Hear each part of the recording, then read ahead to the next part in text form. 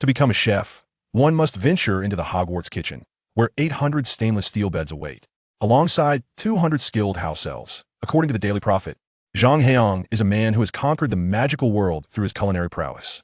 He declares, "No one leaves until every morsel is consumed. If I find even a single bite left, I shall take action." Chapter 1. Are you all right, my dear? The sky was shrouded in ominous clouds, with a fierce wind howling through, signaling an impending storm. Despite it being midday, the sun was obscured by the thick clouds, casting a shadow that only the occasional flash of lightning could momentarily pierce, illuminating a section of the heavens. Beneath this vast sky stood a grand ancient castle, exuding the essence of medieval Europe, appearing both eerie and mysterious in the gloomy weather. In the clearing beside the castle, a tall man strode purposefully towards a greenhouse area. He was quite tall and reached the entrance of the greenhouse in just a few strides. What a splendid day it is it not? As he lifted the curtain of the greenhouse and stepped inside, his voice, though aged, resonated with joy and mischief, reminiscent of a perpetually youthful boy at heart. Inside the greenhouse, an array of peculiar plants thrived, many of which seemed to move. Any ordinary person entering this space would likely be rendered speechless with fear. Yet, the tall elder appeared unfazed, as if such sights were commonplace. He smiled and said, "You will take good care of them. Would you like some sizzling honeybee candy, Pomona?" "No, thank you. I am not fond of such treats," replied the gray-haired woman, straightening up with a hint of reproach in her tone. "Please step back a bit. Headmaster, you have frightened the tree guardian." This tall elder was none other than the headmaster. "Oh, my sincerest apologies." The elder blinked oddly and stepped back outside the greenhouse, saying, "Really? Won't you have a couple of pieces? This is a new product developed by Ambrosius, not yet on the market. It isn't overly sweet. I thought you might enjoy it. It is no wonder that Minerva constantly complains about you, sir. I must remind you that eating inside my herbarium is strictly prohibited," the gray-haired woman replied as she followed him out. They strolled leisurely across the expansive grassland outside the castle, akin to an elderly couple enjoying a walk. "You are quite right. Headmaster, today's weather is indeed delightful. A perfect day for celebration." The gray-haired woman smiled at the elder and added, "In just 2 months, that boy will be starting school, won't he? I cannot wait to see him, the child who has been renowned since birth. Precisely for that reason, I am reluctant to let him know too soon." The elder's tone turned grave. Such immense fame and adoration from the world could easily overwhelm any child. Fortunately, he has led a simple life for 11 years now. It is time to introduce him to a new world. "Very well, if you insist, I shall say no more."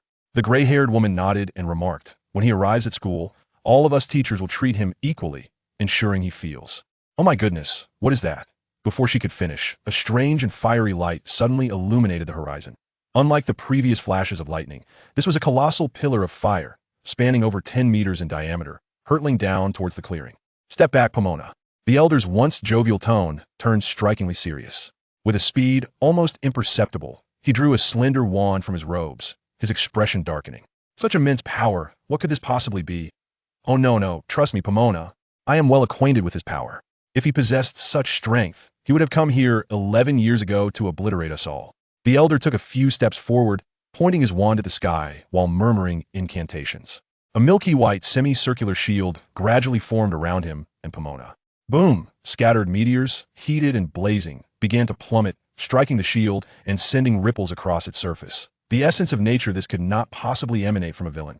The elder mused, feeling the force of the impacts on the shield, clearly relieved. His demeanor lightened as he chuckled. "We should trust that perhaps some reclusive sage has encountered a mishap in their research, inadvertently landing here to seek our assistance. Oh damn." The elder had grossly underestimated the power of the fire. The small meteors failed to breach his defenses, but when the main body of the fire fell, he realized that his shield was as fragile as parchment, shattering upon contact without providing any real protection. Worse still, the fire was not aimed at the powerful elder, but rather at the gray-haired woman named Pomona behind him. He hastily retreated a few steps, waving his wand to conjure a gust of wind. As the smoke cleared, the elder beheld Pomona lying on the ground, bloodied, with a bewildered young man seated atop her. The young man had dark hair and yellow skin, his black eyes gleaming with intensity, distinctly different from the elder and Pomona, who were of Caucasian descent. The elder raised his wand cautiously, stepping closer, and began, "Young man, I hit someone? I hit someone?" The elder's words were abruptly interrupted by the young man, his voice laced with disbelief and despair, even tinged with a hint of tears. How did this happen? Auntie, are you all right?" The elder was taken aback as the young man leapt off Pomona, shaking her gently. Auntie, please wake up. This is terrible. I've hit a foreign lady. I could end up in prison for life. Young man, I believe it would be prudent for you to maintain your composure, the elder urged, observing the young man's frantic actions, his brow furrowing as he remained vigilant. Wand still in hand. The elder's piercing blue eyes sparkled as he spoke deliberately. My name is Dumbledore. Chapter 2. The Dragon-Slaying Blade. A moment of euphoria. I find myself incessantly bathing. Where is the greasy, wet sister? The Dragon-Slaying Blade. A mere click grants it. Exceptional equipment. En instant explosion. One strike to level 888. I am Lin Zizong, awaiting your arrival in this world. I am Gu Tianla, and as a man, I embrace the world. What the hell are you foolish? A young man in a university dormitory abruptly flung his mouse, exclaiming in anger. Who would play such a ridiculous game? These celebrities are also foolish, endorsing such nonsense. Do they not fear being childless? What is wrong, Big Bird? A roommate nearby inquired upon witnessing the commotion. The mouse-throwing young man, named Zhang Heyang, a senior, has borne the nickname Big Bird since childhood, thanks to the character he in his name. However, whether he truly embodies the grandeur of that title remains uncertain, as he is yet to have a girlfriend. Is it my fault? The roommate shrugged. Chuckling, I told you we should pool resources for an oil cool membership, but you chose not to buy in. Not worth it. We ought to enjoy what is rightfully ours without being subjected to their advertisements. Zhang Heyang waved dismissively. His family is neither affluent nor impoverished. Yet his reluctance to pay for a video streaming service stems from a simple belief that it is unjustifiable. In earlier years, one could watch videos online without interruptions from advertisements. Why now must one pay for this privilege? If it becomes unbearable, just play around. You have ample time. The ads can wait. Why not take a look at this game? The roommate offered suggestions. Unlike his peers who are preoccupied with job hunting or studying abroad, Zhang Heyang writes novels on a literary website, still an aspiring author, yet earning a modest income of $5,000 to $6,000 a month, which affords him a comfortable living in his small hometown. Thus, he finds himself with plenty of time outside of writing, much to the envy of his friends. Ridiculous. Wasting one's life. Zhang Heyang, with no other option, clicked into the intrusive pop-up window, curious to see what the greasy wet sister was like. He entered the appallingly simplistic game interface, swiftly creating a mage character, and began following the novice guidance to complete tasks in the beginner village. Whoosh! Upon receiving a mission, he ventured outside the novice village, and, having struck a pig once, was enveloped in a radiant glow, followed by an announcement echoing in his ears. Ding! Congratulations! Player Big White Crane has reached maximum level, achieving divine status, revered by thousands. Is this game insane? Zhang Heyang stared in disbelief at his fully leveled account. I merely struck a pig. Congratulations on reaching maximum level. Would you like to embark on the conquest of the magical world? Would you like to? Zhang Heyang, dismissing the gravity of the situation, mindlessly clicked yes, as it was merely the novice phase, following the prompts that allowed the character to automatically navigate and combat without much thought. Suddenly, he felt a whirlwind of confusion, and everything faded to black. When he regained consciousness, he found himself colliding with an elderly foreign woman. Panic surged through him. He had always been a model student. The last time he had fought was in kindergarten, and he had never engaged in physical conflict, let alone knocked over an elderly person. His family, while not poor, certainly could not be considered wealthy, and the thought of being falsely accused of harming an elder, potentially leading to exorbitant compensation, brought a quiver to his voice. Ma'am, are you all right? Sir, are you okay? Young man, take a moment to compose yourself. The elderly figure before you brandishes a wooden staff, appearing as though he might strike himself. Zhang Heyang finds it impossible to maintain his composure. The elder is clad in a flowing robe, draped in a floor-length purple cloak, and wears a pair of high-heeled boots adorned with buckles. Behind his crescent-shaped spectacles, a pair of vibrant blue eyes glimmer with intensity. His nose is elongated yet crooked, suggesting it has been broken at least twice. An aura of wisdom envelopes him, and the blue irises behind the lenses seem to pierce through Zhang Heyang, leaving him feeling as if he were stripped bare before the elder, his every secret laid bare, causing him to shudder involuntarily. This shouldn't be happening. Instead, wisps of fog appeared in the elder's eyes, his demeanor growing somewhat tense. Quite an impressive mental barrier, young man. Your prowess is formidable. Huh? What? Zhang Heyang stares in bewilderment. Sir, at your age, must you speak in such a juvenile manner? At last, Zhang Heyang manages to calm himself, reflecting on his circumstances. I was merely gaming in my dormitory. Where am I now? And where did these two foreign elders emerge from? Observing the surroundings, his gaze falls upon the unconscious woman on the ground, bloodied and pale, and then to the wary elder before him. An absurd thought arises from the depths of his mind. Transmigration. He has encountered the legendary phenomenon of crossing over. He must have been transported into the realm of the game. And that peculiar dialogue box was indeed the portal. With this realization, Zhang Heyang feels he has grasped the crux of the matter. No wonder the old man speaks in such a whimsical manner. He must be an NPC. It is entirely normal for them to have such lines. With his situation clarified, Zhang Heyang feels a sense of calm wash over him. Very well, sir. I am unaware of your identity, be it village chief or transporter. But let us first take this lady to the hospital to tend to her injuries. As he speaks, Zhang Heyang mentally summons the game interface, revealing the minimap, character attributes, and more, further solidifying his belief that he has indeed crossed into a game. He notices the absence of a health bar. Only a mana bar remains. A fully leveled mage, all skills maxed out, impressive indeed. Alas, he has not obtained any legendary equipment or mastered all secondary professions, which would have been the true hallmark of his gaming prowess.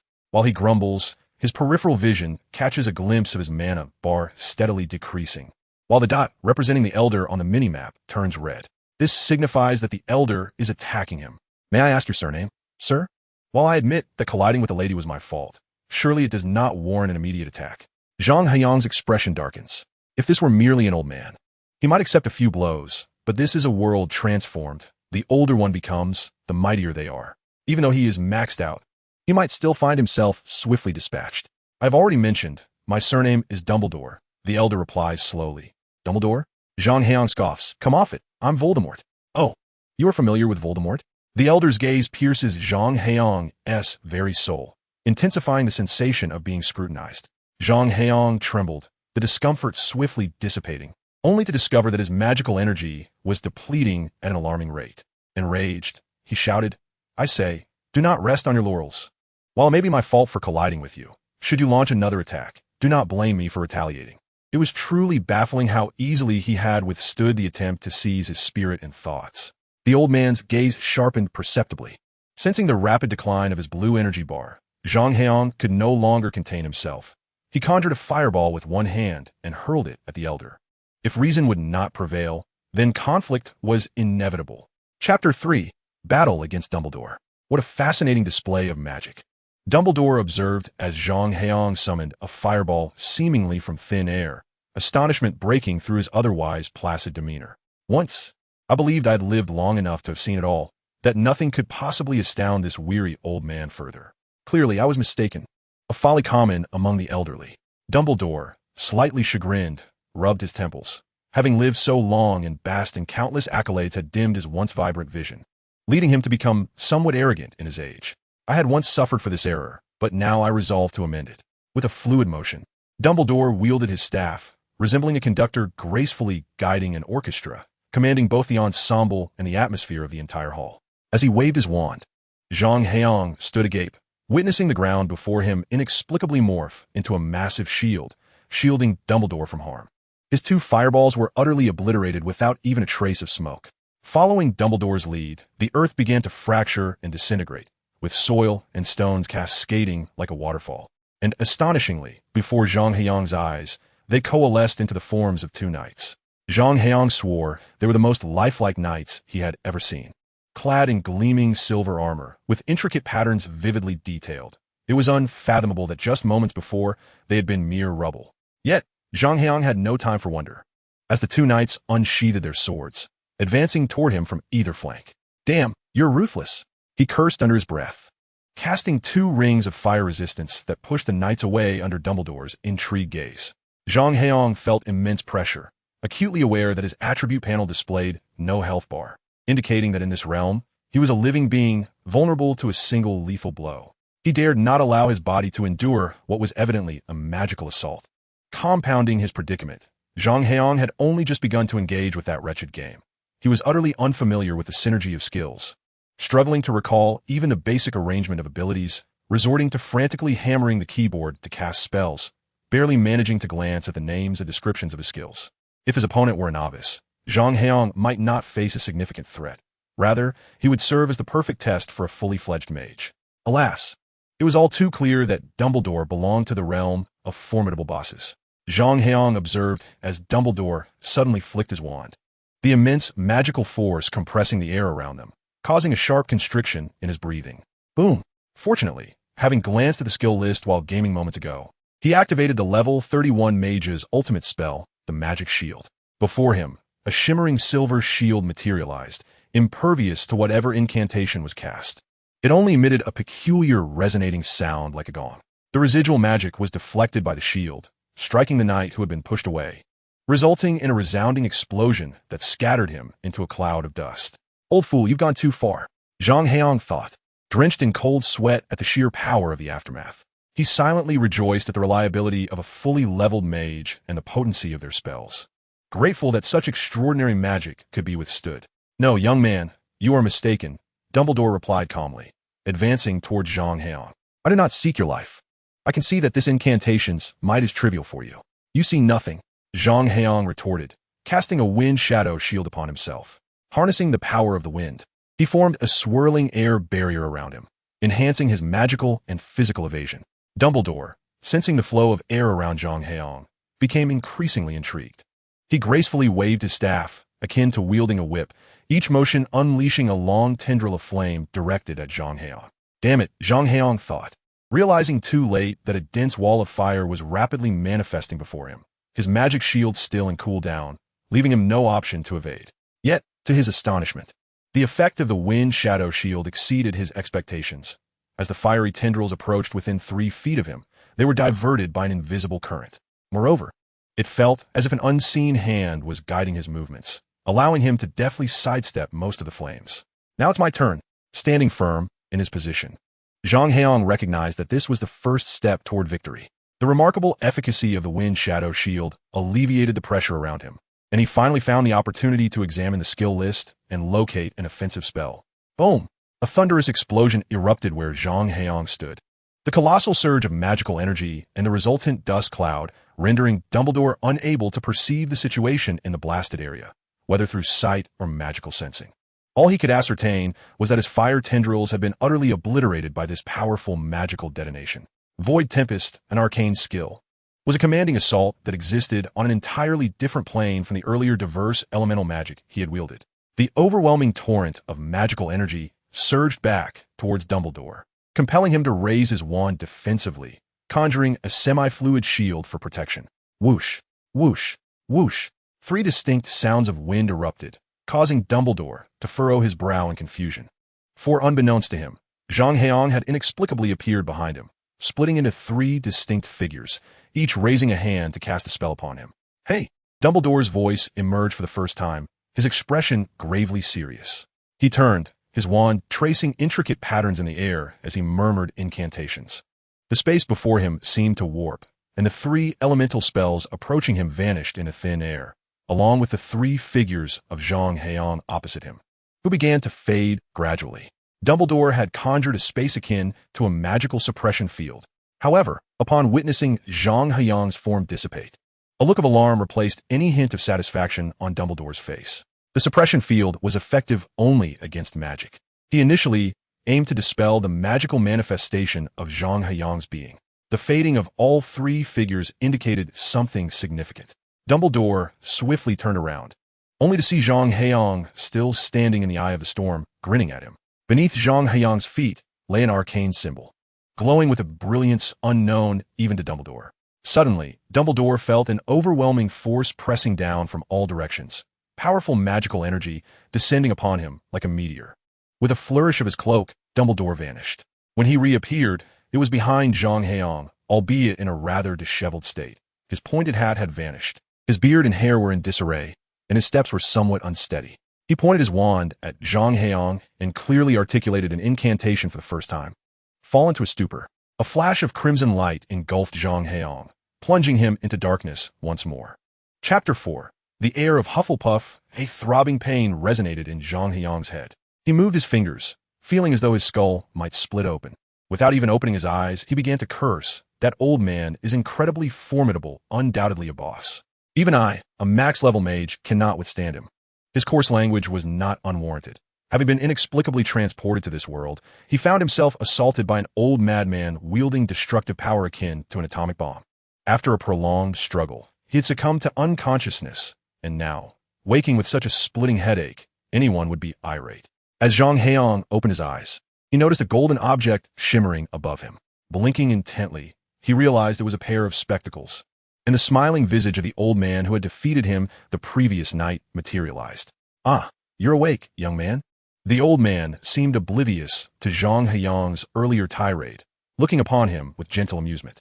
"Would you care for a piece of Ambrosius's new honey candy? It's not too sweet and might suit your taste." Zhang Heyang felt his cheeks flush with embarrassment, having spoken ill while under the old man's gaze, unaware of his presence. However, the memory of last night's assault quickly overshadowed his discomfort. "You were impressive, old man. I merely bumped into your companion, and I assured you I'd take responsibility. Yet, you retaliated with such ferocity." In the midst of his scolding, a thought struck him, and he quickly inquired, "By the way, is your companion all right?" The old man replied with a hint of regret in his tone. "Pomona is not my beloved. She has not suffered any significant injuries. The physical impact was mitigated by the magic within her. However, the peculiar fire that enveloped her upon your arrival has swiftly eroded her magical power, and it may take around a decade for her to fully recover. I sincerely apologize. May I inquire which hospital she is in? I would like to visit her." Zhang Heyang felt a profound sense of sorrow, realizing that an elderly woman would require 10 years of recuperation due to his actions, weighing heavily on his conscience. "She is in the room next to yours, my child," the old man said with a smile, gesturing with his chin. Zhang Heyang turned to look. Indeed, the elderly woman he had knocked over yesterday was lying in the adjacent bed, smiling at him. "Madam, how is your health?" Without a thought for his own pain, Zhang Heyang clumsily rose to his feet and bowed deeply, repeatedly apologizing. "I am truly sorry for what happened to you." Yet, he found himself at a loss for words. "It's quite all right, young man. It was an unintentional mishap. It is not your fault," the elderly lady, named Pomona, replied graciously, offering a gentle smile as she sat up and waved her hand dismissively at him. Zhang Heyang breathed a sigh of relief. Her ability to rise so easily suggested that she had not sustained serious injuries. He quickly reassured her, "Madam, please rest assured. I will find a way to help you restore your magical powers."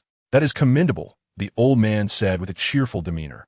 "A kind-hearted young man like you is truly admirable." While Zhang Heyang felt a deep sense of guilt towards Pomona, he could not muster a pleasant expression for the old man.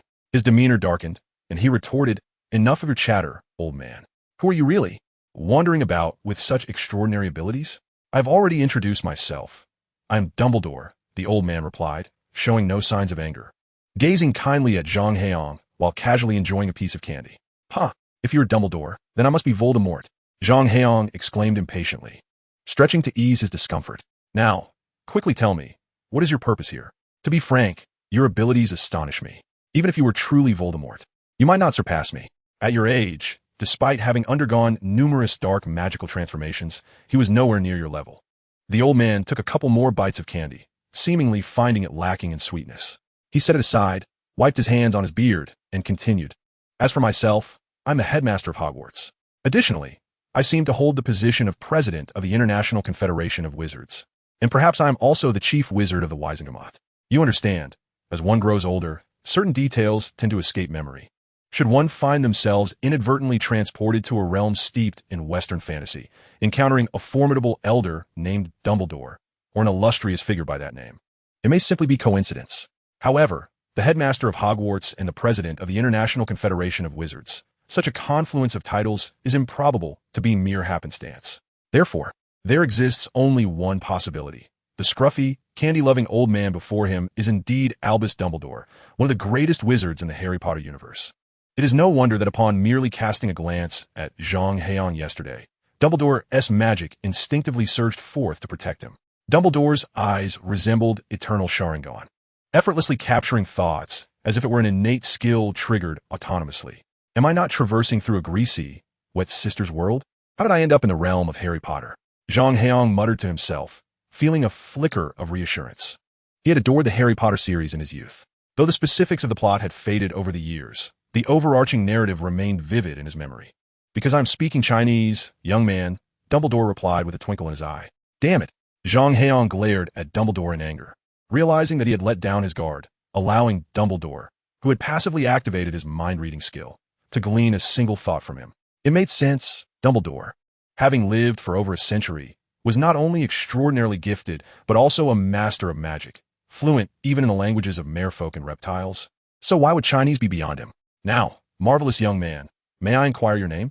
Dumbledore continued, unabashed by the intrusion into Zhang's thoughts, maintaining his genial smile. Zhang Heyang. As you can see, I am Chinese and have inexplicably found myself here, Zhang replied curtly. Ah, splendid. Now, I have a matter that requires your assistance. Dumbledore nodded, resuming his discourse. I refuse, Zhang retorted without a moment's thought. Anyone familiar with the Harry Potter saga would know that Dumbledore, with his cunning ways, often led those who aided him to grim fates. Even the chosen savior had met his demise at Dumbledore's own hands. Helping him would be akin to shouldering the responsibility for his own miscalculations. Dumbledore's tone brightened. Due to your oversight, the head of Hufflepuff House has sustained grave injuries. And thus, this position now requires your attention. Zhang Heyang's bewildered expression only served to amuse Dumbledore further, who pretended to adjust his ears and muttered to himself. Did someone just mention taking responsibility for their mistakes? Alas, my memory does seem to falter with age. Chapter 5. A few million galleons, please. No. Wait a moment. Zhang felt his mind whirl, the after effects of the stunning spell resurfacing, and an unusual headache began to throb. Are you referring to the head of Hufflepuff? The lady I collided with is the head of Hufflepuff? Indeed, a most curious twist of fate. I assumed you were already aware, Dumbledore cheerfully responded, his exuberance causing his beard to flutter. Allow me to formally introduce Professor Pomona Sprout, the herbology professor and head of Hufflepuff House. She is soon to be forced into retirement. At this, a sly glimmer appeared beneath Dumbledore's crescent-shaped spectacles. Who, then, shall be accountable for her compulsory retirement? Poor Pomona, who has dedicated her life to her beloved Hufflepuff. All right, I concede. Is that satisfactory? Zhang raised his hands in surrender. It was futile to engage in a battle of wits with the cunning Dumbledore. He was but a mere student, unprepared for such a contest. However, I'm not well versed in herbology. Zhang Heyang shrugged, acknowledging that his knowledge in this domain was inferior to that of a first-year student at Hogwarts. Oh well, that's inconsequential, Professor Sprout remarked in halting Chinese. My injury merely renders my magic akin to that of Squib. It does not detract from my acquired knowledge. Madame Pomfrey advised me that increased mobility and sunlight would greatly benefit my recovery. To be honest, I have long yearned for retirement. Tending to my flowers under the sun brings immense joy. Zhang Heyang nodded.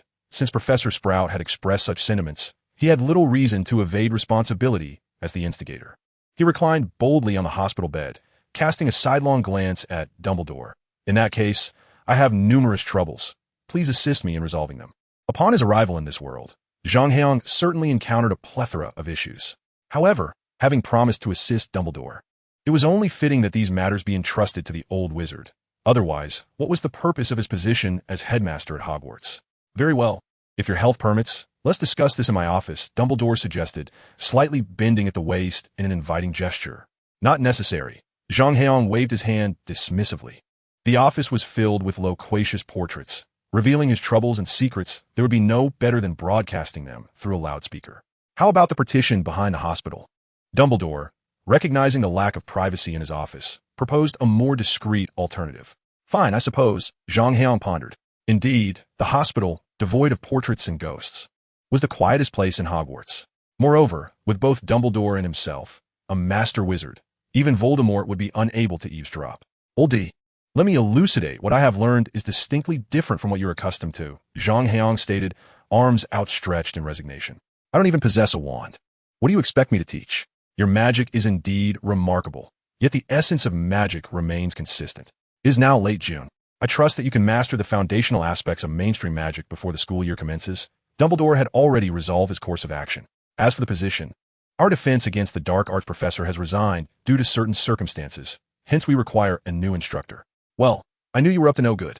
Zhang Heyang muttered inwardly. He was aware that the defense against the dark arts position had been cursed by Voldemort. Even Quirrell, who had occupied the post, had succumbed to its malevolence. For many years, those who taught this subject had met with unfortunate fates. Nonetheless, Zhang Heyang was undeterred. The curse posed no direct threat to his physical well-being. At worst, he would serve for a year and then depart, indifferent to Voldemort's machinations or Dumbledore's affairs. Very well. I accept. Zhang Heyang conceded with a nod. Excellent. Here is your appointment letter, Dumbledore exclaimed, his eyes twinkling with mischief as he produced a scroll of parchment. Upon unfurling it, Zhang Heyang saw it inscribed in emerald ink, the lettering slanted with whimsical flourishes, a clear signature of Dumbledore himself. You sly old fox. You had this planned all along? Zhang Heyang was left speechless. The old man's schemes ran deep to the bone. However, that was not the case. For I was on the verge of seeking a suitable instructor for the dark arts defense class, hence the need to carry the letter of appointment with me. Dumbledore continued to smile benevolently, welcoming you, Professor Zhang. With experience encountering Dumbledore's legitimacy, Zhang Heyang understood that the depletion of his blue bar was indicative of resistance against intangible attacks. Upon inspecting the buff, he discovered the inscription, Voldemort's Curse. An unavoidable incident preventing teaching for 1 year, curse level, advanced. Solution, Holy Word. The powerful purification of divine light could eliminate all negative buffs and deliver devastating damage to darkness and undead creatures. Zhang Heyang opened his skill list, located the spell, and activated it. In an instant, a white light enveloped him, and he felt warmth radiating throughout his body, akin to basking in sunlight or soaking in a hot spring. Upon glancing at the previously ominous black buff, it had vanished entirely. What an astonishing spell! Dumbledore applauded with a smile, seemingly sincere in his admiration for Zhang Heyang's formidable magic. As for the test left for me, Zhang Heyang's expression turned cold. He chose not to dwell on it and extended his hand, stating, "My English is not yet fluent. Please assist me in mastering it swiftly. Additionally, I require your magical knowledge, from the rudimentary to the profound, including alchemy and wand lore. Do not attempt to deceive me. Rest assured, I will have everything prepared by tomorrow." Dumbledore nodded, handing over a piece of fizzing honey candy with a soft chuckle. "Since we have come to an agreement, would you care for a piece of this delightful confection? It is a new creation by Ambrosius, yet to be sold. It is not overly sweet, perhaps. I prefer sweeter treats. Thank you." Zhang Heyang dismissed Dumbledore's playful antics and continued, "I currently have no funds, headmaster. Given the multitude of tasks at hand, I kindly request a bit of financial assistance. It's no trouble. A few 100,000 galleons would suffice." Chapter 6, Professor of Dark Arts Defense. Dumbledore chuckled merrily. "You certainly have a knack for jesting with this old man, Professor Zhang." He consumed all the fizzing honey candies in one go, lamenting, "Alas, I'm not particularly wealthy. The salary granted to the Hogwarts headmaster is rather modest, merely a few 100 galleons a year. Coupled with the numerous titles I hold, I am frequently solicited for donations, which is quite bothersome."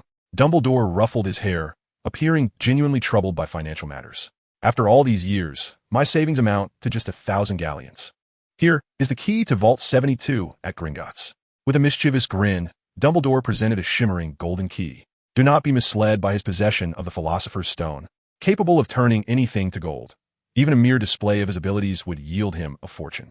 This was a signal from Dumbledore. His boundaries were firmly established, and anything beyond that was non-negotiable. Dumbledore was unaccustomed to expressing his stance through forceful words and actions. Yet the underlying firmness in his demeanor was no less potent than that of Voldemort. As the most formidable of beings, he still possessed a modicum of dignity. "What year is it now?" Zhang Heyang inquired. 1992, came the response. Dumbledore was unfazed by Zhang Heyang's question. Even his magic diverged significantly from mainstream practices, leading Dumbledore to suspect that Zhang Heyang might be a descendant of an ancient lineage of magic, secluded from the world for millennia. So, Harry Potter is about to enroll? Ignoring Dumbledore's astonishment at his knowledge of Harry Potter's age, Zhang pondered that in 92, there were numerous avenues to generate wealth, and a modest initial investment would suffice. He nodded and accepted the key from Dumbledore's hand. "I eagerly anticipate our future collaboration, Headmaster." Zhang slightly bowed, expressing his respect for his superior. "Likewise, Professor Zhang. May our partnership be delightful," Dumbledore replied, reciprocating the bow and winking at him. "How revolting. Don't think I am oblivious to your inclinations," Zhang bluntly remarked. For an elderly gentleman, winking at him was quite disconcerting. Love is equal and free. It knows no boundaries of race or gender. "Stop. If you delve into love, this day will be a loss," Zhang interjected, perhaps attributing Dumbledore's affections to his orientation, which seemed to infuse him with an excess of warmth. After a restful slumber in the Hogwarts infirmary, Zhang Heyang awoke the following morning and sought out Dumbledore. Uncertain of the location of Dumbledore's office, he was undeterred, for the castle, although seemingly deserted, was replete with talking portraits and ghosts. Just as Zhang was inquiring for directions, the mischievous Peeves happened to pass by, intending to play a prank on the newcomer. Upon spotting Peeves, Zhang grinned, as he was in need of a guide, thereby eliminating the need to seek assistance elsewhere. After melting one of Peeves' hands with a spell, The poltergeist obediently led Zhang through the castle like a docile creature. Mind your tongue. Otherwise, you might find yourself with one less hand or even lose a leg and a nose, transforming you into a rather amusing ghostly stick, Zhang stated nonchalantly, causing Peeves to emit a high-pitched shriek and flee through the walls. Ascending the stairs, Zhang encountered a stone statue at the entrance that demanded a password. Having no knowledge of this, he simply operated directly into Dumbledore's office. The headmaster looked up, utterly astonished. I thought only the headmaster could operate within Hogwarts. Ancient magic, Zhang explained, is not bound by your system. Thus, your spells cannot restrain me. Lacking a better explanation, he attributed it to some ancient ancestor unknown to this world. You present a valid point, Dumbledore acknowledged, pondering deeply. The mysteries of magic were indeed vast, and even now, they cannot claim to have unraveled them entirely. Especially the powerful ancient spells that have been lost to time. Magic is truly captivating. I am indeed fascinated by magic, which is precisely why I have come to collect the books you promised me. Zhang interjected, unceremoniously cutting Dumbledore off, harboring a grudge ever since being rendered unconscious by him. Oh right, I nearly forgot. Dumbledore, filled with self-reproach, lightly struck his head and pushed the silver tray before him forward, inquiring, Have you had breakfast, Professor Zhang? I have some delightful cookies and milk here. Thank you, but I have already eaten, Zhang Heyang replied. It was not that he distrusted Dumbledore, but rather that, hailing from the culinary empire of China, he held little regard for the cuisines of other nations. And as for England, notorious for its dark culinary reputation, he had no desire to sample it at all. Very well then, these cookies are truly delicious, Dumbledore said with a hint of regret, waving his wand to make the tray and food vanish. Rising, he added, Let us proceed to the library together, otherwise, Madame Pants may not grant you access to all the collections. You mean to say that the entire library of Hogwarts will be open to me? Zhang Heyang exclaimed in astonishment. It was known that Hogwarts housed numerous ancient tomes, some dating back to the era of the Four Founders, coveted even by Voldemort, yet unattainable. How could Dumbledore possibly allow him to peruse them? Zhang Heyang understood that although Dumbledore appeared gentle, his suspicions ran deeper than anyone else's. Mutual benefit, Professor Zhang. Dumbledore cheerfully strode ahead, saying, As a teacher at Hogwarts, I trust you would not hesitate to share your magical expertise with our students, would you? Apologies, but I do mind, Zhang Heyang unflinchingly interrupted Dumbledore. The old man's expectations were rather fanciful. Even if he wished to share, he had no skill book to provide. Reciting principles? I know naught of such theories. My magic cannot be learned by you, from the foundational issues of the system to the years of bloodline evolution. Your methods of magic are ingrained in your very essence. Thus, even a first-year wizard cannot acquire it. I see. In that case, I apologize. The core components can only be accessed by the headmaster, and I cannot introduce you to those, Dumbledore replied, slightly regretful, before cheerfully adding, however, you're free to explore the other books. Thank you very much, Zhang Heyang thought to himself, admiring Dumbledore's ability to shift allegiances so swiftly. Perhaps when he began his exploration, he would find only the common texts available on the market. Chapter 7. Point out what you cannot understand. Good morning, Irma. Dumbledore greeted as he brought Zhang Heyang to the library, warmly exchanging pleasantries with Madame Pants, who had evidently just arrived at her post. Good morning, Dumbledore. Those children have made quite the mess of the books, Madame Pants complained, wielding a feather duster. Fortunately, the holidays have finally arrived. 2 months of peace lie ahead. This is, she said, noticing Zhang Heyang behind Dumbledore, unsure of the young man's background. If he were a student, he was clearly of graduation age, and now it was summer vacation. Yet if he were a teacher, he appeared rather youthful. Ah, this is our new defense against the dark arts instructor for the term. Professor Zhang, Dumbledore beamed with pride. Additionally, he is the newly appointed head of Hufflepuff House. Is he truly a professor? Greetings, Professor Zhang, Madame Pants said, though surprised. She greeted Zhang Heyang with proper decorum. Wait a moment, Dumbledore. As soon as the words left her lips, Madame Pants's eyes widened in astonishment. What did you just say? He is the head of Hufflepuff House? Indeed, Dumbledore nodded. Unfortunately, Pomona has sustained some injuries and, regrettably, she will be unable to use magic for at least a decade. It is evident that she must retire from her position. No, Dumbledore, wait a moment. At Hogwarts, a head of house could sustain such severe injuries? Even if she encountered the Dark Lord, it shouldn't have been to such an extent. After all, you are here overseeing everything. She inquired anxiously. Has she seen a healer? What did Madame Pomfrey say? Having worked alongside Professor Sprout for decades, Madame Pants was deeply concerned. Regrettably, Ilma, Dumbledore replied, shaking his head with remorse. Pomona was injured right beside me. I failed to protect her, and I'm truly sorry. My goodness, what on earth happened? Madame Pants covered her mouth, seemingly witnessing something incredible. Oh, that is a secret.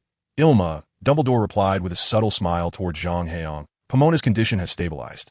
She merely requires a gradual restoration of her magical abilities. Now, I must take Professor Zhang to examine our library's collection. Ah, very well, Madame Pants responded.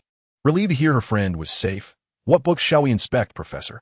Her last question was directed at Zhang Heyang. All of them, well, except for those under the headmaster's authority. Zhang Heyang initially intended to claim access to every book, but upon noticing Dumbledore's knowing gaze, he refrained. Old Glass, just you wait. Zhang Heyang thought bitterly as he followed Dumbledore to explore the Hogwarts library. The library was vast, housing millions of volumes. It was difficult to fathom that Dumbledore had an intimate knowledge of every single book. A regular person might spend a lifetime studying just a single shelf. Over there are the tomes on astrology, and here is the section on ancient runes. After nearly an hour, Dumbledore had introduced all the books and chuckled. Now, let us begin with the essentials, Professor Zhang. I must inform you that the restricted section for professors will only be accessible during these 2 months of summer break. So do take your studies seriously. Understood. Zhang Heyang was well aware of Dumbledore's intentions. The library's restricted section was divided into student and professor categories. As some texts were too profound or perilous even for professors, requiring the headmaster's consent for access, limited to twice within 5 years. While the number of restricted books was indeed small, it still amounted to over 100,000 volumes. Not even 2 years would suffice to peruse them all, let alone 2 months. However, that was the case for an ordinary individual. I shall begin my studies now, Headmaster, Zhang Heyang declared, striding purposefully towards the ancient rune section. Please do, my dear sir, Dumbledore replied, stretching and conjuring a reclining chair with his wand, settling into it comfortably as if he were an ordinary elderly man basking in the sun. Since I have nothing pressing to attend to, I might as well accompany you here for a while. Should there be anything unclear, we can discuss it together. Dumbledore was not so much worried about Zhang Heyang as he was simply eager to witness his folly. However, mere seconds later, he found himself unable to maintain his amusement. Professor Zhang, are you engaged in physical exercise?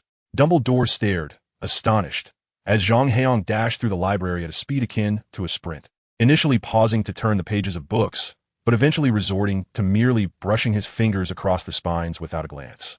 This peculiar behavior persisted until Zhang Heyang discovered the levitation spell, at which point he harnessed his formidable magical power to lift hundreds of thousands of tomes, arranging them in an orderly queue for his perusal. Before long, an entire morning had elapsed. All right, wait a moment. Dumbledore instinctively nodded in agreement, only to regard Zhang Heyang with an odd scrutiny, remarking, "It seems you haven't actually read any of them. Have you, Professor Zhang?" "Oh, well, you see, I possess a family heirloom technique. With a mere touch of my finger, I can absorb the content of any book. I can study all 9 subjects simultaneously, learning precisely where I lack understanding. My mother no longer has to worry about my studies." Zhang Heyang babbled as he pulled Dumbledore outside. In truth, Zhang Heyang's claims were not entirely unfounded. To him, these books were akin to skill manuals, and learning was as simple as a fingertip's touch. At that moment, Madame Pants, with a troubled expression, intercepted the two, her anger directed at Zhang Heyang. "Professor Zhang, I demand an explanation. The library's books are not mere toys for you to frivolously cast spells upon. If you do not provide me with a convincing justification, I will have no choice but to revoke your library privileges." Having dedicated the majority of her life to the collection of Hogwarts tomes, Madame Pants regarded them as her own progeny. She was incensed by Zhang Heyang's blatant disregard for the sanctity of the library. An explanation? Zhang Heyang blinked in bewilderment. Is it necessary to explain after reading?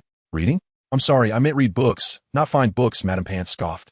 Utterly unconvinced that Zhang Heyang could have perused tens of thousands of volumes in a single morning, firmly believing that the issue lay with his grasp of English grammar. "Indeed, I have finished them all," Zhang Heyang asserted. Although his English was lacking, the aid of magic had elevated him to a level akin to that of a typical IELTS student, allowing for smooth daily communication. "Very well, I shall pose a few questions. Should you answer them correctly, I will grant you unrestricted access to the library and permission to consult restricted texts.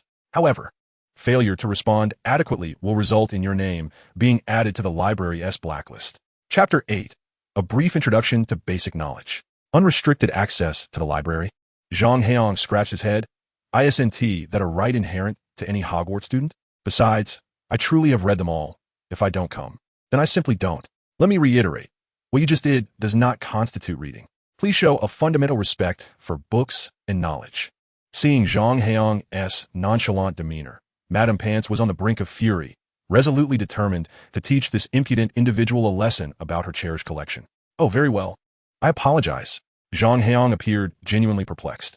However, experience advised him against arguing with women, especially those of a certain age. Madame Pants was so enraged that she nearly brandished her wand to cast a couple of malevolent spells, her chest heaving dramatically, clearly infuriated. Very well, Professor Zhang, she inquired. I seem to have misplaced a book titled The Extensive Applications of Ancient Persian Flying Carpets. Might you have seen it recently? Upon her utterance, Dumbledore's expression turned peculiar. This book was purely a detailed analysis of transportation magic, devoid of any allure for Zhang Heyang, who possessed formidable abilities and was eager to enhance his understanding of mainstream magic in this realm. In fact, it wasn't even categorized as a forbidden tome, leaving Dumbledore uncertain whether Zhang Heyang had perused it moments ago. Noticing Dumbledore's strange demeanor, Madame Pants shot him a fierce glare, signaling him to remain silent. She was determined to humiliate this overly self-assured young man in front of Dumbledore, hoping he would be too ashamed to continue his presence at Hogwarts. After all, it was unlikely she had the authority to bar a professor from the library. Isn't that book situated on the 6th shelf of the Eastern reading area? The 5th book from left to right? Zhang Heyang mused, somewhat bewildered. Was this elderly woman losing her memory in her advanced years? Of course. My English is still rather rudimentary. I refer to Griffith's work published in 1013 by the largest newspaper in Persia at the time, the Lamp Press. If you seek the methods of flying on Persian carpets, that would be the 19th book on the 2nd row of the 9th shelf. The distinctions between the applications of flying carpets and broomsticks is the 10th book on the 5th row of the 11th shelf. Madame Pants was taken aback, nearly dislocating her jaw. She had merely inquired about the location of a book, yet this young man recited both the author's name and the publishing house, even extrapolating to mention 2 similarly titled volumes. The second title he mentioned was particularly obscure, one even Madame Pants had never read, only vaguely aware of its location. What remarkable luck! Surely, it was merely fortuitous that this young man was seeking literature on flying instruments, thus engaging with it more attentively. Indeed, Professor Zhang is remarkably knowledgeable. Madame Pants inhaled deeply, forcing herself to regain composure, enduring Zhang Heyang's incredulous gaze as if questioning whether she was the librarian seeking directions to a book. She continued, I have a friend who is fond of alchemy. However, when he adds opal and green glowgrass while concocting a meditation basin, it results in an explosion. Might you have any insights, Professor Zhang? The process of crafting a meditation basin seemed to involve using ash from green glowgrass as a base, which would stabilize before introducing opal. How could one possibly add green glowgrass after the opal without causing an explosion? Zhang Heyang paused momentarily and suggested, however, I would recommend your friend utilize moonstone instead, as it would enhance the stability of the memories within the meditation basin and increase its storage capacity. This is elaborated upon in the 12 Forgotten Ancient Schemes of Alchemy, located on page 19 in the 3rd scheme on the 24th shelf in the southern section. Observing Madame Pants's expression of sheer astonishment, Zhang Heyang quietly muttered to himself, how can this so-called knowledgeable librarian be so oblivious? Perhaps it's time for her to consider retirement. Although Zhang Heyang spoke softly to himself, in the hushed ambience of the library, Madame Pants heard him distinctly, nearly bursting with indignation. You understand nothing. You are merely aging. I am testing you. Do you comprehend? Do you truly think I am oblivious? Come here. I assure you, I won't harm you. While the assertion of absolute validity holds true, once formed, the potency of magic is indeed relative. In ancient times, the great magi wielded forbidden spells capable of shattering even celestial bodies. How could the principles of astromancy remain unchallenged? Zhang Heyang found himself utterly bored. Madame Pants's demeanor resembled that of a primary school student. His mentor had yet to formally assume the role, yet he was being treated as a mere laborer. The first page of the ancient astrologer Curie's work, My Observations on the Laws of Zero, elucidates this principle. Located on the first shelf to your left in the restricted section. Do you not often peruse such texts? Alas, Madame Pants was left utterly speechless, her frustration palpable. Yet, Zhang Heyang continued with fervor, speaking incessantly. Speaking of the tomes in the restricted section, they are indeed profound. There are numerous concepts I have yet to grasp and require your guidance, as well as that of Professor Dumbledore. For instance, the 191st alchemical formula necessary for the creation of the Philosopher's Stone still eludes my understanding. The inciting factors behind the Second Goblin Rebellion in magical history are compelling. Perhaps the historian did not fully articulate the events. In revealing dark arts, two models are erroneous, which might explain why Voldemort later sought others for the creation of Horcruxes. I find the essence of transfiguration quite fascinating, and the intricacies of wands and the transference of magical energy necessitating a medium is a subject worthy of a lifetime of study. Don't you think, Madam Headmaster? As he spoke, Zhang Heyang noticed the two elderly figures before him had become utterly dazed. Dumbledore, who had been sipping tea, found his cup tilted, and tea dribbled down his beard, landing on the library floor. Remarkably, the usually fastidious Madame Pants seemed oblivious to the mess, her expression one of bewilderment. Are you both all right? Was that not a preliminary assessment? These fundamental concepts should be imparted to the children, correct? Zhang Heyang waved his hand before their eyes, puzzled by their reactions. Such basic knowledge should be trivial for someone who frequents the library daily and for a top-tier scholar. Chapter 9. The Head Chef of Hogwarts. Once they regained their composure, Dumbledore and Madame Pants were on the verge of tears. Fundamental knowledge? What you speak of is either so obscure that scarcely anyone would read it, or so advanced that normal individuals could not hope to grasp it in a lifetime. Initially intending to challenge Zhang Heyang, Madame Pants and the amused Dumbledore were left flabbergasted. Not only did Zhang Heyang answer all questions, but his insights and solutions offered a refreshing perspective to the two scholarly veterans, resolving long-standing dilemmas. He audaciously claimed these concepts were to be taught to children. Extend your head toward me, and I shall show you a treasure.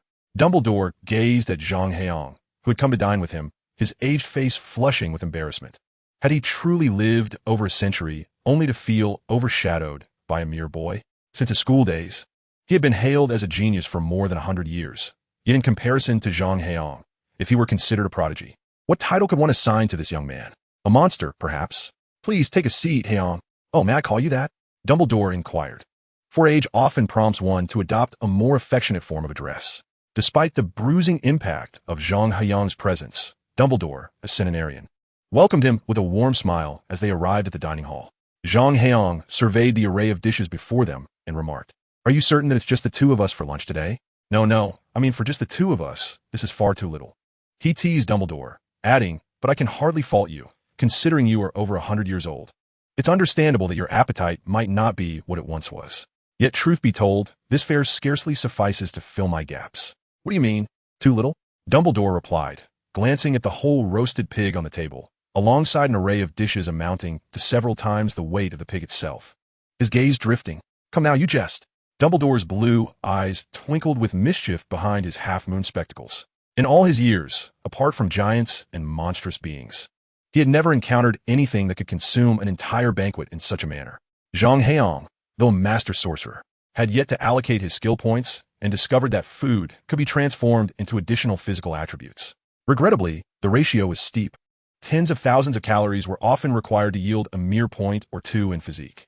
Originally concerned about affording a meal, he was relieved by the generous invitation. Dumbledore observed Zhang Heyang as he began to eat, his initial amusement transforming into disbelief, then astonishment, as his mouth widened to an alarming degree. "By Merlin's beard, this fellow must be a transformed giant," he mused. In mere moments, much of the table had been cleared. The young man appeared to consume not just the food, but the plates themselves, regurgitating them empty, a feat only possible for a true beast. Dumbledore, frail and aged, could not compete with Zhang Heyang's voracious appetite, left only to stare in astonishment as the young man continued to gorge himself. What was more, he voiced his critiques while eating. "What a dreadful dish. A mushy heap, oh. Is this boiled potato? The oil used for frying this fish was excessive. It's far too greasy. Do not serve this again, for I shan't partake if you do. Is this even fit for human consumption? Are you certain this is turkey and not dragon meat? It seems more suited for a dentist's toolkit." 15 minutes later, Dumbledore, who had sampled only 2 fish fillets and a spoonful of mashed potatoes, stared at the pristine table as if it had been magically cleansed, rendered speechless. Meanwhile, Zhang Heyang sighed contentedly, patting his stomach, and declared, "I suppose I'm about 80% full." It was quite unpalatable, truly embarrassing. Hufflepuff boasts of its culinary prowess. Yet this is what they produce. It is imperative that we rectify this situation. The food is utterly intolerable. The esteemed Dumbledore could no longer contain himself. Can my magnificent Hogwarts be so easily dismissed? With a flick of his wand, a shimmering silver tray materialized before him, adorned with a pie, grotesquely embellished with upright fish heads, the pungent odor wafting through the air for hundreds of meters. You are mistaken, dear Heyang. The culinary magic left by Hufflepuff is far from simplistic. Behold, this is called gazing at the starry sky, the delightful pie infused with seafood flavors. Each fish seemingly gazing up at the boundless expanse of the cosmos. What a marvelous creation. This is the essence of Hufflepuff's culinary artistry. Zhang Heyang's face turned a sickly shade of green, desperately suppressing the urge to vomit as he growled. Take it away, Dumbledore. Remove it at once. If you do not, I shall explode. With that, he extended his hand, preparing to unleash a powerful spell, wishing fervently that it would obliterate both the tasteless old man and the abominable dish. Well, I did not anticipate your aversion. Dumbledore chuckled nervously, sensing the immense magical energy Zhang was conjuring. With a flick of his wand, he whisked the abhorrent dish into the void. Listen here, I intend to become the head chef of Hogwarts. Yes, do not look at me like that. I command the hundreds of little house elves in the kitchen, and I shall prevent the children from suffering further under your dark culinary spells. I will take matters into my own hands, Zhang Heyang coldly declared. I shall show you what true culinary magic is. Oh my goodness, Dumbledore feigned astonishment. I did not realize that, at such a young age, you possess not only remarkable magical prowess, but also culinary expertise. Of course, those of us hailing from the land of gastronomy are vastly different from your nation, which produces such dreadful cuisine. A swell of pride surged within Zhang Heyang as he proclaimed, Let me tell you, I come from a lineage of chefs. From creatures of the mountain to swallows of the cloud, from land-based cattle and sheep to oceanic delicacies, I can master any dish. Allow me to present a grand banquet of both northern and southern delicacies that will dazzle your titanium alloy eyes. Chapter 10. No more China. Given that this is splendid news, Dumbledore, despite his thick skin, felt a tinge of embarrassment at the disparagement of the Hogwarts cuisine, which he had always held in high regard. He chuckled awkwardly. Hogwarts requires more delectable fare. Beijing? Northeast? Hainan? Dumbledore inquired, his face a mask of confusion. Am I simply too old? These names bear no resemblance to my memories of China. What? Old man, you cannot be serious. It is one thing not to know about other places, but having lived for over a century, you do not know about Beijing? That is quite unbelievable. Zhang Heyang scoffed, regarding Dumbledore with disdain. You and your British and French ancestors destroyed Beijing, set fire to the Summer Palace, and now we must purchase the bronze heads from you. And now you pretend not to know of Beijing? Dumbledore, born in 1881, had missed the Second Opium War, but by the time of the Eight-Nation Alliance's invasion, he was already 20. How could he possibly be unaware of Beijing? Ah, it seems I truly must provide an explanation. Dumbledore cast a somewhat uneasy glance at Zhang Heyang, tugging at his beard twice before waving his wand. It was as if he summoned two maps from the void, laying them upon the table. Behold, these are the latest world maps of our magical realm and that of the Muggles. Pray tell, where is Beijing on this map? Right here, Zhang Heyang exclaimed, pointing emphatically at the location of the capital. You do not know where the capital of China is? China is not there, my child. Dumbledore regarded Zhang with a look of pity, akin to that one might bestow upon a child with learning difficulties. He then gestured to the lower right corner of Guangdong. China is situated here. Perhaps you have secluded yourself for too long, away from the maps of the modern world. To be honest, China is smaller than England. It takes my weary old eyes quite some time to locate it on the map. Then your eyes truly need some remedy. I cannot fathom how, with such formidable magic from your ancient wand, you cannot cure your presbyopia. Upon hearing Dumbledore audaciously claim that China was smaller than England, a surge of anger ignited within Zhang Heyang. He paid no heed to Dumbledore's astonishment at his knowledge of the old wand and mockingly traced a golden rooster shape on the map. This is China, you old fool. The third largest nation in the world, soaring far above your land, known for its abundance of rogues and dark cuisine. To Zhang Heyang's disbelief, Dumbledore emerged as a blatant xenophobe, daring to insult China openly. He had little affection for England and America, having endured the torment of the English language throughout his life before his rebirth.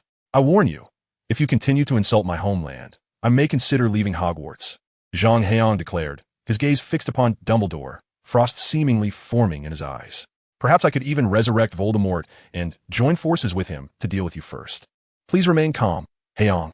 This must surely be a misunderstanding. Dumbledore, typically unflappable in the face of various matters, could not afford to dismiss the threat posed by Voldemort, especially with Zhang Heyang's declaration of a potential alliance with him. Though it was highly likely that Zhang's words were merely a reaction of anger, Dumbledore dared not take the risk. Rising from his seat, the playful demeanor vanished from his face, replaced by a grave seriousness. I swear by Merlin, I speak no falsehood. The portion of China most recognized by the world is indeed this small segment. Dumbledore indicated a minuscule area on the map, which appeared to be Hong Kong. Perhaps you have been secluded on the mainland for too long, but this is what everyone knows. Trust me, Heyang, though I may seem frivolous, my words carry weight. Is that so? Zhang Heyang regarded Dumbledore's serious expression, his heart racing. Yet, he could not bring himself to believe that such a vast country could be reduced to merely Hong Kong. Are you suggesting that this entire continent has no other nations? Indeed, this continent is shrouded in mystery, resembling a vast magical suppression zone. Those who venture into it from the magical realm transform into ordinary muggles and cannot revert, even if they manage to escape. Thus, it has become a forbidden land. Dumbledore nodded earnestly, the gaze emanating from behind his crescent-shaped spectacles betraying no hint of deceit. Scholars from the Muggle realm had indeed ventured forth. Yet astonishingly, all research findings indicated that there had never been any traces of primate existence on this continent. Only flora and a few endemic creatures.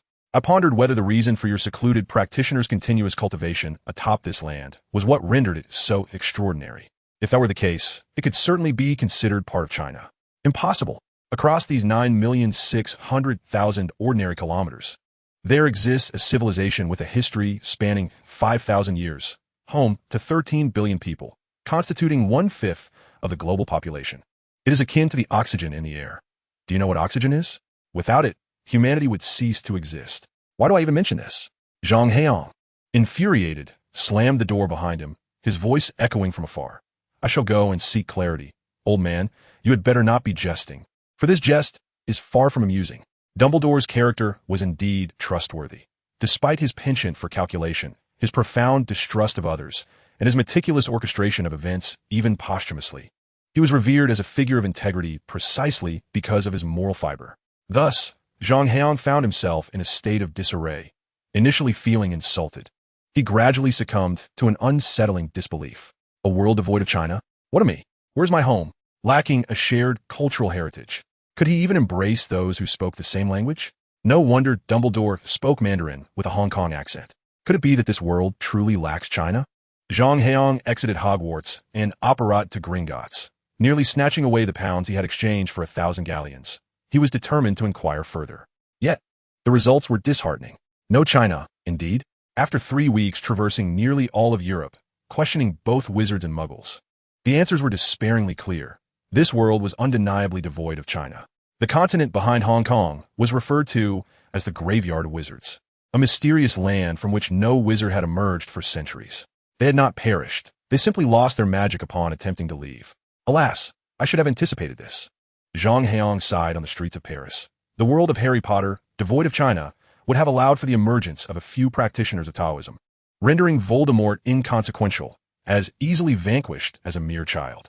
Given this reality, he resolved to venture to America to procure some funds. Gazing into the puddle reflecting his image, he resembled a street urchin. This state of affairs was untenable. Chapter 11. Using magic to seize Microsoft shares. The America of the 1990s was hardly remarkable. In the early 90s, even places like Microsoft's headquarters paled in comparison to the grandeur of Zhang Heyang's memories of Beijing, Shanghai, Guangzhou, and Shenzhen. Presently, America appeared to lead the world singularly. But in another 15 years, the rising Eastern power would surely rival it. Discussing this now seemed rather futile. Zhang Heyang shook his head. China still exists, but it is merely a small piece of land known as Hong Kong. Although the language spoken is still Chinese, it lacks the rich historical tapestry of China, having emerged as a nation only 300 years ago. Moreover, of this relatively brief history, over a century was spent as a British colony.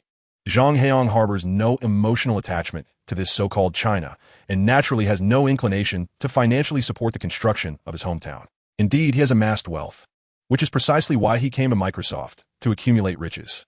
He directly apparat into Bill Gates' office, unveiling the designs and finished products of Windows 95, 98, and the accompanying operating systems through the enchantment of magic. Under the influence of magical memory infusion, the programmers constructed the framework for Windows 95 within a mere 2 days, leaving Gates ecstatic. At that moment, Zhang Heyang cast a slight confunded charm. persuading Gates to grant him 5% of Microsoft's shares along with $5 million in cash before he gracefully departed. As he exited Microsoft headquarters, he was confronted by two imposing figures, a black man and a white man, both as muscular as boxers, gazing at Zhang Heyang with icy stares. Each held a wand pointed at him. The black man whistled and remarked, "A formidable individual from Britain. Your skills are truly impressive. To be honest, if it weren't for the Ministry of Magic's regulations, I too would seek some funds from Bill Gates to indulge a little." "How do you know I hail from Britain?" Zhang Heyang inquired, astonished. "Apparition leaves traces," the black man replied, his wand vibrating in rhythm with his rapid speech, reminiscent of a rap performance. "The magical frequencies in the air are monitored. They can reveal your direction of origin, my friend."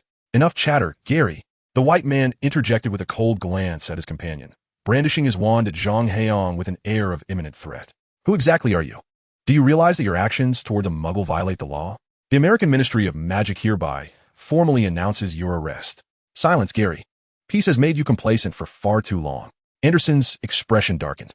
"Apparition has its limitations. Crossing the vast Atlantic to reach Washington, D.C. requires an extraordinary level of confidence, mental fortitude, and magical power. As an Auror, I am acutely aware of what this signifies." "Huh? What does it signify?"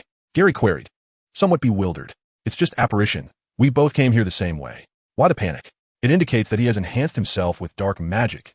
"You fool," Anderson bellowed. "I know all too well. Just as the mysterious figure who instilled fear in the world 11 years ago. Otherwise, no one would possess such formidable magical prowess. I have called for reinforcements. 20 top Aurors are en route. Kid, I advise you to surrender at once." Anderson's last words were a stern warning directed at Zhang Heyang. "That only proves your narrow-mindedness," Zhang Heyang retorted. "Surely, you can't be unaware of Dumbledore?" Zhang Heyang felt no particular emotion. He had crossed boundaries and ventured into foreign territory, altering Muggle memories and plundering their wealth. So it was only natural that the local Ministry of Magic would dispatch personnel to apprehend him. Although he did not perceive himself as having taken advantage of Bill Gates, having provided them a glimpse of the future years in advance and bringing wealth to Microsoft, he believed that a 20% stake was hardly excessive, even without the use of magic. Negotiating with Bill Gates for a few days would likely yield at least a 3% share, but Zhang found that troublesome and thus opted for magic instead. The antiquated British wizards could never possess such formidable prowess. Anderson snorted, declaring, "If we're to speak of the strongest white wizard, it must undoubtedly be our American." Sternly Dementors. "Ignorance is indeed a fearful thing." Zhang cast a pitying glance at Anderson, intending to depart, when suddenly, a series of explosive sounds erupted nearby. 20 individuals appeared via apparition, encircling Zhang. The leader, a burly white man, shouted, "Anderson, we have arrived. I merely employed a confundus charm, and only slightly nudging his inherent thoughts. That is all," Zhang said, raising his empty hands to show that he held no wand. "This is genuine white magic. If you doubt it, you may inquire with him yourselves. Oh, gentlemen, what seems to be the matter? Surely you do not intend to engage in a brawl here?" Just as he spoke, Bill Gates descended the stairs, frowning at the group that had encircled a shareholder of his company. "If you do not disperse, I shall call the police. Do you wish to test Microsoft's security? Comprised entirely of former Navy SEALs." Now, Zhang's brow furrowed as well. This Anderson appeared to be brimming with arrogance, looking down upon wizards from beyond America, even daring to publicly claim that Dumbledore was a fraud. More absurdly, he had the audacity to label Bill Gates as foolish. Despite being a Muggle, Gates could easily leverage his fortune to connect the Muggle president with your Minister of Magic, stripping you of your pride in an instant. Wouldn't you agree? Moreover, Bill Gates was so near, and the scant evidence of the confundus charm upon him could be sensed even by a novice wizard with merely a couple of years of training. Anderson brazenly insulted him, calling him a dark wizard, seemingly unconcerned about the legality of his actions, as if he merely wished to chastise Zhang. Chapter 12. Intent to kill. "Anderson, is it?" Zhang sensed that this individual was deliberately seeking confrontation. His gaze turned icy as he retorted stiffly. Such obvious traces of spellcasting could be discerned even by a novice wizard. "As an Auror, you dare to question my use of dark magic? I suspect your mind may have been flushed down the toilet during your last visit to the restroom." "What did you say?" Anderson, incensed by Zhang's words, bellowed, "Damn it, you vile wretch. How dare you speak to an Auror of the American Ministry of Magic in such a manner? British wizard, I shall ensure you learn a lesson today." Anderson, with a swift flourish of his wand, conjured a series of fiery sparks that erupted from the tip, reminiscent of a coachman cracking his whip. A flicker of orange-red embers burst forth, seemingly heralding the brewing of a formidable spell. Thus, I, having not even drawn my wand, spread my hands and shrugged nonchalantly, remarking, "I believe that only a fool, one whose brain has been replaced by a troll's empty shell and stuffed with slugs, could fail to perceive my goodwill. You court death." Upon uttering these words, Anderson unleashed a furious roar, the force of which caused his two companions to momentarily falter, unable to contain him as he broke free. A thunderous explosion erupted before Zhang Heyang, enveloping him in a cloud of dust and debris. Combat necessitates immense strength, rather than foolishly reciting incantations in place. The spells learned at school are woefully inadequate. Therefore, each auror possesses their own signature skill, and the spell Anderson had just employed was one of his most potent, capable of generating a tremendous explosion while dissipating the opponent's magical energy. "Oh no, Gary, the black man," exclaimed in alarm Anderson. "That is the ultimate spell you used to pass your auror exam, the one that collapsed 15 walls. That man will die." Humph. A triumphant smirk spread across Anderson's face, as he felt the arrogant Englishman was finally receiving his due lesson. Moreover, this so-called yellow-skinned monkey, presumably hailing from Hong Kong, a place subjugated by the British for over a century, dared to flaunt his power on the great American soil? "You are too impulsive, Anderson." Edward glanced at his companion with exasperation, shaking his head. "Manslaughter is a grave matter. It could result in the revocation of your auror license." "Pa, what manslaughter?" "An evil British dark wizard intruded upon American soil, casting dark spells upon muggles, and violently resisting arrest when aurors demanded cooperation. I put him down on the spot. He deserved to die," Anderson boasted, brandishing his wand. "To perish by my spell, this yellow-skinned monkey was worth it." He surveyed the 20 companions surrounding him, declaring, "Notify the British authorities to ascertain this man's identity and outline his crimes. Let the other departments handle the rest. Oh, and give him a useless wand." Since it was claimed he was shot for resisting arrest, it was imperative that the enemy was not left empty-handed. The act must be convincingly staged. Indeed, Tyson, one of the men, casually retrieved a dark wand, chuckling, "I wonder if this still holds any power. I've nearly taken it for a mere stick."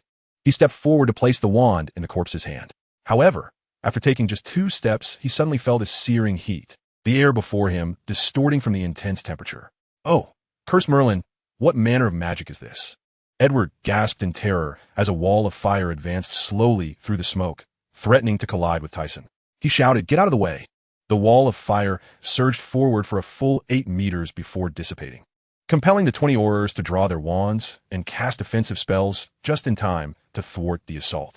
As for Tyson, who initially stepped forward, he now lay motionless on the roadside, his body charred black. The only evidence of his continued existence was the slight rise and fall of his form.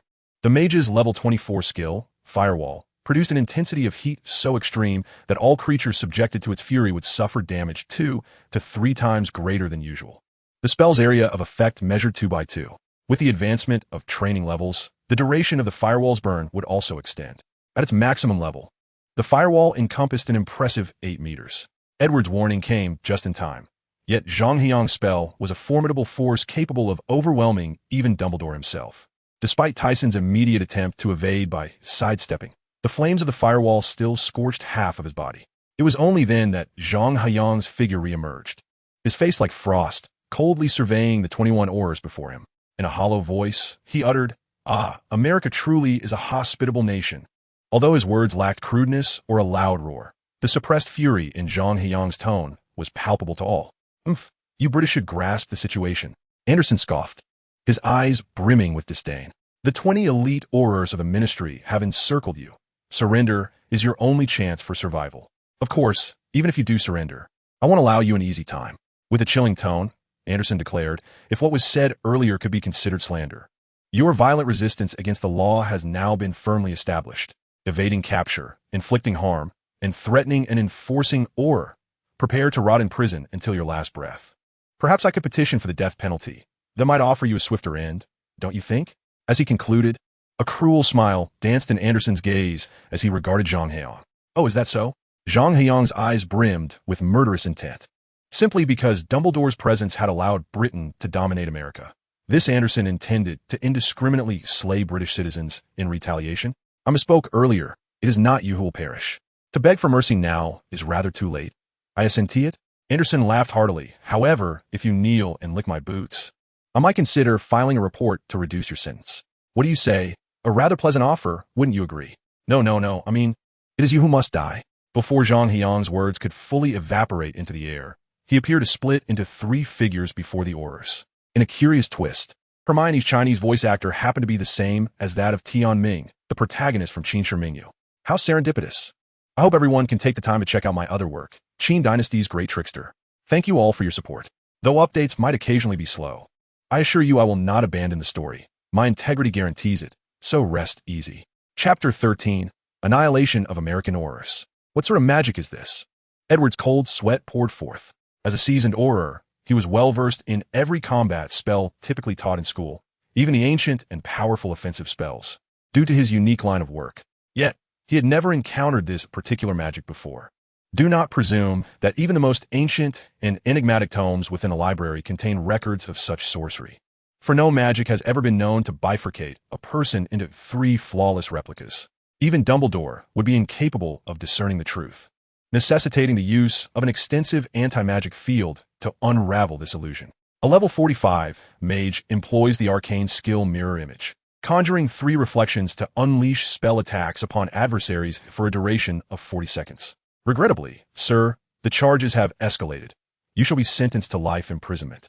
The two spells you just cast diverge entirely from the realm of white magic and have infringed upon the use of dark magic against an auror in the line of duty.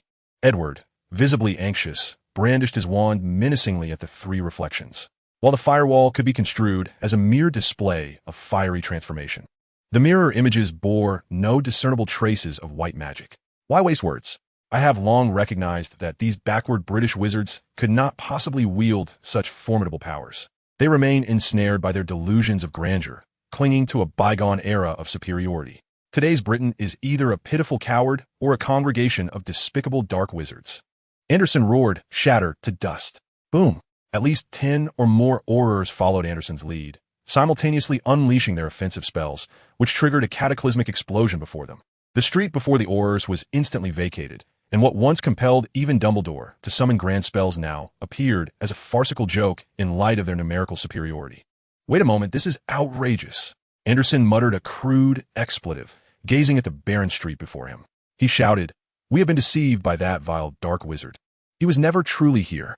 Correctly surmising the ruse, the aurors turned to behold Zhang Heyang standing behind them, his feet surrounded by mysterious runes emanating a radiant glow, culminating in a beam of light that soared skyward, rendering him reminiscent of a deity from myth.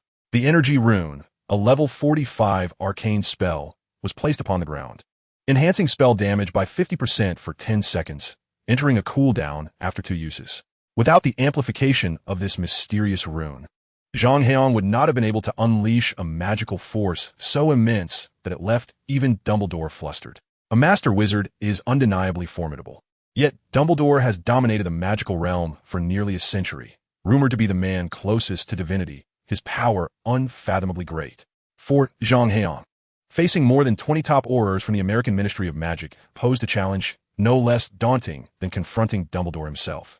Thus, without hesitation and under the rune's enhancement, he unleashed some of his most adept and powerful spells. "Curse it! Stop this wicked dark wizard!" Edward cried. "I cannot, leader. I am paralyzed." Gary, the African-American, was horrified to discover that his hand, clutching the wand, was utterly immobilized. Even the simple act of opening his mouth became an arduous endeavor, rendering his usual rapid-fire speech akin to that of an elderly man. Boom! It was the same day he faced Dumbledore's formidable level 60 arcane spell, Supernova. This spell generated an energy pulse among enemies or allies, inflicting arcane damage on foes within an 8-yard radius and sending them flying. The primary enemy target would suffer an additional 100% damage. For Zhang Heyang, the primary target could be none other than Anderson, who had been insufferably arrogant since his arrival. A colossal pillar of energy surged forth, striking Anderson like a meteor descending from the heavens, followed by a thunderous explosion that scattered 20 aurors in disarray. Anderson fared even worse. He was hurled by the energy beam and then brutally struck by the descending supernova. The protective shield he had conjured with all his magical might was pierced as easily as if it were but a flimsy veil. When he finally crashed to the ground, his clothing had vanished entirely, leaving only a few tattered rags clinging to him. His physical state was even more dire, One arm had been obliterated, its remnants seemingly erased from existence. His bones were grotesquely deformed from the impact, and some of his chest and abdominal muscles had been incinerated, exposing his innards, which writhed like a mass of coiled caterpillars, while blood gushed forth like an unrestrained torrent. It must be noted that wizards possess a remarkable resilience to physical harm. As long as their magical energy remains, death is a near impossibility.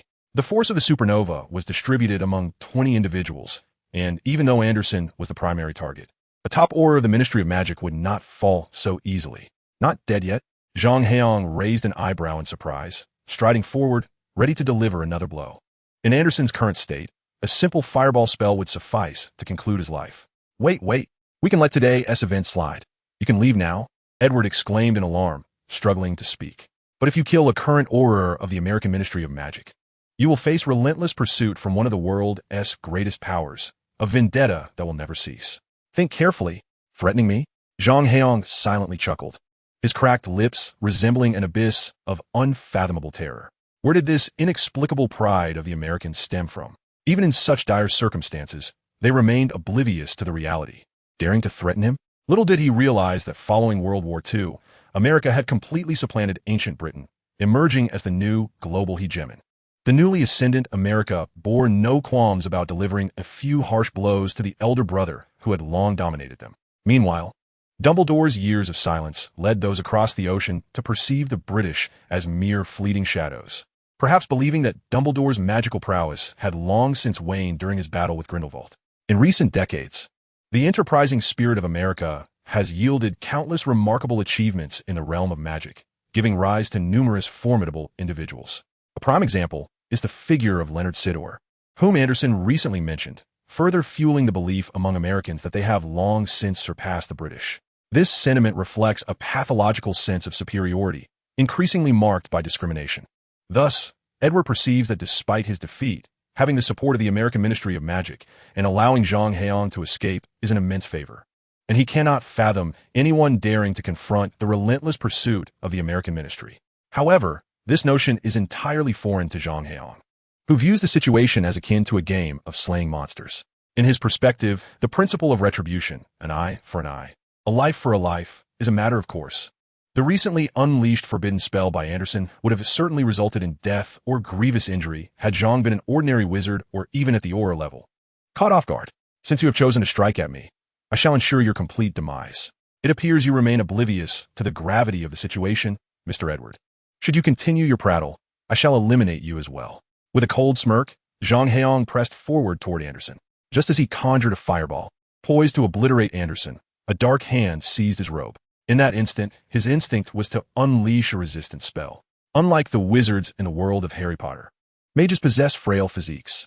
Their magical auras render them largely impervious to physical attacks, leading to instances in the medieval era where many wizards found amusement in being captured and bound to stakes by muggles. Conversely, mages, whose formidable mental fortitude stems from years of meditation, find their bodies exceedingly weak. They can spontaneously resist magical assaults through their magical energy. Yet powerful physical attacks pose the gravest threat to their existence. This is precisely why Zhang Heyang is so attentive to food. It can be transformed into vitality points, with more delectable dishes yielding greater returns. The reform of Hogwarts culinary offerings must be expedited. Zhang Heyang paused, glancing at the African man named Gary who had seized him, ultimately refraining from making a move. This gentleman's demeanor was relatively amiable. After all, whether intercepting or engaging was merely part of his orders.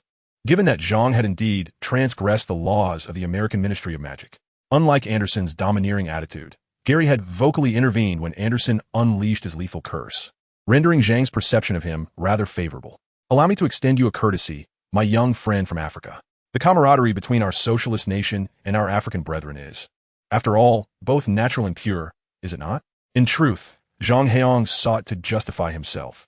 The gruesome sight of mangled flesh unnerved him, were it not for his inclination to regard this as merely a game rather than reality. And if he had not cultivated the peculiar habit of indulging in bizarre films late at night, such as mermaids in the sewers and bloody flesh flowers, while enjoying instant noodles, he might have already surrendered. Gently shaking off Gary's hand and suppressing the turmoil within, I feigned an air of nonchalance and inquired, "Is there something amiss? You must not take the life of an Auror from the Ministry of Magic. That is a transgression, my friend, truly. Gary implored. To stain your hands with the blood of the innocent, even if not through dark magic, will surely lead to the corruption of your soul. Yet, he was evidently not an innocent party. Only moments ago, he sought to employ a powerful spell to end my life. Was he not? Zhang Heyang shrugged indifferently, retorting, As for the matter of innocent blood, your ministry's politicians excel in that regard, executing their deeds without shedding blood, yet causing the demise of countless souls. Is it not true that the ministry is governed by a cabal of dark wizards? It is not the same. It is not the same. Gary's eyes glazed over as he muttered, Not the same. Fine, I shall grant you this courtesy. Observing the expression of his companion, Zhang Heyang felt a twinge of melancholy. Such a naive disposition was better suited for driving a cab. He had heard that African-American taxi drivers in the U.S. were renowned for their conversational prowess, akin to the old taxi drivers of Beijing. Why bother with a governmental position? However, with his wand hand lost, what remained for him? This could be considered a mild admonition. Hurry, hurry! Anderson and the others are in peril, confronted by a formidable dark wizard. Before Zhang Heyang could finish his sentence, a cacophony erupted from afar, led by a coarse, thunderous roar. Do not rush, Duncan. This area is disrupted by tremendous magical fluctuations. We cannot apparate here. Following this, a clear voice emerged, belonging to one who sounded exceedingly youthful, no more than 30, exuding calmness and formidable confidence. 22 Aurors, 22. I hope you grasp the gravity of this situation, Citoyen Dumbledore. The gruff voice showed no sign of concession, bellowing as he sprinted. We were obliterated before we could even issue a warning. I am the director of the Auror office. I must go to their aid. Citoyen Dumbledore? Upon hearing the name, Zhang Heyang's ears perked up. Was this not the individual Anderson had just mentioned? In his mind, this man was the epitome of strength, surpassing even Dumbledore. How intriguing. A smirk graced Zhang Heyang's lips as he gazed thoughtfully towards the street corner. As he spoke, the group materialized into his line of sight. No fewer than 50 wizards, robes billowing and wands in hand, rushing towards him. Among them, a young man, leisurely pacing in the center, stood out distinctly. He lacked the urgency and disarray of the others, almost languidly waving his wand as if a gentle breeze lifted him, allowing him to match the near-full sprint of a bearded middle-aged man at the forefront. It is precisely because you are the director of the Auror office that you are so invested. After all, one must consider their own position. The young man unabashedly exposed the intentions of the bearded man, eliciting approval from those nearby. Silence, Dumbledore. Do you wish to disregard the lives of your comrades? The bearded middle-aged man, Duncan, was visibly agitated, his face alternating between crimson and pallor. It was evident that he was incensed. The ability to annihilate 22 Aurors instantaneously suggested the emergence of a dark sorcerer, as formidable as Voldemort himself. In such dire circumstances, could he afford to retreat? Would he become the pariah of the entire magical realm? Or had he already aligned himself with the dark wizards? As Duncan grew increasingly animated, he exclaimed, Ah, I see now. No wonder you possess such formidable power at such a young age. You must have succumbed to dark magic. Very well. I shall report you to the minister and have you imprisoned. Truly, a master of politics, his ability to cast aspersions was impressive. Zhang Heyang observed with a wry smile. He had initially believed such behavior to be a national trait, only to realize that ignorance knows no borders. Before witnessing such power firsthand, I would never have believed in its existence. Even if it were real, I would not cower in fear. Not even the Dark Lord from England, years ago, intimidated me. Alas, I graduated only in the year of his demise. Had I been able, I would have gladly matched my strength against his. Leonard stood firm, amusement dancing in his eyes as he regarded Duncan. Furthermore, Director, since you speak of the enemy's might, shouldn't you extend him the respect he deserves? We have been standing before him for quite some time, yet you still engage in petty banter with me. Do you wish to relinquish your position to me? Chapter 15. Leadership is filled with nonsense. Duncan found himself at a loss for words, a surge of frustration urging him to unleash his ire. He shared Leonard's sentiment. Even Voldemort had a discernible path of learning and ascendance. How could such a powerful figure simply materialize? Observing this youth, still in his prime, only solidified Duncan's suspicions. With barely any experience, how could he possess such prowess? After all, Duncan had spent 2 decades as an Auror. Surely, it was merely his subordinates who had suffered injuries from the falling debris, although such occurrences were improbable for a powerful wizard. Duncan deemed his subordinates as nothing but foolish tools for his own advancement. Very well, very well. After a prolonged silence, Duncan grit his teeth and declared, You have finally revealed your intentions. You covet my position. Rest assured, such a post is valued only by those like you. With your rotund visage and incessant scheming against your political adversaries. Leonard raised his wand, gesturing towards Zhang Heyang. Is it not time to commence battle, Duncan? Humph. You shall rue this day. Duncan retorted angrily, turning his gaze to Zhang Heyang, haughtily elongating his words. You, young man, are accused of illegal entry, unlawful assault, and attempted murder, among other charges. You will comply with us. Suddenly, a colossal ice arrow hurtled towards him, causing Duncan to stagger back, nearly losing his footing. Fortunately, Leonard, with a deft flick of his wand, conjured an invisible hand that grasped the arrow, sparing Duncan from embarrassment. How dare you? How dare you attack me? L. Duncan, director of the Auror Office of the American Ministry of Magic. Duncan's roar was filled with trepidation and incredulity. He had never imagined that this audacious young Asian would dare to strike at him, a high-ranking official accompanied by over 50 subordinates on American soil. Enraged, Duncan gritted his teeth and coldly declared, very well, very well. I intended to offer you a chance for redemption, but it appears you are unwilling to accept my mercy. Kill him. The Aurors exchanged glances, yet ultimately raised their wands. Regardless of Duncan's bureaucratic demeanor, he remained their leader. Attacking a Ministry of Magic official necessitated immediate apprehension. However, before they could even begin to chant their spells, Zhang Heyang hurled 2 fire-resistant rings towards the wall behind him. The tremendous backlash propelled him into the midst of the Aurors, who found themselves thrown into disarray. They could scarcely fathom that someone would dare confront 50 opponents and charge directly into their ranks. Yet, such recklessness seemed tantamount to courting death from a distance. One might evade spells, but being encircled at such close quarters left Zhang with no semblance of opportunity, and many wore cruel smiles upon their faces. Boom! A cacophony of colorful spells erupted, the colossal shockwave causing the Aurors to stagger, stumbling backward as the explosion obscured their vision with billowing dust. Sila! Leonard's reflexes were swift. But alas, still a moment too late. Amidst the encirclement, Zhang Heyang had teleported behind them and summoned forth a surge of purple electricity, striking Duncan and leaving him charred and convulsing on the ground. This was the 26th level skill of a mage, Lightning Flash. A fierce bolt of electricity surged forth, leaving none unscathed in its wake. Due to the point-blank nature of the spell, its potency exceeded that of ordinary lightning spells significantly. Though Duncan was an experienced Auror, having occupied a high position for nearly a decade without ever engaging directly in combat, he had succumbed to the corruption of power, losing the agility of his earlier days. Nevertheless, he was not so easily defeated by a single strike. Yet, Zhang Heyang operated outside the realm of expectation. No one anticipated his preemptive strike, leading to a lapse in vigilance from behind. Moreover, the characteristic swiftness of lightning magic meant that Duncan was rapidly overwhelmed. This sequence of events, though lengthy in description, transpired in merely a second or two. By the time Duncan collapsed, Leonard's conjured silver sword had only just begun to take shape. Next time, inform your leader that during a brawl, excessive chatter is unwarranted. Truly, what a leader you are, even on the brink of life and death, still engaging in trivialities, as if this were a moment for a speech on the podium. I'll take just a few minutes, 3 points to cover, each divided into 3 subpoints, with 5 highlights for each. And now, I shall conclude with a few additional remarks. With such a demeanor, who could survive? Whoever took his place would surely prioritize him as the target. Swish! A formidable spell. Zhang Heyang's gaze sharpened. He had witnessed Dumbledore employ the anti-magic field under similar circumstances. Leonard's movements and whispers were far more elaborate than Dumbledore's at that time, indicating that his magic would be considerably more formidable. It is certainly more plausible that Leonard's prowess does not match that of Dumbledore. To unleash such magnitude of magic requires extensive preparation. Nonetheless, the potency of such grand spells cannot be underestimated. Fortunately, Zhang Heyang had no intention of engaging Leonard in direct confrontation.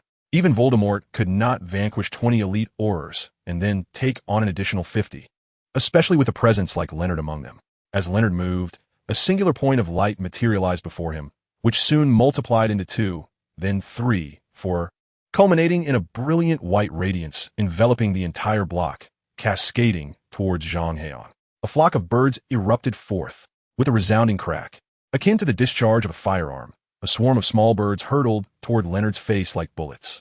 Leonard, unlike Duncan, possessed vast combat experience and was not easily ensnared by such trifles. However, the immense exertion of the large-scale spell consumed much of his energy, rendering him unable to execute other maneuvers. He could only awkwardly shift his footing, tilting his head to evade the oncoming birds.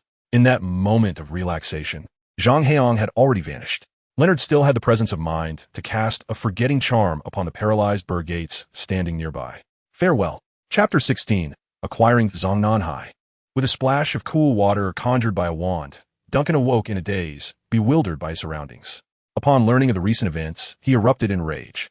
The so-called most powerful nation in the world, the United States, was breached by a single individual, leaving devastation in their wake. The initial wave comprised 20 Aurors, each wounded, incapacitated for at least half a month, with 2 particularly unfortunate souls gravely injured, their fates uncertain. Duncan personally led 50 individuals in a battle. This time, there were no injuries among his men, yet he himself was struck by a bolt of lightning, reduced to a charred remnant, suffering immense embarrassment. This incident weighed more heavily upon him than the prior loss of 20 Aurors. Duncan found himself in despair, already contemplating the composition of his resignation letter. Such an incident could not remain concealed, and he could not possibly continue in his position as the director of the Auror office. Just imagine, in the future, when the proud Americans boast to others, "We are the world's foremost superpower. Your Aurors were bested by a single individual. We possess the world's strongest, Leonard. Your Aurors were bested by a single individual. We have excelled in alchemy and spell development. Your Aurors were bested by a single individual. Our Muggle scientific achievements. Your Aurors were bested by a single individual, and the most outstanding Muggle scientist was swindled out of shares and money."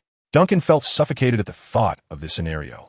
Not only would he be unable to remain as the director of the Auror office, but he might find no refuge within the Ministry of Magic, or indeed, anywhere in the entirety of the United States. The Aurors represent the pinnacle of a nation's magical prowess. As a head Auror leading nearly 100 individuals to subdue one person, only to be bested and rendered charred, what face could he possibly retain? The Minister of Magic would likely contemplate revoking his citizenship. No, his very status in the realm. "Leonard, pray tell, why did you allow him to escape?" Duncan's expression darkened ominously. He was prepared to leave and would not let those who had offended him go unscathed. The once composed and confident face of the instantaneous mage had vanished, replaced by a stern demeanor as he dryly remarked, "Instantaneous magic? Did you not assert that this area is shrouded in formidable magical fluctuations, rendering apparition impossible?" Duncan leapt up, indignantly pointing a finger at Leonard, exclaiming, "I knew it was you. It must be you. You conspired with him to orchestrate this vanishing act." Leonard remained silent, his expression impassive, while the Aurors nearby, sensing the oppressive atmosphere, dared not approach, hastily attending to the injured. "Why are you silent? Speak up. You were so eloquent before." Duncan berated, jumping up and down. "You've been exposed, haven't you? You have nothing to say now, you treacherous and vile dark wizard. Enough." Leonard's voice rang out sharply. Suddenly, a tremendous sound reverberated through the air, akin to a gong being struck forcefully against one's ear, causing everyone to feel a momentary dizziness. They turned in shock to Leonard and Duncan, only to find Leonard pale as a ghost, lips pressed tightly together, his wand emitting wisps of smoke, while Duncan lay once again on the ground, unconscious. "I shall remember you, and the disgrace you have brought upon me." For Leonard, this was indeed a profound humiliation. He had been a prodigy since childhood, lauded by many, and had set the record as the youngest to pass the advanced wizard and Auror examinations in America. This could be attributed to America's relatively short history, yet it did not diminish his undeniable prowess, as he was even hailed as the world's foremost white wizard, surpassing Dumbledore. Yet now, this esteemed wizard, surrounded by 50 teammates, had allowed the enemy to single him out as their leader and successfully escape, rendering his previous accolades a mere mockery. Leonard's prideful self-esteem could not tolerate such an affront. "What are you staring at? Attend to your duties." He coldly glared at his colleagues who cast glances in their direction, asserting, "This incompetent will be dismissed from the Ministry of Magic today, stripped of his status as an American wizard. From now on, I shall command the Auror office. Do not let me encounter you again." Leonard snarled through clenched teeth, a faint crackle resonating in the air as he vanished in a flash of apparition. In America, Leonard seethed with resentment, while Zhang Heyang was unconcerned, enjoying a leisurely stroll in Times Square, Causeway Bay, Hong Kong. "Ah, this is delightful. Oh, this one is quite nice too, and this and that." While Hong Kong may not possess the same vibrancy as America, it certainly held its own, particularly in comparison to the 1990s, as the Asian tigers continued to thrive, remaining at the forefront of global fashion.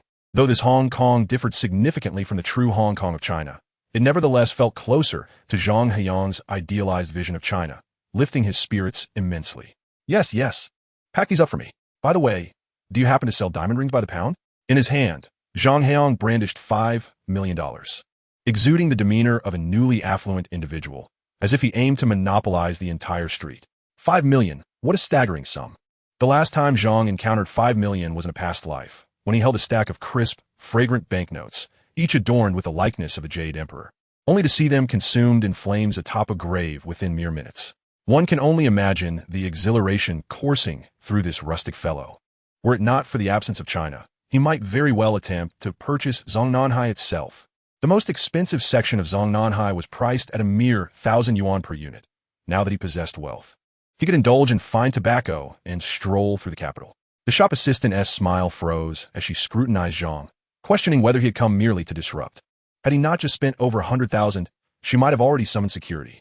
Suppressing her bizarre thoughts, she remarked, "Sir, you jest. Where can one find diamond rings weighing several jin? Please, allow me to show you our newly arrived jewelry. These silver rings are rather exquisite. Would you care to?" Silver? Who would wear such a cheap trinket? Zhang waved dismissively. "Where's the security? Hurry and escort this person out." Initially pleased by Zhang's disdain for silver, surely he would opt for gold. The assistant's hopes were dashed by his subsequent remark, which nearly made her choke with indignation. "If you can't afford silver, what are you doing in a jewelry store?" Considering his prior expenditure, she stifled the urge to call for help, donning a professional smile as she continued, "You truly have a knack for humor, sir. Indeed, silver rings may not suit your stature. How about our newly arrived jade rings? These are the finest A-grade jade." "Oh, A-grade jade. Now, that's impressive," Zhang exclaimed, his eyes wide with admiration as he examined each jade ring. Nodding, he inquired, "Do you have any Z-copper?" Chapter 17. Serve me a banquet of northern and southern delicacies. Manchu Han Imperial Feast. "Hello, is this Yao Ling? There is someone here acting ostentatiously. The situation is about to spiral out of control. Z-copper, what on earth? Did he not learn chemistry in middle school? The chemical symbol for copper is Cu." Zhang, undeterred by the incredulous gaze of the shop assistant, swaggered out of the store. "What are you staring at? I am a master of the arcane." In truth, Zhang was merely seeking amusement, having spent days conversing in a foreign tongue while traversing the globe. This, coupled with his natural introversion and recent harrowing experiences in America, had left him feeling quite unsettled, especially after that near-fatal encounter. Whenever he closed his eyes, the gruesome images of blood and carnage haunted him, and he felt he might lose his sanity if he did not find a way to relax. Although Hong Kong was not technically part of China, in the world of Harry Potter, it represented the essence of China. Curiously, they lacked northern dialects yet spoke Mandarin, albeit with a hint of southern flavor. Nevertheless, the familiarity of his native tongue brought him comfort far beyond that of English conversation. Zhang cast a worried glance towards the north, his ancestral homeland. Now a forbidden zone for wizards in this world. Dumbledore seldom speaks falsehoods, and after wandering for so long, he has inquired extensively. Indeed, the Chinese mainland of this world is a realm where magic is forbidden. Any wizard who ventures therein emerges devoid of all magical powers. According to Zhang Heyang, in such a perilous place, even if it is one's homeland, there is no imperative to explore. Preserving one's life through strength is paramount. However, as soon as he set foot on Hong Kong's territory, he felt a powerful force, as if it were beckoning him from the depths of his heart, compelling him to glimpse that land. He initially resolved to ignore it, yet this sensation lingered, leaving him in a state of disquietude. Even Zhang Heyang sensed that, no matter how far he might venture from Hong Kong, as long as he remained on this planet, he would feel that allure. "Do you have any lobsters measuring 2 feet in length?" Zhang Heyang, now with a newfound wealth, had chosen a 5-star seafood restaurant, boldly seating himself and grinning as he placed his order. "Surely, I deserve a sumptuous meal. I apologize, sir, but we are out of the 2-foot lobsters. We do have some that are 2 feet 4 inches, however," the waiter politely informed him, exuding the exemplary service expected of such an establishment. "Bah, what a shabby hotel. Lacking even a 2-foot lobster." Zhang Heyang erupted in anger. "I've come here to indulge, and you have nothing? Bring me a plate of fried noodles. 1 portion?" The waiter hastily began to take note, but paused, realizing with dismay that they did not serve fried noodles. "Very well, let me recommend a more expensive option." Zhang Heyang observed the waiter's momentary bewilderment and recognized that he had inadvertently brought his former, impoverished mindset into this situation. Yet, regardless of financial concerns, he could not afford to skimp on his meal, especially if it might be his last for a while. Thus, he made the most extravagant decision of his life. I adore shellfish. Bring me the finest. 5 minutes later, Zhang Heyang found himself staring blankly at 4 plates laid before him. Sunflower seeds, pumpkin seeds, a plate of walnuts, and a plate of almonds. The waiter dropped the dishes with a hint of exasperation and announced, "The total for these 4 plates is 236. He then turned to leave, muttering under his breath, "Honestly, what are they doing in a 5-star restaurant if they can't afford it? If they want seeds, they can simply buy 10 pounds for $20 at the market." Zhang Heyang forced a smile, feeling somewhat belittled, as if he were perceived as someone unable to afford a meal. Disheartened, his heart still fluttered from the earlier summons, leaving him disinclined to reprimand the waiter or order anything further. He prepared to leave, having exchanged $300 notes for Hong Kong currency, but suddenly sensed something peculiar. The items on the table seemed to draw him in with an almost magical allure. Black sunflower seeds, white pumpkin seeds, walnuts, almond candy. These are all exquisite Chinese delicacies. Moreover, they were renowned components of the legendary Manchuhan imperial feast. Surely their taste could not disappoint. Yet, Zhang Heyang remained oblivious to the happenings around him, too preoccupied to notice. Even if he had, as he took a bite of the walnuts on the table, a delightful explosion of fragrant, crispy sweetness enveloped his palate, the exquisite flavor radiating throughout his mouth and claiming dominion over his taste buds. Zhang Heyang felt a vague sense that the more he indulged in the luxuries of China, the greater the benefits he would reap from this vast land. Just a single walnut had the potential to enhance his magical prowess. What wonders might he experience if he were to feast on a lavish banquet or reside in a picturesque Jiangnan garden? Furrowing his brow, Zhang Heyang pondered the service he had received. While it could not be deemed poor, considering he had initially toyed with the staff, it certainly fell short of being commendable. After all, he was a paying customer, and such treatment was unbecoming of a prestigious 5-star hotel. If you're not going to eat, then please leave. Don't monopolize the table. This expansive surface is meant for more than just your solitary occupation. Are we to conduct business or not? The server cast a disdainful glance at Zhang Heyang. You can take your 4 small dishes outside and enjoy them there. Must you experience the grandeur of a fine hotel? Young sir, it's not that I refuse to eat, but the items I wish to order are simply unavailable here. Zhang Heyang spread his hands, gesturing at the 4 small plates before him. Look at what I wanted to order. You've presented me with this instead. It's utterly unacceptable. If you were to utter any dish we do not serve, I would fear you could not afford to pay for it. The server slammed the table in exasperation, declaring, "You impoverished souls have no idea what fine dining entails. If you can name a dish we lack, I shall reward you with a lavish feast." Chapter 18. The Ultimate Character Exhausted. Zhang Lianshan was a being from another realm, possessing no less than 100 methods to assert dominance, while you, on the other hand, were left helpless. The server stood there, dumbfounded, as Zhang Heyang recited an impressive string of dishes, his mouth agape as his expression grew increasingly astonished. By the time Zhang Heyang concluded with Peking duck and chicken, the server was rendered utterly speechless. You, the server stammered, pointing a trembling finger at Zhang Heyang. Finally managing to articulate, "So much pork? This is not halal. An exquisite pot, a chrysanthemum pot, and a mixed pot." He recited a set of dishes reminiscent of the great master Ma Sanli's halal menu, leaving the server in a state of utter bewilderment. "Go on, choose whatever you desire. I am ready to serve. Can you even afford it? You think you can enter a hotel with a mere 2 plates of sunflower seeds?" The server retorted, her humiliation morphing into rage. With a clatter, Zhang Heyang began extracting money from his magically expanded backpack, akin to Doraemon's 4th-dimensional pocket. He piled crisp, fragrant bills onto the table, forming a small mountain of Franklin notes, neatly arranged before the server. This is too much." The server gazed at Zhang Heyang, nearly in tears. "This is outrageous. With this sum, you could buy the entire hotel. Why pretend to be poor? I am merely doing my duty as a hotel server to maintain order." You all ought to learn more and elevate your knowledge," Zhang Heyang replied with a sigh. Zhang Heyang, resembling a venerable elder, shook his head while collecting money, imparting a solemn lesson. "You possess a unique quality. Regardless of who arrives from around the globe, should they lack funds, your transformation is swifter than that of Western waitstaff." Yet, amidst all this, the words exchanged are mere trivialities, mere illusions, as one ascends the stage to claim their garments. The spectacle left not only the waitstaff dumbfounded, but also drew the attention of everyone else in the establishment. The mountain of US dollars on the table was visible to all, and Zhang Heyang had undeniably become the focal point of the hotel. Yet, What was even more astonishing was the noticeable depletion of that stack of cash, seemingly vanishing into the inconspicuous small pocket that appeared incapable of holding even $1,000. Oblivious to the gazes of those around him, Zhang continued to stuff money into his pocket.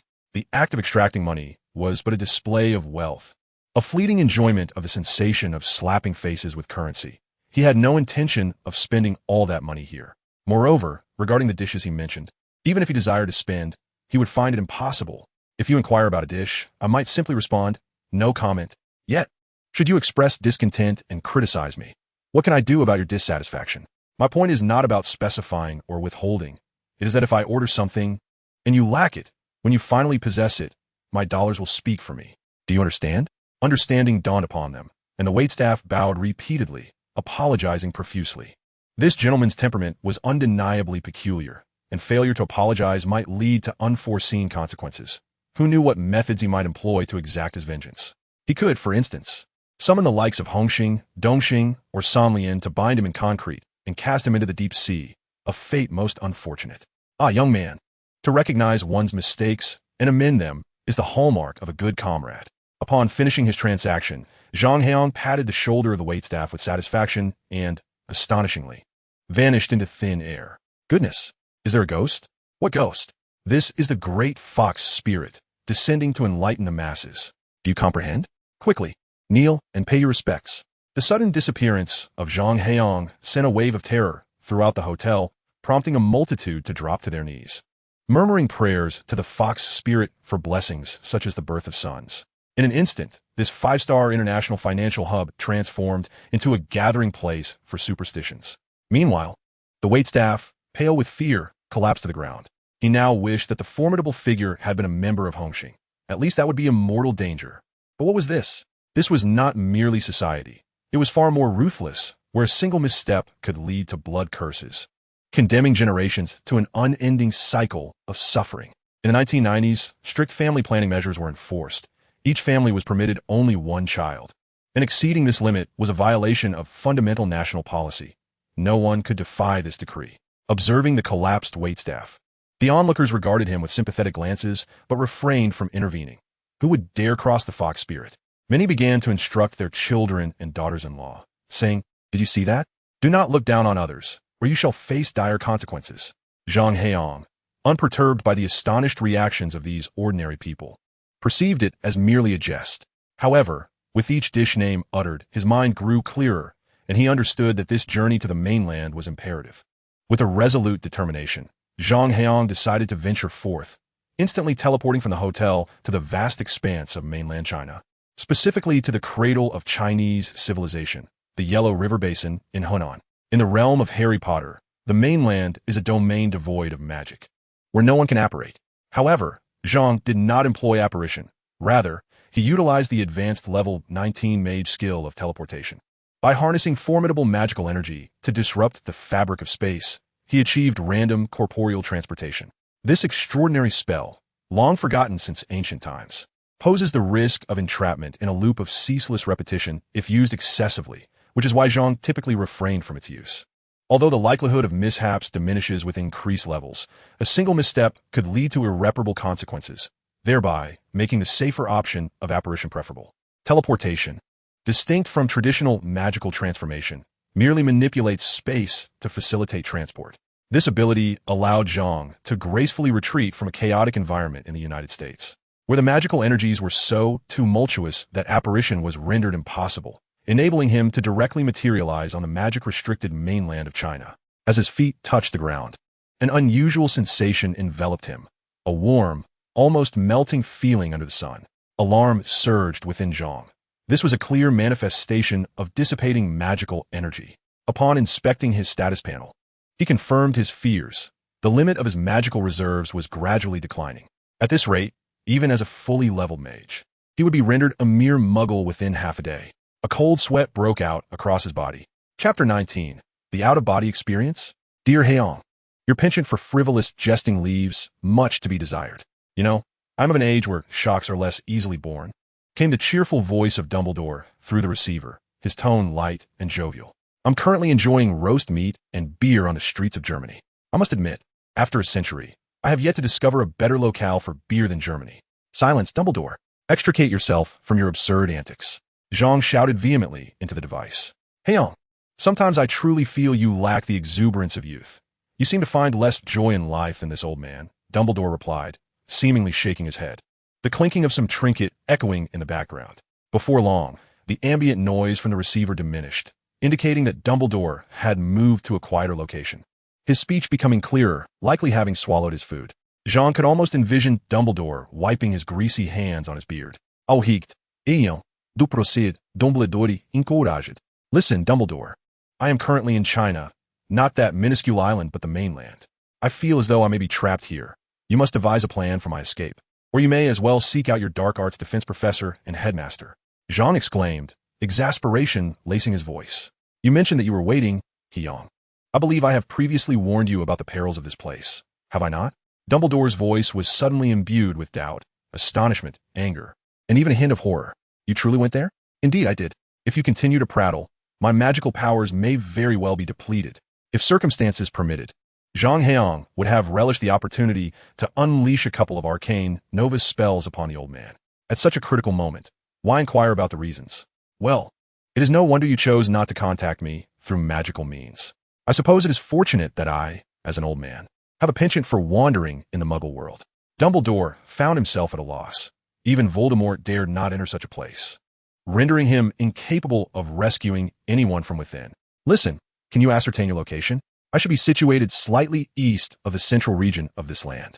Why do you ask, knowing full well you wouldn't dare come here? Zhang Heyang gazed anxiously at the steadily diminishing blue bar. Calm down, Heyang, remain composed. Dumbledore's voice resonated with a certain magic, reaching him even through the Muggle phone. Can you truly affirm that you belong there? Of course I can. More certain than your own connection with Grindelwald. Zhang Heyang's expression darkened. He was a native of Shandong, the revered land of saints.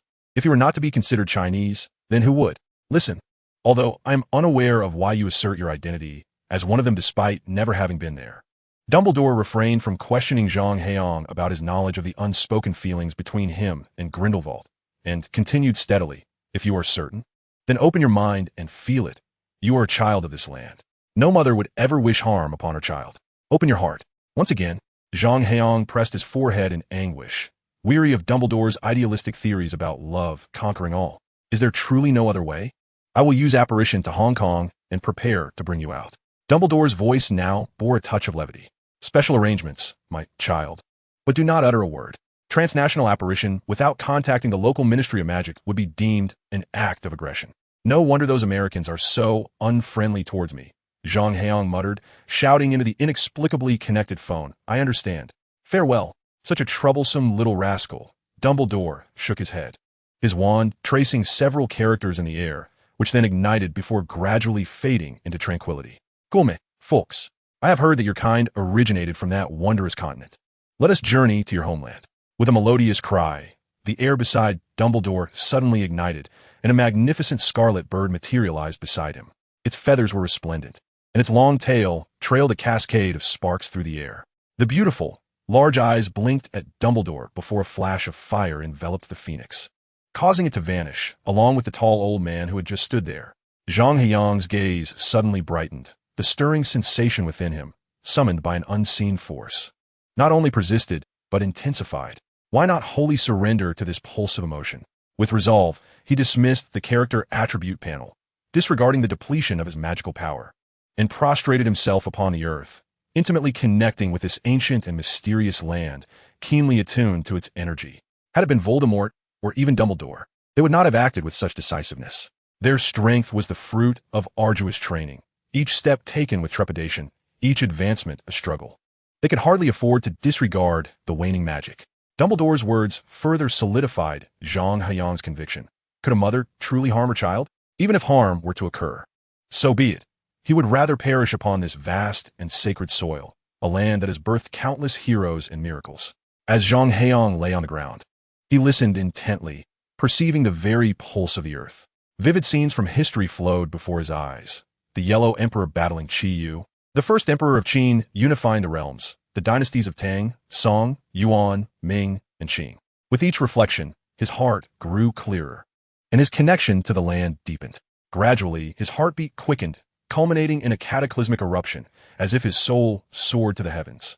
Looking down, he saw his own lifeless body still sprawled upon the ground, and a sense of incredulity washed over him. Chapter 20. Attaining Enlightenment and Longevity. Despite his firm resolve to ignore the character attributes, Zhang Heyang could not resist the urge to unveil the panel. To his astonishment, it was devoid of content. No blue bars. No skills, nothing at all. It was understandable. His corporeal form remained below. As he gazed down at his still body, detailed information appeared on the panel. Revealing no alterations, he remained the same max-level mage, the blue bar diminishing gradually. The enormity of this revelation seemed intrinsic to the system, initially eluding Zhang Heyang's notice. Zhang Heyang, max-level mage, soul out of body, status, unity of man and nature. After years of silence, this sacred land had finally welcomed its child. Blood runs thicker than water. An inseparable bond. Just as Zhang Heyang activated this buff, a dialogue box emerged. Hidden profession transfer. Task description. After years of magical desolation, the dragon bloodline has arrived. In the state of unity, you have discovered the essence of life and the world, granting you the opportunity to transition to the profession of cultivator. Cultivation. The pursuit of truth through the false. In Taoism, one seeks the true self, discarding the false to attain reality. Follow the path of mortals or embrace the path of immortals. Seize the creation of heaven and earth. Gather the essence of the sun and moon. Seek the great way. And transcend to eternal life. Please select whether to transfer to cultivator. Yes or no.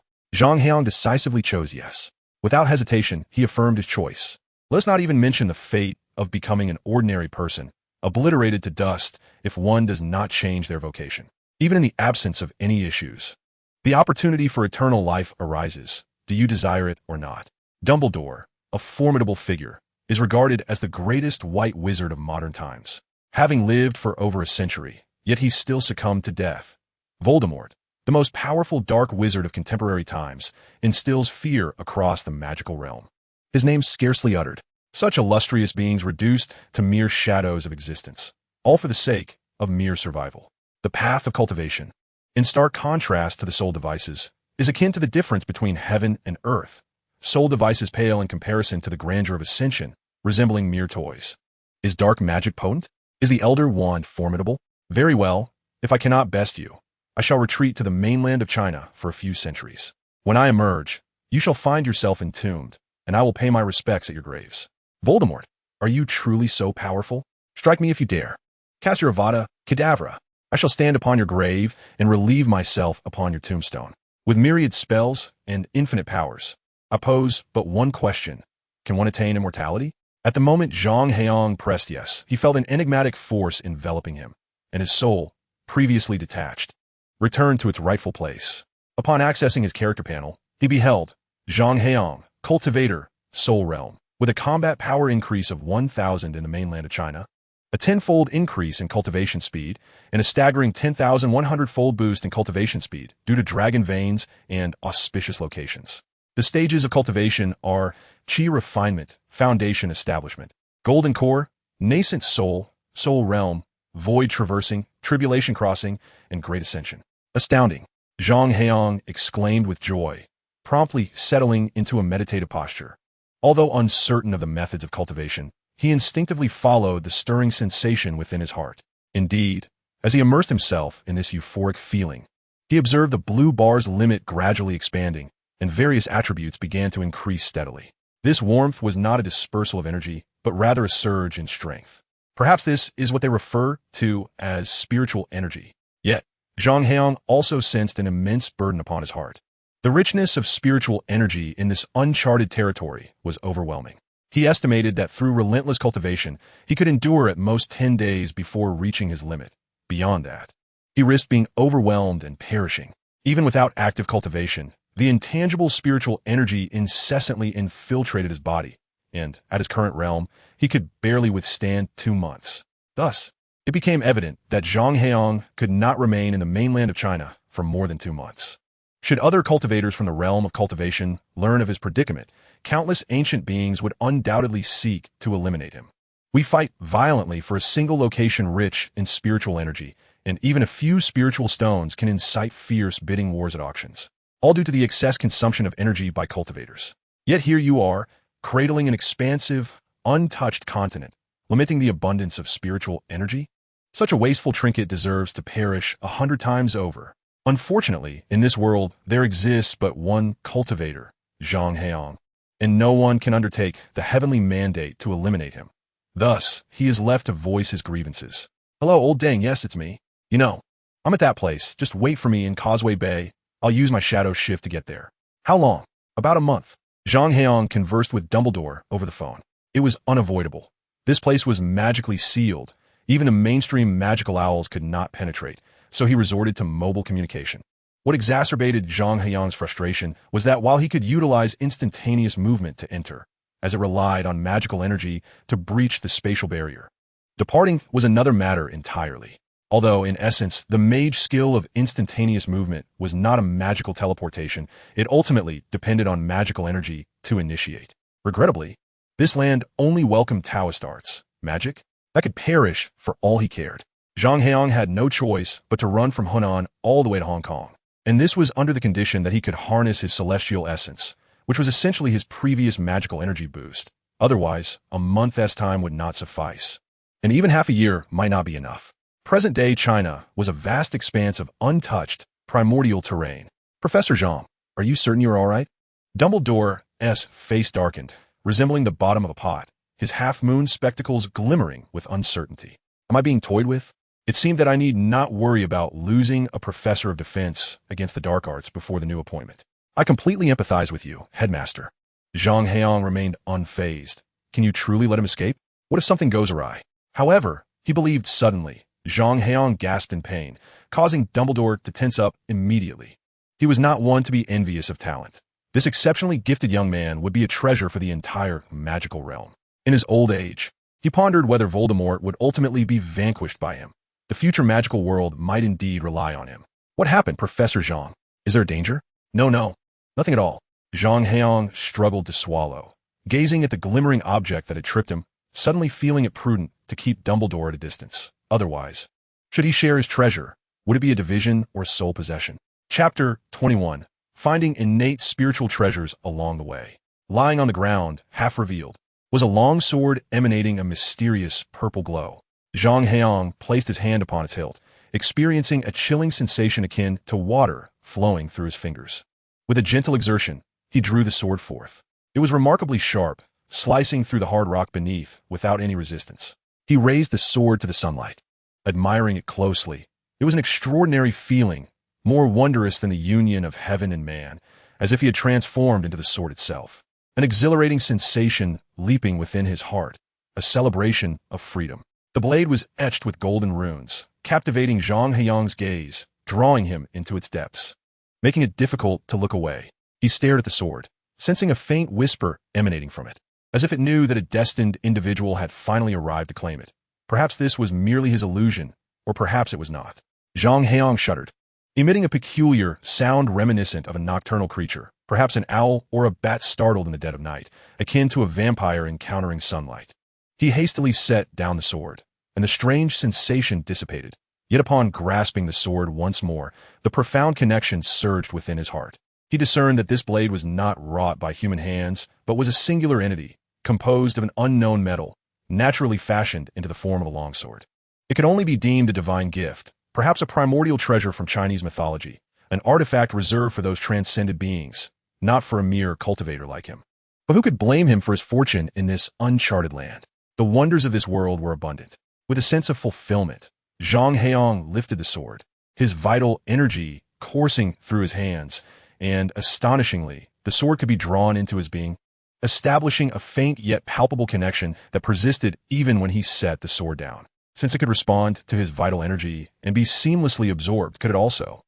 A wild thought ignited in Zhang Heyang's mind as he concentrated all his vital energy and directed it towards the sword. As he infused it with his essence, the bond intensified, and with a mere thought, the sword swelled in response, lifting him gently into the air. Success!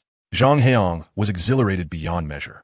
Flying with the sword was the quintessential hallmark of Sword Immortal. Without this ability, what could he call himself but a mere cultivator? He had anticipated that his first experience with sword flight would be arduous, requiring countless attempts to establish a connection. Yet, to his astonishment, the sword soared as if it melded with the surrounding space, stable and swift. With a mere thought, he could traverse hundreds of meters in an instant. Zhang Heyang was ecstatic, standing tall with his arms crossed behind him on the flying sword, performing various aerial maneuvers, and gazing southward into the distance as the sword carried him away, fading into the horizon. It was exhilaratingly fast. By the time he arrived in Hong Kong, amidst the throngs of people, the thrill of sword flight still coursed through him. Every Chinese person, perhaps, harbors a dream of soaring through the skies on a flying sword. In comparison, a fire crossbow felt utterly trivial. If he were to play Quidditch with a flying sword, the golden snitch would be his within 2 minutes. Should other cultivators discover that he wielded a primordial treasure for such a game, they might unleash a wave of scorn. Yet, as always, he mused, were they in this moment? With a whistle, Zhang Heyang stepped into a narrow alley, and with a subtle explosion, his form vanished. In the most renowned dessert shop of Times Square in Causeway Bay, the atmosphere was lively, bustling with shoppers and conversations about work. Oblivious to the soft sound that heralded the sudden appearance of a man in a blue robe within the establishment. Cough, cough, cough. The unexpected arrival of Zhang Heyang startled a tall elder, causing him to cough uncontrollably, his azure eyes brimming with tears that nearly obscured the crescent-shaped lenses of his spectacles. The high-heeled boots beneath his feet proved to be quite a hindrance, causing him to stagger momentarily, teetering precariously before colliding directly with the adjacent wall. Zhang Heyang extended his hand to steady him. Although assisting an elderly person could lead to financial ruin, he understood that this particular elder, should he wish, could amass wealth beyond anyone's imagination in an instant, rendering extortion unnecessary. Be careful, principal. At your age, still so flustered, Zhang Heyang said with a smile, gazing at Dumbledore. To be honest, you startled me. Dumbledore, with a hint of reproach in his tone, adjusted his disheveled, waist-length beard, which had become unruly from the shock. Heyang, do you not announce your presence before arriving? I had no idea that the esteemed Dumbledore would be oblivious to someone using apparition. Indeed, he had employed apparition, as the effects of instant teleportation could become uncontrollable with excessive use. Thus, apparition was the safer choice. Moreover, you should be grateful to me. I prevented your nose from being broken for the 3rd time, Zhang Heyang remarked with a grin. No one could have anticipated that someone could emerge from that continent, especially since you had already informed me of your intention to do so. Dumbledore, feeling somewhat vexed, tugged at his ill-fitting tang jacket and said, who would have thought you could apparate out? If I had encountered a teleportation circle or something of the sort, I would have been transported out directly. Zhang Heyang, nonchalantly rambling, replied, anyway, you wouldn't dare approach. Whatever lies above is still subject to my narrative. Once I could wield magic, I immediately apparat here. Dumbledore did not notice that Zhang Heyang referred to magic rather than magical power, as he could not fathom the existence of true essence and cultivators in the world. He chuckled warmly at Zhang Heyang and suggested, since you are here, let us partake in a meal together. The cuisine in Hong Kong suits my palate, typically leaning towards the sweeter side. I highly recommend their honey-glazed char siu and sugar-coated dumplings. They're simply delightful. Suddenly, 2 sharp explosions echoed through the air. Dumbledore's instincts as a top-tier wizard kicked in, causing him to instinctively turn his head as a searing projectile whizzed past his cheek. The incessantly falling leaves wove a canopy, enveloping the surrounding space. Dumbledore stared in astonishment as Zhang Heyang swiftly altered his hand gestures, unleashing torrents of formidable magical energy that shattered Dumbledore's protective barrier in an instant.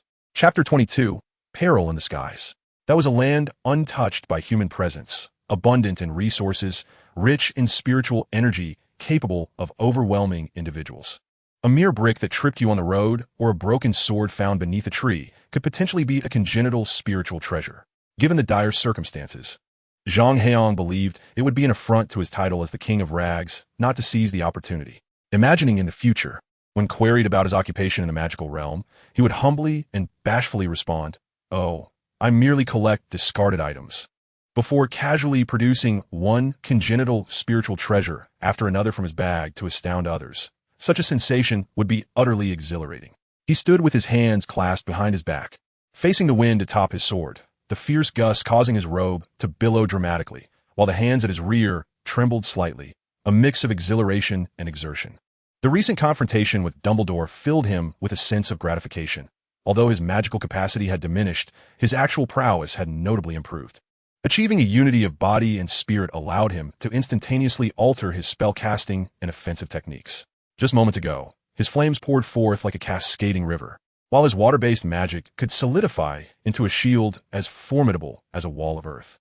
Arcane spells exhibited an adaptability akin to elemental magic, an ability that had once seemed unfathomable when he was merely pressing keys to unleash spells.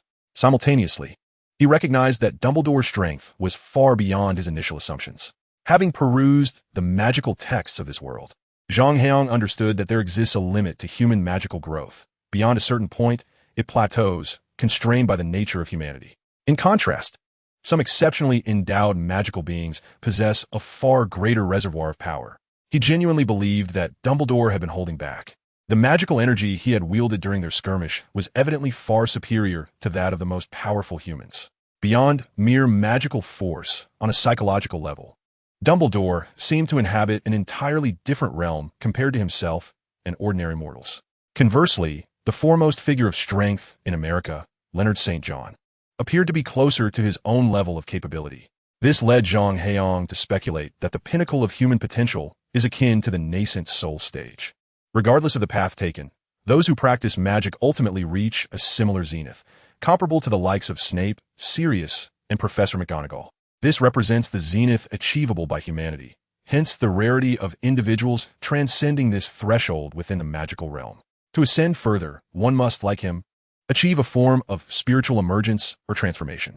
The power of a fully realized mage parallels that of the nascent soul, and so does Leonard S.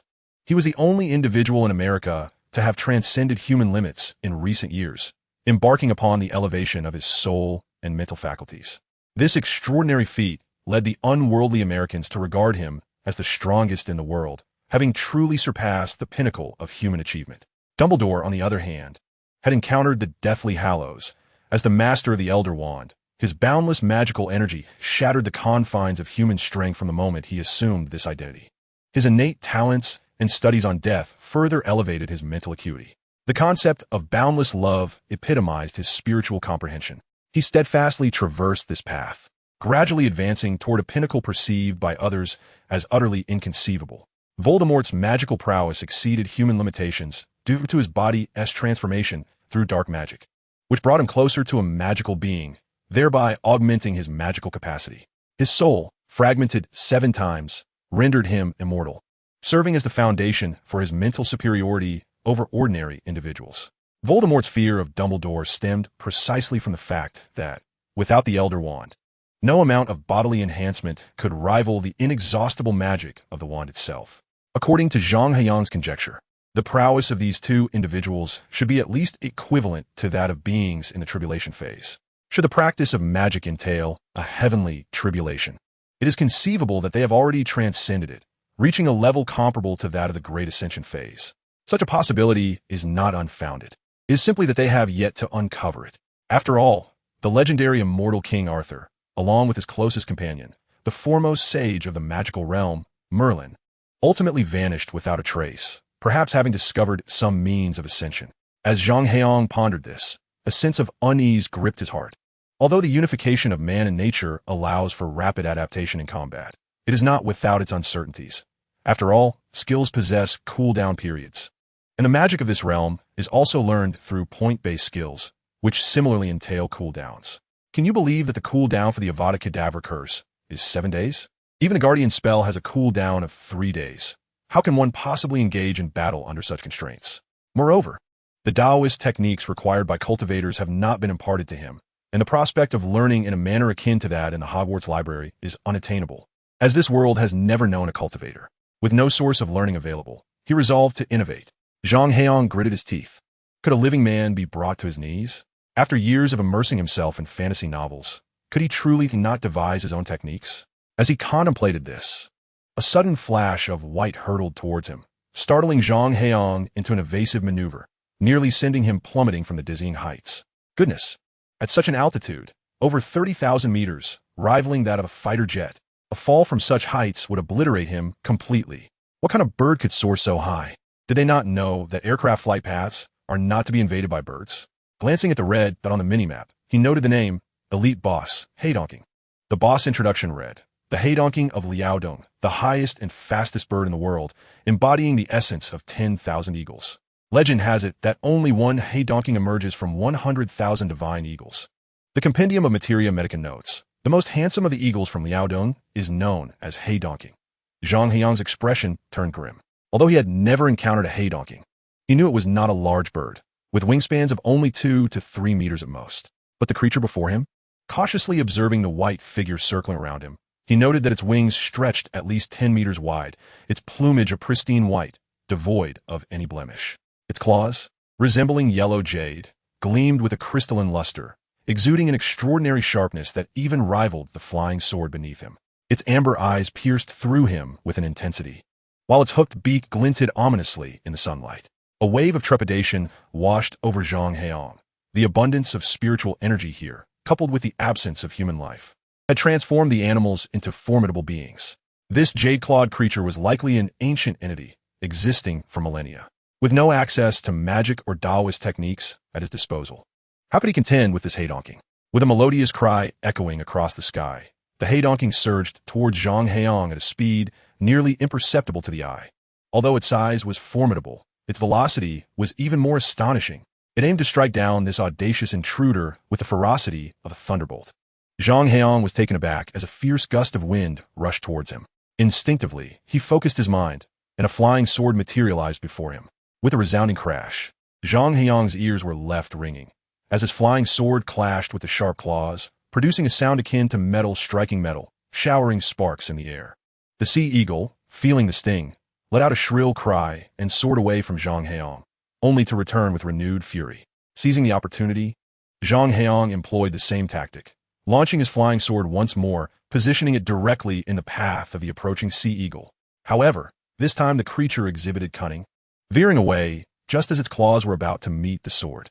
The agile sea eagle pivoted to Zhang Heyang's rear, its enormous wings obscuring his vision, as it prepared to strike him from behind with its lethal claws. Panic gripped Zhang Heyang's heart. He knew that even a mere graze from such formidable claws, capable of contending with innate treasures, could spell his doom 100 times over. Frantically, he scanned his skill list, but all abilities appeared in gray, inaccessible. In despair, he shut his eyes. At the last moment, an image of the 4 plates of dried fruits from the hotel flashed in his mind. As if possessed, he reached behind him and shouted, "Steamed lamb." In that critical instant, Zhang Heyang's actions seemed both ludicrous and foolish. Yet, when he uttered those 3 words, an overwhelming surge of true essence enveloped him. The air around him thickened, and the sea eagle's thunderous assault was inexplicably ensnared by an unseen force. Coming to a sudden halt, an indescribable fragrance wafted through the air. This aroma, subtle and not overpowering, resembled a delicate allure that stirred the appetites of beings in need of sustenance. Steamed lamb, a delectable dish composed of lamb fetus, is a staple of home cooking. The method of steaming lamb has been documented in Qiming Yaoshu and elaborated in Shurxian Hongmi during the Qing dynasty, being the centerpiece of a grand Manchu Han feast. The sea eagle sensed a menacing energy locking onto it, and its millennia of training ignited a primal instinct, prompting it to screech in alarm and flip mid-air, claws poised to retaliate. Clang! A torrential downpour of blood erupted, resembling a crimson, otherworldly firework. The sea eagle was taken aback, letting out a piercing wail as it flapped its wings, retreating several dozen meters. Goodness, that was fierce!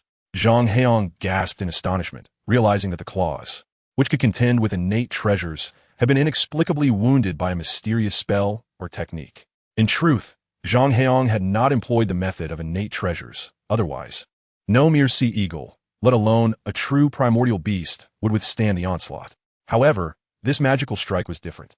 As he gazed at the ethereal blade of magic that had descended from the heavens, a peculiar sensation welled up within him, akin to visualizing a recipe and its culinary steps. Indeed, it felt as if he was perusing a cookbook. The recipe for steamed lamb begins with gently slicing open the lamb fetus's outer covering to release the amniotic fluid. Was that not precisely akin to the initial step of the attack directed at the sea eagle? The sea eagle appeared somewhat flustered, its wings beating rapidly. With the strength of a millennia-old creature, it could easily summon a small tempest upon the ground. Yet here, an altitude exceeding 30,000 meters, it seemed as though some invisible force had ensnared him, rendering his efforts utterly futile. The colossal sea eagle appeared to oscillate between a feverish intensity and the sudden chill of a bucket of cold water, creating an absurd spectacle. Would it be that Zhang Heyang, rifling through his memories, would next recite, take a purple clay pot, add chicken broth, fresh milk, salt, chicken essence, scallions, ginger, silver fungus, and lamb fetus, sealing the pot with cotton paper before steaming it until tender? Indeed, as he spoke, a massive purple entity enveloped the sea eagle, resembling an enormous clay pot. Following this, an infusion of magical energy poured forth, akin to continuously adding scallions, ginger, and garlic into the pot, intensifying the steam and exacerbating the dire situation of the sea eagle, whose pristine white feathers became increasingly disheveled. Was this real? Zhang Heyang felt a tingling sensation coursing through his body, which he released through his outstretched right hand. The blue bar on his status panel plummeted rapidly, while an invisible confinement materialized before him, ensnaring the sea eagle, which had just extricated itself from the steaming lamb, once again rendering it immobile. A shrill cry of the eagle shattered countless clouds at high altitude, as deep-seated malice flickered within its amber eyes. Who was this intruder? It was the sovereign of the skies, having reigned for millennia, vanquishing countless foes since birth, now toyed with by an inexplicable, featherless creature that resembled a flying monkey. The magnificent deity of all eagles vowed to annihilate this mischievous, featherless monkey. The sea eagle screeched furiously, yet Zhang Heyang dismissed its fury, thinking, "You wish to strike me? Then first, extricate yourself from this magic."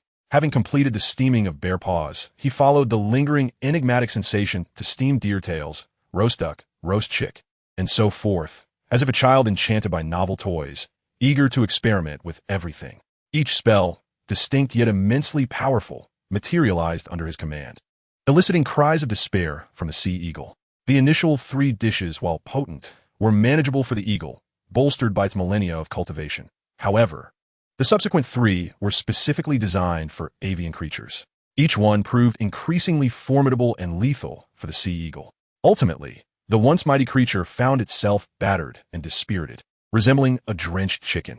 In truth, Zhang Heyang had seized an advantage. This eagle, having cultivated in the spiritually rich expanse of the Chinese mainland for thousands of years, possessed strength rivaling that of Voldemort. Alas, practitioners of cultivation in this realm experienced a tenfold increase in power, allowing Zhang Heyang's spells to easily subdue it.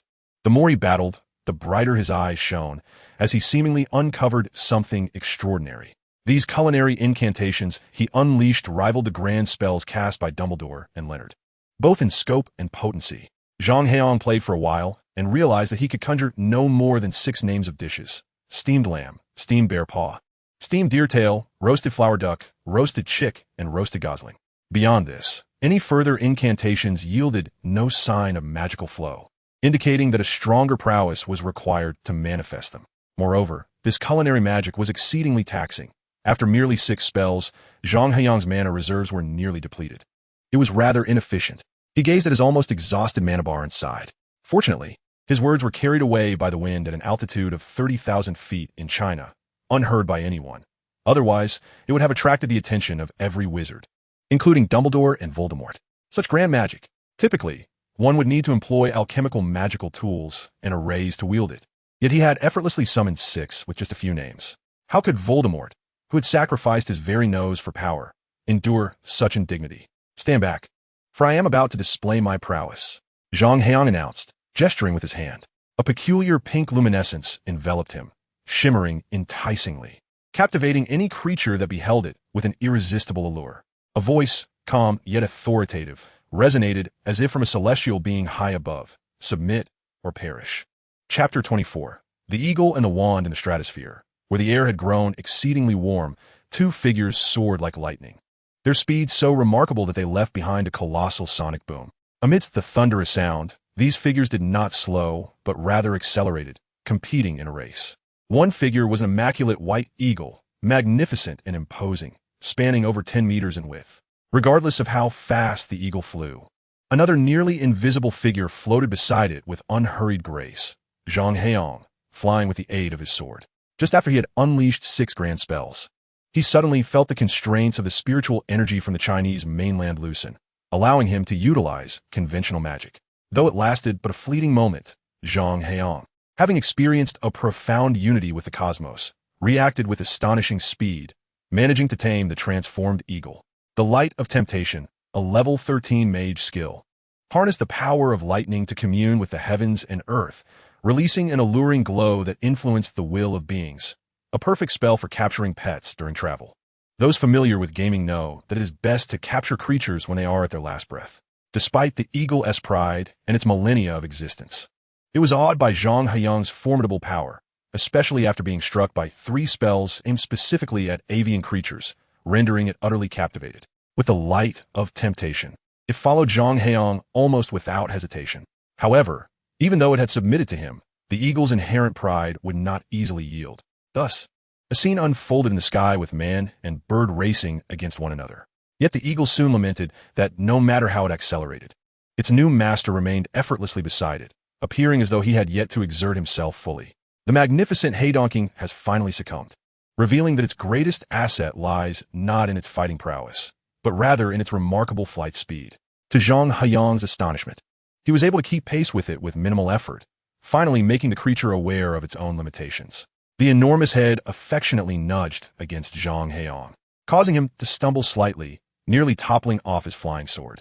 The Heydonking subsequently slowed its pace, casting an inquisitive glance at its master, as if to suggest that he might wish to alight upon its back for greater ease. Zhang Heyang pondered for a moment. Having recently exerted himself with magic and driven hard on his journey, his energy reserves were nearly depleted. If he continued at this rate, he might indeed plummet from the sky. Thus, he nodded, leaping gracefully onto the broad back of the Heydonking. Its back was spacious, with a wingspan exceeding 10 meters, providing a sense of stability as he stood atop it. Moreover, the Heydonking possessed an innate magical aura, forming a protective shield along its back to deflect the air resistance and fierce winds, sparing Zhang Heyang the need to conjure his own protective spells. What a splendid creature! Zhang Heyang crouched down, filled with joy as he patted the massive white body beneath him.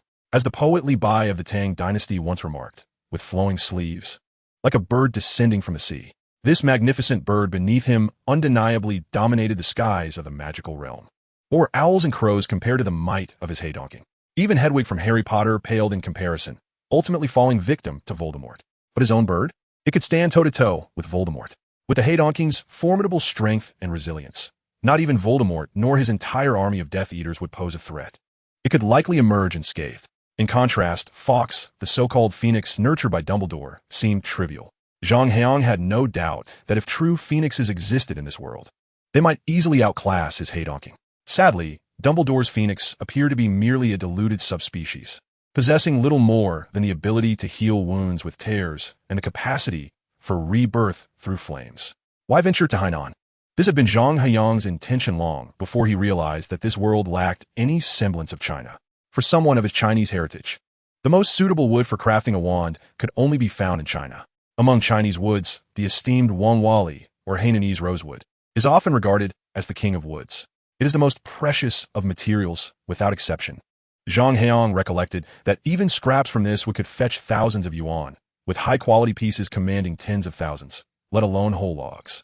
Initially, Zhang Heyang had merely contemplated using magic to acquire some leftover scraps. But it was not merely a matter of money. The rarity of the material meant that even with wealth, it was often unattainable. However, the situation was now favorable. Hainan had never been trodden by human feet, and the Wangwali there must surely thrive. He envisioned selecting the largest and finest piece of Wangwali, extracting the core to fashion a wand. Yet, what should he use for the wand's core? Zhang Heyang rested his chin on his hand, pondering for a moment. Both Harry Potter and Voldemort wielded wands whose cores were derived from the tail feathers of Dumbledore's phoenix, thus igniting an epic duel that spanned decades. Reminiscent of an intense bond, Harry had narrowly escaped death multiple times, thanks to this shared feather. If foxtail feathers proved so advantageous, could his own eagle be of similar worth? Sensing the predatory gaze of his master, scrutinizing him from behind, as if assessing which feather would be most useful, the eagle felt an involuntary tightening, its speed of flight increasing. Perhaps it was best to refrain from plucking any feathers. After all, it was no small feat to cultivate such a creature over millennia. Once subdued with the light of temptation, a peculiar bond of empathy formed between the mage and his familiar. Aware of the eagle's anxiety, Zhang Heyang couldn't help but chuckle, deciding against any further pursuit. Zhang Heyang exclaimed joyfully upon observing the colossal fallen trees, This grotesque-faced purple oil pear wood, with such density, feels weighty in my hands. Surely it could fetch several million when sold. The eagle soared swiftly, and soon the duo arrived in Hainan. After a week of diligent searching, Zhang Heyang finally selected the most visually appealing tree that resonated harmoniously with his innate magical energy. He infused the innate spiritual treasure, the flying sword, with true essence, severing it effortlessly. The number 13 might carry an ill omen in a nation like England, steeped in Christianity, and typically wands were not crafted to be 13 inches long. However, Zhang Heyang paid little heed to such superstition. He believed in the celestial supremacy embodied by the Jade Emperor, and 13 inches, slightly over 1 foot, felt comfortable to him. The wand body was complete, yet the question of what to use for the core remained. Perhaps he might consider plucking a feather from the eagle. One feather would hardly be detrimental. After all, Dumbledore routinely harvested feathers from his phoenix to sell to Ollivander for wand making. Surely, one feather would not be too selfish. With a mischievous glint in his eyes, Zhang Heyang approached the eagle, rubbing his hands together in anticipation. Startled, the eagle took flight from the towering tree, quickly shrinking into the sky until it vanished from sight. Just one feather. Why be so stingy? He grumbled, kicking the tree where the eagle had just perched, only to be met with a sharp pain, not merely in his foot, though that ached, but a profound sensation resonated within him. His true essence surged, coursing through his body, each fiber distinctly conveying that the tree harbored the wand core he desired. What kind of tree is this? Initially indifferent, Zhang Heyang's expression morphed into one of astonishment as the realization dawned upon him. Agarwood, superior quality agarwood, to be precise. In his previous life, he lacked the ability to identify such precious timber. However, in this lifetime, his extensive reading in the Hogwarts library had endowed him with sufficient knowledge. Though the authors of those texts had never set foot in mainland China, agarwood was not exclusive to China. It was also produced in Indonesia, Malaysia, Singapore, and other Southeast Asian nations. In a previous life, it is challenging to ascertain which variety of agarwood is of the highest quality. However, in this existence, the agarwood that has absorbed the spiritual essence of the Chinese mainland for millennia undoubtedly surpasses all others. Indeed, one could say it is unparalleled. Zhang Heyang, wielding his sword, meticulously stripped away the bark and trunk, inhaling the rich medicinal aroma that wafted from the wood, feeling an overwhelming sense of tranquility enveloping him. He even sensed that, aided by the fragrance of the agarwood, he could cultivate for extended periods in the spiritually abundant atmosphere of the Chinese mainland. Eureka! After peeling away approximately 1/5 of the exterior, he beheld the amber-colored crystallization. Zhang Heyang immediately recognized that the quality of this agarwood far exceeded the precious medicinal agarwood mentioned in the tomes of Hogwarts by thousands of times. Indeed, the true value of agarwood lies not in its trunk, but in the copious amounts of fragrant resin it secretes after suffering injury and fungal infection. A substance so dense it is often referred to as water agarwood. The agarwood tree, once it begins to form resin due to disease, undergoes an extensive growth period, taking several years to decades. Yet, a piece of premium agarwood can take decades or even centuries to form. Thus, the saying in China goes, "One tael of agarwood is worth 1 tael of gold." However, this refers to common agarwood. The tree before him has undoubtedly existed for over 10,000 years, far exceeding the age of the legendary Heydonking. 10,000 years. Just the thought of it sent Zhang Heyang into a frenzy of excitement. This was a creature of ancient times, having survived in a land rich in spiritual energy for millennia. How precious it must be. Ordinary agarwood, being a type of resin, although existing independently, ultimately permeates the wood itself, creating agarwood timber. What lay before him? Merely peeling away 1/5 revealed the resin, which had formed independently, unattached to the wood. He continued to carve, revealing a massive column of amber. Indeed, it was a pillar. The center of this tree was entirely hollow, with scarcely any wood remaining. It was a solid mass of agarwood. Melting now, Zhang Heyang exclaimed, drooling over the agarwood pillar, oblivious to the fact that his hands were smeared with old oil, as his vital energy surged forth with reckless abandon. Under the fervent infusion of his vital energy, the colossal agarwood pillar diminished at a visible rate. While he cast a grateful glance at his Heydonking, it is said that spirit birds possess a gift for locating treasures, and today proved that to be true. In ancient times, a phoenix perched upon a parasol tree, which was discovered by the Emperor Fuxi, who felled the tree to craft the legendary 7-string zither. Today, this ancient creature, Heydonking, had indeed bestowed upon him a remarkable surprise. As Heydonking observed Zhang Heyang's gaze, which seemed intent on plucking its feathers for a broth. It felt a tightening in its core, beginning to regret its hasty decision to acknowledge him as its master. Such a decision had been far too impulsive. With a flurry of wings, it took flight, uncertain of where it would land next. Once more it departed, truly lacking loyalty. Zhang Heyang gazed at the soaring sea eagle, cursing its apparent lack of brotherhood. After all, you are an ancient creature steeped in thousands of years of history. Wouldn't it be more commendable to lend a hand in refining this exquisite agrwood? What? You claim there is no benefit to be gained? My dear sea eagle, how can one be so superficial?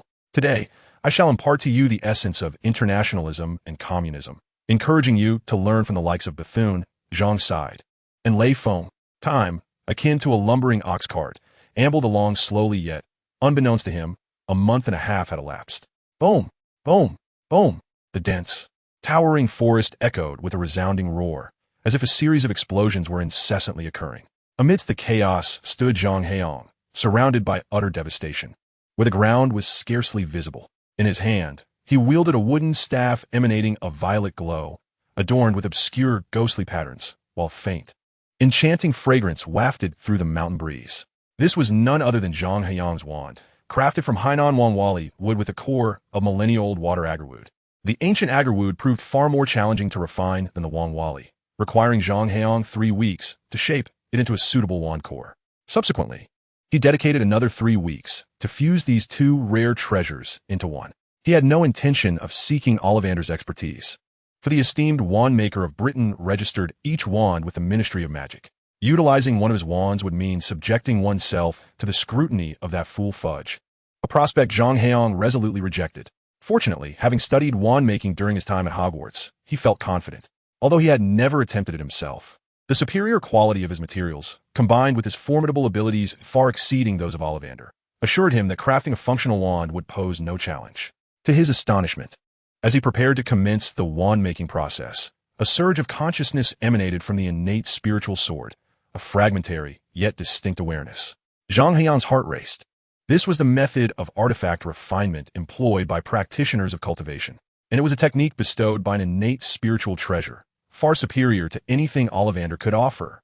Was the wand crafted in Ollivander's establishment?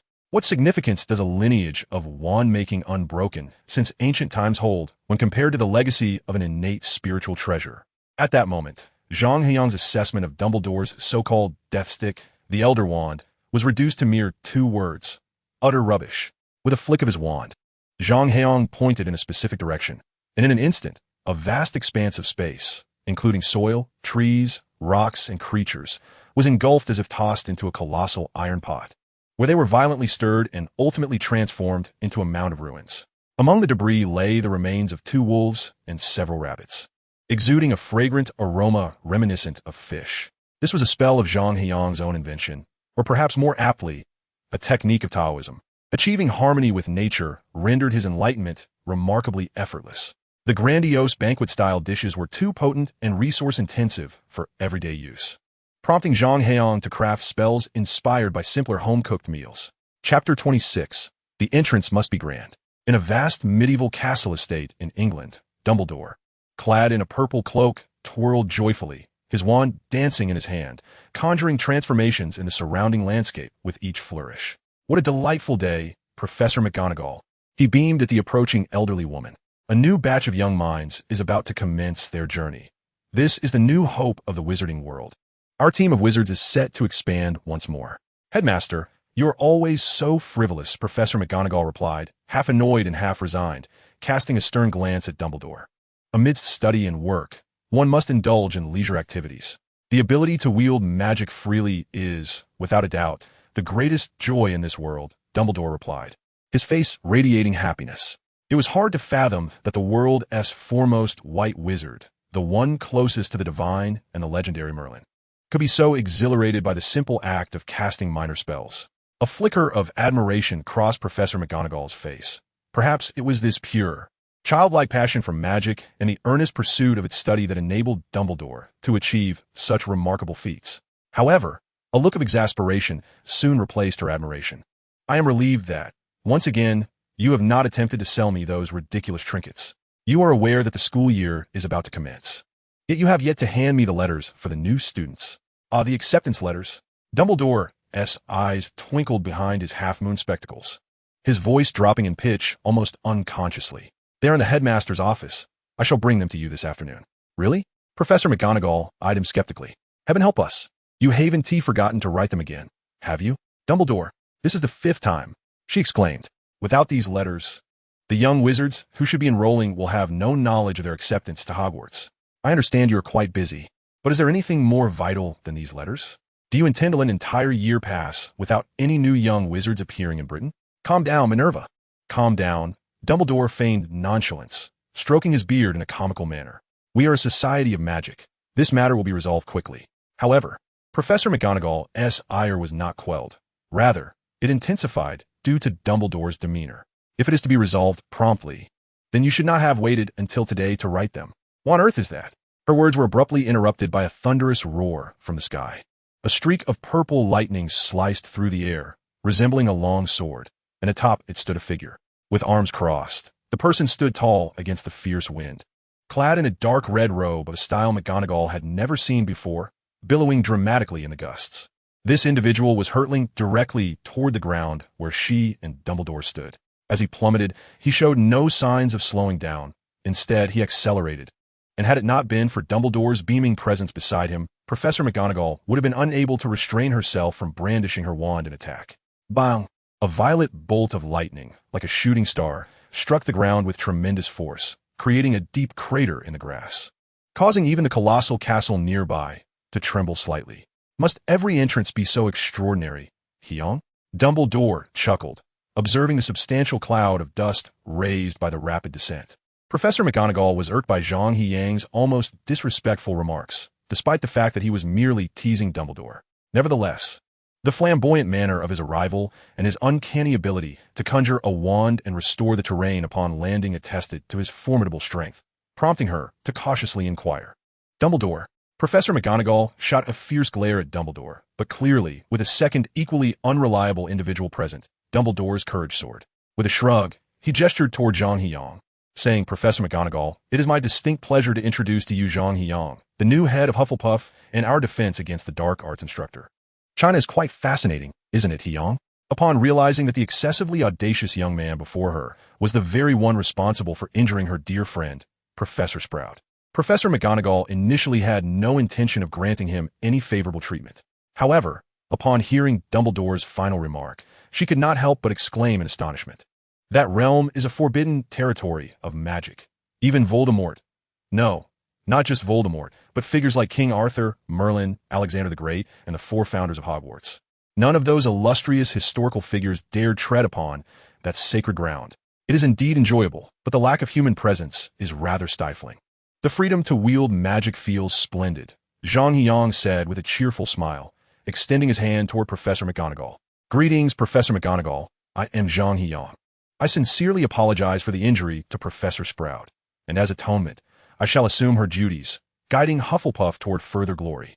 Chapter 27. The Wand Wholesale Business. "You rode?" Zhang Heyang raised an eyebrow and inquired. "Isn't this the sort of task you typically delegate to Hagrid? What, do you not trust him?" "On the contrary," Dumbledore replied gently, "I would entrust my life and fortune to him. I hope you understand that my relationship with Hagrid is one of threat and manipulation." Dumbledore's brow furrowed like a sun-dried chocolate frog, while he also seemed taken aback. "Unexpectedly, you are aware of the Philosopher's Stone. I say, old Dumbledore, your connection with Nick Flamel is inscribed on chocolate frog cards. One cannot expect everyone to play the fool in your presence." Zhang Heyang scoffed. "The most renowned alchemist of the past millennium, the only known individual capable of creating the Philosopher's Stone. You see, the temptation of immortality is immense. I doubt Hagrid could best me. Of course he cannot best you. With such strength, you wouldn't need the Philosopher's Stone for anything, would you, Heyang?" Dumbledore smiled like a child who had just pilfered a sweet treat. "This matter is of utmost importance. To be candid, Hagrid has exhibited a degree of carelessness, and his inability to wield magic could prove problematic in the event of an unforeseen incident. I have faith in Hagrid's abilities. Yet the presence of a formidable ally, such as yourself, would undoubtedly provide a greater sense of security, would it not? Very well, however, I must request to play with the Philosopher's Stone for a couple of days." Zhang Heyang began to negotiate terms. "A jest, indeed. I'm a teacher at Hogwarts, not merely a private soldier of old Dumbledore. Even if I were a soldier, one mustn't overlook the necessity of providing some form of compensation, however modest it may be. In that case, I shall require a pack of the elixir of life. Zhang Heyang stood with his hands behind his back, observing Dumbledore intently, establishing his bottom line. Agreed, Professor Zhang, on the condition that you guarantee the safety of the Philosopher's Stone. Dumbledore blinked and acquiesced. He retrieved a rusted key from the pocket of his purple robe and handed it to Zhang Heyang. It was the key to Gringotts. I believe it would be entirely feasible to summon it with a summoning charm, Zhang Heyang muttered as he pocketed the key and turned to leave. Hagrid's hut, along with its occupant, was quite conspicuous and would be easily located. Dumbledore, you cannot so readily entrust the Philosopher's Stone to others. Professor McGonagall voiced her concerns while watching Zhang Heyang's retreating figure. He possesses such formidable power. Should he attain immortality, he may prove to be even more perilous than the Dark Lord himself. Dumbledore, your trust in people is oftentimes too readily bestowed. Professor McGonagall shook her head, remarking, your past leniency towards the Dark Lord was excessive. One must recognize that not all are as benevolent as you. Zhang Heyang was oblivious to Dumbledore's conversation with Professor McGonagall. Were he to hear it, he would likely scoff at the notion. Dumbledore, aware of Zhang Heyang's knowledge regarding the Philosopher's Stone, understood that should Zhang harbor intentions of seizing it, there would be little he could do to thwart him. Considering the stone was neither in Dumbledore's possession nor within the confines of his cherished Hogwarts.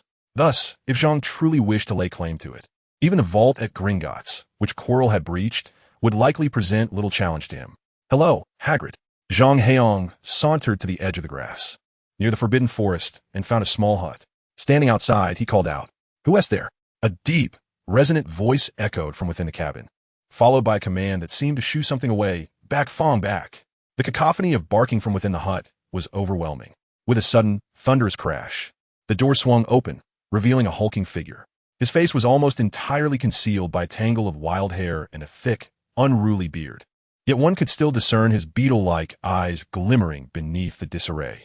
Zhang Heyang also noticed a massive hound behind the giant, its growl resonating like thunder as it bared its teeth at him. A rather impressive Neapolitan Mastiff, to be honest, though its appearance is rather unappealing. Zhang Heyang spoke the truth. The looks of a Neapolitan Mastiff were indeed less than charming, especially when viewed through Hagrid's particular aesthetic lens. Nevertheless, it was undoubtedly a trustworthy companion. Where did one procure such a rare and commendable dog? Sorry, what? The gaze of the giant was clouded with confusion. It seemed he had never encountered such a term. China? Indeed. The giant was taken aback, retreating 2 steps, lowering his voice as he inquired, You have been to China? I mean the continent behind China? Of course. Zhang Heyang replied nonchalantly, seemingly unperturbed by the giant's imminent fainting spell. I believe only with that additional expanse can one consider it a complete China. Yes, yes. I have long known that there are some strange beasts there, the giant stammered, a note of reverence creeping into his voice. But I dare not venture there. To be honest, even from a distance, I feel my body weaken. Not to mention, I was fortunate enough to witness a colossal creature shatter a mountain along the border. I understand, being a half-blood giant, your lineage includes magical creatures, hence the effects of the anti-magic realm in China are amplified for you. Zhang Heyang remained indifferent. Who are you? How do you know all this? The giant stepped back, grasping a pink umbrella leaning against the door, a wary expression settling on his face. What exactly are you here for? How dare you speak ill of Dumbledore? Hagrid's fury was ignited in an instant as he bellowed, twirling the umbrella like a lasso. I don't care who you are. Get out of my sight. Leave Hogwarts. Come now. Hagrid, put away that ridiculous thing. Carrying such a trinket. How can you claim to be a student of Dumbledore? Zhang Heyang effortlessly disarmed Hagrid, tossing the umbrella aside without a glance. With a flick of his wand, a wall made of wands materialized before him. Choose one. I made them myself. Rest assured, the ministry won't know. Hagrid stared dumbfounded at the wooden wall, swallowing hard. Could it be this fellow is in the wand wholesale business? Competing with Ollivander? Chapter 28. The Legacy of the Master. I have received directives from the Ministry of Magic prohibiting me from using magic, Hagrid stammered. Thus, these wands I crafted should serve you quite well. Zhang Heyang chuckled at Hagrid's hesitance, who seemed torn between desire and trepidation. Huh, you wonder why Zhang Heyang possesses so many wands? Please, it's alchemy, an art passed down from primordial treasures.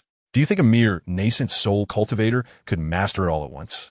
Failing to do so would squander the precious materials I painstakingly sourced, namely the rare Hai Wang and Shui Qinxian. While it is true that given the current conditions in the mainland of China, Finding 2 more trees of equal or superior quality to those would not be particularly challenging. Wastefulness is always undesirable. Excluding those he had ruined, the number of completed wands alone exceeded 10,000. Fortunately, as wands consist solely of a shaft and a core, crafting a true magical artifact would typically take decades to perfect. You claim to be the head of Hufflepuff. What a Professor Sprout. Hagrid asked, his words faltering. Did Dumbledore truly send you to accompany me in retrieving that item? Indeed, it is I. Zhang Heyang chuckled lightly, remarking, Professor Sprout has sustained an injury. I assumed you had been at Hogwarts all along. Did you not think to pay her a visit? As for the Philosopher's Stone, it is merely a trinket that can extend one's life and create gold. Do you truly believe I have any need for such an abundance of gold? As he spoke, he casually tossed the rusted key that Dumbledore had entrusted to him toward Hagrid. Here, the key. Take good care of it, Keeper of Keys. Choose a wand swiftly. Our journey awaits, and it must be rather inconvenient for you without magic. Zhang Heyang's words elevated his stature in Hagrid's eyes. What defines a great person? This is what it truly means to be great. Despite possessing the power akin to that of a headmaster, he conversed calmly with Hagrid, a simple-minded giant who had not completed his studies. In a moment of disagreement, he even offered thousands of wands as gifts. The coveted Philosopher's Stone, in his view, was but a toy. This disregard for wealth and fame mirrored Dumbledore's own philosophy. Whatever it may be, anything associated with Dumbledore commands Hagrid's profound respect. As for the authenticity of his words, there is no doubt no one could pilfer a key from Dumbledore. Then I shall not hold back. Hagrid awkwardly tugged at his disheveled beard, mumbling, I have no galleons to purchase a wand. His statement was indeed truthful. Hogwarts did not employ a gamekeeper, as that position was filled privately by Dumbledore with a modest salary. I believe the wand you are holding, if counted 12 to the right, may suit you better. Why not give it a try? You've heard Ollivander's famous saying, a wand chooses the wizard. Do not fret about the cost. Consider it a gift from me. Observing Hagrid grasp the wand at the edge and prepare to withdraw, Zhang Heyang interjected, I am a teacher at Hogwarts, and you are a student here. Although you are considerably older than I, you have yet to complete your courses at Hogwarts. It is my duty to impart the remaining knowledge to you. Thus, you are now my private pupil. It is only natural for a teacher to assist a student in need. Zhang Heyang held a deep appreciation for Hagrid. He was loyal, kind, and brave, appearing fearsome yet possessing a gentle disposition. Despite his formidable physical presence and the extraordinary creatures he cared for, he could easily have established himself as a significant power in the magical realm, even if he were to rely solely on the lucrative trade of rare beast materials. He could have lived as a wealthy man. Yet, out of gratitude, he resolutely chose to remain at Hogwarts, serving as a humble gamekeeper. Talent can be nurtured, but character is immutable, and this is what Zhang Heyang valued most. Furthermore, Hagrid's admission to Hogwarts indicated he indeed possessed magical aptitude. After being wronged by Voldemort and having his wand broken by the Ministry of Magic, Hagrid was expelled from school, disheartened and without a path to continue his magical studies. Whether Dumbledore respected his wishes or deemed himself sufficiently powerful, requiring only Hagrid's loyalty, he provided no assistance in terms of strength. However, Zhang Heyang's perspective was distinctly different. In the past, he could remain indifferent, but now, as a teacher, allow me to present to you the profound teacher-student relationship that embodies the essence of Chinese culture.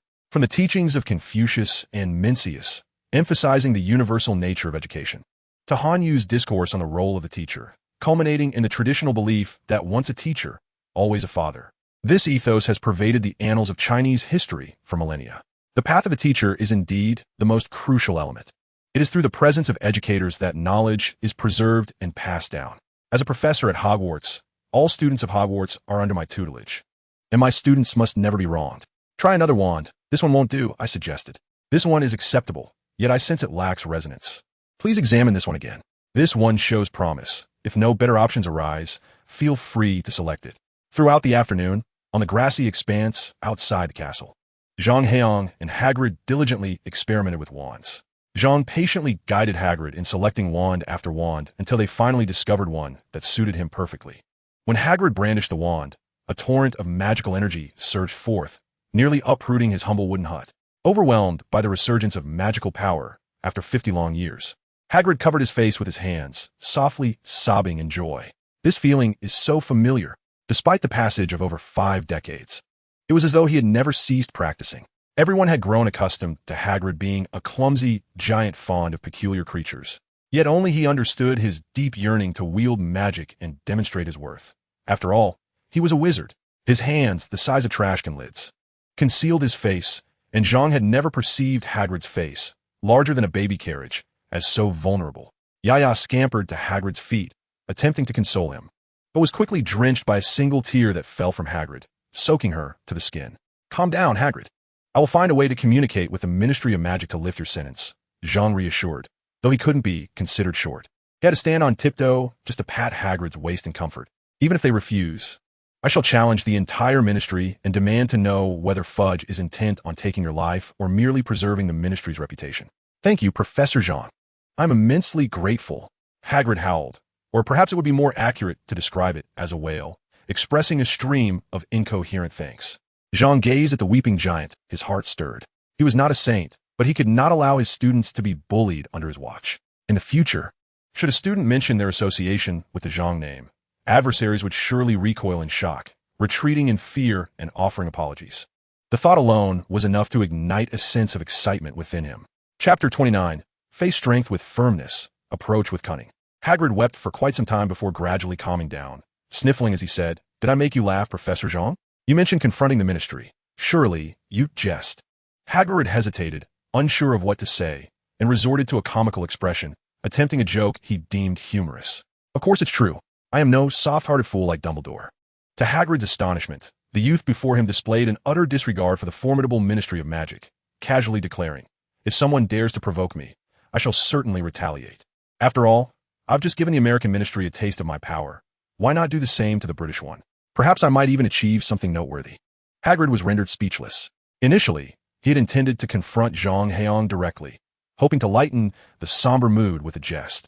But he was taken aback by the teacher's reckless attitude toward the ministry. After all, the ministry housed countless Aurors and formidable individuals, not to mention the legion of Dementors from Azkaban. Even Voldemort had failed to seize the ministry. And here was Zhang implying it could be treated like a mere game dungeon, achieving accolades, nonetheless. It left Hagrid bewildered as to whether this professor was remarkably optimistic or utterly oblivious. Zhang Heyang, however, held no intentions of jesting. He was indeed prepared for a confrontation. However unconventional, he had traversed worlds as if playing a game, thus viewing the ministry as just another level to conquer. As for the societal repercussions, Zhang was adamant that his conflict with the American ministry stemmed from their abuse of authority and wrongful persecution of the innocent, coupled with allegations of racial discrimination. He maintained that he had been compelled to rise against them, completely disregarding the fact that he had single-handedly slapped the face of an entire ministry without even wielding a wand. "It's not my fault I'm weak," he mused. Leonard, in his new role as the head of the Auror office, lamented in frustration, "I wield a wand and unleash powerful spells, yet you remain unscathed." However, his grievances were voiced from across the Atlantic, where Zhang Heyang could not hear him. Even if he had, Zhang would have retorted with righteous indignation about how the greasy food he had consumed recently had caused him to lose a good number of hairs. Moreover, the British ministry was in no better condition. Hogwarts was the sole magical institution in the UK, and the expulsion of Hagrid, coupled with his brief imprisonment in Azkaban, effectively condemned this young wizard's future. This catastrophe was a result of the foolishness of successive ministers of magic, who, in their quest to preserve the ministry's reputation, had ruined a potentially extraordinary talent. Indeed, extraordinary it was. Hagrid's giant lineage may have rendered him somewhat slow-witted, yet it bestowed upon him remarkable physical prowess and magical resistance. Coupled with the unique learning aptitude inherent in human bloodlines, Zhang was certain that a fully nurtured Hagrid would possess strength surpassing even that of a headmaster. Truth be told, Hagrid, Zhang continued as they made their way out of Hogwarts, had it not been for the Minister of Magic making you shoulder Voldemort's blame, you might have long become a headmaster-level powerhouse. In the battle against Voldemort, you could have shone brightly, certainly no less than Sirius Black. With a huff, Hagrid emitted a sound akin to a whistle, his enormous, dark visage contorted with disdain and fury. He slammed his fist onto the massive motorcycle before him, causing its sturdy frame to crumple under the force. He growled vehemently. "Even if I were to cower at the edge of the Forbidden Forest for the rest of my days, I would still be 100 times nobler than that filthy, treacherous traitor who betrays his friends. Despicable scoundrel, this person is utterly vile," Hagrid exclaimed, his breath coming in heavy gasps. "Please, Professor Zhang, do not speak any further. I feel like I might be ill. Damn it, if it weren't for the task assigned to me by Dumbledore, I would never wish to lay hands on his belongings again. But what if there was a mistake? Professor Zhang studied the enchanted motorcycle for a moment, marveling at its intricacies.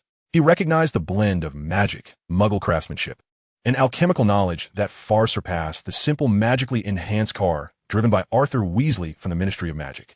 It was no wonder it could withstand Hagrid's considerable weight and strength. At least dozens of Muggles and 4 wizards witnessed it, all of them on that street. He blasted an entire thoroughfare with his wand. No one else possesses such formidable power. Hagrid's chest heaved, his massive boots stomping restlessly on the ground. This wretched traitor, already so powerful, had betrayed his closest friend for the allure of greater strength, aligning himself with the Dark Lord. If not for him, poor little Harry would not have become an orphan. One could only wonder how he fared with his aunt and uncle. Hagrid's voice began to quiver again, on the verge of tears. You must temper your impulsive nature, Hagrid, Zhang remarked, observing the towering giant oscillate between anger and sorrow. What you see may not reflect reality. One must cultivate their own judgment. When has Dumbledore ever expressed an opinion on this matter? If you allow your giant blood's volatility to govern your actions, I must candidly say that no matter your strength, you will only serve as a brute, never as a true master. Mastery is of little concern to me. I merely wish to assist Dumbledore, you, and the other professors in whatever capacity I can at Hogwarts. Hagrid chuckled, slapping his massive palm against the back of his head, leaving Zhang to wonder if he might inadvertently dislodge his own head. Besides, you approve my return to Hogwarts for further studies, so you must guide me through this, yes? So you're not entirely foolish. My worries were for naught. Zhang rolled his eyes, conjuring a sword that levitated beneath him. Now let us depart. All right then, how about we first procure a cake for Harry? It is his 11th birthday, a momentous occasion for a young wizard. It deserves to be celebrated in style. Hagrid grinned, turning the motorcycle's ignition, which roared to life as they ascended into the sky. Understood? To the bakery first? Zhang shouted against the wind, his protective aura unknowingly enveloping Hagrid and his motorcycle. Indeed, Hagrid's mill produces exquisite cakes and pastries. I absolutely adore them. Hagrid beamed, though he added, it might be a long flight, perhaps 12 or 13 hours. You love them? Then their business must not be thriving, Zhang remarked, feeling a headache coming on. With a wave of his hand, he dispelled the protective shield. We've arrived. Let's descend. What did you say? We've arrived? As he observed the figure of Zhang Heyang, enveloped in fiery red garments, plummeting rapidly, Hagrid remained rooted in place, utterly bewildered. I mentioned a duration of 12 or 13 hours, did I not? And yet, the face covering lasted scarcely 12 or 13 seconds. Are you jesting with me?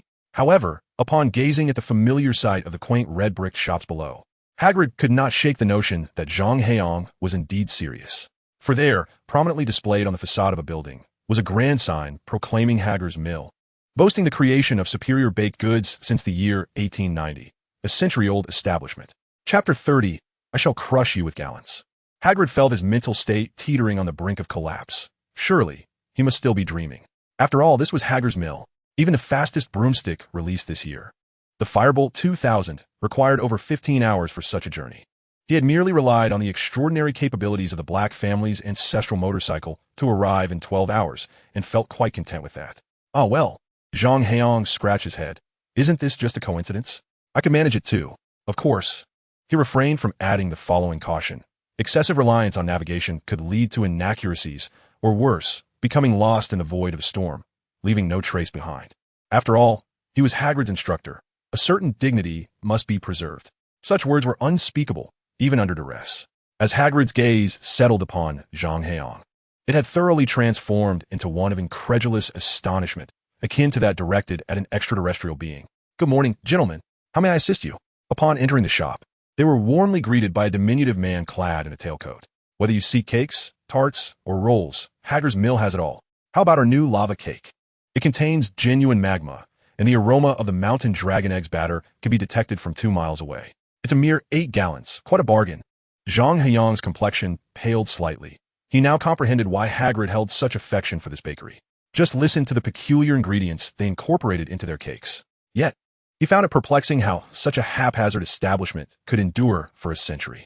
Hagrid, on the other hand, was in high spirits. He strode confidently toward the counter, his hand resembling a massive millstone as he heartily patted the shoulder of the little man, Davis, and exclaimed, "Long time no see, Davis." Davis's expression contorted in discomfort, along with the creaking of the floorboards, made Zhang Heyang feel akin to a wedge being mercilessly hammered into the ground. Perhaps in the coming years, their wooden floor would become exceedingly robust. After all, a century-old establishment always required maintenance. They could even venture into selling flooring, offering customers a sturdy board and proclaiming, "Hey there, need a solid floor?" A human wedge, steadfast and reliable, from the century-old prestige of Hagrid's mill. Davis, with a face reminiscent of someone in dire straits, evaded Hagrid's formidable hand and forced a smile. "Ah, it's you, Hagrid. Unfortunately, we lack the materials for rock cakes. How about a black forest cake made with salamander eggs?" "Enough of that, Davis. I am rather short on funds," Hagrid candidly admitted, glancing at the counter. "Just give me a sponge cake. And I'll take that yule log cake over there as well." Hagrid instinctively set his gaze upon a cake priced at 25 nats in the Nat district. Only after voicing his desire did he realize the inappropriateness of his choice.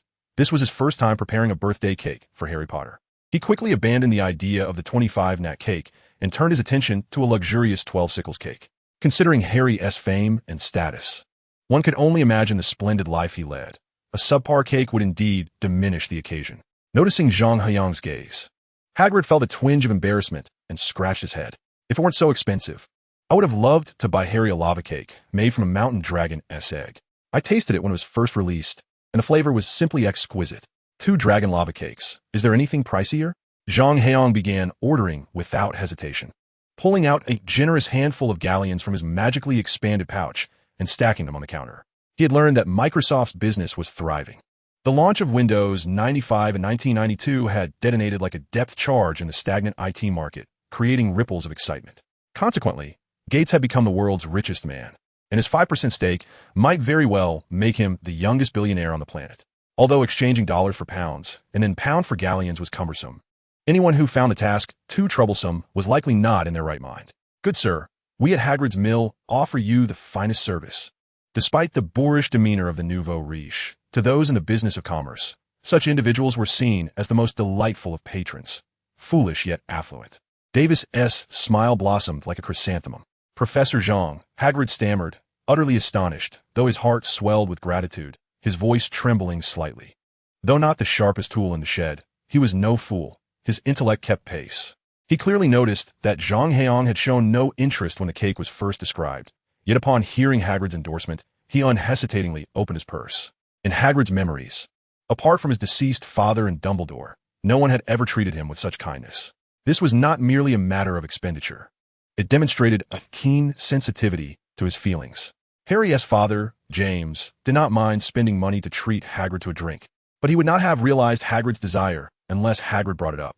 The cost of a few cakes was trivial, yet due to his half-giant heritage, few were willing to befriend him, and even fewer could offer him care.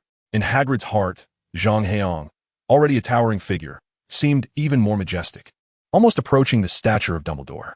"No worries, Hagrid. I'm a teacher at Hogwarts, and you're a student. Soon, Harry Potter will be as well. What's the harm in buying 2 cakes?" Zhang Heyang patted Hagrid's waist, signaling him to calm down, for he had already seen Hagrid's emotional outburst looming, threatening to spill tears of gratitude. While Zhang Heyang had a discerning eye for Hagrid's sensitivities, he had no inclination to fathom the thoughts of a man, especially a half-giant. His actions were purely a display of wealth. Simply put, he was rich and unapologetically extravagant. "Storing bicycles. We no longer haggle. Boarding the bus. We insert genuine coins. 2 eggs with our savory pancakes." After a considerable time, a scornful sound, exhaled through the nose, emerged from beside Zhang Heyang. A middle-aged man with Fijin Soda stood next to him, his pale, sharp face framed by a pair of deep maroon eyes that glimmered with disdain. "You must have consumed an extraordinary amount." He elongated his tone, surveying Hage with an air of superiority. "No wonder there's such a clumsy giant among you. I wouldn't be surprised if you devoured all the pig feed from Muggle's farm.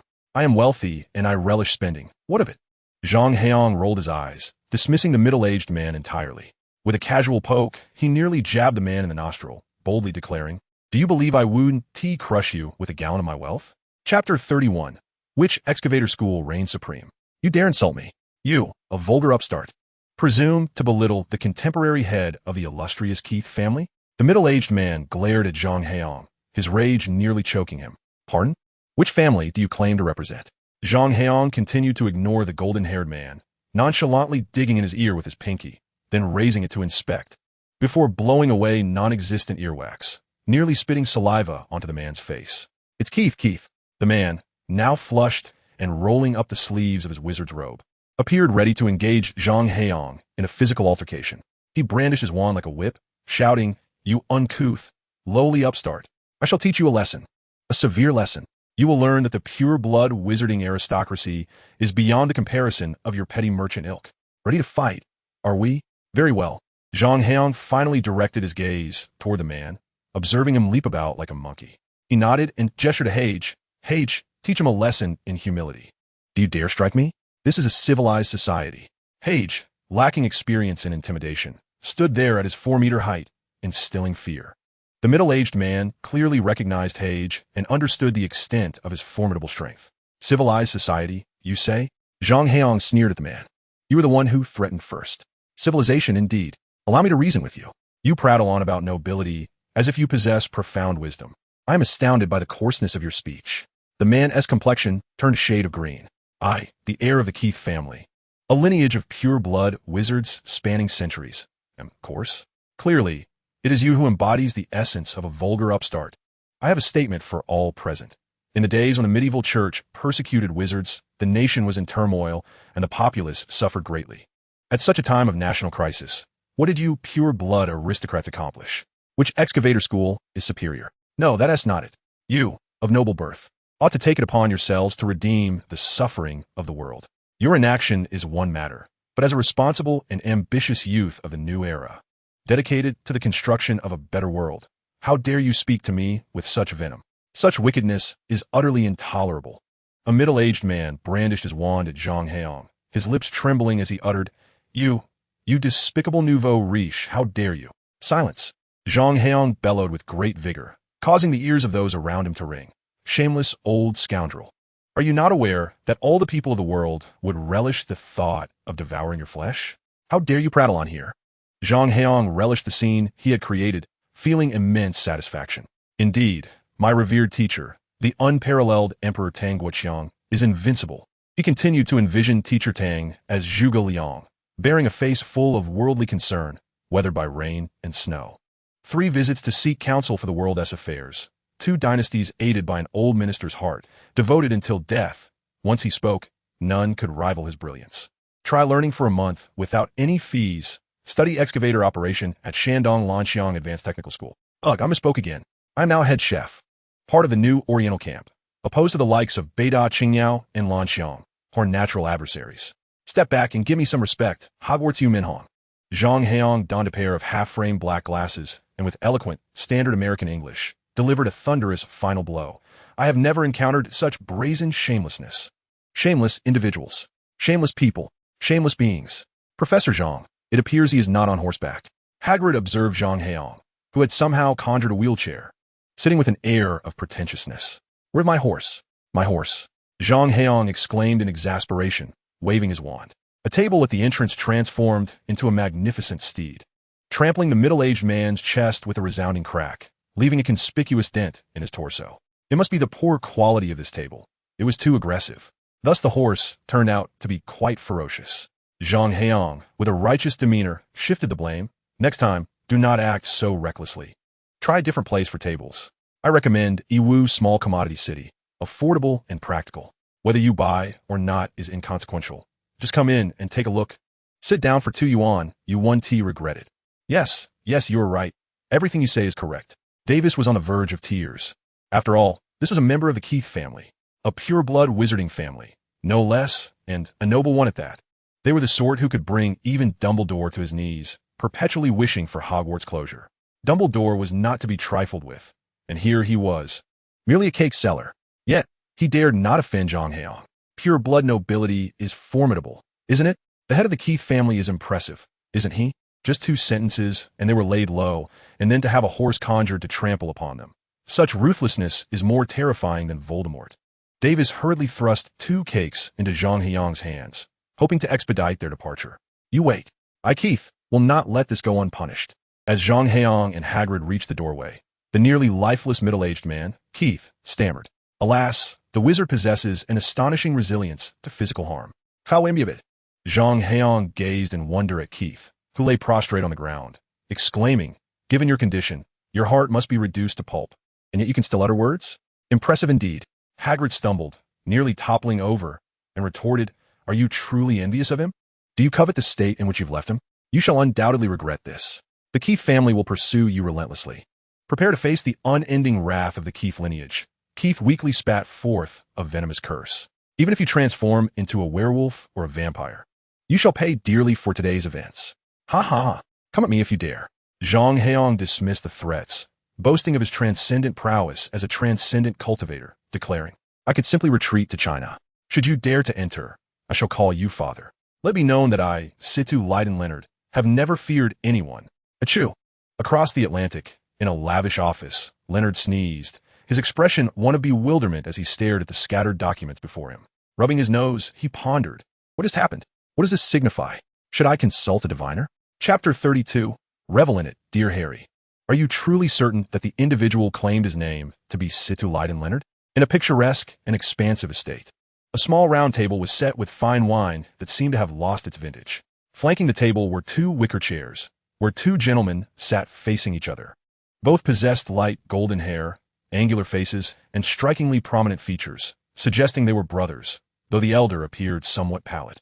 Yet, why would America's preeminent powerhouse venture into England? Given his stature and might, he ought to command respect in America. Would the Ministry of Magic remain oblivious to his presence? The gentleman seated opposite Keith swirled his goblet, observing the crimson liquid within, and inquired coolly, "What brings the American here?" "Humph, the Americans have long been discontent with us Brits, and he dares to proclaim himself the world's strongest. I suspect he seeks a duel with Dumbledore." Keith seethed, gripping his goblet tightly. "Transfiguration, Al. Transfiguration. All we need is an oin our fifth-year OWLs to execute the spell." As Keith grew increasingly animated, he rose from his seat, fervently gesticulating, his eyes wide with fervor. With a mere flick of the wand, he could transform the table into a horse, and then trample me to near death. Who else could it possibly be but Leonard? Lower your voice, brother. Can a wizard's physical injury truly be deemed severe? I'll cast a casual glance at his sibling, remarking, even if his transfiguration has reached the utmost level, could a horse truly injure the current head of the Keith family? Coughing, Keith's face flushed as he recollected. I was lying on the ground, my mind buzzing from his taunts. Indeed, his combat skills are remarkable. He is undeniably formidable. Al snapped his fingers, setting down his goblet, and stated, "However, this does not confirm that he is Leonard. According to your account, he was seen with Hagrid, purchasing a cake together. It is widely acknowledged that Hagrid, the gentle giant, serves as a loyal confederate to Dumbledore. During our school days, he was so devoted to Hagrid that he did not hesitate to confront the wrath of the Keith family. If it were truly Leonard, would he maintain such intimacy with Hagrid? Of course, Zhang Heyang speaks in American English, having learned it from the little tyrant during his childhood, which was quite delightful. At that moment, Liang, Yumin Hong, and our beloved Tao Tao, possessed by a spirit, were not battling alone. They would not easily succumb to defeat. I am about to give in. Zhang Heyang lay sprawled on the table, panting like a lifeless dog. A cake laden with over 20 dragon eggs could indeed be lethal. Observing Hagrid devouring it as if it were the most exquisite delicacy, he felt a surge of admiration. After just one bite, he was overwhelmed. How could this fellow eat so voraciously? Truly remarkable. No wonder he is so fond of Dumbledore. His peculiar tastes align with that of the old man. Oh, him, Hagrid, immersed in the bizarre flavors of the cake, lifted his face from behind the enormous confection and mumbled indistinctly, "Death Eaters?" Zhang Heyang toyed with a wand crafted from millennium-old sea yellow wood, which could easily serve as a collector's item. Perhaps most pure blood families are like that, especially the aristocrats. Yet, there exist exceptions like the Potters and the Weasleys, who stand against the Dark Lord. Hagrid, with his head bowed, continued to indulge. He eschewed utensils, opting instead to dig into the colossal cake with a silver platter. And not to mention Aragog. Oh, the eight-eyed giant spider I once raised during my school days. Hagrid recalled this incident, still seething with rage, as he clutched his beard, smeared with cream and egg yolk, and exclaimed, "It has bred numerous offspring in the Forbidden Forest, and their venom and fangs are particularly valuable. The webs are treasures as well, along with my nocturnal steeds and other creatures. To be the guardian of such precious beings, I often wonder how I have endured such misfortune."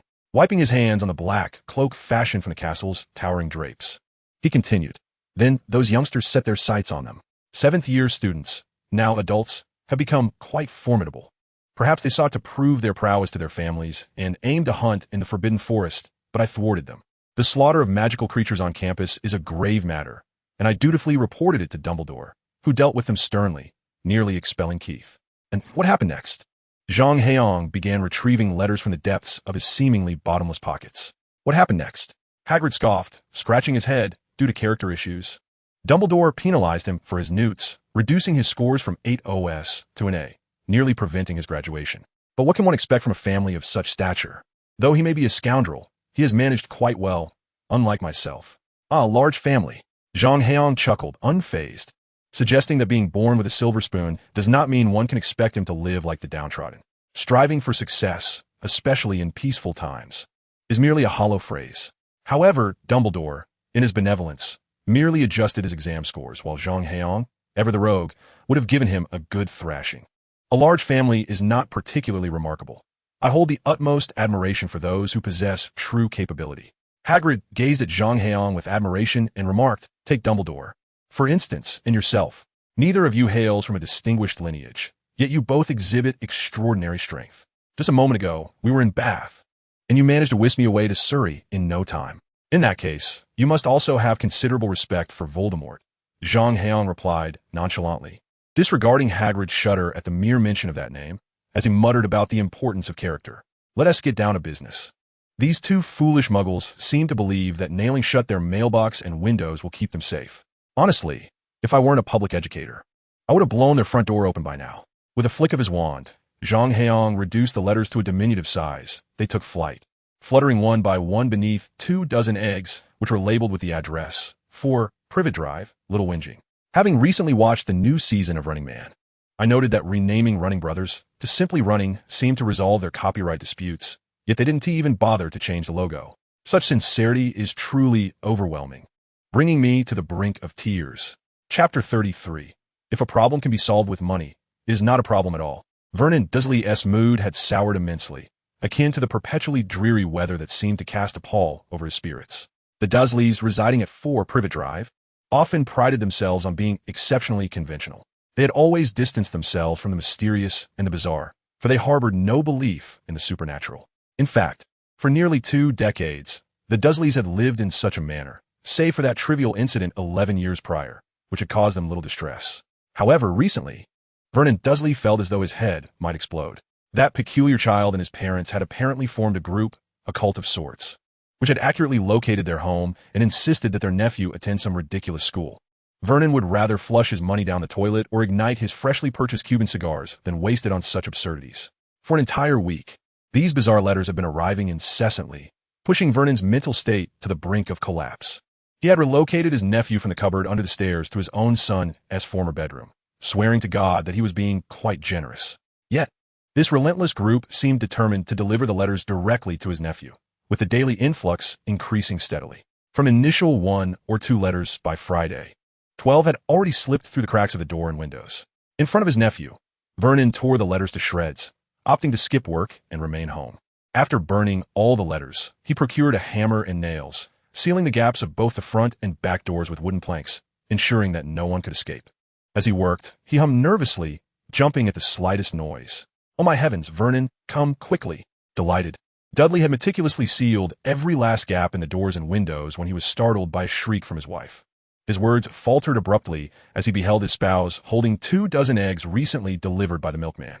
Petunia had already unwrapped them, and beneath each egg lay a rolled-up letter. These letters, initially small, would spring to life the moment the eggs were lifted, expanding and unfurling, their text inscribed in a glaring emerald ink. Once again it was them. In a fit of exasperation, Dudley gathered the 24 eggs, ready to hurl them into the flames of the fireplace, unable to endure the correspondence from these peculiar individuals any longer. "Wait a moment, Vernon. There's a letter for you." Women often possess a keener eye. As Vernon grasped the egg carton, Petunia caught sight of a hint of black amidst the emerald.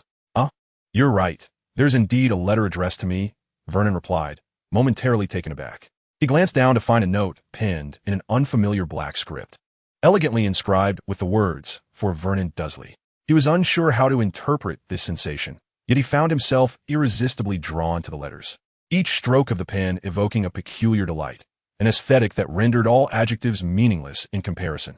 The only term that could barely encapsulate the impact of such beauty was lovely. This handwriting is infinitely more appealing than those other letters, Vernon exclaimed involuntarily, feeling that any correspondence directed at him, rather than his nephew, would be preferable, even if it bore the marks of a dog-esque paw. Yet, a sense of unease crept over him. The familiar English letters seemed oddly disconcerting, as though the beauty of this script would be better expressed in square characters. He shook his head, pondering the impossibility of square letters. Perhaps he had been driven mad by the incessant flow of letters. As Vernon tore open the envelope, a paper fluttered down. "Oh, my goodness, is today some fortuitous day, Petunia?" he murmured, eyes wide as he watched the paper descend to the floor. Petunia bent to retrieve it, gasping in astonishment. It was a check for £5,000, equivalent to the commission from several of Vernon's business deals, a rather early Christmas gift.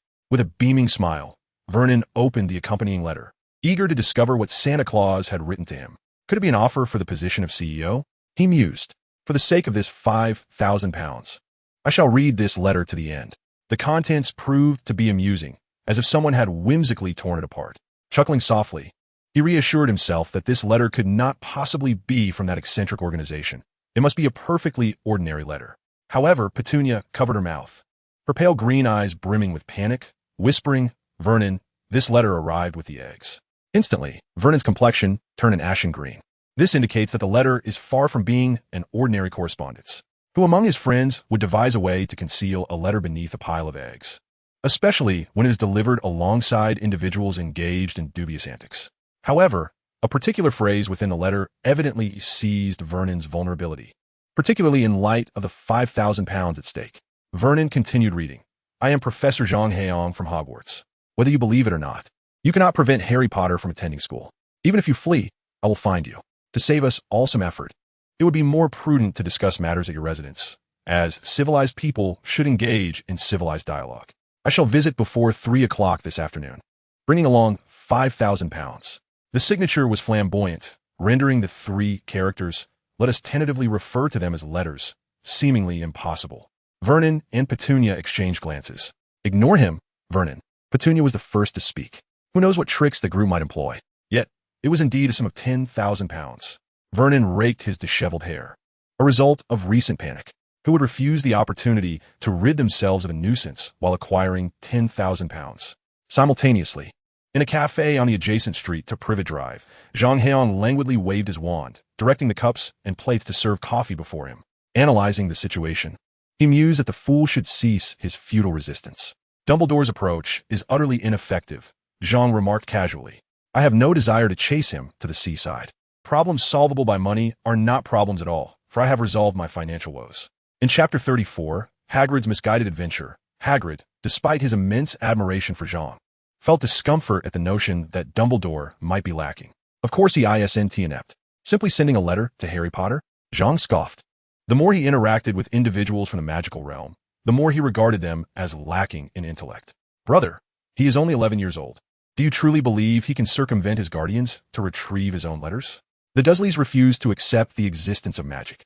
They will go to great lengths to isolate their family from any news of the magical world. Sending a dozen or 20 letters would be futile. Even burying their house in letters would yield no results. Dumbledore was fully aware of this, yet insisted on inundating the Dursley household with letters in hopes of Harry seeing the acceptance letter. Zhang sneered. "Isn't that merely creating conflict? Isn't that foolish? You must understand that adhering strictly to conventional procedures can be an exceedingly foolish course of action. It serves only to exacerbate matters." Hagrid stared blankly at Zhang, wishing to offer a rebuttal, yet found himself rendered speechless. He felt his worldview crumbling. As the grand figure he once idolized transformed from an elderly sage into this indifferent youth before him. He was mistaken, at least in one matter. The youth was indeed invested. Zhang Heyang drew forth his wand and exclaimed, "Silver ear lotus seed soup." Before him, the tableware began to transform. The coffee cup morphed into an oversized blue and white porcelain-covered bowl, while the dark brown coffee turned into a crystal-clear liquid. From the tip of Zhang Heyang's wand, orchids emerged, only to gradually transform into silver fungus. Suddenly, beneath the bowl, a few red dates and lotus seeds floated to the surface, as if the bowl were an unfathomable abyss. The silver ear, lotus seeds, and red dates swiftly ripened, and a tempting yet subtle fragrance wafted throughout the cafe, drawing the gaze of every coffee drinker toward Zhang Heyang. "Would you care to taste the imperial silver ear lotus seed soup?" he inquired, unfazed by the attention, as he cheerfully pushed the bowl towards Hagrid. As a Chinese individual, Zhang Heyang could tolerate many things, but he was unwaveringly discerning when it came to the quality of food. The English term for China, translates to where one eats. A nation that has cultivated the invasive species of crayfish through artificial farming certainly possesses the world's foremost prowess in culinary endeavors. Thus, Zhang Heyang was presenting an authentic royal recipe, one typically prepared by the empress herself during the emperor's moments of fatigue, an exquisite bowl of silver ear lotus seed soup made with her own hands. Zhang Heyang realized that as long as he could conjure this magic, he would possess a clear understanding of its recipe and preparation. This meant that even if one day mainland China ceased to embrace him, rendering him a mere muggle, he could still thrive as a Michelin 3-star chef. The art of mixed magic. Though he had only recently begun his studies, his foundational knowledge was quite solid, and over the past few days, he had gleaned some insights from Zhang Heyang, learning just how formidable mixed magic could be. Mixed magic allows one to release multiple spells with a single incantation and gesture, exponentially increasing the casting speed. When various spells are fused together and cast as one, the outcome is not merely additive. The synergistic effects can yield powers that are multiplicative or even exponential. However, the amalgamation of different magics can lead to instability, resulting in backlash or explosions. To master mixed magic, one must wield a magical power several times greater than that required for the individual spells, alongside a formidable mental fortitude. Animagus transformation is a well-known example of mixed magic, though it involves the human body. Hence, individuals with exceptional talent, albeit lesser power, can still achieve it, such as Rita's Skeeter. Conversely, those lacking talent may struggle to manifest their formidable magical energy. However, the mixed magic emanating from a wand is a pure reflection of one's strength. Only those of headmaster caliber can wield the combination of two spells and must be fully focused to do so. Yet just moments ago, Zhang Heyang had nonchalantly pointed his wand and uttered 5 incomprehensible words, effortlessly completing the spell. Moreover, Hagrid could recognize the 5 types of magic contained within: transfiguration, charms, summoning, wand lore, and potions. The unrecognized magics were likely even more numerous. If an ordinary person were to master such extraordinary abilities, they would undoubtedly cherish it like a precious treasure, concealing it as a secret technique, for one never knows when this ace up the sleeve might save their life. Yet here stands this individual, engaging in some form of magic, and what has he conjured? A mere bowl of porridge? How utterly absurd! Professor Zhang, surely this is a gross extravagance, Hagrid exclaimed, his eyes wide, puffing out his beard. Extravagance? In this life, one must indulge in the simple pleasures of sustenance. How can one not treat oneself with kindness? What I engage in is the pursuit of life's pleasures. Is this not the very essence of the invention and application of magic? Wizards wield their powers to enhance life. And this, indeed, is the proper use of magic. To be candid, my magic was conceived for the sole purpose of creating delightful food. Zhang Heyang had a moment of epiphany. Holding a 5% stake in Microsoft, he was already a billionaire, a fully realized archmage, transcending the pinnacle of human potential as a primordial spirit cultivator. With wealth and power at his fingertips, and only 21 years of age, why should he not savor the joys of life? Why would he consider purchasing an opportunity to converse with Dursley?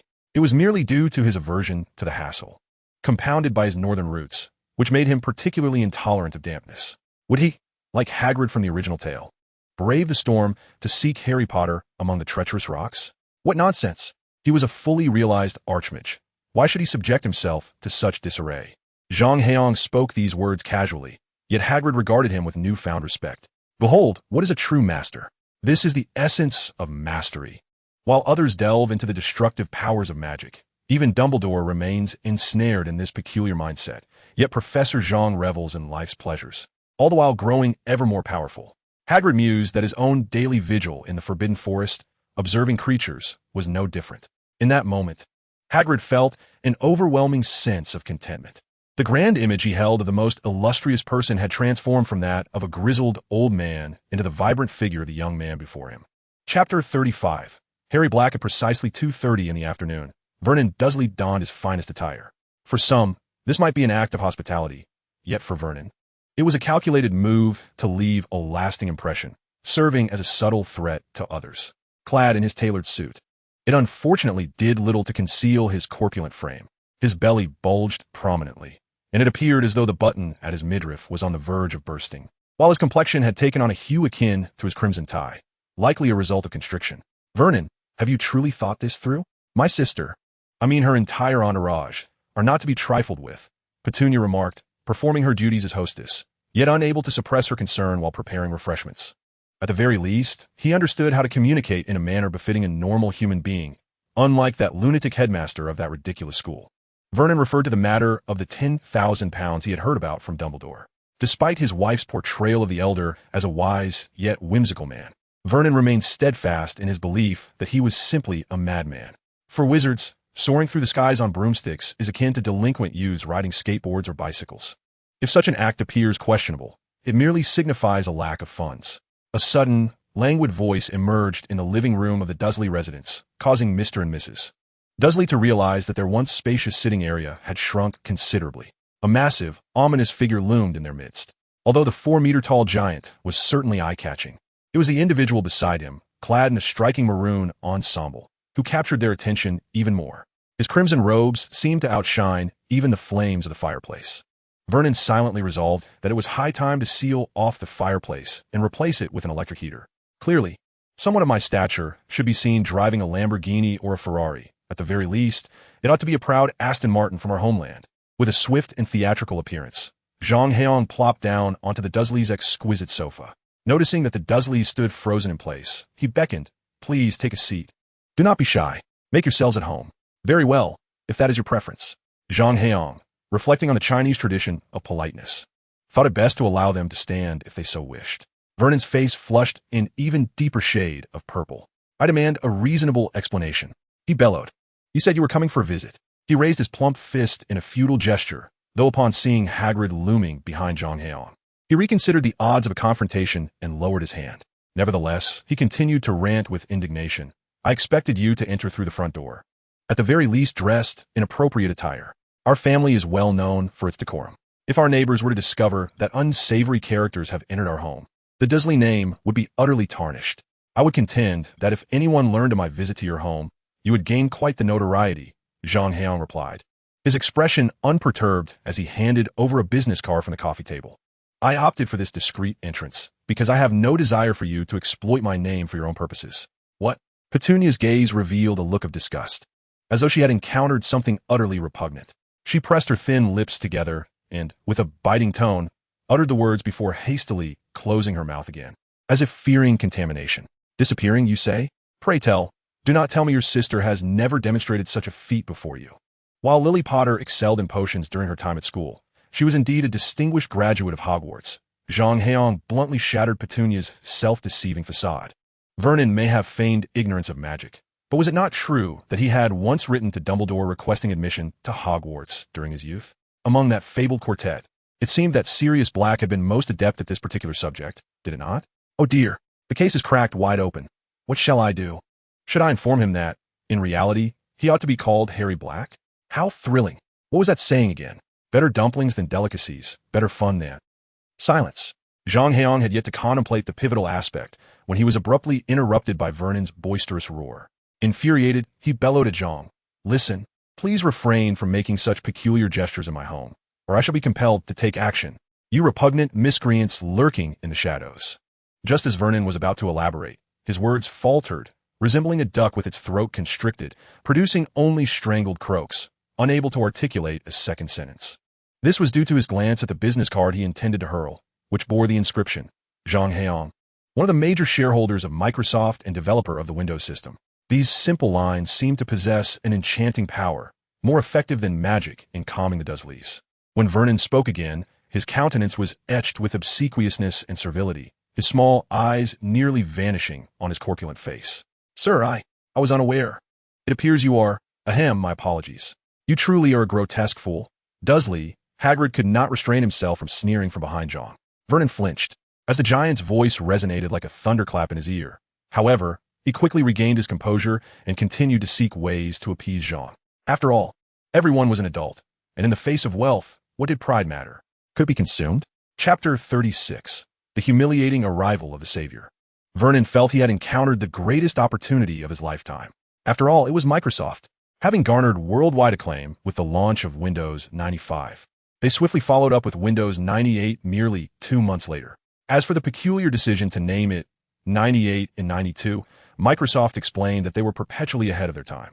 The release of 95 catapulted Microsoft to the forefront as the world's leading company, leaving their longtime rival Apple to languish beneath their shadow. Apple hastily reinstated its ousted founder, Jobs, yet before he could fully realize his vision, Microsoft unveiled 98, inciting such fury in Jobs that he nearly resigned from Apple once more. In the presence of such a corporate leviathan, what was he? Though he could boast of being part of the middle class in the eyes of the capitalist elite, even as a managerial executive, he was trivial. Everyone knew the new century heralded the era of the tertiary industry, the age of computers and the internet. A mere antiquated drill factory would crumble under a mere breath. The world's premier corporation, a major shareholder. It mattered not if Zhang Heyang claimed to be a wizard. Vernon believed he would willingly grovel before any entity. Vernon was convinced that by winning over this peculiarly dressed, enigmatic young man, he would secure a prosperous future, a promotion, a raise, the title of CEO, and ascend the pinnacle of success. My life has been worth it, he mused, his demeanor growing increasingly reverent. Please, Petunia, the tea. Fetch the finest black tea. How many times must I reiterate the importance of proper hospitality when receiving esteemed guests? You have been exceedingly discourteous. Mr. Zhang, my sincerest apologies. Vernon clenched his teeth, silently cursing his wife for her extravagance. How could one dare offend Microsoft? He conveniently overlooked the fact that he had initially greeted Zhang Heyang with a scowl. No need, Zhang Heyang replied, drawing forth a set of tea ceremony utensils from the void with his wand, which shimmered with a purple glow as it gracefully circled in the air. Gradually, an indescribable fragrance began to permeate the room. Delicate, tightly rolled tea leaves of a vibrant green-brown hue fell into the teapot, while pristine mountain spring water seemed to descend from the heavens, pouring forth like a silver dragon into the teacup. The moment the cool liquid touched the sides of the vessel, it began to boil. Once brewed, the tea exuded a bright, amber hue, and the leaves unfurled in a splendid display of red and green. Even someone as restless as Vernon Dursley found his spirits soothed by the aromatic essence wafting through the air, a fragrance rich with the notes of orchids, lingering and ethereal. In an instant, the Dursleys' traditional European-style home transformed into a serene Chinese garden. The couple observed Zhang Heyang's meticulous actions with a mixture of bewilderment and an ineffable charm, while Hagrid's expression shifted uneasily. Once again, it was a blend of magic, and this time, the knowledge required was far more profound than the simple task of making porridge in the cafe earlier. Last time it was about cooking, this time it was about brewing tea. Professor Zhang, can you not engage in something a bit more serious? How delightful it is to simply roast sausages with a casual flick of a wand in our little abode. Zhang Heyang, engrossed in the art of tea brewing, remained oblivious to the expressions of those around him. Even if he had noticed, he would not have cared. After all, this was the exquisite Dahong Pao, sourced from the revered mother tree. Though the tea leaves required numerous steps to be transformed in a brewable Dahong Pao, Zhang Heyang's mastery of magic rendered such complexities trivial. Once the ability to cultivate spiritual powers had awakened within him, he discovered that self-created techniques or spells could effortlessly resolve such challenges. Dahong Pao demands a meticulous approach, savored slowly from small pots and cups to truly appreciate the zen-like essence of rock tea. Despite the aid of magic, Zhang Heyang labored for quite some time before finally lifting a small cup to savor the brew. Why are you all staring at me? Speak up, Zhang Heyang remarked in surprise after finishing a cup, only to find the Dursleys gazing at him in a daze. Vernon's face flushed a deeper shade of purple, as he could hardly fathom such a lack of decorum. Wasn't the plan to brew tea? Yet, Zhang had only prepared a cup for himself. This is my home. My home. Zhang Heyang regarded Vernon's changing expression with curiosity, unaware of his thoughts, and even if he did, it would not matter. The Hong Pao, the mother tree, priced at a staggering 10,000 a gram. Did he really expect Zhang to serve this tea? Why the long face? You want a tea? Why not brew it yourself? Haven't you been claiming this as your house? Mr. Zhang, in response to the matters you mentioned in your letter, Vernon could only feign ignorance of such exquisite tea, remarking that Harry has indeed reached the age for schooling. Frankly, his aunt and I have already selected a school for him, one of the finest secondary institutions in the area, which reflects our affection for our nephew. The sum of £10,000 is non-negotiable, neither a penny more nor a penny less. With a flick of his wand, Zhang Heyang rendered the tea set immaculate, as if it had never borne any object. Given the level of care you have provided for Harry Potter, I find it hard to believe that £10,000 has been utilized over the course of 11 years. And that is without accounting for his labor in your household. Should you find this unsatisfactory, the solution is straightforward. I could accuse you of child abuse, employing child labor, and withholding wages, among other charges. But I am wealthy, you see. Zhang Heyang remained unfazed, inquiring if Vernon had ever heard of coal magnate. Do you believe I could purchase your company and dismiss you single-handedly? We have nurtured him for so many years. He ought to understand gratitude. Vernon's tone suddenly softened, appealing to familial bonds. You are correct. One should indeed know gratitude. Did you hear that, Harry Potter? Without warning, Zhang Heyang gave his wand a slight shake, and the wall at the corner became transparent, revealing a frail young boy with a gaunt face, protruding knees, raven black hair, and a pair of emerald green eyes, the very protagonist of this world, Harry Potter, the boy who lived. Ironically, the savior was being pinned down by another massive body, as corpulent as a pig, struggling desperately. Chapter 37. Such terrifying power. I believe that sometimes a bit of weight loss can contribute to one's health, don't you think, Dudley? Zhang Heyang spoke lightly, yet no one else in the room dared to utter a word. As he gently waved his wand, Dudley began to float like a large balloon. Dudley pressed his lips tightly together, attempting to suppress his tears. His complexion was ghastly pale, resembling that of a sheet of paper. While every young boy dreams of soaring through the skies, Dudley certainly did not wish to ascend in such a manner. He found this man before him far more frightening than the giant python his cousin had unleashed at the zoo on his birthday just days prior. Harry was thus afforded his rescue. Clumsily, he managed to rise to his feet, desperately trying to adjust his glasses perched precariously on his nose. But the makeshift tape holding the frames was evidently uncooperative, causing the glasses to slip once more. Hello, Mr. Potter. Zhang Heyang rose slowly from the sofa, bowing slightly to Harry, before waving his wand to bring forth the entire tea set he had just stowed away, commencing to brew a cup of Dahong Pao. Zhang Heyang held no particular sentiment towards Harry, yet Harry Potter was undeniably the central figure of this world, the child of destiny. Thus, Zhang Heyang's gesture was a tribute to the very essence of this realm. Indeed, greetings. Harry was at a loss for words as he beheld the strikingly arrogant young man, Zhang Heyang, who effortlessly sent Dudley, weighing nearly as much as a juvenile whale, soaring into the air with a mere flick of his wand. It was as if he possessed an innate ability to wield such power. Harry thought to himself, I can do that too, and the words escaped his lips unbidden. The Dursleys reacted like startled rabbits. Oh, but wait, Dudley was still airborne. However, Vernon's shock rendered him oblivious to the son he cherished. For Zhang Heyang's wand had lifted Dudley into the sky, a feat far beyond his reach. Their astonishment was undeniable. The term wizard struck them with a paralyzing fear. Upon hearing that their frequently bullied nephew could also wield such magic, how could they not be terrified? Of course you can. Otherwise, how do you think your hair maintains its virtue? Or how did you release the python? Zhang Heyang remarked nonchalantly. The savior can't even perform magic? You jest. When he grasped that fated wand, the surge of magic nearly toppled Ollivander's shop, an ability not even a typical fifth-year Hogwarts student possesses.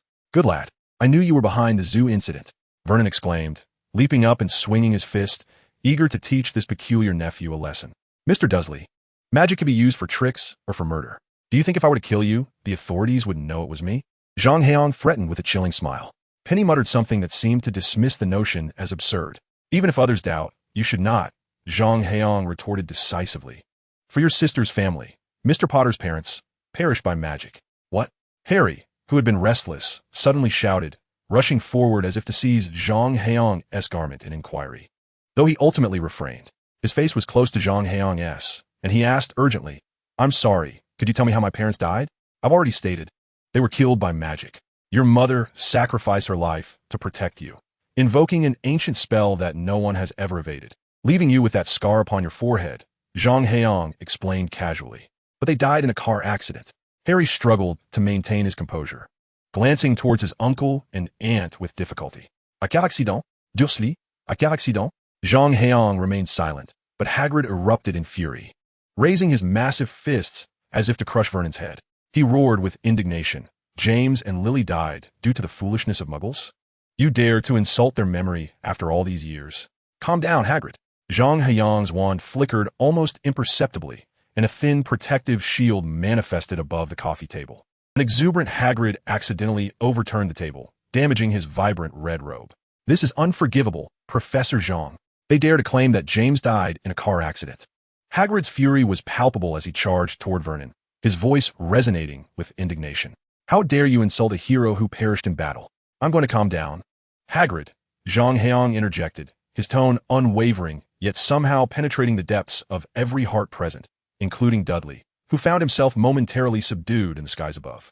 I apologize for my rudeness, Hagrid cautiously said to Zhang Heyang, recalling the overwhelming force of his words that reminded him of the formidable Voldemort from years past. Such power was indeed terrifying. Chapter 38. Let us eat cake. Are you calm now? Zhang Heyang observed Hagrid with a bemused smile, finding it amusing that such a colossal figure attempted a bashful demeanor akin to a young girl. Yes, Professor, Hagrid stammered, visibly flustered. Different worlds have their own ways of handling matters. One cannot expect everyone to perceive and address issues in the same manner. They are not wizards, are they, Potter? Zhang Heyang felt exasperated by the big oaf, beginning to understand why Dumbledore had refrained from further teaching Hagrid magic to enhance his abilities. With such a mindset, his impressive prowess would be a calamity for the world. Yes, sir, Harry was eager to continue his inquiries with Zhang Heyang, desperately wishing to learn about his biological parents. He had endured enough mistreatment while residing at number 4, Privet Drive. He now vaguely understood the reluctance he felt upon witnessing Zhang Heyang's use of magic. After all, his parents had perished due to sorcery. However, his questions only intensified. Who was he? Who were his parents? Why did these two individuals know his parents? Were his parents wizards as well? Was that green light he often dreamt of also magic? Do not rush, Zhang Heyang said, unfazed by Harry's urgency. First, try my tea. It is quite expensive and generally unattainable, even for those with wealth. Harry, clearly impatient, nodded and lifted the teacup, drinking it down in one go, his manner akin to a bull devouring a peony. Truly a wasteful spectacle for a supposed savior. Observing Harry's antics, Zhang Heyang could not help but shake his head in bemusement. How could this realm have chosen such a character to be its savior? It was evident that Gryffindor, apart from Dumbledore and Hermione, produced individuals with a hint of foolishness. Impulsiveness and volatility were hallmarks of the Lion House, and these traits were most pronounced in their champion, Harry. Simultaneously, Harry's learning capacity appeared limited. Aside from the various fortuitous circumstances that altered his fate, he never truly possessed the strength of a formidable opponent. All his triumphs were merely the result of the privileges bestowed upon him by the benevolent J.K. Rowling. As for the eventual appointment as the head of the Auror office, it is undoubtedly the result of extraordinary fortune. Essentially, Harry's character can be likened to that of Naruto, Uzumaki, or Monkey D. Luffy, the foolish protagonists of certain anime, lacking in learning abilities compared to them. Zhang Heyang raises a cup of tea in his honor, acknowledging the choices of fate. Much like the way Xinyuanzi of Wuzhuang Temple instructed that the ginseng fruit be reserved for Tang Sung and his disciples, not because they were truly deserving of such celestial treasures, but because they were chosen individuals amidst the calamities of the world. In simpler terms, Xinyuanzi pays homage to the heavens, and Zhang Heyang does likewise. Now, may I be informed, sir? Harry implored eagerly. I have generally clarified your fundamental circumstances. Your parents were distinguished graduates of Hogwarts, specifically from Gryffindor House. In reality, considering James Potter's arrogant and impulsive nature, Zhang Heyang does not regard him as exceptional, yet he served as the head of Hufflepuff. Since Gryffindor deems James an illustrious alumnus and mentions his deceased father in your presence, one must concede to that assessment. They resided in a place known as Godric's Hollow, the same locale as the home of the greatest wizard of the current magical world, Albus Dumbledore. They were ultimately slain by a being known as Voldemort. As they attempted to resist him, Harry stood in stunned silence, eventually grasping the reality that his parents had been murdered. An overwhelming wave of sorrow surged within him. He choked back tears, nearly spilling them forth. This Voldemort, Zhang Heyang reiterated the cumbersome name for him. Indeed, Voldemort. Why did he have to murder my parents? Why? Is it not enough that others oppose him? Must he extinguish their lives as well? How could such a person exist? Harry's agitation escalated, culminating in a near frenzy as tears streamed down his face. He charged at Zhang Heyang, seeking answers, prompting Hagrid behind him to begin weeping too. My parents. Why must he slay others' parents? Why are there such wicked individuals in this world? That despicable, detestable being, it is simply... Harry's actions were thwarted by the invisible barrier that Zhang Heyang had erected. He unleashed a surge of latent physical potential capable of overpowering Dudley. It proved futile against the semi-fluid shield.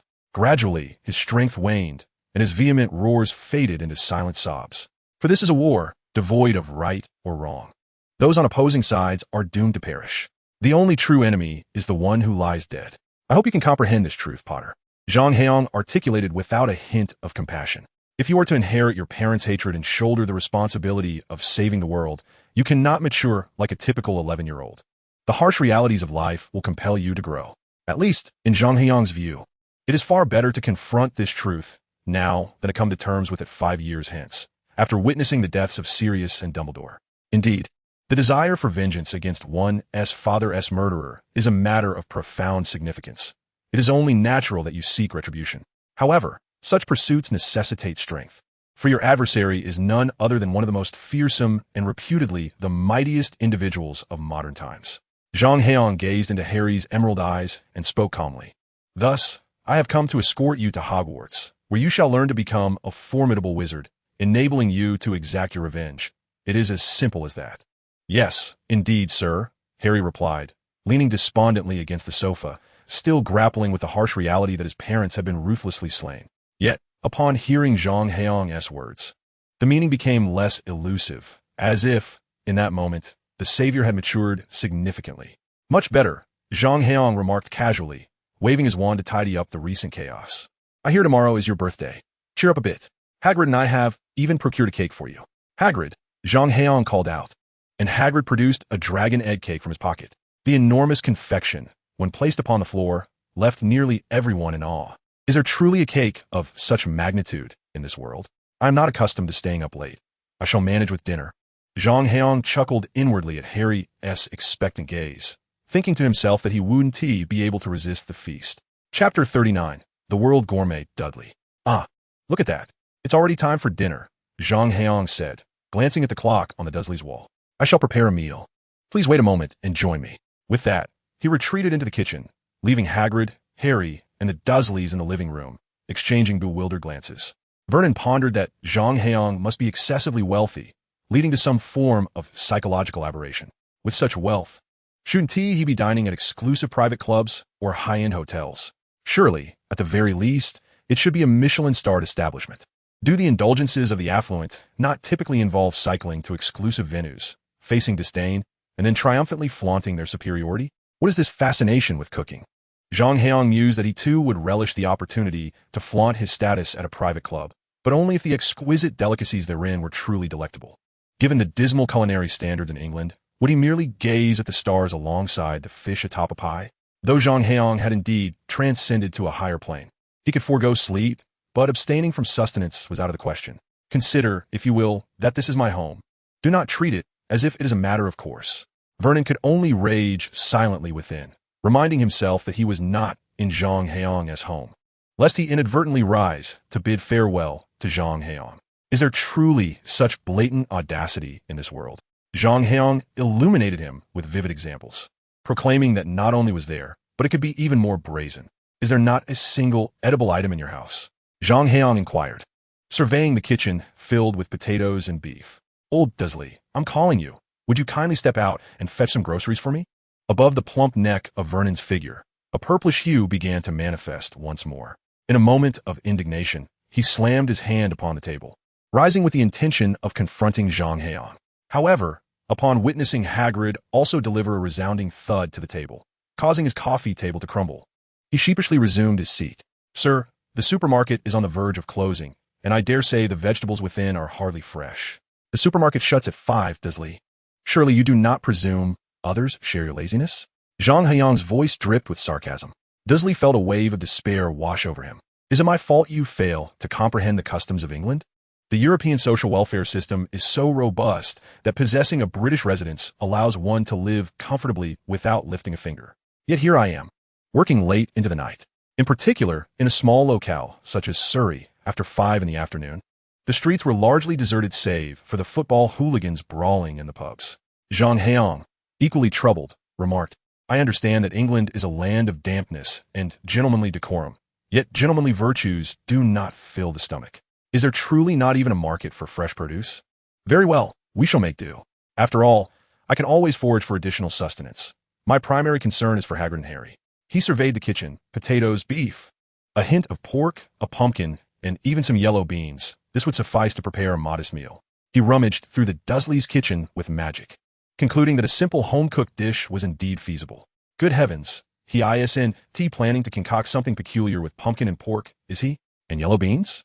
Dudley, who had been set down by Zhang Heyang prior to their departure, felt his chubby visage tremble, yet he muttered, "How could such ingredients yield a palatable dish?" "Silence! You gluttonous swine! If Professor Zhang dares to prepare it, it must certainly be delectable," Hagrid bellowed, causing Dudley to plummet to the floor in fright. The Dursley's beady eyes sparkled with derision. "Sir, do mind your manners. Is rudeness a trait common to your kind?"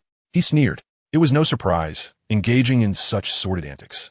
How could one expect nobility of character? He regarded Zhang Heyang with reverence, acknowledging the wondrous magic he displayed and the wealth and status he possessed, attributes unattainable by the Dursleys in a lifetime. Yet, he felt no trepidation towards Hagrid, the obvious simpleton of lower status. In truth, Hagrid had suffered a setback. Had he arrived alone, the Dursleys would have cowered before him. As was proven in the original tale, the misfortune lay in his companionship with Zhang Heyang, which led the Dursleys to mistakenly perceive him as a mere subordinate, thus diminishing his aura of intimidation. Your master has yet to express himself, and you, a mere servant, dare to act? Moreover, Hagrid indeed held great respect for Zhang Heyang. Dursley, filled with pride, despite lacking a visible neck, felt certain his chronic cervical ailment had been cured, his head nearly reaching for the heavens. Not a wizard? Not a giant? Why the silence? Have you lost your voice? Strike me, go on, strike me. You cooking? I'm a regular at Michelin establishments. Dudley's gaze drifted, reflecting a sense of awe at his father's bravado. My father truly is something else. With just a few words, he has rendered this hefty fellow speechless, he thought, entirely oblivious to the fact that he was indeed the most corpulent individual in the room, regardless of his height. He is indeed remarkable, exuding confidence and pride. Cooking? A self-inflicted humiliation, Dudley observed as his father subdued Hagrid, and his innate desire for mischief compelled him to leap about, disregarding the earlier incident of being levitated. He carelessly shoved Harry aside and plopped down on the sofa with such force that he nearly compressed the soft cushions. Dudley spoke with fervor, nearly convincing himself of his own superiority, claiming to be a being more formidable than a Michelin food detective. "So are you scared? I ask you, are you frightened?" But his enthusiasm waned as he noticed Harry and Hagrid engaged in a heartfelt conversation. Hagrid animatedly shared some insights about the wizarding world, while Harry, an 11-year-old boy, listened with rapt attention, for one must have dreams, though the Dursleys, being adults, resolutely dismissed such notions. "Please tell me more about my parents." "I cannot, Harry. I do not know, Harry. Are there wizards outside of Britain?" "I have never seen any, Harry." Harry felt a pang of hurt. What use was he to them? He thought it better to check on the meal in the kitchen. After all, he had been the one cooking all these years of the Dursleys, believing himself to possess decent skills. In Chapter 40, Dudley arrogantly proclaimed, "Look at how impressive I am, brother. What are you doing here?" Zhang Heyang was taken aback by the sight of a small figure swaying as it entered. "I wanted to see if I could help, sir," Harry timidly replied. "I usually handle the chores at the Dursleys, and I'm quite adept at frying steak and making potato chips." "Get out of my kitchen immediately," Zhang Heyang retorted, showing no mercy to the so-called savior. "An Englishman in my kitchen? Not a chance." The Dursleys shouted from outside, "That's my kitchen, mine." Zhang Heyang casually picked up a pumpkin, and his wand trembled as if possessed. Suddenly, it appeared as though sharp blades were carving into the pumpkin, which then split open, its flesh and rind cascading down like a golden rain. The beauty of it was akin to the pinnacle of artistry. It was not merely cooking, but rather sculpting, surpassing even the perfection of Michelangelo's David. The artistic aura enveloped Harry, profoundly altering his perception of pumpkins. He realized they could be used in such an extraordinary manner. As Harry pondered in amazement, Zhang Heyang prodded the pot on the stove with his wand, causing it to leap up and toss the pork into boiling water, while another pot bobbed up and down rhythmically, the seasonings and sauces dancing within like sprites. What sort of technique was this? Harry remained bewildered. But Zhang Heyang had no inclination to explain anything to these English simpletons who had never witnessed such culinary artistry. He began to prepare a mound of yellow beans, which produced a rustling sound. Harry, unable to see clearly, stepped closer to get a better view. Harry had just leaned over the stove when flames erupted from the frying pan in which he had been sautéing sauce, singeing half of his messy hair and leaving his small face charred. Goodness, Harry nearly soiled himself. What sort of high technology was this? How could a cast iron pan possibly ignite? What would be a commonplace occurrence in the realm of Chinese stir-frying had nearly given Harry a heart attack. He patted his chest in secret, pondering whether this was what they called magic. Indeed, it was terrifying beyond measure. Before Harry could regain his composure, 3 cold beams of light suddenly sliced through the air before him, shearing off the remaining half of his hair. Fortunately, his stance was somewhat graceful, otherwise. The cleaver from Uncle Vernon's kitchen would have been more than capable of reducing Harry to mere bits. "I told you to go outside," Zhang Heyang remarked, spotting Harry in his disheveled state. With a wave of his wand, he restored Harry's shorn locks and added, "The birthday star is still waiting outside." Harry stumbled out of the kitchen, feeling as if his entire worldview had been turned upside down. Was this truly the way one prepared food? No wonder Uncle Vernon and Aunt Petunia had always felt that their cooking fell short. It was not mere laziness, but an honest truth. "Kid, I fear you may be in grave danger," Hagrid said, his eyes sharp as knives, as he retrieved the Hainan Wangwali wand chosen for him by Zhang Heyang.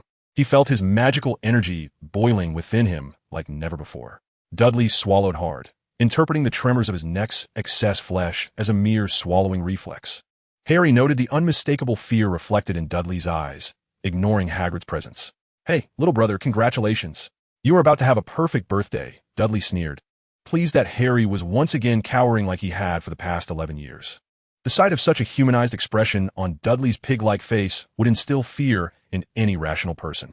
Zhang Heyang might well summon a flying sword to deal with him immediately. Dudley reveled in Harry's apprehension, believing his cousin had once again succumbed to his superiority. "Let me tell you, my title as the foremost gourmet of the Ash Tree Path is no idle boast. If you can win my favor, teaching you a couple of ways to discern culinary delights would be a mere trifle. Just don't let yourself be deceived by the bizarre concoctions of those who pretend to be knowledgeable." Dudley's ominous words struck Harry like a sharp blade. It was not that he had never tasted fine food, but rather the fault of Dudley and his ilk. However, he found Zhang Heyang's cooking methods undeniably shocking. So he sat up straight and said, "Why don't you enlighten me about gourmet cuisine? Since you have sincerely inquired, I shall generously share my wisdom," Dudley replied, narrowing his eyes in a smug grin. "Listen closely. Culinary art demands a keen eye for ingredient pairing and creativity. For instance, our nation's most illustrious dishes include gazing at the stars and chocolate eggplant, among others." Dudley lectured at length, while the Dursleys nodded along, pride gleaming in their eyes. Truly, their darling Dudley was a fountain of knowledge. Even the sophisticated recipe for banana fritters was recited with aplomb. Clearly, this child deserved a reward.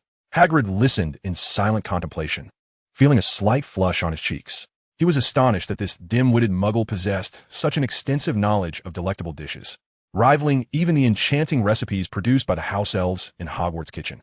Harry gazed up at Dudley with awe. Indeed, his cousin seemed to embody the very essence of a culinary connoisseur from Little Whinging.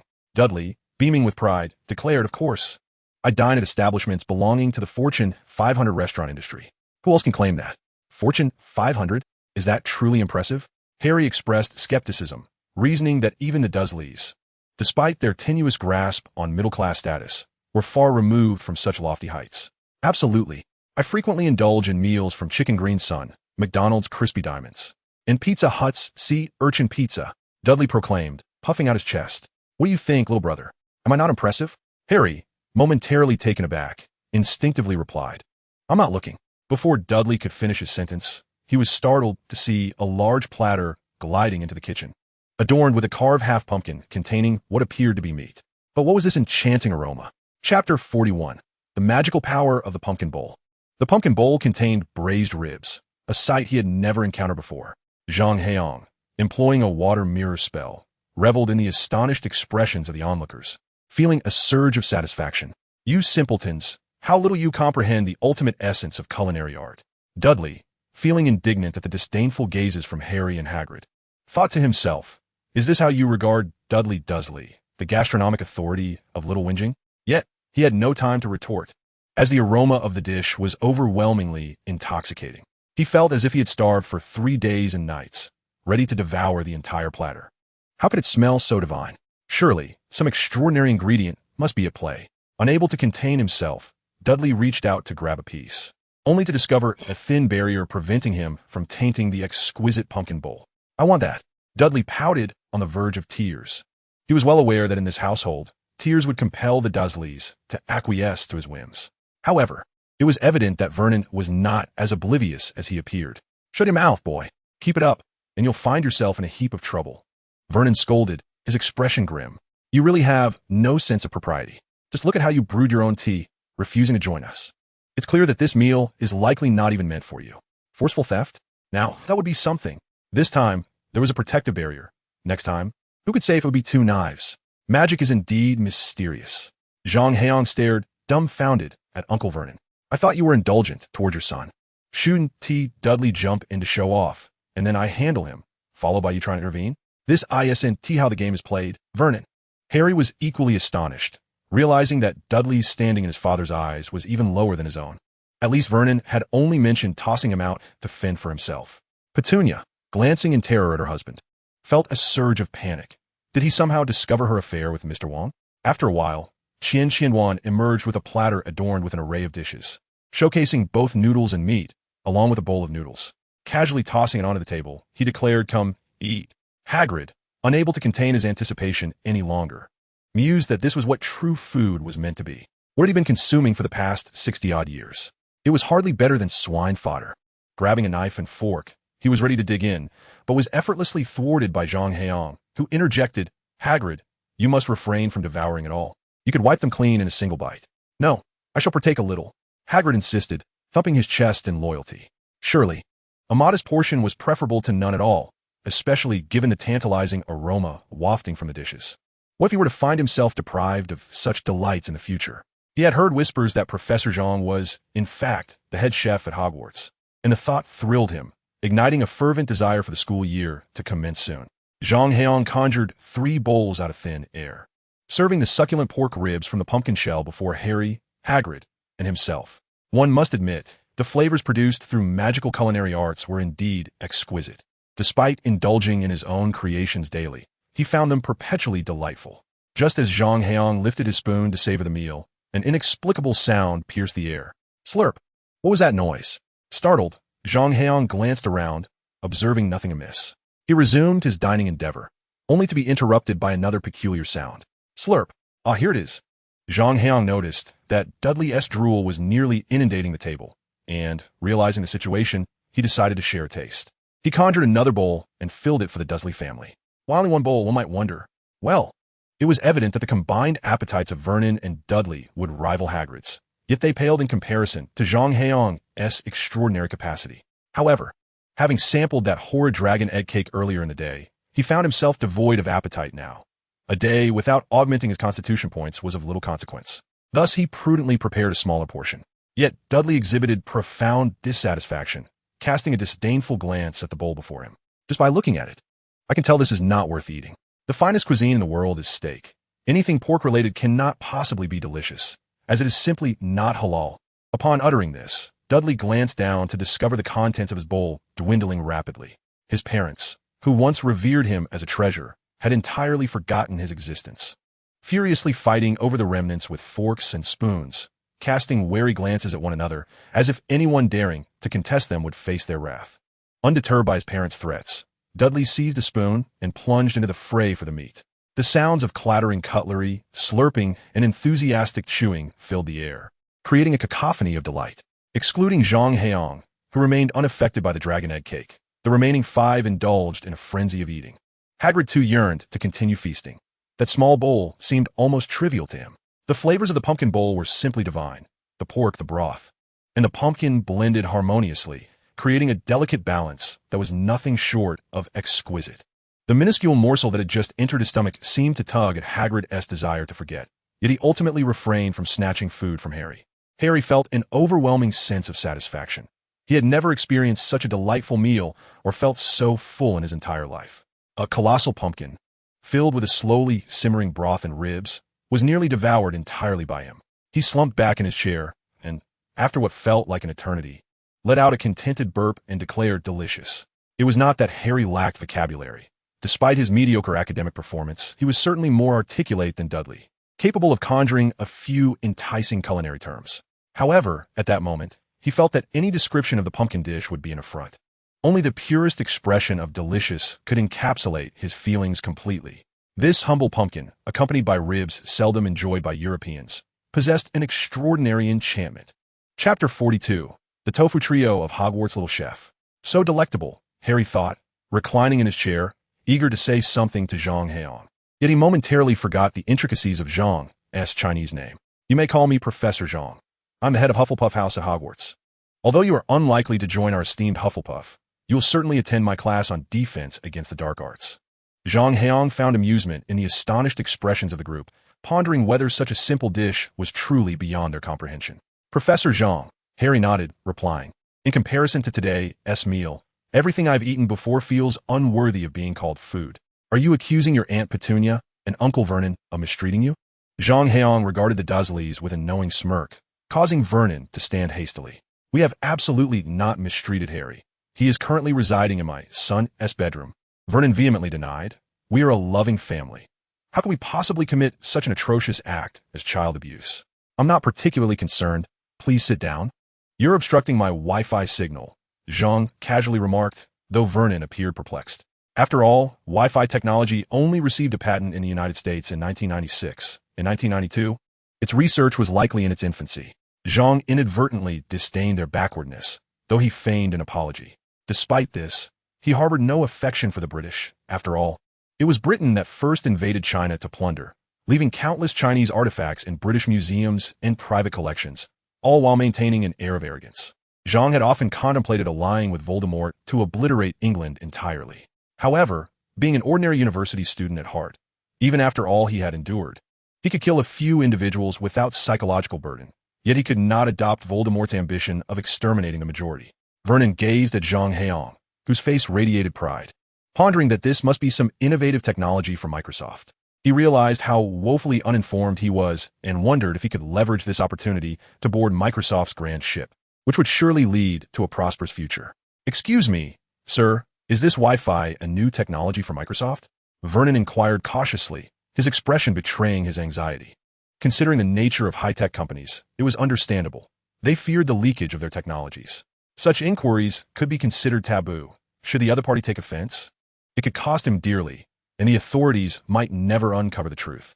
Although Vernon did not believe in magic, deep down, he harbored an innate fear of the unknown. He was acutely aware of how his sister-in-law and her family had met their demise, murdered without a trace, leading the police to declare it a natural death. The notion that two healthy individuals in their 30s could perish so absurdly was both laughable and terrifying. Thus, Vernon was indeed fearful. Yet, fortune favors the bold. In his pursuit to align himself with Microsoft's success, he was willing to take risks. Microsoft? No, Microsoft does not possess this technology, Zhang Heyang instinctively denied. Then an idea struck him. What? You are unfamiliar with the principles behind these cutting-edge technologies? Not to worry. We can magically implant the knowledge of their functionalities into the minds of the technicians. They would certainly know the appropriate research methods. Although it may not yield immediate results like the Windows system, it would likely take around 5 years. By then, Joe would still be playing in the mud in the Northeast. At that time, he envisioned controlling Microsoft, merging it with the essence of both Microsoft and Apple from his past life, while also seizing the businesses of Non-Dying and Twitter. It would be then that the Zhang family would emerge as the wealthiest on Earth. The prospective Microsoft would generate wealth faster than a printing press. Forget about the Philosopher's Stone. That was trivial. He fantasized about using money to thwart Dumbledore and the Ministry of Magic. With this thought, Zhang Heyang felt an overwhelming urge to grasp Vernon's hand, grateful for the inspiration he had provided. As for your aspirations to join Microsoft, that may not be feasible. Instead, focus on nurturing your son to secure a position there. If he truly possesses talent, reaching a mid-level management role with an annual salary of several $1 million is not out of reach, Zhang casually remarked, recognizing Vernon's intent. Thank you, Vernon exclaimed, nearly wanting to kneel before Zhang and express his gratitude. An annual salary in the millions. The value of the dollar in 1992 was significant. A millionaire was a formidable figure, and the prospect of several $1 million per year was nothing short of a magnificent blessing. Now, Vernon lamented his past treatment of Harry. Zhang Heyang was clearly interested in Harry, and had he been kinder to him, perhaps he would have reaped even greater rewards. Yet, it was evident that Vernon was overthinking. Zhang Heyang favored intelligent individuals, and Harry's lack of acumen was a deterrent. Dudley has merely been spoiled. He is only 12 years old. With proper guidance, it is still possible for him to become a person of merit by the time he graduates from university at 22. This is why Zhang Heyang, in a gesture of gratitude towards Vernon, has unexpectedly bestowed upon them a lavish feast. Subsequently, the attitude of the Dursley family is evidently more welcoming. However, Zhang Heyang appears disinterested in their attentions, dividing a platter of meat, noodles, and tofu into 4 portions for everyone to savor. What is this? It merely seems like ordinary noodles made from meat and tofu. Dudley, still brimming with his obstinate spirit, criticizes the dish once more. though the aroma is delightful. It does not strike him as fine cuisine, merely typical pasta. With a resounding slap, Vernon admonishes, "Eat if you like it, or leave if you don't." "I wish to indulge." He then casts an ingratiating smile at Zhang Heyang and takes a mouthful. To his astonishment, the flavors explode in his mouth. Reminiscent of witnessing the ocean for the first time. It feels as though he is walking barefoot on a sunlit beach, gazing at the rolling waves in the distance, dreaming of lounging beneath an umbrella with a coconut in hand, while admiring the bikini-clad beauties on the shore. Harry and Hagrid, too, upon tasting the dish, experience an eruption akin to a volcanic explosion in their minds, culminating in 2 words, delicious. It is simply divine, surpassing even the previous dish. This triggers another round of disdain from Zhang Heyang. "Are you daft? The master of Hogwarts, just not. Are you afraid of the tofu trio?" The tofu trio from his fellow apprentice leaves the Englishman in utter shock as they devour the dish with a euphoric expression, finally collapsing into their chairs with satisfied moans. Akin to an ecstatic crescendo, this is what true cuisine should embody. Dudley, shaking his chubby hands, makes Zhang Heyang suspect he might be jettisoning 2 pounds of lard from within. "I was wrong, my friend. You are indeed the champion of this little neighborhood, and I will gladly relinquish the title of culinary connoisseur of the area to you. Who dares defy you? I shall assist you in dealing with them. However, perhaps you should consider shedding some weight first." With a spell to reduce fat, Dudley's figure transforms at an astonishing pace, causing the Dursley family to gasp in shock at the rapidly shrinking boy. In no time, it seems as if there are 2 Harrys in the living room, and the Dursleys now possess enough soap made from the oil extracted from Dudley to last them a decade. It must be said, after losing weight, Dudley appears quite handsome, his golden locks billowing in the breeze, with striking features and deep-set facial contours. In 3 to 5 years, he would undoubtedly be the type to easily attract young ladies. Zhang Heyang cannot help but cast a questioning glance at Vernon and Petunia. It is odd. Neither can be considered particularly unattractive, yet none are exceptionally good-looking either. Could it be that Dudley is the son of another? Indeed, it seems plausible. Petunia is, after all, Lily's sister and possesses some beauty potential. Given that Lily could enchant Severus to such an extent that he would defy Voldemort and confront the fear of death, it would not be too difficult for Petunia to attract a handsome suitor. Suppressing the impulse to demand a paternity test for Dudley, Zhang Heyang began serving the 3rd course to Harry. In our beloved China, there exists a legend that one must consume a bowl of longevity noodles on their birthday. Finishing the entire strand is said to grant one a long and prosperous life. Zhang Heyang pushed a bowl of cold noodles towards Harry, encouraging him to indulge, declaring it a special treat for the birthday star. "Do not bite through it. Consume in one go." Harry gazed at the large bowl of noodles, feeling rather conflicted. Is it permissible to bite through them? Absolutely not. Biting signifies a premature demise, which bodes ill, Zhang Heyang replied calmly while gazing at the heavens. "Oh, very well." Harry felt elated, finally able to satiate his hunger with such delectable fare. With a slurp, he inhaled the noodles into his mouth, and then, boom, his mind erupted once more, as if spring breezes were sweeping through 1,000 blooming peach blossoms. The air was filled with the sound of drums and trumpets, and 2 exquisitely dressed women, whom he had never encountered before, unfurled a scroll before him. It bore 2 square characters which Harry did not recognize, yet he intuitively understood they signified something delicious. Exquisite. Unconsciously, tears welled in Harry's eyes. This overwhelming sense of happiness was something he had never experienced since his birth. His expression, reminiscent of a jade immortal, led Zhang Heyang to believe that in this euphoric state he could confront a Dementor head-on, who needed a Patronus charm when one could tackle a Dementor directly, turning it to mere dust. Of course, this bowl of noodles did not come without effort. The Dursleys had no flour, so Zhang Heyang crafted them from potato starch. Yet, this was no ordinary potato starch. It was a culinary masterpiece from his mentor, Lan Fei Hong, who had perfected this dish during his final examination as a master chef. While Lan had employed a noodle press, Zhang Heyang, utilizing his magical prowess, simply amalgamated the potatoes into a single strand. He followed Lan's method meticulously, first boiling it in water and then plunging it into ice water to enhance the already strong elasticity of the potato starch. A fiery chili was added for flavor, paired with a refreshing cold infusion, resulting in an unexpectedly harmonious texture that encapsulated the essence of being noodles, yet not quite noodles. I digress. After laboriously finishing the longevity noodle, Harry glanced at the cake before him, devoid of any desire to partake. He resolved to embrace this culinary delight known as Chinese cuisine, rejecting all forms of Western fare, which he found utterly unpalatable. With a generous spirit, he pushed the cake towards Dudley, saying, "Brother, I see you haven't quite filled your belly. Why not have this?" Though Dudley had shed some weight, his intrinsic love for food remained unchanged. Since everything Zhang Heyang prepared was delicious, he assumed this cake, though different from the previous 3 dishes, would surely be delightful as well. He eagerly grabbed a fork to dig in, only to be met with a sharp slap from Vernon, who reminded him that Zhang Heyang had emphasized the importance of cultivating Dudley into a promising individual, otherwise he could never secure a position at Microsoft. Spoiling him now would not do at all. Vernon was a man of action, decisively opting for an immediate lesson, with a resounding slap akin to a bear's paw.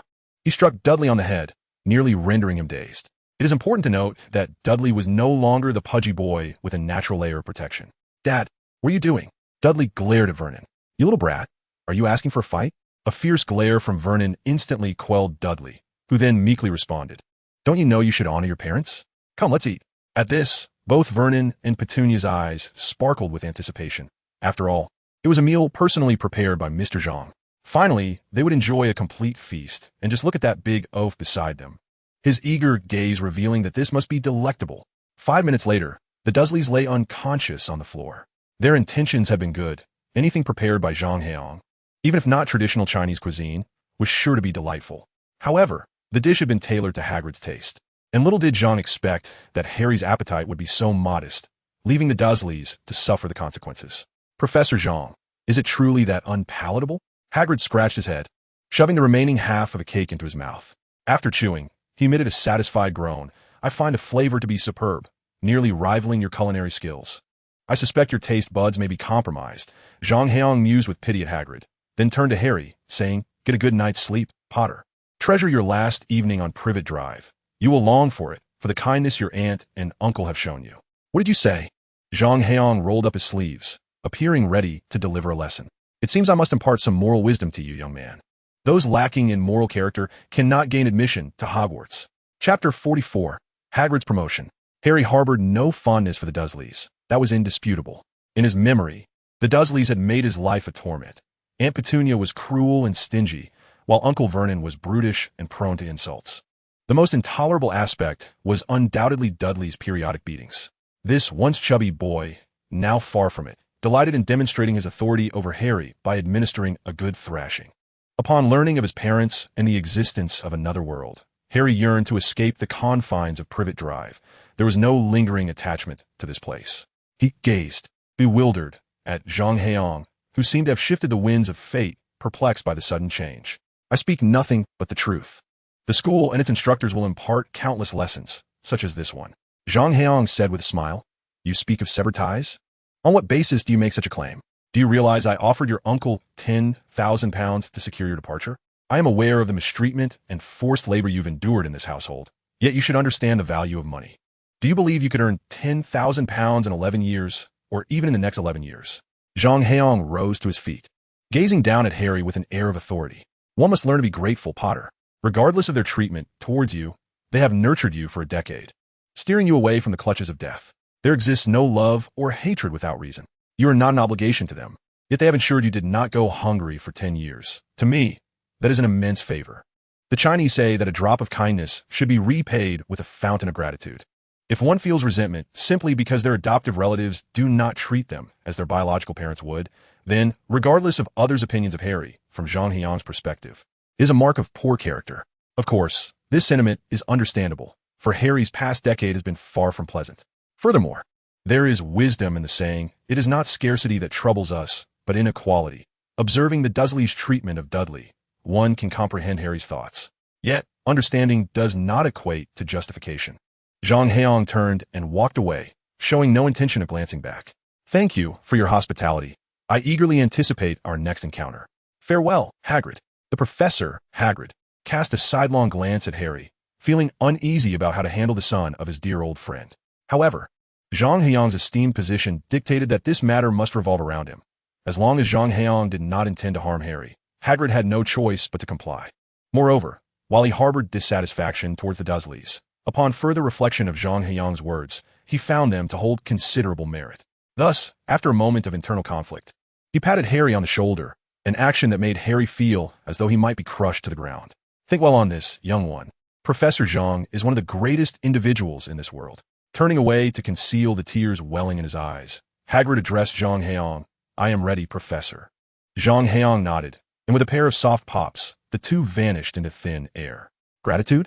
Harry pondered as he watched their departing figures, a contemplative expression emerging in his emerald green eyes. However, his thoughts were soon obscured by a flash of gold. Dudley. He had Zhang Heyang's spell to thank. Otherwise, his entire field of vision would have been blocked by Dudley's ample frame. "I'm going to teach you a lesson," Dudley screamed as he lunged at Harry. Yet, he had forgotten that he was no longer the hefty child he once was. His actions failed to intimidate Harry, who swiftly countered, and the two engaged in a rapid scuffle. "Professor, I don't understand." In a luxurious hotel in London, Zhang Heyang and Hagrid leisurely sat on the terrace high above, gazing at the stars. Hagrid, still troubled about Harry, turned to Zhang Heyang and said, "The Dursleys are truly despicable. They only care for Harry because of Professor Dumbledore's request. Why do you insist that Harry express gratitude towards them? 10 years to grow a tree, 100 years to cultivate a person, is simply as such. Is there something peculiar at play here? Regardless," Zhang Heyang continued with unwavering confidence, stating, "In your eyes, fulfilling Dumbledore's wishes is not only a matter of course, but also a profound honor. However, do not forget that his family is not only non-magical, but also rejects the very existence of magic. To them, Dumbledore, much like myself, is merely an old fool." Although Hagrid had immense respect for Zhang Heyang, he felt a twinge of discomfort hearing someone openly criticize Dumbledore. After all, Dumbledore had never invested a single penny in their affairs. From that perspective, the couple was rather admirable, albeit only relatively so. Zhang Heyang smiled and remarked, "Once you grasp this principle, your fear of Voldemort may diminish as well, for what Voldemort seeks is merely power and profit." Hagrid nodded, understanding partially, yet he suddenly sensed a stirring of magic within him. That night, the London sky was suffused with a sacred brilliance. Chapter 45. You are the most incompetent student I have ever taught. In Buddhist terms, life is often obstructed by ignorance. A lack of understanding and insight hinders one's development. This is especially true for those who lived through the era of Voldemort. Under the immense threat of death, individuals either emerged as formidable figures, like Moody, or succumbed to fear, becoming increasingly intimidated by Voldemort, to the extent that even uttering his name would induce trembling. Indeed, the majority fell into the latter category. Although Moody refrained from mentioning Voldemort's name, it stemmed from a place of respect for strength and an acknowledgement of power. The name Voldemort was cursed. Speaking it aloud would alert him and his Death Eaters. Thus, for an Auror, directly naming him was absurd before one could confront him. However, Hagrid was different. He referred to Voldemort as the Dark Lord and would shake at the mere mention of the name, revealing a pure, unadulterated fear. The greater the fear, the weaker the spirit, rendering one increasingly timid. Fortunately, Hagrid leaned on Dumbledore's support. Under Dumbledore's protective aura, he could still stand against Voldemort. Unlike those who had succumbed to the depths of despair, like Karkaroff, whose lives were utterly ruined. The principle Zhang Heyang articulated today was not a profound truth about life and death, but it clearly illuminated the dynamics of human relationships. Voldemort instilled fear because he perpetually took lives, sowing terror. Yet, did Hagrid fear death? For Dumbledore, or rather, for justice, he would, without hesitation, confront Voldemort, even willing to sacrifice himself, and he had no living family to fear retribution for Voldemort. His innate strength was considerable, and under Zhang Heyang's renewed guidance, his future was limitless. Moreover, with Voldemort either dead or missing, what was there to fear? He was fearless. Thus, Hagrid experienced an epiphany. In that moment, although his magical prowess did not increase, the transformation of his spirit elevated him to the esteemed level of the heads of the four houses. In this era, where magic gradually intertwines with daily life and ancient cultivation methods have nearly faded into obscurity, the headmaster-level powers represent the pinnacle of human capability. Among the four esteemed heads of Hogwarts, which one does not resonate with unparalleled strength? Of course, one must exclude Zhang Heyang, a figure of extraordinary prowess. His influence transcends the earthly realm. He is not merely formidable, but ascends to the heavens, unfazed by both Voldemort and celestial beings alike. Professor Zhang, my heartfelt gratitude. Hagrid expressed sincerely, for without him, he might have remained a bumbling giant, plagued by self-doubt throughout his life. Yet from this moment forth, Hagrid had undeniably transformed into a true powerhouse, not only in strength, but also in mindset, shedding his fears of others.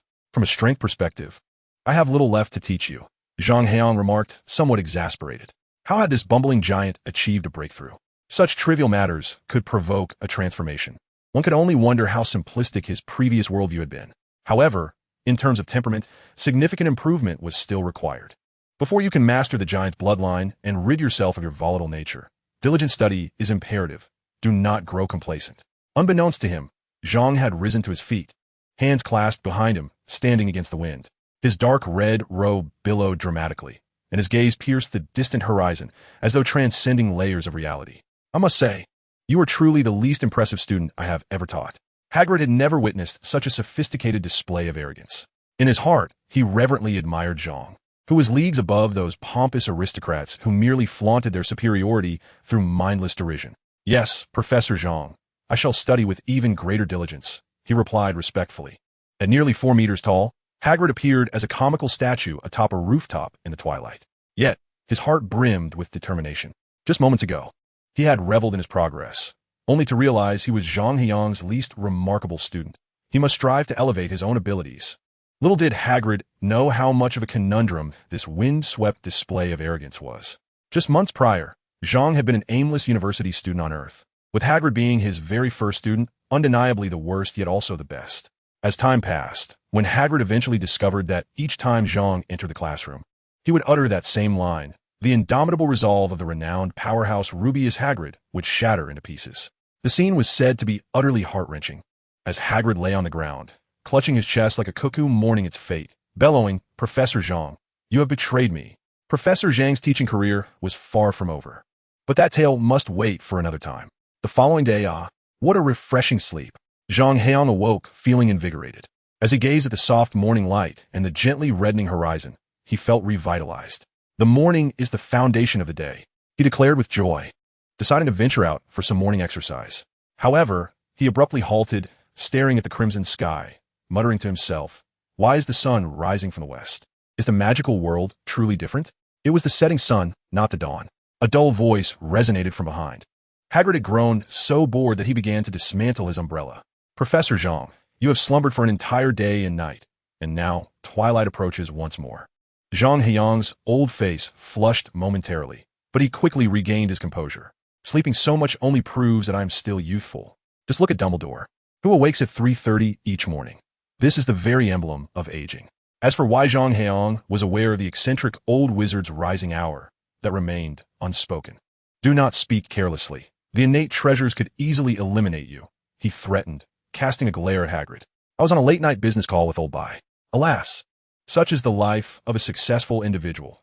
Rarely does one find a moment to oneself. Every second meticulously scheduled. Yet, it is undeniably fulfilling." "Old Bai?" Hagrid blinked in confusion, unable to fathom Zhang Heyang's reference. "Not Bai Fu, but Bill Gates, though you likely wouldn't recognize the name. He is a billionaire from America, the wealthiest man in the world, and I am one of the major shareholders in his company. Otherwise, why do you think that fool Dursley would treat me with such deference?"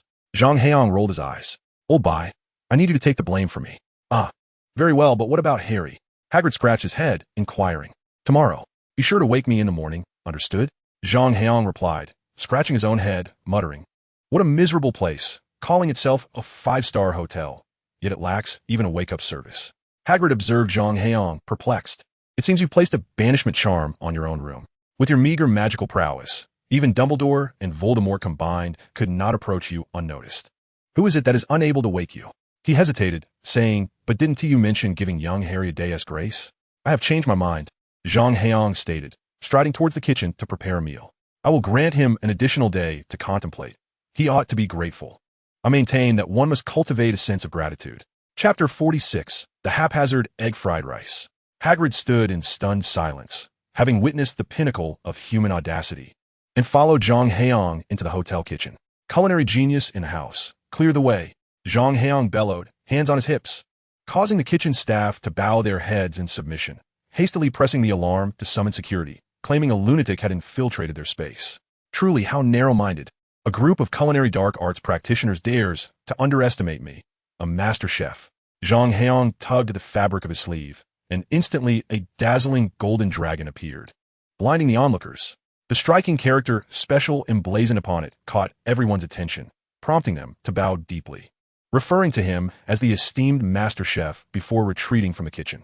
"What? You wonder where the dragon of a master chef originated? What use is magic, if not for convenience? Hagrid observed Zhang Heyang with exasperation, questioning whether it was truly necessary to make such a spectacle over a muggle banishment charm. There's no time for frivolities. I shall simply whip up some egg fried rice. Zhang Heyang casually cracked over 20 eggs, and after reciting fly here, fly there 4 or 5 times, finally located some rice in the expansive kitchen. He examined it with satisfaction, remarking, "The rice is acceptable." Although the British culinary skills may leave much to be desired, the quality of ingredients is commendable. Now let's get to work. With sleeves rolled up and wand in hand, he appeared poised for an impressive culinary endeavor. "Professor Zhang, what are you planning to do?" Hagrid instinctively sensed danger and began to retreat. Unfortunately, his size rendered his retreat nearly inconsequential, as he found himself against the wall with little room to maneuver. "Fried rice. Watch closely, for I am about to create divine fried rice." With a flick of his wand, the egg soared into the air like a circus act, forming a circular formation. Suddenly, a massive stainless steel bowl flew in, positioning itself beneath the eggs. Bang, bang, bang. The eggs collided with the bowl's edge, and the egg whites splattered away, discarded into the trash, while the yolks remained intact in the bowl. With Hagrid gazing in bewilderment, Zhang Heyang retrieved a wand identical to Hagrid's from his pocket, enhanced by a spell of seamless extension, and began to whisk the egg mixture vigorously. "Professor, isn't there an egg beater over there?" Hagrid asked, perplexed. It seemed his meticulously chosen wand, akin to a divine artifact, was being treated like an ordinary tool. Doubt began to creep into Hagrid's mind. He lamented silently, wondering if he should stick to his umbrella instead. "Do as you please," Zhang Heyang replied, finishing with the eggs and then glancing at the raw rice. "What now?" he pondered. "Simple enough. Let us ignite the flames." A towering inferno erupted, nearly singeing the house, triggering the smoke alarm to wail incessantly, only to be effortlessly silenced by Zhang Heyang's wand. "How bothersome, what racket?" Hagrid mused, questioning the wisdom of creating such a blaze if it only drew alarms. "To steam rice, one requires a pot and some water, doesn't he one?" Zhang Heyang scratched his head, then suddenly had an epiphany. "I know just the thing." Hagrid was exasperated, thinking, where was the culinary genius he had been promised? With such a grand display, he had expected something monumental, yet the reality was rather different. Hagrid's internal monologue was abruptly interrupted as Zhang Heyang pointed at the pile of rice and uttered, "Steam the lamb."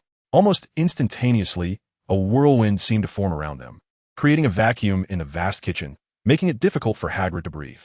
A tremendous magical force began to converge, and a purple pot resembling a clay vessel appeared, enveloping the rice entirely. With another movement of his wand, Zhang summoned a water dragon that poured in water, and in no time, a 30-meter-high flame roared to life beneath the semi-transparent, deep purple pot. "All right, just wait a moment." Zhang Heyang clapped his hands, as if he had merely accomplished a trivial task. Hagrid, feeling utterly out of sorts, couldn't he help but marvel. Was this not the legendary large-scale magic? To spend half a month delineating a magic circle, only to subsequently place precious magical artifacts within it to conjure an earth-shattering spell designated for the mightiest of beings? He recalled the excitement that Voldemort felt during his 6th year at school, when he first managed to wield a grand spell, a thrill that lasted nearly 2 months, though it nearly drained him of all his magical energy. At that time, his once handsome visage transformed into that of a mummy, leaving countless girls in the school heartbroken. And now, this individual was employing grand magic to prepare a meal? Just yesterday, utilizing a mixture of spells to concoct a soup, Hagrid thought Zhang Heyang had already lost his mind. Little did he know that the path to madness is boundless. This was what you referred to as having no time for fuss, simply making fried rice. Simple, my foot. Hagrid felt his lifelong education had been profoundly shaken, his 60 years of established worldview teetering on the brink. The final blow to Hagrid's beliefs was Zhang Heyang's next action. Steam was already rising from the purple clay pot. Realistically, with such a grand display, anyone else would have already exploded. Even that individual could effortlessly wield grand spells and ordinary magic with flames exceeding 30 meters. Yet their control could not compare to Zhang Heyang's. The mastery of a soul origin cultivator's techniques is not to be trifled with. Such a tremendous spectacle had not caused the slightest destruction. Rather, the rice was cooking remarkably fast. However, Zhang Heyang appeared somewhat dissatisfied and scratched his head, remarking, "Fried rice seems to taste better with leftover rice, doesn't it? No matter, let us freeze it in the refrigerator. It's nearly the same." Ice Nova. With a decisive wave of his wand, Zhang Heyang activated his mage skills. The Ice Mage's innate ability conjured a chilling gale among the selected foes. inflicting significant frost damage to enemies within 8 yards and freezing them in place for 2 seconds. Hagrid's egg shattered instantly. So this was how city folk prepared fried rice. Impressive. Indeed, Mother asked why knelt to eat, because cooking truly is a perilous endeavor. The magical resistance of his half-giant lineage seemed inconsequential here, as Hagrid felt that any contact with such magic could spell his doom. Chapter 47. Consecrating the fried rice. Done. There's no choice. To eat someone else's cooking costs money, but to eat Zhang Heyang's cooking could cost one's life. None of the spells he wielded were simple. Even the most elementary incantations, such as the blazing flames or the clear waters learned in 3rd or 4th year classes, appeared as if they had been augmented in Zhang Heyang's hands. Just look at that fire. Is that truly fire? It resembles a wall of flames. And that water, what is this, like a spring? It is nothing short of a high-pressure geyser. As for mixed and grand spells, let us not even begin to discuss them. The essence of Zhang Heyang's culinary endeavors can be encapsulated in 4 words: sheer chaos. Zhang Heyang surveyed the perfectly cooked rice and egg mixture, nodding in satisfaction, and proclaimed, "Let the frying commence." Hagrid's legs weakened, nearly collapsing onto the ground. "So, you orchestrated such a grand spectacle and have yet to officially begin?" Upon reflection, one must ponder the implications of such chaos occurring even before the official commencement. One cannot help but wonder whether this towering edifice of over 80 stories could possibly withstand an actual event. In truth, when Zhang Heyang truly set to work, Hage realized he had overestimated the situation. Although Zhang's techniques were indeed impressive and even ignited flames within the pot, they paled in comparison to the previous cataclysmic display of magic. It was simply a matter of cooking normally, wiping the cold sweat from his brow. Hage resolved to refrain from dining with this perilous professor in the future. Regardless of the quality of the meal, he would be compelled to declare it delicious. To remain silent would be catastrophic. Yet, Hage had momentarily forgotten the delectable dishes Zhang had prepared at the Dursleys. Just as he was about to take a brief respite, a delicate fragrance wafted into his nostrils. This aroma, though subtle, proved inescapable, as if it possessed a sentience of its own, burrowing unrelentingly into Hage's nostrils. As a half-giant, Hage's anatomy was considerably larger than that of an average person. His nostrils were only slightly smaller than those of a manticore. The enchanting scent soon infiltrated his senses, akin to a restless little creature, swiftly coursing through his entire being, opening every pore and inducing a profound sense of comfort. He felt an invigorating energy surge from the soles of his feet, igniting a tingling sensation that cascaded through his body, raising goosebumps and causing his curly hair to stand on end. This wave of exhilaration reached his lips, transforming into an exclamation. How delightful! Upon glancing at Zhang Heyang, he perceived a remarkable transformation. Under the influence of magic, Zhang appeared as a culinary deity. His movements were fluid and graceful, each action devoid of superfluous flair, executed with textbook precision, exuding the unique charm of a serious man. How long does it take to prepare a bowl of fried rice? In Zhang's state of brilliance, merely 3 minutes sufficed for a steaming plate of egg-fried rice to be served, with not a single grain wasted, cascading into a golden expanse upon the white plate. What does it mean for a dish to embody color, aroma, and flavor? This is the epitome of that concept. The portion was akin to those found in the bustling restaurants of Chinatown, yet the visual appeal and fragrance of this dish transcended any offerings outside. The aroma of eggs combined with the intensified fragrance of the heated rice, each grain enveloped in egg, glistening like golden grains of rice, piled loosely together, reminiscent of a bountiful autumn harvest. This represented the zenith of fried rice, the golden fried rice, indistinguishable from the illustrious version made by renowned chefs, save for its lack of shimmering brilliance. No luminous glow? That simply won't do. While ordinary cuisine may not emit a blinding radiance that sends diners reeling. Who are we talking about here? A master wizard, a practitioner of spiritual cultivation. Creating a glowing fried rice dish is truly a trivial matter. Eternal, radiant starlight, descend gently and illuminate the world. Zhang Heyang pointed his wand at the fried rice, beginning to chant. The incantation was not a mere string of modern magical phrases. Rather, it was an extensive and intricate spell, sounding as if it spanned at least a few hundred words. If this were a battle, he would have been overwhelmed long ago. Moreover, he pronounced each word with excruciating slowness, reminiscent of an elderly man on the brink of death. His tone was peculiar, oscillating between intonation and elongation, transforming emphasis in a manner that rendered it almost unintelligible. It was utterly nonsensical. Hagrid, with his face buried in his hands, wept inconsolably, lamenting his decision to return to school to study the arcane arts under the erudite Professor Zhang. Why had he pursued knowledge with such fervor, forsaking day and night in his studies? Was it not true that he had not wielded magic for decades?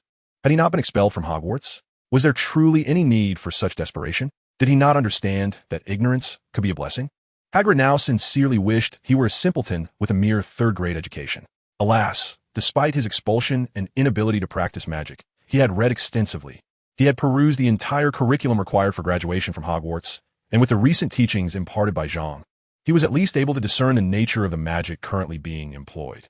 Astrological magic, a branch of ancient runic arts, was virtually forgotten in the present day. Should Hagrid discover that Zhang had managed to reconstruct this form of magic solely from fragmented texts on ancient runes and magical history, he would surely be devastated. Astrological magic is renowned for its slow incantation.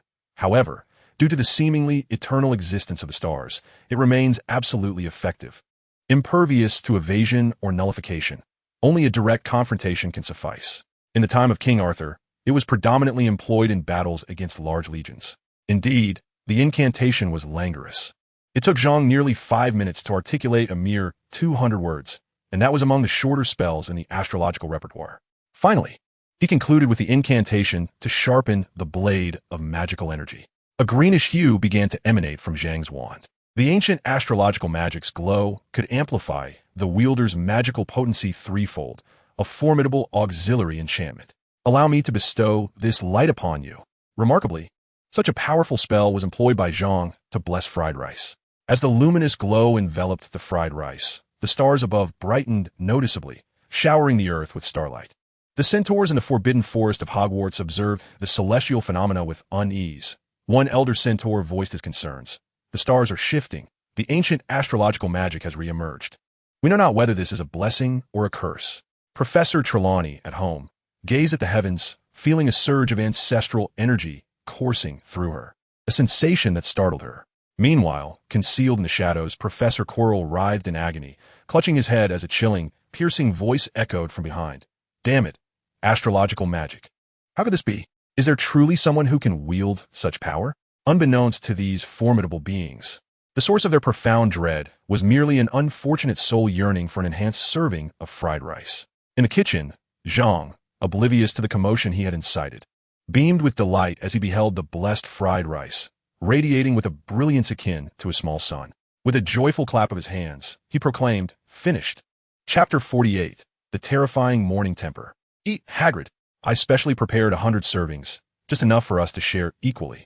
Zhang Heyang brought out 100 plates, eagerly devouring the fried rice while casting a few glances at the dazed Hagrid, urging him to eat quickly.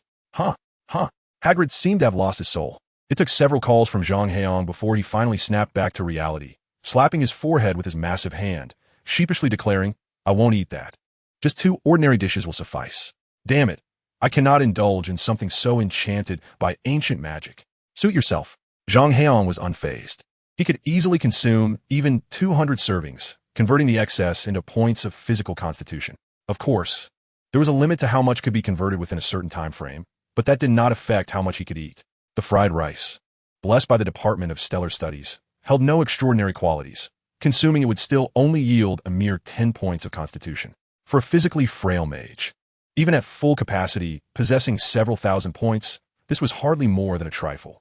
20 minutes later, after Zhang Heyang had effortlessly annihilated the 100 servings of fried rice, leaving Hagrid astonished at his combat prowess, he contentedly patted his flat stomach and departed the dining hall. Sated, he could now rest without gaining weight. What a joy it was to wield magic. The next day, "Professor Zhang, it's time to get up." Hagrid knocked timidly on the door, fearful that he might accidentally activate some colossal spell, reducing himself to mere dust. Boom! Clearly, Hagrid's apprehensions were well-founded. Not only was Zhang Heyang unwilling to rise early, but he also harbored an exceedingly foul morning temper. Within less than 10 seconds of Hagrid's knock, a colossal surge of magical energy obliterated the surroundings into a vacuum, reducing the entire room to powder. Fortunately, having witnessed Zhang Heyang's culinary prowess the day before, Hagrid had some inkling of his chaotic abilities. Immediately after knocking, he cast a weight-reducing spell, desperately fleeing while deploying layers of barriers and protective incantations around himself. Bang! Bang! Feeling the translucent shield before him quivering under the onslaught, Hagrid's dark complexion paled slightly. I knew I should never have called you to wake up. How can one expect to sleep at such an early hour? Zhang Heyang stood atop his flying sword, hands clasped behind his back, his expression devoid of any emotion, still not fully awake. Ain, Professor. It was you who asked me to wake you up. Hagrid shrank his neck in fear, silently resolving to never venture within 100 meters of the professor while he slumbered. It was far too perilous. Zhang Heyang scratched his head. Fine. Fulfilling Dumbledore's request is indeed bothersome. The eerie sensation of the surrounding air being siphoned away returned, and terrifying arcane fluctuations danced before Zhang Heyang, causing Hagrid to feel a chill run down his spine. Go! Zhang Heyang pointed, and the innate treasure sword beneath him shot forth, slicing through the terrifying mass of magical energy at a speed that made one question reality, reducing it to mere fragments, leaving no trace behind, more thoroughly dissipating into the air than before, reverting to its primal magical essence. What the hell is this? Is this even real? A sudden scream pierced the air, revealing beside Hagrid an unfamiliar figure, a petite woman with flowing gray hair. Her diminutive stature was complemented by a delicate cherry-like mouth, which, in that moment, gaped wider than Hagrid's, seemingly capable of swallowing an entire dragon egg. Am I discovered? Zhang Heyang was startled, and instinctively, his innate spiritual treasure, the flying sword, surged forth towards the woman. Wait a moment. Before she could utter a second word, she felt an overwhelming, suffocating sharpness emanating from the void, prompting her to call for a halt. You expect me to wait just because you say so? Do you take me for a fool? Zhang Heyang scoffed, and instead of halting, he urged the sword to accelerate. The petite woman nearly lost her composure, caught off guard by his sudden aggression.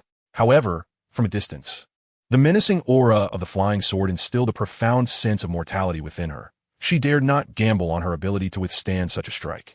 Without hesitation, she knelt and proclaimed, Father, Sir, I mean no harm. I am Mafalda Hopkirk from the Ministry of Magic, Deputy Director of the Department for the Regulation and Control of Magical Creatures. Remarkably, within that fleeting second before the sword reached her, she managed to convey so much, her tongue flitting as if reciting a menu. From Ministry of Magic? At the last moment, Zhang Heyang halted the sword, yet the razor-sharp energy still severed a lock of her hair. He turned to Hagrid, perplexed. Don't look at me. I haven't dealt with the Ministry in over 50 years. The only time I did was when they expelled me from school. Hagrid shrugged. But I am aware of the Department for the Regulation and Control of Magical Creatures. It indeed exists. The petite woman watched her hair drift down, severed by the sword's energy, frozen in place. Internally, she lamented her predicament, realizing that these two seemed to harbor a grudge against the Ministry. She feared for her life, wondering if she would even escape this encounter unscathed. After all, she was still a maiden. Zhang Heyang cast a glance at her, contemplating how she dared to confront him alone. In America, an entire team would mobilize for such matters, often led by a commanding figure wielding significant combat prowess. Though he ultimately triumphed single-handedly, it nonetheless demonstrated a level of crisis awareness and combat readiness that was sorely lacking here. It was no wonder that Americans looked down upon the British. The disparity was stark. The petite woman felt wronged, thinking, is this how it is? The Ministry suddenly detects a massive surge of magical energy in a Muggle hotel, and I promptly apparate to address the issue. What more do you want from me? Those within the Ministry were accustomed to their authoritative positions. While they might not exhibit overt oppression, the peaceful transitions had become habitual, leaving them unprepared for a situation where hostilities erupted without warning. This woman, Mafalda Hopkirk, at a mere 32 years of age, had already secured the position of Deputy Director, a promising trajectory that could very well lead her to the role of Minister for Magic. Who could have anticipated the chaos instigated by a troublemaker like Zhang Heyang? In a moment of tension, the three individuals found themselves locked in a silent standoff. Chapter 49. While one sits at home, the pot falls from the sky. Mafalda Hopkirk believed she had already revealed her identity, and felt they should calmly accept the Ministry of Magic's intervention. Hagrid harbored no fondness for the Ministry, expressing his indifference to the situation, while Zhang Heyang's mind was consumed with the peculiar notion of having unveiled his true powers, which compelled him to face dire consequences, reminiscent of an absurd fantasy narrative. Ultimately, it was Hopkirk who broke the silence, asking, Sir, could you please lower your sword? She nearly added, if I have to keep staring at that thing, my bladder might burst. Given that you're the Deputy Director of the Department for the Regulation and Control of Magical Creatures, what brings you here? Are the higher-ups so idle? Zhang Heyang disregarded Hopkirk's inquiry, pondering aloud. Is there someone misusing magic here? No, Hopkirk quickly clarified, her inner frustration boiling over. If this isn't misuse of magic, then Voldemort might as well be considered just an ordinary thug. What are you even doing here? Are your superiors so unoccupied? Zhang Heyang scratched his head as memories began to resurface. It appeared that Mafalda Hopkirk was indeed quite idle. As a deputy director, she had personally penned letters to Harry regarding his improper use of magic in the 2nd and 5th installments. She even monitored the magical fluctuations of house elves. How dreadfully dull that must be. I just got tired from work. Mafalda Hopkirk nearly wept, wishing she had known it would be someone like him here. Just taking a stroll. Isn't that good? Zhang Heyang replied, feeling satisfied. It wouldn't do to push too hard. After all, she was merely fulfilling her duty. Her ability to apparate here so swiftly indicated a serious commitment to her work. I am Zhang Heyang, the new head of Hufflepuff House at Hogwarts and also the defense against the dark arts professor. Should the ministry have any issues, feel free to approach me, he declared with audacious confidence, his head held high. As for the leadership, Dumbledore will clarify everything for you. His demeanor was almost boastful, as if he were about to announce a declaration of war against the ministry. Suddenly, both Hagrid and Mafalda Hopkirk collapsed to the ground in unison. What was this new development? Poor Dumbledore, over 100 years old, found himself unexpectedly burdened by calamity that had descended upon him without warning. Certainly, Zhang Heyang did not perceive it this way. It was the old wizard who had assigned him this task, disturbing his slumber. If not his fault, then whose could it be? All right, let us go. If you don't leave, I'll accuse you of harassment. The facts speak for themselves. Nothing has occurred here. You, a deputy director, are troubling an ordinary citizen. I must say, I'm quite frightened. Zhang Heyang began ushering them out. Mafalda Hopkirk felt an overwhelming urge to collapse before him. How could he claim to be afraid? You're an ordinary citizen? She thought, her legs trembling. You speak of magical fluctuations in the air. I'm a fully fledged wizard and the head of Hogwarts. Why can't I cast spells off campus? Misuse? Damage? Where's your evidence? This is precisely what sends shivers down the spine of Mafalda Hopkirk. Having just apparat to this scene, she felt a chill run through her veins. How to investigate this? How could it possibly be investigated? With a bitter smile, Mafalda resigned herself and promptly vanished, choosing to confront the wrath of the director or even Minister Fudge rather than remain in the company of the peculiar figure clad in a red robe. Truly ruthless. Hagrid gave a thumbs up, expressing his admiration for Zhang Heyang's chaotic prowess. Unlike Hopkirk, who had merely a semblance of power, Hagrid, possessing the strength of a headmaster, could distinctly sense the fluctuations of time in the void. Zhang Heyang had not merely restored the shattered residence. Rather, he had reversed the entire temporal flow of the area, returning the house to a state before it had been destroyed. Consequently, unless a being surpassing human limitations, one of headmaster caliber, were to personally investigate, it would be impossible to discern any anomalies. Indeed, this was the ancient temporal magic that paralleled the magic of the astronomy department, which was rumored to have been primarily used for combat in antiquity, classified into 6 distinct schools: the sigil magic, temporal magic, summoning magic, dark magic, astronomy magic, and elven magic. Sigil magic involves inscribing spells within talismans, which are then activated by casting them with magical energy, reputed to be the swiftest form of magic. Many modern magical artifacts bear the hallmark of sigil magic. Dark magic, on the other hand, is said to commune with the powers of the dead, with much of contemporary dark sorcery deriving from its elusive legacy. As for the remaining 4 schools, none have been heard of since the demise of Merlin. Even the 4 founders of Hogwarts had only heard whispers. Who would have known that this deranged individual could casually wield 2 forms of ancient magic within a mere 24 hours, once to bless fried rice, and another to mend the chaos caused by morning grumpiness? Were the ancient sorcerers to learn of this, they would likely be incensed enough to rise from the grave to strangle this wastrel. Yet Zhang Heyang felt no pressure. After all, if he could toy with innate treasures, what were ancient magicians to him?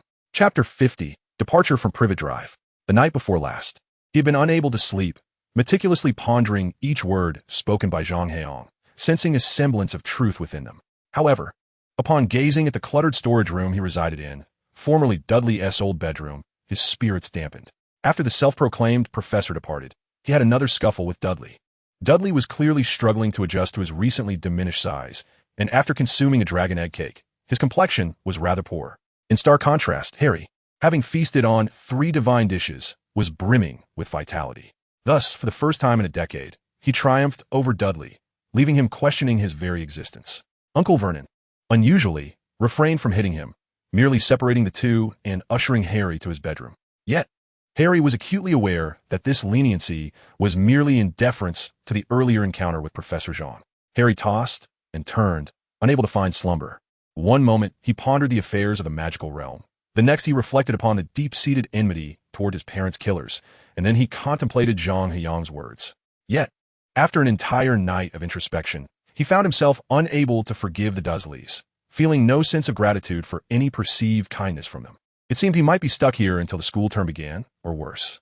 Perhaps he would never qualify to become a wizard and would have to continue attending Stonewall High School. As dawn broke the next day, Harry, in a dejected state of mind, realized he had even forgotten to prepare breakfast, accidentally knocking over a vase on the dining table, ignoring Uncle Vernon's furious outbursts, and spent the entire day in a daze. Indeed, Zhang Heyang did not visit again that day, further solidifying Harry's belief that he had failed and had not passed the test. "Hey kid, where's your professor?" Dudley sneered, advancing with clenched fists, seemingly intent on avenging last night's encounter. "He didn't come to fetch you. You must be so disappointed. That so-called wizard is just a fraud." With two sharp cracks, the Dursleys' faces turned a deep shade of purple, while Harry felt he had just heard the most delightful sound in the world. "Good morning," Zhang Heyang said, shaking his arm. "Have you made up your mind, Potter?" "Yes," Harry began eagerly, but someone interjected him. "You said if he and T made up his mind yesterday, he wouldn't have come. This isn't right. It contradicts the spirit of the contract." Vernon's face twisted in anger, feeling duped. "How can we conduct business like this? How can I trust you with Dudley in the future?" Zhang Heyang calmly responded. "You're overthinking it. You should hand Dudley over to Bill Gates. Even if Dudley has slimmed down and is somewhat handsome now, I have no interest in him." With a casual flick of his wand, he conjured an armchair from thin air, sitting down with his legs crossed, playing the role of a rogue. "Is there truly such a thing as contract spirit in this world?" "Indeed, Professor," Hagrid replied earnestly from his side. Hagrid bore a sorrowful expression. There was no room for negotiation regarding Zhang Heyang's statements. Otherwise, yesterday's fried rice and today's hotel room would be at stake. "Professor, you finally arrived. I thought if I missed you yesterday, you wouldn't come again," Harry said earnestly. "To be honest, I truly hadn't made up my mind yesterday.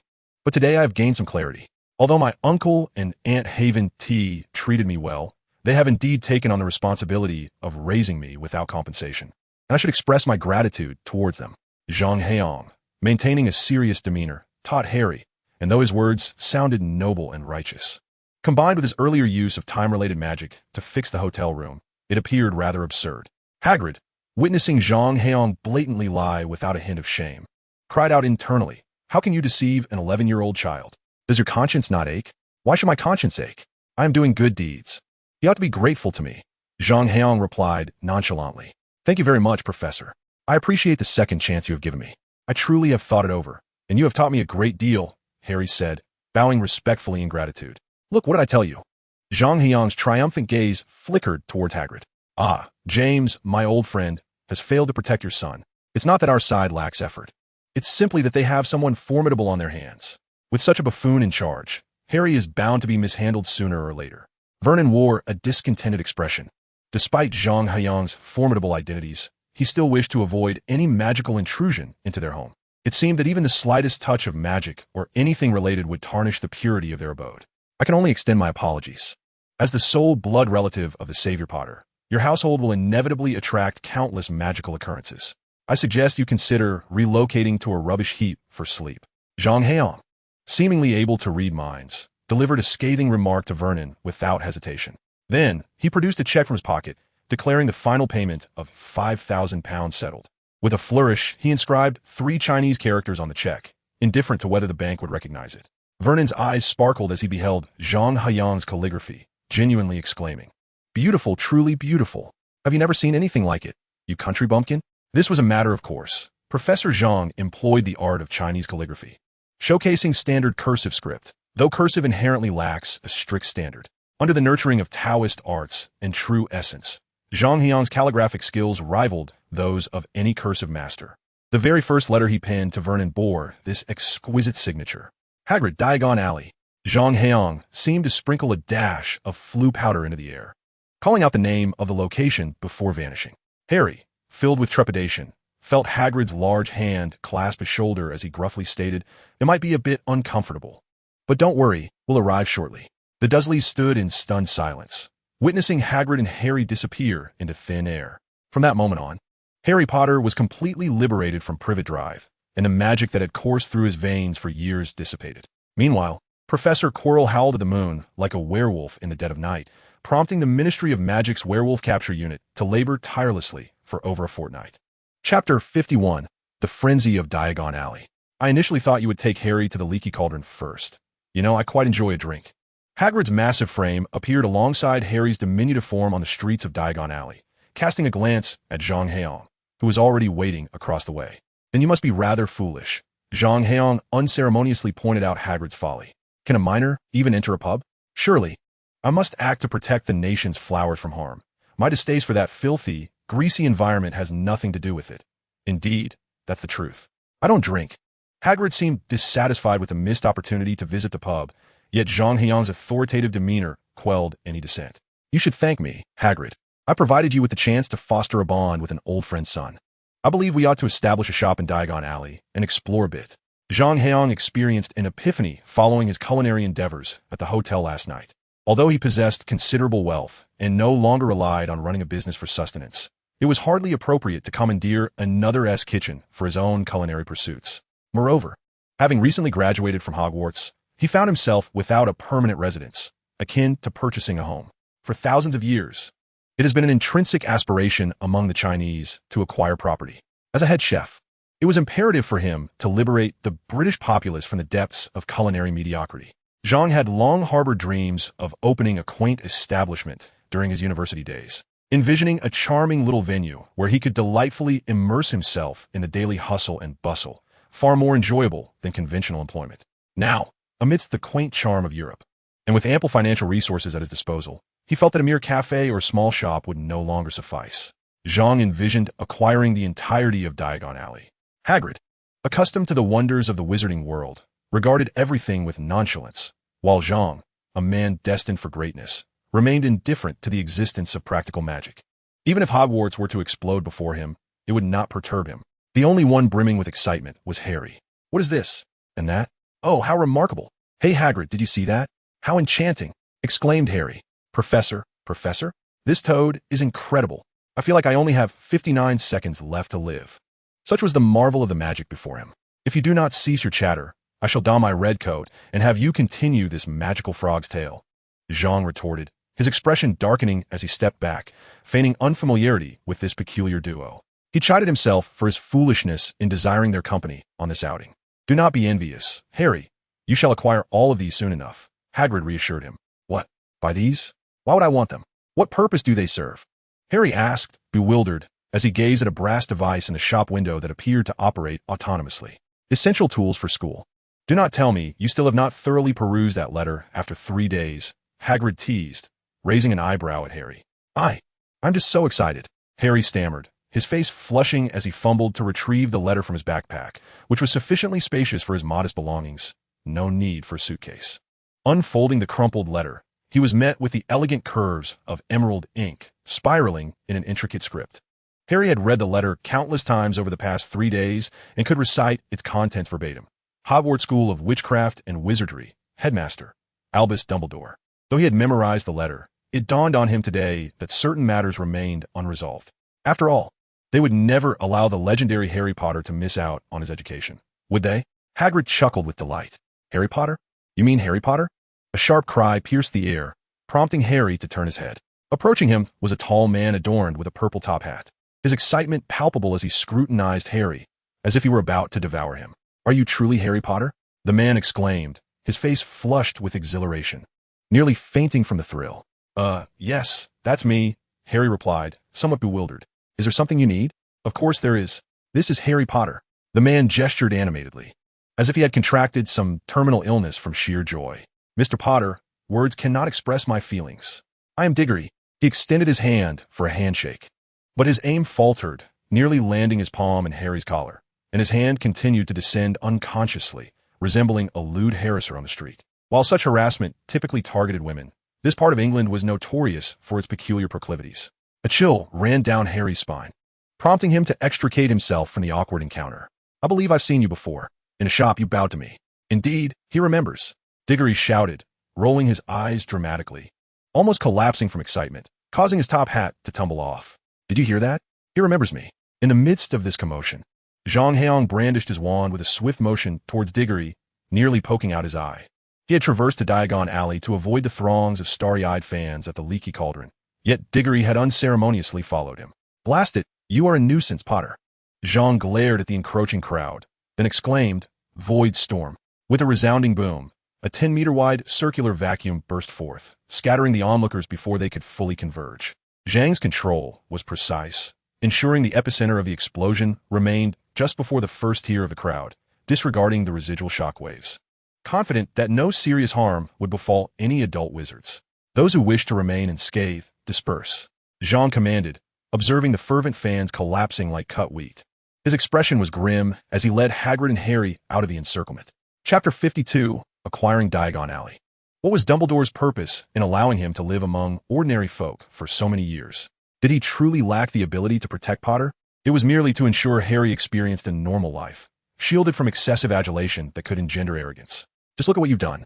Half an hour after the chaotic scene had passed, Zhang continued to express his indignation to Hagrid, instructing him never to casually mention Harry Potter's name, unless in the presence of the unflappable nobility or the stoic severe Snape. "Do you understand?" Yes, Professor, I understand. I shall never mention it again," Hagrid replied, glancing nervously at the wand waving in front of him, nearly in tears. That wand could unleash ancient and formidable spells with the slightest flick. "Professor, please, do be careful. After all this time with me, do you still not know that I abhor trouble?" Zhang Heyang exuded an air of lofty detachment, his countenance radiating an unapproachable elegance, betraying none of the ire simmering within him, which stemmed from someone usurping his spotlight. "The esteemed Professor Zhang declared, in my presence, I alone shall bask in the limelight." With a grand gesture, he proclaimed, "You may amuse yourselves. I shall peruse the shops and devise a plan to acquire Diagon Alley." Acquiring even a minuscule parcel in such a bustling locale as Diagon Alley proved no easy feat, let alone purchasing an entire commercial street, an endeavor fraught with peril, akin to provoking the ire of Voldemort himself. Yet, reflecting upon Zhang Heyang's audacious mannerisms, it seemed entirely plausible, especially considering his extraordinary prowess. Indeed, it was a sight to behold. Harry turned to the often overlooked second page of the letter and read aloud. Hogwarts School of Witchcraft and Wizardry uniform requirements for first-year students. 1. 3 plain black robes. 2. A plain black pointed hat for daytime wear. 3. A pair of protective gloves made from dragon hide or similar material. 4. A winter cloak in black with silver fastenings. Please note, all student attire must bear a name tag. Harry glanced at Hagrid and remarked, "It appears that neither you nor Professor Zhang are wearing the garments mentioned in the letter, correct?" "Oh, indeed," Hagrid replied, his eyes scanning the surroundings. Having been prohibited from using magic for many years, he typically traversed from the leaky cauldron to Diagon Alley, and now, having operated directly, he required a moment to reorient himself. As he surveyed the streets, he continued, "Generally, British wizards, upon graduation, opt for robes similar to those of Hogwarts, with perhaps slight variations in style, though color tends to change the most, as Hogwarts robes are undeniably comfortable. As for me, as you can see, my size makes it challenging to wear traditional robes, so I had to make do with some fabric modifications." With a wry smile, Hagrid spoke of Professor Zhang with a newfound reverence. Despite Zhang Heyang's unpredictable nature and penchant for mischief, he remained one of the most respected figures in Hagrid's eyes, perhaps even surpassing Dumbledore.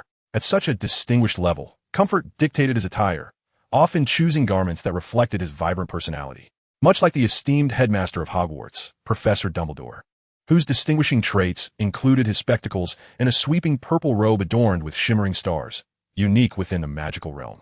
Eventually, Hagrid found his bearings and led Harry onward, continuing, "Professor Zhang is from China, although I cannot fathom how he emerged from that vast continent.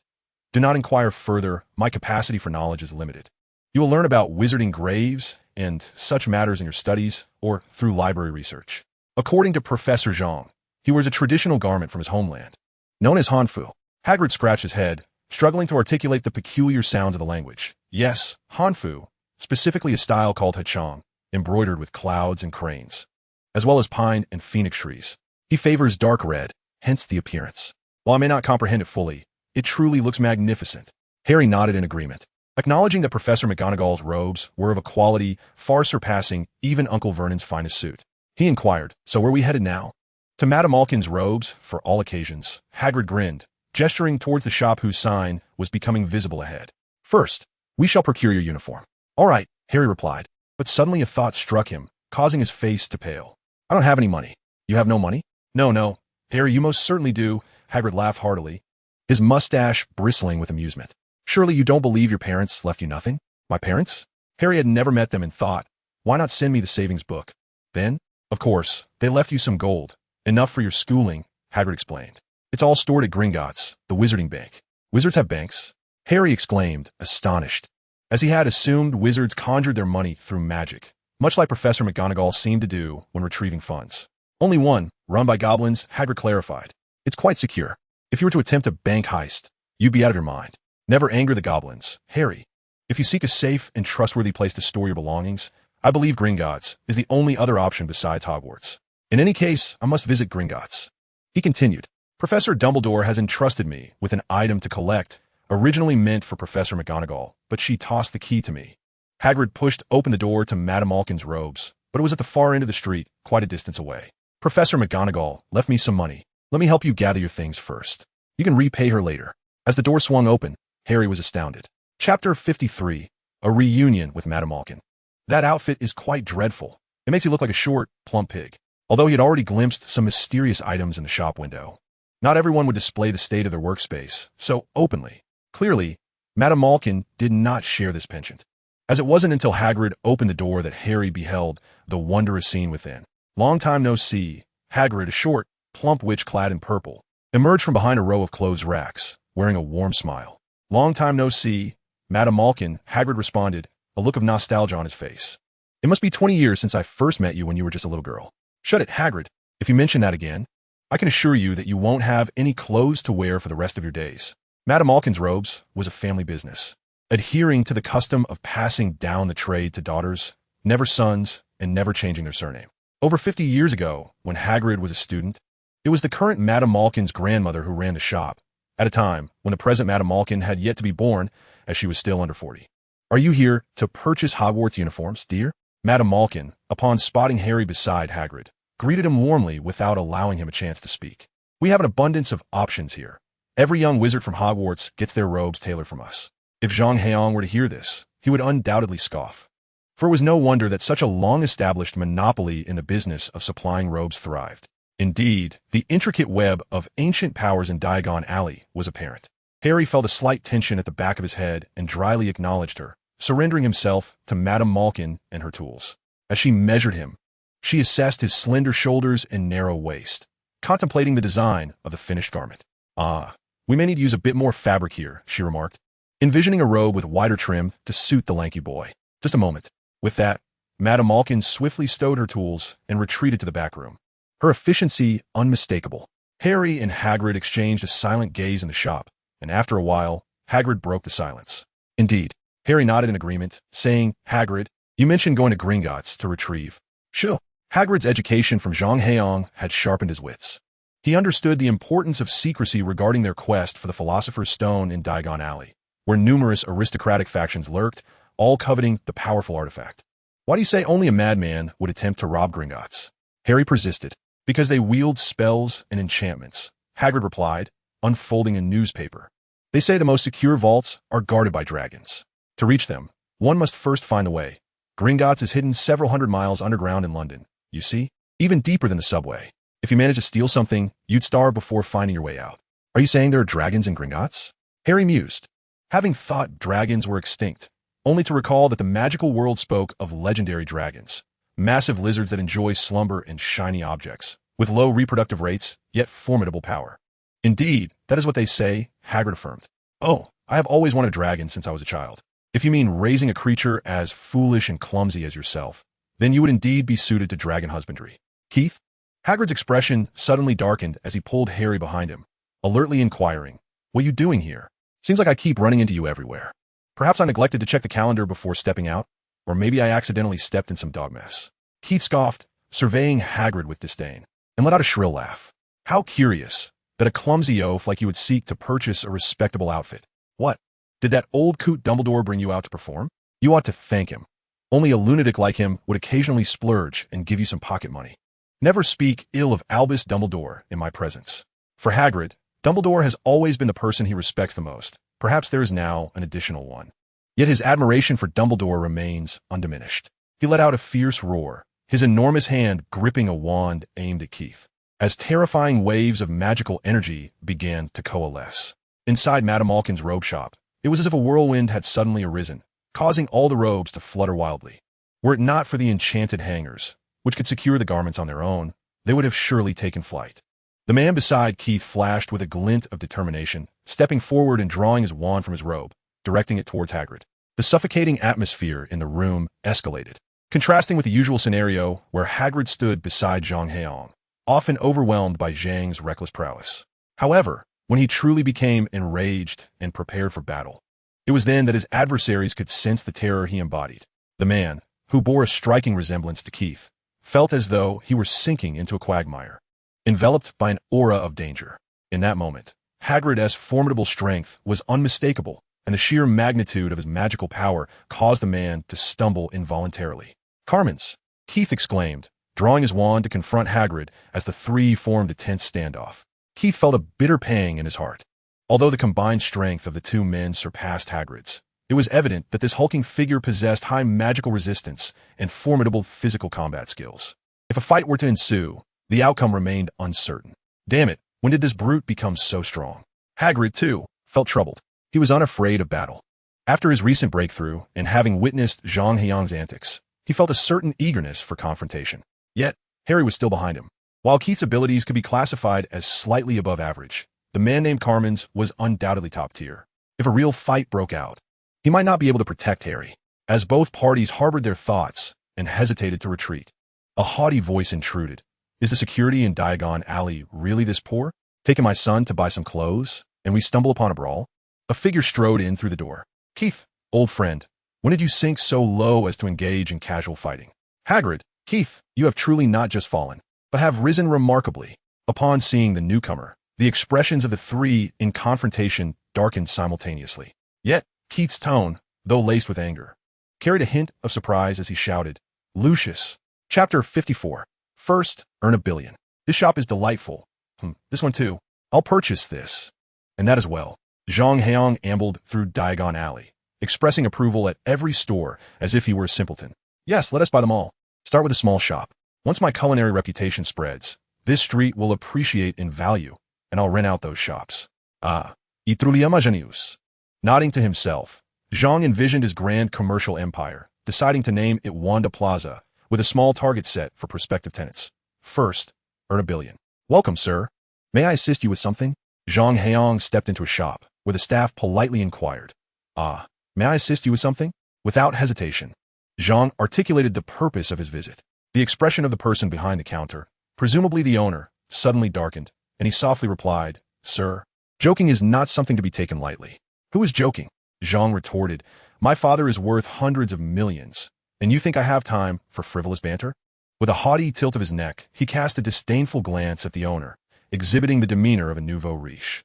"I wish to purchase your establishment. Tell me your price. Is 10,000 gallons sufficient? If not, I can offer 50,000 or even 100,000.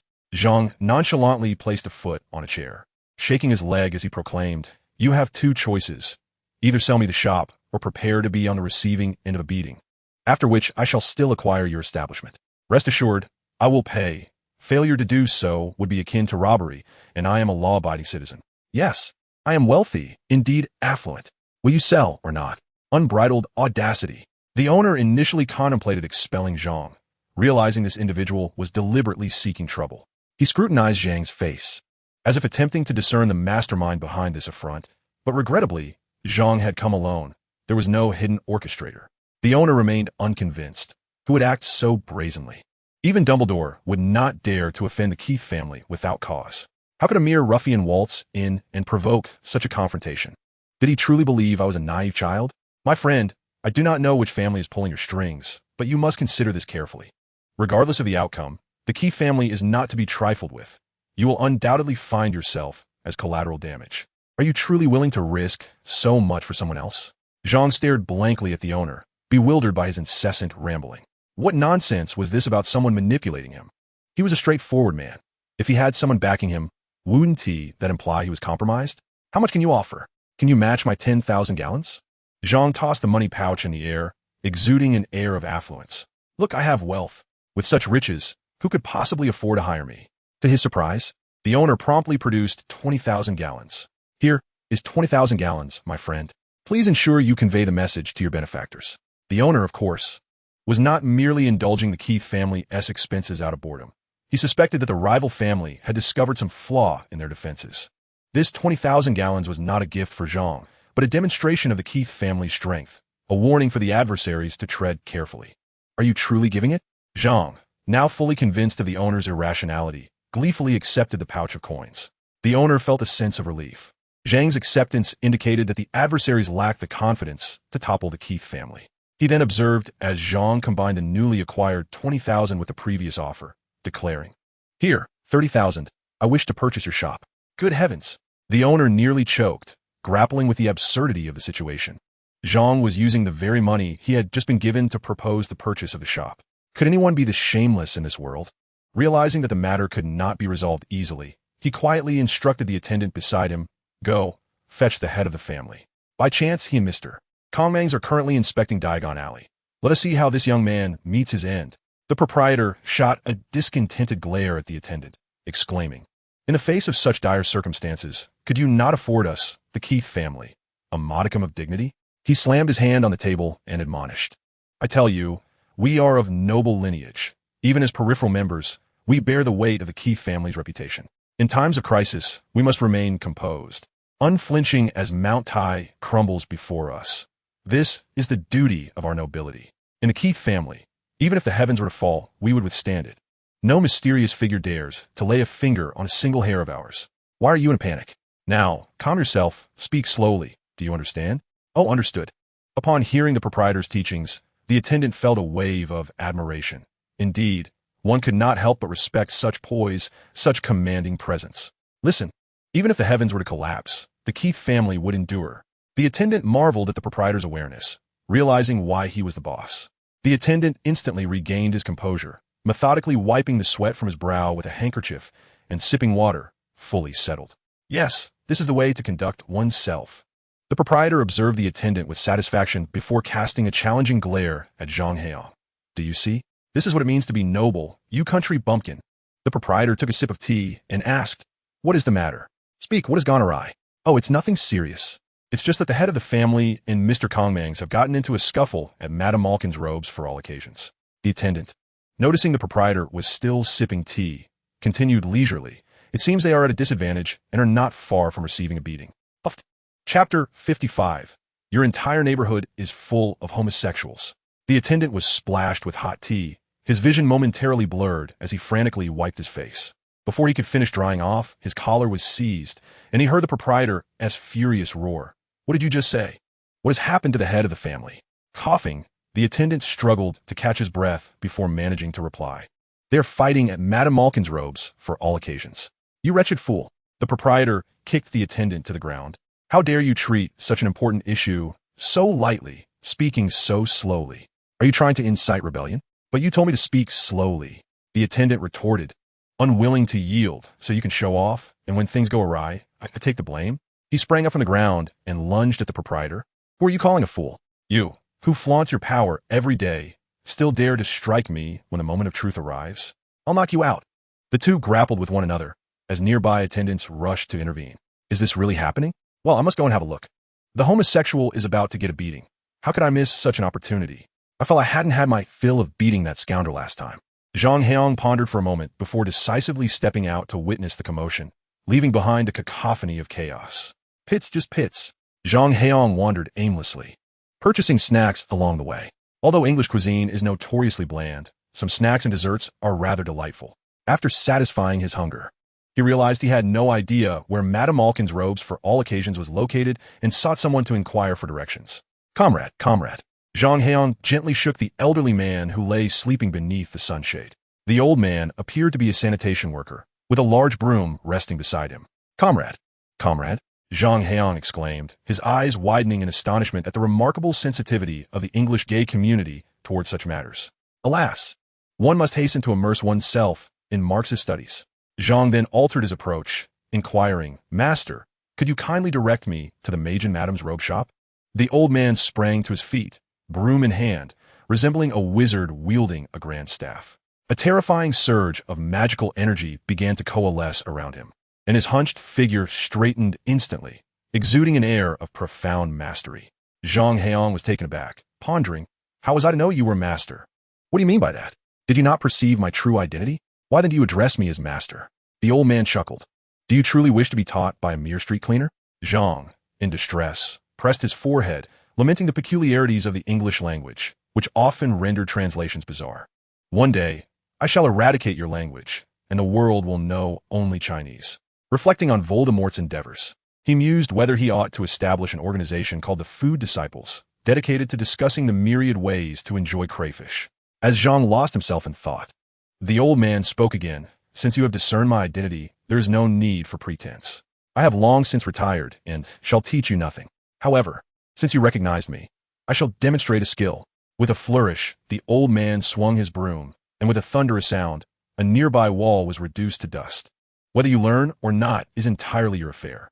Now be on your way." "Madness. I merely inquired for directions," Zhang retorted, exasperated by the utter insanity of the magical realm. He waved his wand, restoring the wall to its former state, and trudged away, contemplating whether to seek guidance elsewhere or simply employ apparition. Time and space magic? The old man blinked, taking a long moment to comprehend the implications. By the heavens, the long-lost ancient magic? "Hey lad, do not depart. I shall teach you whatever you desire in exchange for your knowledge of time and space magic." "Wait, I could even call you my master."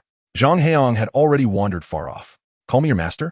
Have you not seen that every protagonist's apprentice is a beautiful girl? They are courted fervently, while I am uninterested in such matters. That is what it means to be a true master. As for this old man, spare me." Suddenly, Zhang noticed a throng of people materializing out of thin air, nearly causing him to jump out of his skin. In a moment of panic, he almost unleashed a barrage of spells. He seized one individual, asking, "Hey there, what's happening?" This time, he was careful to avoid any potentially misleading translations. "Get lost. You are the only queer here. Your whole family and neighborhood are queers." The person he grabbed retorted angrily, "What does this have to do with me?" Zhang stood aside, questioning his existence as he wondered how everything they heard could be misconstrued as queer. Years later, under his guidance, Microsoft invented Kingsoft PowerWord, allowing users to learn English anew through phonetic comparison. It was then that Zhang Heyang realized that the pronunciation of the word guy differed from that of gay. Am I to blame for my pronunciation? This is the authentic dialect of North London, far removed from the accents of suburban areas like Tongzhou or Wimbledon. Do you understand nothing? Let go, you fool." The individual, feeling somewhat left behind, angrily shook off Zhang Heyang's hand. "Who are you calling a fool?" Zhang exclaimed. "You think I'm not listening? The obstacles are endless." Suddenly, the captured individual felt as though four walls had materialized around him, pinning him in place, rendering him immobile. The remnants of the past reappeared. A colossal dark mark erupted from Zhang Heyang's wand, soaring into the sky. The man felt a searing heat on his arm, rolling up his sleeve. He was nearly petrified to discover a miniature dark mark emblazoned on his forearm, shimmering ominously. "Help! Capture the remnants of the Death Eaters. Voldemort has resurrected. Voldemort is killing again. He intends to buy up the entire Diagon Alley." Zhang Heyang bellowed, while the man's face turned pale, hardly registering the nonsensical final statement. Any rational person would understand it was merely a jest. Voldemort resurrected solely to acquire Diagon Alley? Please, resurrection is no trifling task. Chapter 56, Capture the Death Eaters. The man seized by Zhang Heyang turned ashen. Who was this person, daring to summon the dark mark in broad daylight and audaciously shouting? How delightful for you. But when the authorities arrive, I'm the one who will suffer. The man lamented, "Please, don't shout, brother, don't shout. Call me Dad. You think you can intimidate me? I bear no dark mark. You're the one in trouble now." Zhang Heyang retorted, turning to leave. "No, don't go." The man cried out in despair, completely surrendering. If Zhang Heyang departed, he would remain entrapped, the enormous dark mark swirling above him. When others arrived, their reaction was swift. "Good heavens, he bears the mark as well. You are a Death Eater. What business do you have here? Shopping? Impossible. Voldemort must have returned." He mused that he had faced death 100 times over. Of course, he could argue that the dark mark was the result of Zhang Heyang's magic. But whether others would believe him was another matter entirely. It is well known that the technique to brand the dark mark on one's arm is a high-level magic known only to Voldemort himself. No one else could wield such power. The man had not considered this, Yet who could have anticipated the emergence of someone like Zhang Heyang? Tell me, what is your purpose here? Zhang inquired. Oh, you are all well informed and arrived quite promptly, he remarked, expressing his admiration for the Ministry of Magic's efficiency. Look at that. Even government officials aren't idly collecting salaries. These distinguished figures are renowned aristocrats. What business do Aurors have here? Are they dark wizards? Given their noble lineage and formidable strength, what kind of being could confront them single-handedly? The man lamented with a sorrowful expression. Some fear it may be a dark wizard. Otherwise, it would be impossible to confront two formidable leaders and another expert simultaneously, hence the arrival of the Aurors. Upon investigation, it was confirmed to be a dark wizard, prompting the Aurors to take action. If it were merely a common dispute, our department would mediate. He scoffed. That individual hardly qualifies as a strong contender. Anyone with the four heads from Hogwarts could easily defeat him tenfold. Zhang Heyang thought of Keith, whose chest was shattered by a horse, and found the situation surreal. How could such a thing be possible? As this thought crossed his mind, an overwhelming surge of power coursed through him. How extraordinary I am, he mused. While others may never encounter a fifth-level headmaster in their lifetime, I have created one in just a few days. Who else could match that?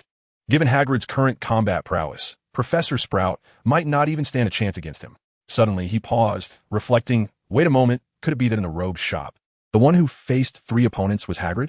With a smirk, Zhang Heyang cast a cold laugh at the man before him. Each laugh made the individual shudder, feeling an unsettling sensation. Let us depart. With a wave of his hand, Zhang Heyang dispelled the barrier spell. Where are you headed? He demanded, kicking the man in frustration. The man, in a moment of clarity, exclaimed, oh right. I was supposed to go to Madame Malkin's robes for all occasions to resolve the dispute between the 2 leaders and another expert. Then why are you still standing here? Zhang Heyang expressed his exasperation, truly bemused by the inefficiency of this bureaucrat, especially after having just praised the Ministry of Magic's effectiveness. I have no shame, do you? Isn't it rather fortuitous? I share your lack of shame.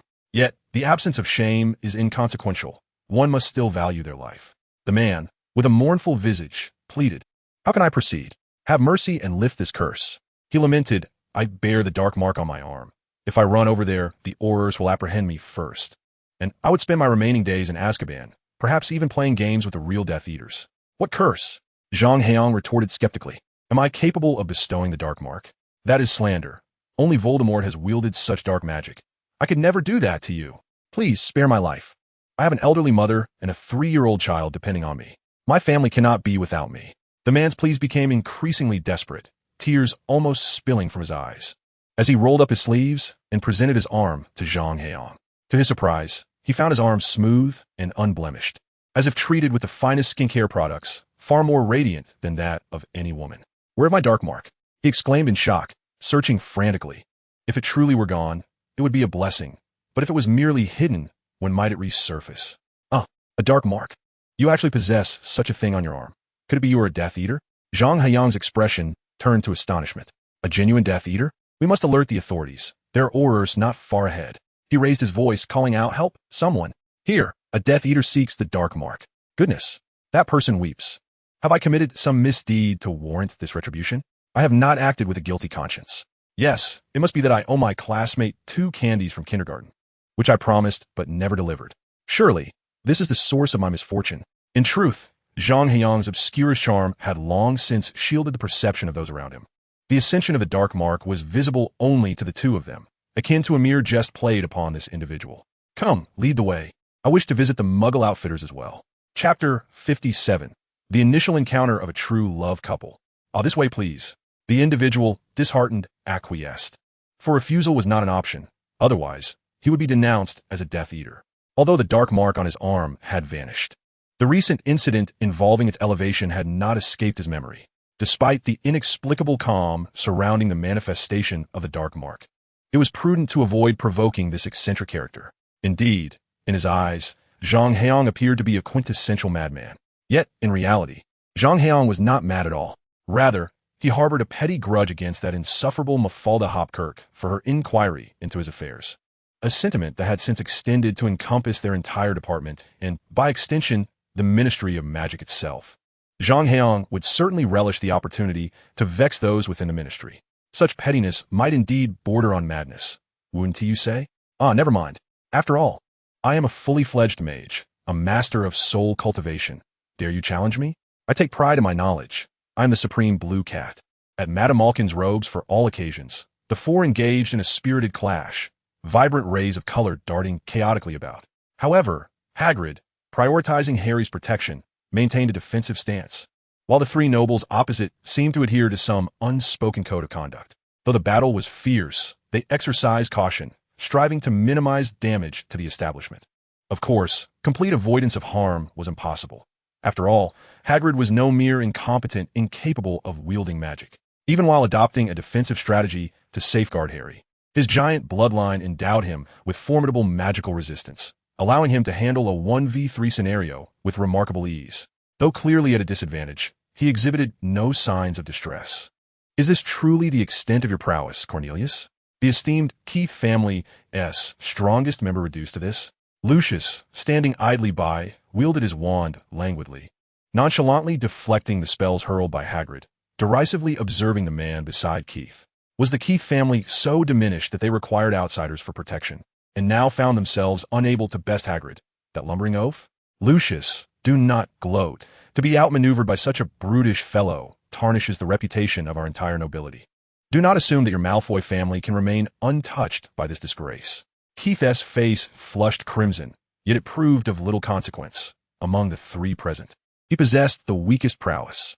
Hagrid made no effort to defend against his attacks. Strikes against him merely resulted in a mild warmth, akin to soaking in a hot spring, offering no real discomfort. It must be said that Keith's abilities are not as lacking as one might imagine.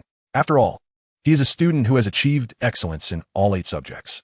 Although Dumbledore downgraded him to an ado to character flaws, this does not reflect his true capabilities. Unfortunately, Hagrid's giant bloodline provides him with considerable magical resistance, rendering much of Keith's spells ineffective.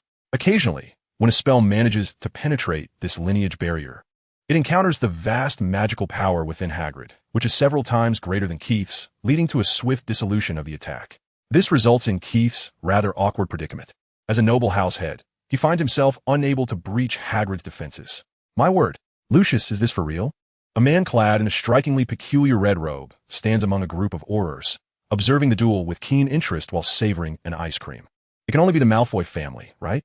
Indeed, a voice, youthful yet brimming with pride and arrogance, proclaims as a small boy beside Zhang Heyang puffs out his chest and declares, the greatest Malfoy in the wizarding world. The boy, pale and slender, exudes an air of malnourishment, yet every aspect of him, from his platinum blonde hair to his polished shoes, speaks of nobility. He is enveloped in an atmosphere of haughty arrogance, holding his head high like a proud rooster. Impressive. You must be remarkable. The boy's lofty demeanor seems to vanish in Zhang Heyang's eyes as he extends his hand, offering the ice cream. Care for some ice cream? No, thank you. A faint blush appears on the boy's pale face as he recoils slightly, a look of disdain crossing his features. Not to mention whether such an ice cream suits my noble status. Even if you were to treat me, I would expect something untouched by your lips. The boy's thoughts are in turmoil. This is a matter of basic etiquette, even if one is not of noble blood. A commoner should grasp this concept. What does he mean by this? I have heard that there are many peculiar individuals in England, living in the family estate. I was unaware of such things. I hope I do not encounter one now. How terrifying. If I meet a strange man, what should I do? I'm feeling quite anxious. Harry spotted Zhang Heyang, and his face lit up with joy, eager to inform Hagrid. However, the four of them were engrossed in their fierce battle, with even the aurors from the Ministry of Magic too intimidated to intervene. How could Harry's voice reach him? Never mind. With Hagrid's imposing stature, he would surely be fine. After a moment's thought, Harry quietly slipped away. If the four formidable beings were to learn that their battle's aftermath could not even contain a young child, I wonder if they would be disheartened. Fortunately, the four continued to grow more animated in their duel, oblivious to Harry's departure. Professor, Harry called out joyfully. Coming. Zhang Heyang glanced at Harry and then offered the ice cream again. Care for some ice cream? Harry hesitated momentarily, feeling that he could not refuse the elder's kindness. Although Zhang Heyang appeared youthful, his demeanor and red attire suggested wisdom and maturity. Moreover, Harry seldom had the opportunity to savor ice cream, as Uncle Vernon typically provided him with only cheap lemonade. Thank you, Professor. At over 100 pounds, could you not act a bit more mature? Yet, there was no alternative. After all, he was a professor. Not daring to critique, Harry sought conversation, glancing at the pale boy beside Zhang and inquiring, who is this? A mischievous child I found on the road. He nearly lost his head to a spell just now. So, I saved him, Zhang nonchalantly replied, regarding the two boys flanking him, often portrayed as a couple in various fanfictions. Upon noticing a comment in the review section claiming my writing was nonsensical, arguing that Yu Xiang Ro Si should indeed be Yu Xiang Ro Si, symbolizing abundance, I felt compelled to delete the post and ban the commenter. To that irate individual, I am not a culinary expert, yet I have witnessed much. As an elder, it is my duty to impart some life lessons. I hope you read this. Feel free to express any concerns, though you are already silenced. Furthermore, I must clarify that Zhao Air is not particularly skilled in cooking. His meals are merely edible, with the only impressive aspect being my ability to toss a pan. However, being adept at showmanship does not equate to culinary prowess. My dishes are merely passable. I'm not my goddess, Kai Mao, and cannot craft gourmet prose akin to gourmet supplier. The essence of this book, whether in cuisine or teaching, revolves around pretense and enjoyment. Accusing me of nonsense? Ironically, the protagonist excels in such endeavors. Chapter 58. A good beating suffices for a mischievous child.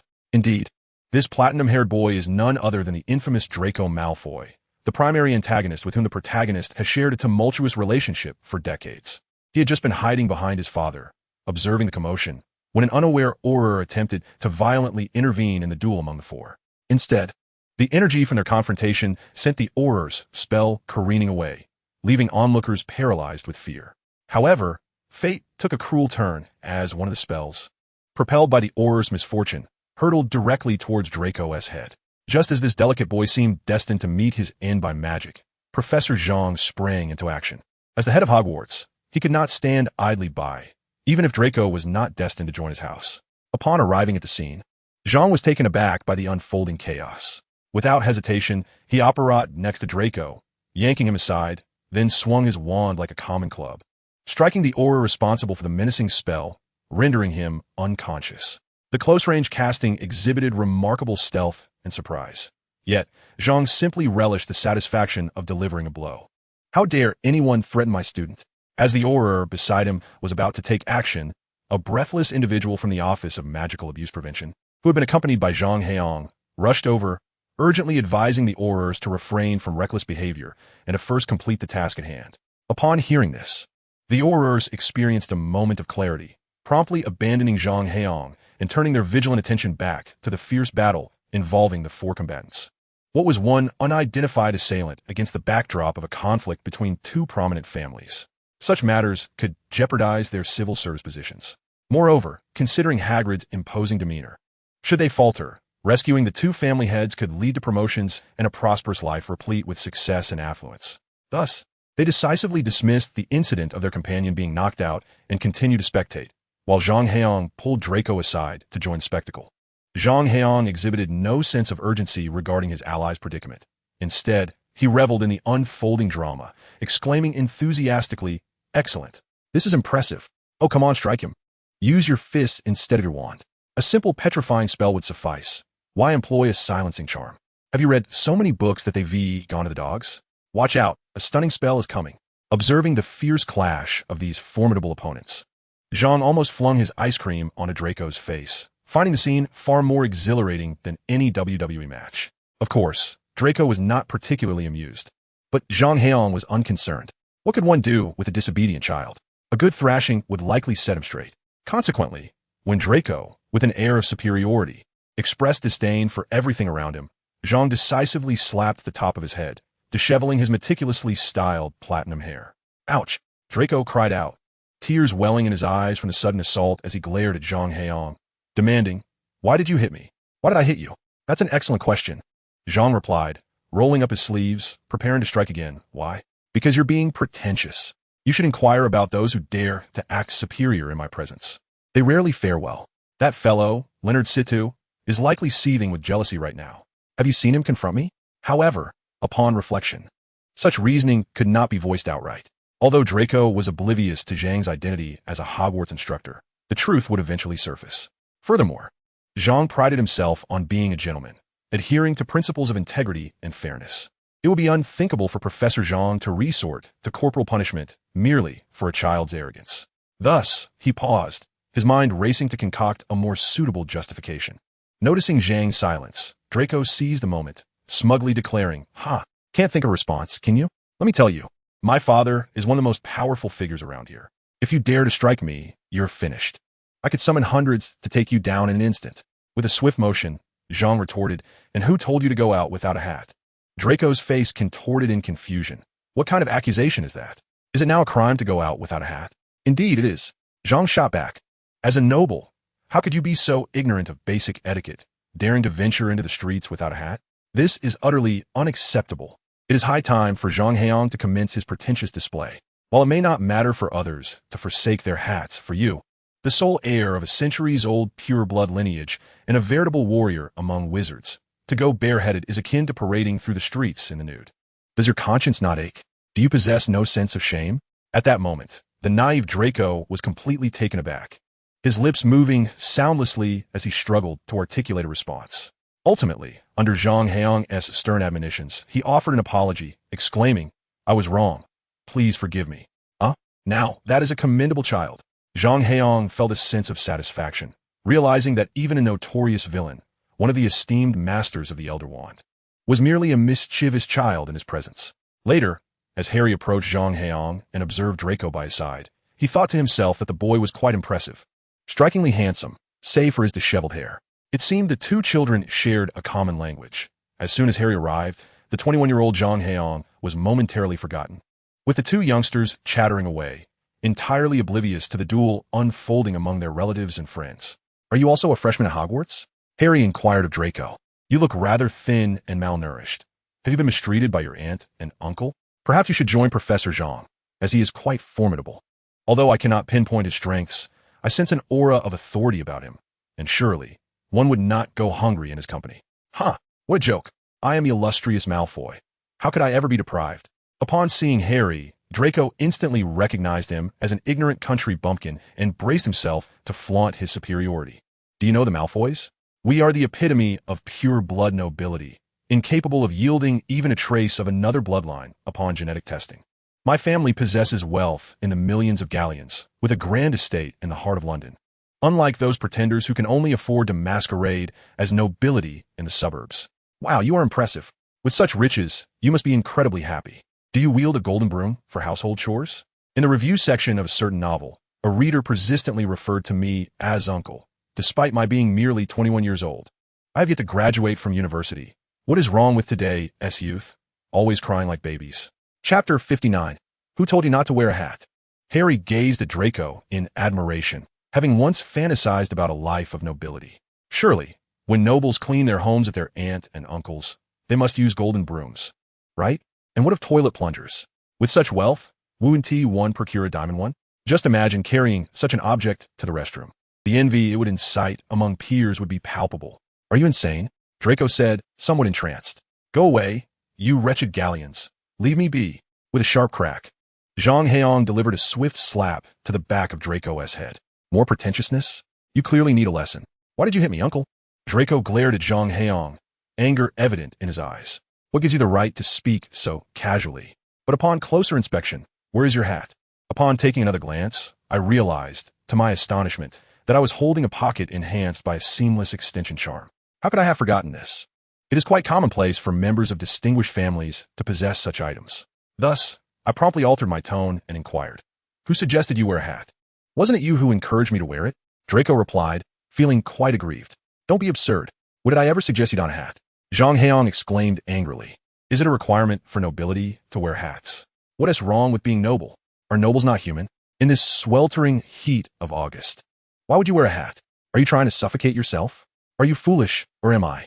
Your foolishness alone is one matter, but you are bringing disgrace upon the entire pure-blood aristocracy." Draco felt a wave of shame wash over him and hastily removed his hat. Indeed, he was rather naive, not comprehending such a basic principle. It seemed he needed to enhance his knowledge. He responded with utmost respect. "I understand now. Thank you for your guidance." Now, that's more like it," Zhang Heyang replied nonchalantly, returning his attention to the brawl. "Look at that blonde fool. Are you daft? Kick him in the shins. Why resort to magic at this moment?" He exhibited no concern that 3 out of the 4 participants were indeed blonde, nor did he consider whether Hagrid was an ally. The excitement of the fight was all that mattered.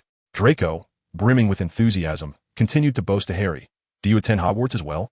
Harry found the boy's slow, drawn-out manner of speaking rather irksome. I want my parents to choose a nimbus for me. I don't understand why first-year students can't have their own broomsticks. I think I will pressure my father into buying one for me and then find a way to sneak it in. Harry felt a surge of respect. He could only dream of a golden broomstick, while here was Draco, already speaking of flying ones. ISNT, it said, that nobles ensure their brooms are spotless? Aunt Petunia could never find fault with that. Do you have your own broomstick? Draco continued. No. Harry played. Have you played Quidditch? No, Harry said again, still bewildered about what Quidditch truly entailed. I have, Draco declared. Father says if I'm not selected for our house team, it would be utterly shameful. I must say, I concur with that sentiment. Do you know which house you will be sorted into? I don't know, Harry admitted, increasingly feeling foolish. Of course, no one truly knew their house before arriving at school.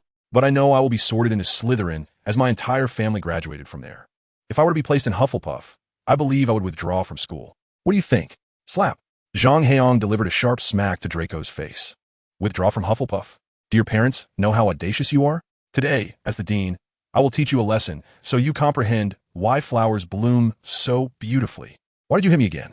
Draco erupted, now suspecting that Zhang Heyang was intentionally provoking him. All notions of nobility and etiquette seemed irrelevant. The audacious child was rather clever. Daring to disparage Hufflepuff in my presence warranted a proper lesson from me, so he may understand the power of unity in numbers. The residents of Hufflepuff are generally known for their amiable temperaments, often channeling their energies towards culinary pursuits.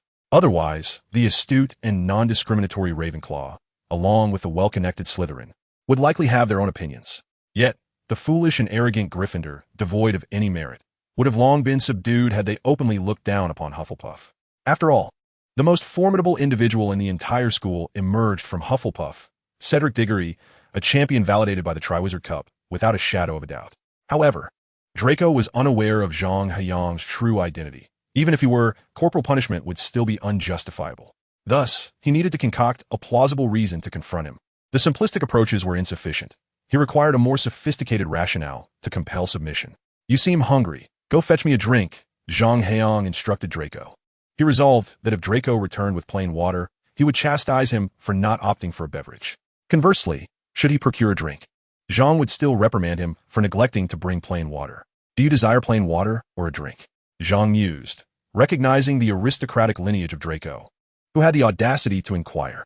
Frustration mounted within Zhang, who declared, forget drinks, bring me something to eat. If Draco chose snacks, Zhang would question why he hadn't selected a proper meal.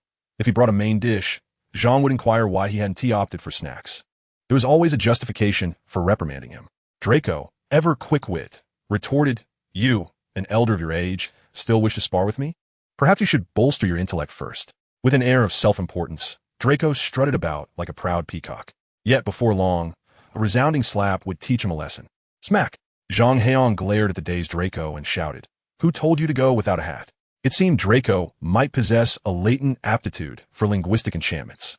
Just then, an irate feminine voice emanated from behind Zhang, chillingly declaring, if you dare lay a hand on my son again, I shall render you immobile. Chapter 60. I vote for flight. Narcissa was, in fact, relatively young. She had married shortly after graduating and bore her child at the age of 26, making her only 37 now. She was a vivid 16 years older than Zhang Heyang, who, at just 10 years older than Draco and his cohorts, was already being dubbed uncle. Addressing her as aunt would be a mere concession. Notably, Zhang was born in 1996, while Draco and his peers, despite their youthful demeanor, were truly representatives of the 1970s. Narcissa, born in 1955, could easily be likened to someone bearing a name steeped in historical significance. Resisting the urge to call her grandmother was a testament to Zhang's formidable self-control as a practitioner of cultivation. Narcissa pursed her thin lips, glaring at Zhang Heyang, who boldly met her gaze while subtly surveying her physique. Though she was no longer in her youth, she still possessed a certain allure. I merely appreciate beauty, Zhang insisted, maintaining his self-image as a person of integrity. After all, as a professor, he considered himself a scholar, a learned individual. Surely, such pursuits could not be deemed lecherous. Mother, Draco joyfully exclaimed, moving to stand beside Narcissa. Does it hurt? Mother will avenge you. The noble lineage of Narcissa Malfoy, or Narcissa Black, would never resort to such a tone befitting a village widow, yet Zhang Heyang excels at grasping the essence of a situation. It doesn't hurt, Mother. Just now, cough cough, he saved me. Although Draco may be somewhat bothersome, he possesses a sense of conscience. Is that so? Narcissa inquired suspiciously, glancing ahead. With so many Aurors present, how could the dark wizard engaging your father possibly harm you? Cough, cough. It was indeed the Aurors who struck me. Draco found the situation rather peculiar. After all, the police were supposed to be subservient to someone of his affluent background, so why were they resorting to violence? Alchemins! A furious roar echoed, and Lucius's complexion paled further. He had been struck by magic, but fortunately his magical shield had held up just in time. Nevertheless, his face grew even paler. Do you wish to die? I apologize. Alchemins replied impassively, dodging a spell cast by Hagrid. He is too strong. I am struggling to maintain control. Lucius! Narcissa exclaimed from outside. You see? I told you so. Your husband is on the verge of being beaten to death. Zhang Heyang observed the unfolding drama with amusement. Silence. Narcissa drew her wand, intending to assist her husband, but was firmly restrained by the Aurors. The fact that Lucius had personally entered the fray was already troublesome enough, allowing Mrs. Malfoy to join this perilous battleground would surely cost them their Auror status the following day. Well done, Al. Those who merely show up to mock without contributing ought to be dealt with. Keith privately commended his brother. Lucius's involvement in the battle had been minimal. He had only continued to deride Alchemins, as if he had come solely to witness the Keith family's embarrassment. Alchemins' seemingly unintentional actions not only vented some frustration, but also compelled Lucius to reveal his full strength to swiftly eliminate Hagrid. After all, as a nobleman, Lucius could not afford to unleash his entire might only to turn his wand upon a comrade. They valued profit above all, and face-saving was inconsequential to individuals of their ilk. Absent any advantage, it was utterly impossible for them to alter their stance out of mere anger, unless, of course, they were confronted by Zhang Heyang. Unfortunately, Hagrid stood directly before Zhang Heyang. Lucius Malfoy, heed my words. You are surrounded by the law enforcement. Surrender your weapons and submit without resistance. Zhang Heyang bellowed. Resistance is futile. Confess for leniency, oppose for severity. Our military's policy is to treat captives with kindness. Pah! Who is this fool? Lucius, already irritable from being struck by Alchemins, nearly exploded upon hearing Zhang Heyang's taunts. I observed carefully. I, the illustrious Malfoy, the secret benefactor of the Ministry of Magic's numerous sponsorships and foundations, the financial backer of Fudge's campaign, captured by Aurors? Preposterous. Thus, he became even more fervent in his assault on Hagrid. This matter would not end today, since he could not openly target the Keith family. He would vent his frustrations upon Hagrid. You big fool, you shall perish. Yet Zhang Heyang's taunts grew ever more sinister. Lucius, your wife is in my grasp. Should you persist, I shall unleash 100 giants upon her. Seeking death, for the nobility, maintaining one's face may seem trivial in the face of self-interest. Yet there exists an undeniable boundary. Zhang Heyang has evidently transgressed this line. Moreover, it appears that neither of the individuals possesses any semblance of defensive capability. I surrender. I surrender. Spare them. Lucius decisively chose to relent. For the sake of his family, he was unafraid even of Voldemort's deathly threats, let alone the matter of mere dignity. Zhang Heyang, however, was displeased. You dare to threaten me? I will not release them. Go ahead, throw one if you dare. Lucius, panicking, dashed out of the fray, disregarding the Auror's obstruction, intent on rescuing his wife and children. Stand aside. Lucius's wand sparked with fury. Should this Mediterranean fellow continue to impede his path, he would not hesitate to eliminate him. Mr. Malfoy, please take care. The Mediterranean man, true to his leadership, was quicker to cower than a rabbit. Yet he still possessed a modicum of conscience, suggesting, shall we let the Aurors accompany us? Are you mad? People will die. Keith, well aware of his brother's capabilities, quickly restrained him. Hagrid is dead. We cannot withstand Dumbledore's wrath. So what shall we do? Kongmas replied helplessly. Damn Malfoy. Keith placed the blame squarely on Lucius. Gritting his teeth. Let us wait a while longer. If it comes to it, we shall seek peace. Does Hagrid's feeble mind even grasp the concept of negotiation? Kongmas expressed his disbelief. If he truly exhibited such foolishness, he would lack the strength he possesses. Indeed, the head of a noble family demonstrated remarkable acumen. What in the world transpired with Malfoy? As Hagrid found his rhythm in the battle, a fierce glint flashed in Keith's eyes. For the present, they would have to swallow their pride and seek reconciliation. He called out, Hagrid, wait. Boom! Diagon Alley erupted in chaos. Chapter 61. The Pure Blood Aristocrat's Public Enemy. Lucius, radiating an overwhelming fury, charged at Zhang Heyang, followed closely by a throng of Aurors, resembling a banner unfurled in the wind. The Aurors appeared to be pursuing with great effort, yet they could never catch up to the swift Malfoy. Of course, if one were to inquire. They too had their excuses. Mr. Malfoy is tall and strides with great speed. We, with our underdeveloped legs, simply cannot keep pace. What? You claim that as elite forces combating dark wizards, you lack fitness? That is merely in comparison to Mr. Malfoy. After all, as a long-established noble, he holds himself to the highest standards. In truth, it was fear that gripped them. Who would dare to abduct a member of the Malfoy family in broad daylight? Would you dare? Neither would I. Let's run slowly and see who rushes in to meet their demise. Thus, Lucius pressed ahead. In any case, no one would be held accountable for such actions. Diagon Alley lacked the oversight of monitoring spells, a notable flaw in the magical realm. A multitude surged forward, and Zhang Heyang resorted to his usual tactics, splitting into 3 mirror images before himself vanishing behind the aurors, insidiously unleashing a void storm. Typically, Zhang unleashed the void storm in open fields or spacious locations, where no obstacles obstructed his power. At this very moment, in Diagon Alley, a substantial crowd of 20 to 30 individuals had gathered before Madame Malkin's robes for all occasions. The location was notably confined, which ultimately led to a cataclysmic explosion of magical energy, orchestrated with precision by Zhang Heyang. In this chaotic eruption, no one remained unscathed. All were hurled to the ground, and the surrounding area transformed into a vacuum. Unfortunately, Madame Malkin's establishment suffered significant damage, collapsing partially as a result. Who is this individual, one might wonder? The onlookers stood in stunned silence. Since the inception of Diagon Alley, few have dared to cause such havoc, let alone obliterate a venerable establishment that had been passed down through generations of aristocrats. Even during the reign of Voldemort, dealings were approached with caution in this marketplace. The destruction of Madame Malkin's shop signaled impending doom for Zhang Heyang, with some spectators deeming him a misfortunate soul. Look at you now, try to show off. Where will you run? Even the recently tormented members of the Ministry of Magic reveled in his misfortune. Professor Zhang, what brings you here? Hagrid exclaimed, his voice tinged with concern. You've stirred up a great deal of trouble. Just as Hagrid began to elaborate, he noticed Lucius, Keith, and Cornelius rising ominously. Their intentions clear. Madame Malkin herself appeared relatively unfazed, but several elegantly attired individuals had materialized nearby, radiating hostility as they seemed poised to demand retribution. Hagrid, taken aback, positioned his considerable bulk protectively in front of Zhang Heyang. Professor Zhang, you must leave. I'll handle this. Handle this? Hagrid, deep down, understood the futility of such a stance. In Diagon Alley, no one could guarantee safety. Lucius regarded the audacious man before him with disdain, sneering, You 1T escaped today. Escape? Why would I flee? It's not as if I targeted your establishment. Zhang Heyang replied, still perplexed. But Keith, I have my eye on your shop. I'll buy it, and I'll pay in galleons.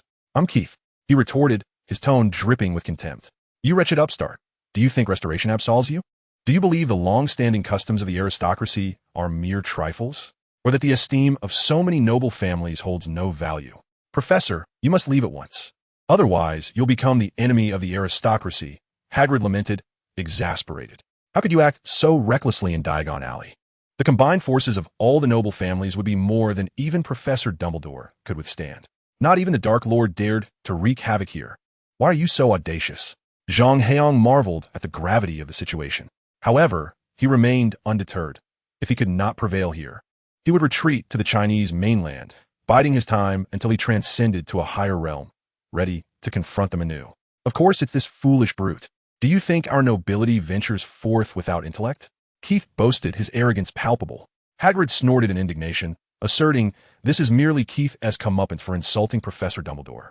He echoed Zhang Heyang's sentiment, causing Keith's complexion to visibly darken to a shade of blue.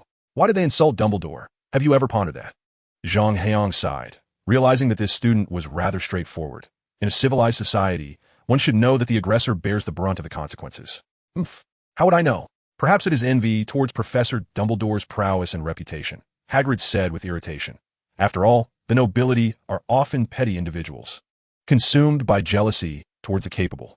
Hagrid, do you wish to perish alongside this yellow-skinned lad beside you? A few pure-blood nobles began to curse. You are mistaken, Hagrid. One must act with reason and evidence. You do not even comprehend why they act as they do, yet you speak with such conviction. Do you truly believe you are justified? Zhang Heyang fixed Hagrid with a serious gaze. Hagrid felt a twinge of guilt.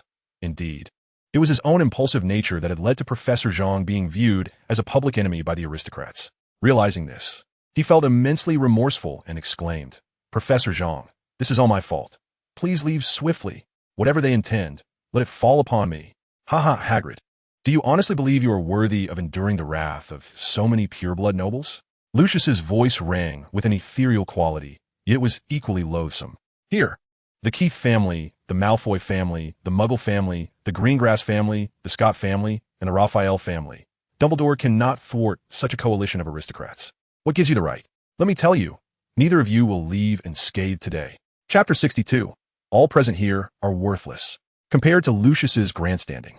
Seemingly for the sake of preserving the interests of the pureblood elite, Keith appeared far more despicable. He leaned closer, whispering sinisterly to Hagrid, "Big fool. Did you not anticipate this? All of this is part of our scheme. You shall undoubtedly be imprisoned in Azkaban. The honor of the purebloods must not be tarnished. Today, let you and this fool beside you learn that brute strength is utterly ineffective." Infuriated, Hagrid bellowed, preparing for a desperate struggle. "I knew this pack of purebloods were no good. Did you hear that, Hagrid?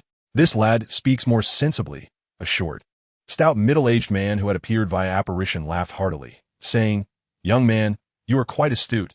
We will consider leniency in your case. Listen, never hastily conclude about something you do not understand." Zhang Heyang ignored the man and continued, "Why do you disparage the nobles?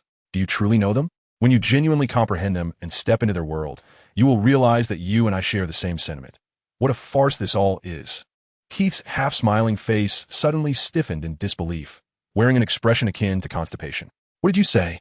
His expression was comical, as if he had witnessed the most absurd event and was momentarily unable to accept it, cautiously seeking confirmation. "You dare? You actually dare?" The surrounding nobles regarded Zhang Heyang with newfound respect. Remarkable, even an elderly lady in distress would not garner your sympathy. "What do you think?" It seemed that the Greengrass family had a good rapport with Lucius Malfoy, quietly inquiring from the sidelines. Although Lucius had long been aware of Zhang Heyang's propensity for self-destruction. After all, he did claim openly to dare to abduct his wife and child. He did not anticipate the extent of Zhang's audacity. He mused that such a reclusive master must be recorded for posterity, to provide Draco with a valuable lesson on the perils of reckless behavior. A true man indeed. The Ministry of Magic officials, recently ensnared by Zhang, were utterly subdued. What was mere manipulation compared to his audacious affronts against all pure-blood aristocracy? These were the very pure-bloods whom even Voldemort sought desperately to court.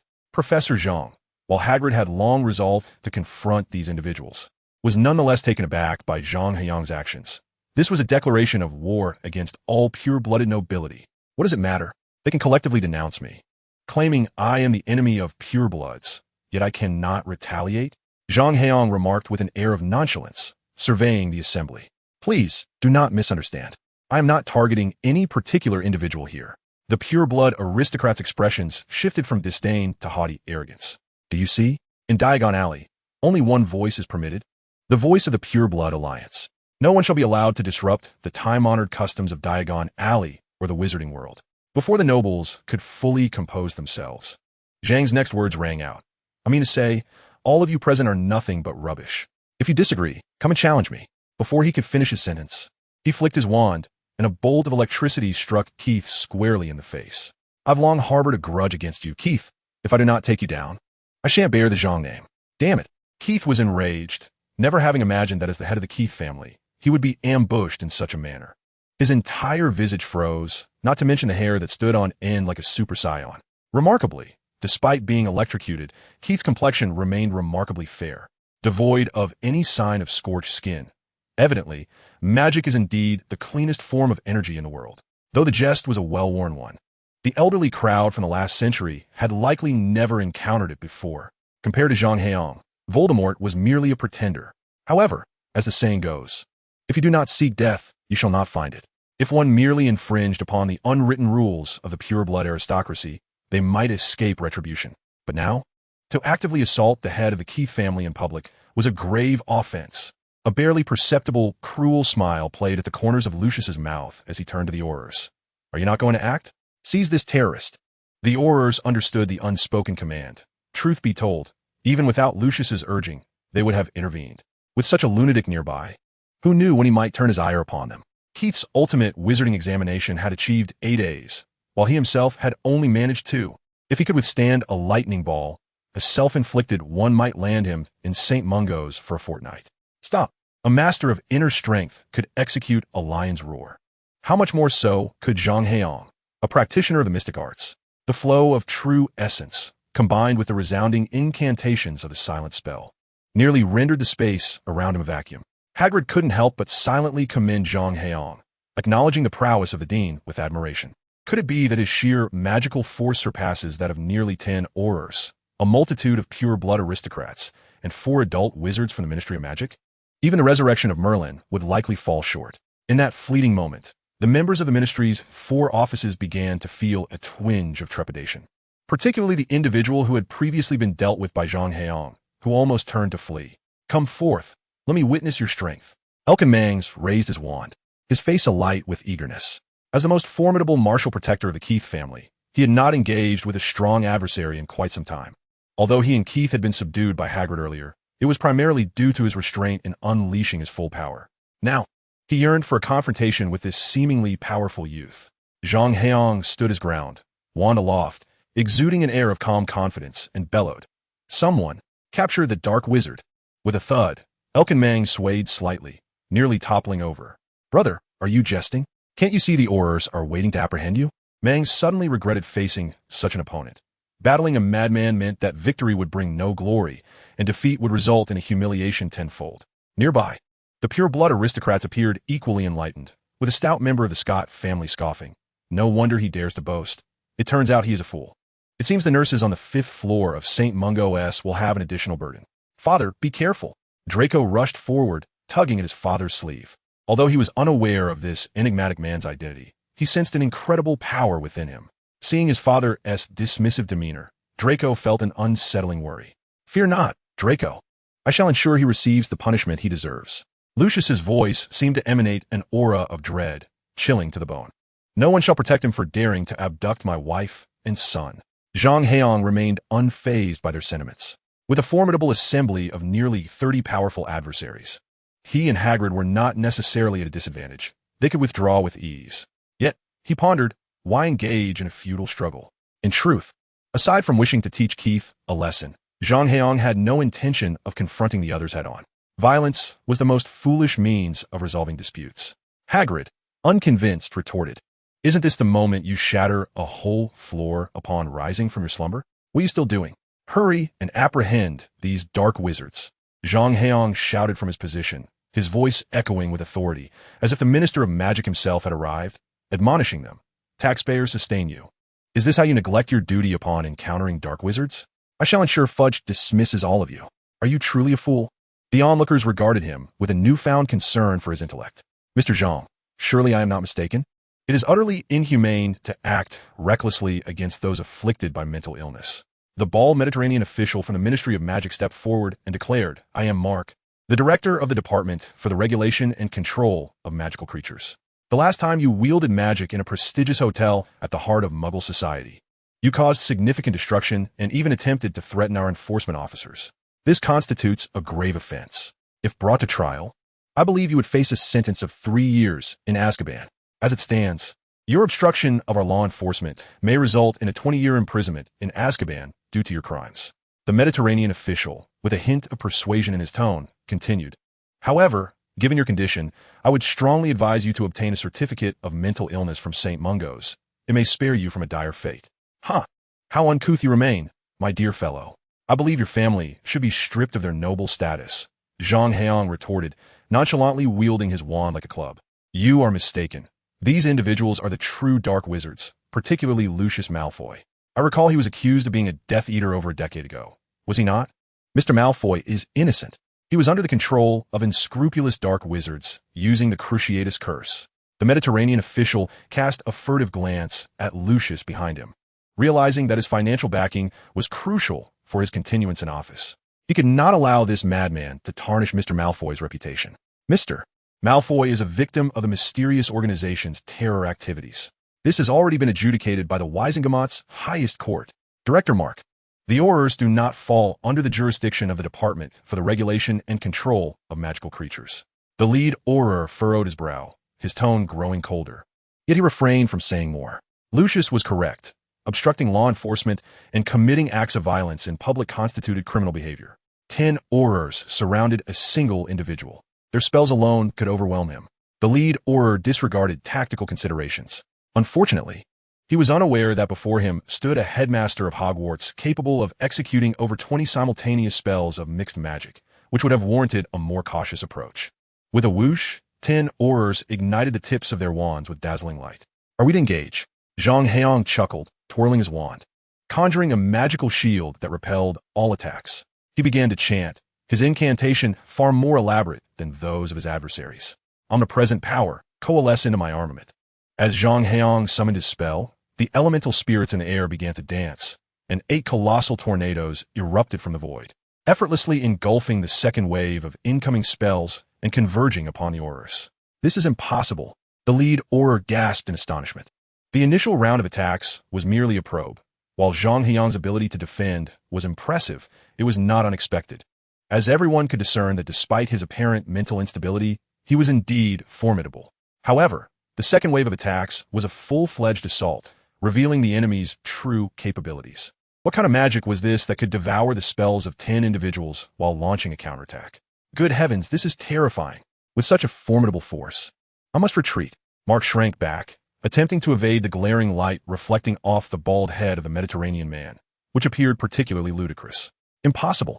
The words escaped from Comins, who seemed to have suffered a devastating blow, his face devoid of any color, resembling a specter. This was the ancient elven wind attribute forbidden spell, 8 Winds Obliteration, a magic that the Keith family had painstakingly restored over decades, and which, after nearly a century, I alone had mastered.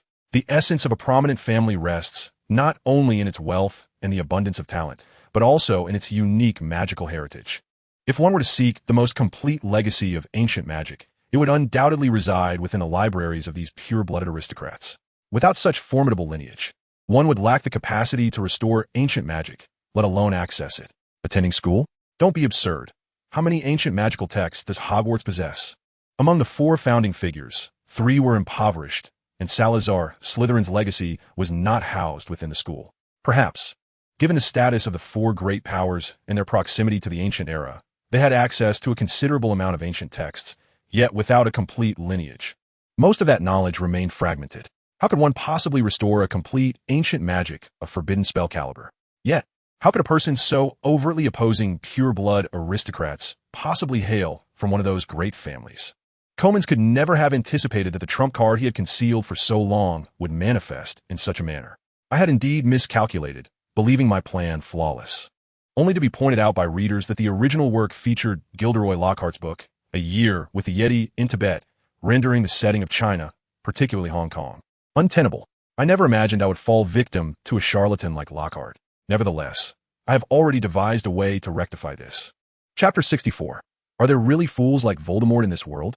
The concept of forbidden spells is, in reality, rather tenuous within the modern magical framework. They are not entirely unattainable.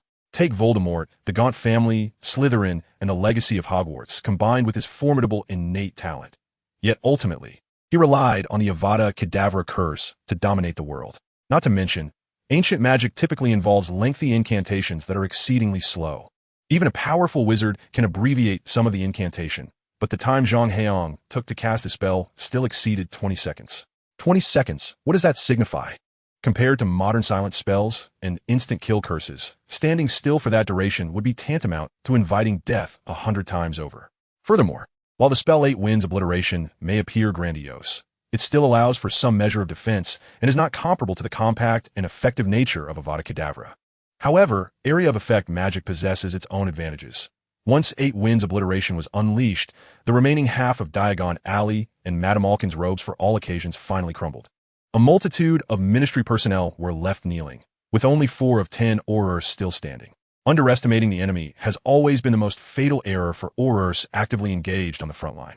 More than a decade of peace had dulled the combat instincts of most Aurors. In contrast, the pure-blood aristocrats exhibited remarkable intelligence, aside from the foolishly reckless come-outs, who charged forward with a disheveled appearance. The others fled with the swiftness of hares. In the face of mortality, dignity holds little significance.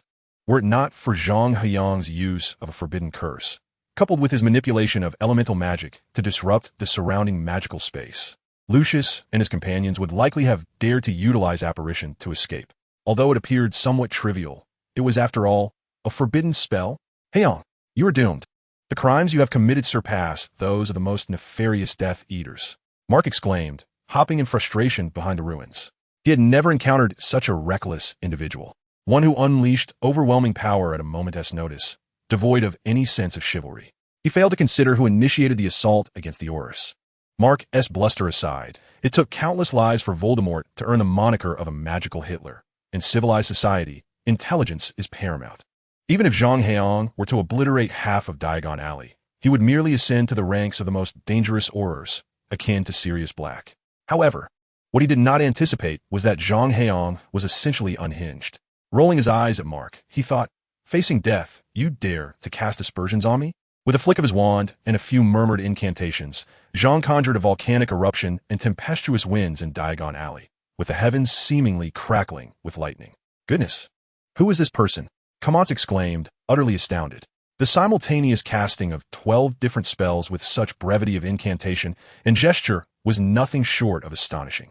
Once Kamans voiced this sentiment, the gazes of all present toward Zhang Heyang shifted once more. The recent display of a forbidden curse made him seem like a fortunate fool, yet the adept integration of fundamental magic spoke volumes. Initially perceived as merely a madman with some combat prowess, akin to a more deranged version of Mad-Eye Moody, no one dared to maintain such a view any longer. His intellect was at least on par with Moody's, and he could not simply be dismissed as insane. A madman capable of wielding a forbidden curse and coordinating 12 forms of magic? Surely not. Even if he were indeed mad, at the moment he unleashed the forbidden spell, he transcended mere madness. A true powerhouse is invariably a rule-maker, no matter where they tread. We can negotiate. Mark, much like Lockhart, seemed to have specialized in a singular form of magic, albeit one focused on escape. The formidable spell wielded by Zhang Heyang, rivaling a forbidden curse, had failed to vanquish him. Although Zhang's penchant for spectacle over precision played a part, it was evident that Mark possessed considerable skill. Negotiate? You must be joking. Hagrid and I were dispatched by Dumbledore to escort Harry Potter for his school supplies, only to be ambushed by these individuals. Zhang Heyang exhibited no inclination to parley. Were not those attacking Harry Potter dark wizards? A multitude of individuals previously accused of being Death Eaters simultaneously assaulted Potter and his protector. Was this not an act of vengeance for Voldemort? The mere mention of Voldemort's name sent a shiver down everyone's spine, especially among these pure-blood aristocrats.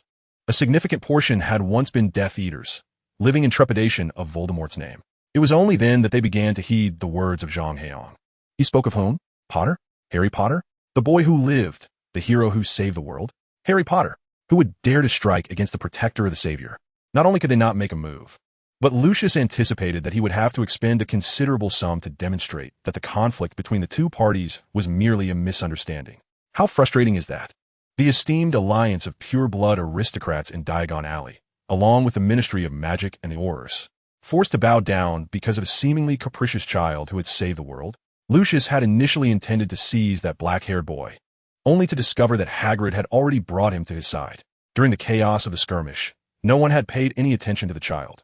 Now, it was too late to act and regain the initiative. Lucius cursed Zhang Heyang in his heart for his audacity. Why hadn't he mentioned such an important person earlier? Had he spoken up, who would have dared to provoke a madman? Moreover, as the protector of the savior, was it truly wise to stir up trouble so recklessly? If anything were to happen to the savior, could he bear the consequences? Is he truly Harry Potter? Lucius asked his son, unwilling to accept the reality. Yes. It was Narcissa who answered, though somewhat domineering. She was not foolish. I just saw that child's scar. Lucius felt a deep sense of resentment. He began to blame the very one who had once called him master, wondering why he had a medal. Why not remain in the shadows as a boss? Why confront the magical world so foolishly? Now, having fallen from grace, all the prestige he had built and the terror he had instilled had become the capital of this insufferable child. Was there truly such a fool as Voldemort in this world? Thus, I knew, Lucius Malfoy, that your fingers were itching again. It had been too long since you had used the Cruciatus Curse, and it must feel unsatisfactory. Zhang Heyang's voice suddenly sharpened as he addressed the Aurors. Are you not going to apprehend this group of dark wizards? Chapter 66. The terrifying power of the UC shock department. Reputation is a curious thing. Even if one possesses no skills, it can elevate one to greatness. When all eyes are upon you, there is little that can be done openly against you. Of course, the likes of Voldemort, who acted recklessly without a thought for his life and fortuitously possessed some power, do not count. Thus, Lucius found himself in a state of inner turmoil. On one hand, he was exasperated by the mess Voldemort had left him, rendering him helpless, while on the other, he felt a begrudging admiration for Voldemort's audacity. What gave him the gall to confront the entirety of the magical community, including Dumbledore? Meanwhile, Zhang Heyang was delightfully indulging himself, even taking the time to buy 3 ice creams from a nearby shop to share with Hagrid and Harry, savoring them. I shall observe how you extricate yourselves from this situation. A person's renown cannot endure indefinitely. This is an undeniable truth. The world is rife with occurrences and extraordinary tales, and even if one has saved the universe, they will gradually fade from memory. Although wizards do not surf the internet, they possess their own channels of communication. And after a decade, the fervor surrounding Harry Potter's victory over Voldemort had diminished. However, this did not imply that Harry had become a has-been. Good heavens! Hagrid struggled to refrain from devouring the ice cream, which was sized for an ordinary person, while gazing in astonishment at the frozen tableau before him. Professor Zhang, have you prayed to Merlin? Or perhaps to the god of Muggles? He leaned in to share a secret with Hagrid, decisively ignoring the bewildered Harry. In truth, I hold no belief in Merlin. My faith lies with the Taufin boys, for they're the true source of inexhaustible magic. What are the Taufin boys?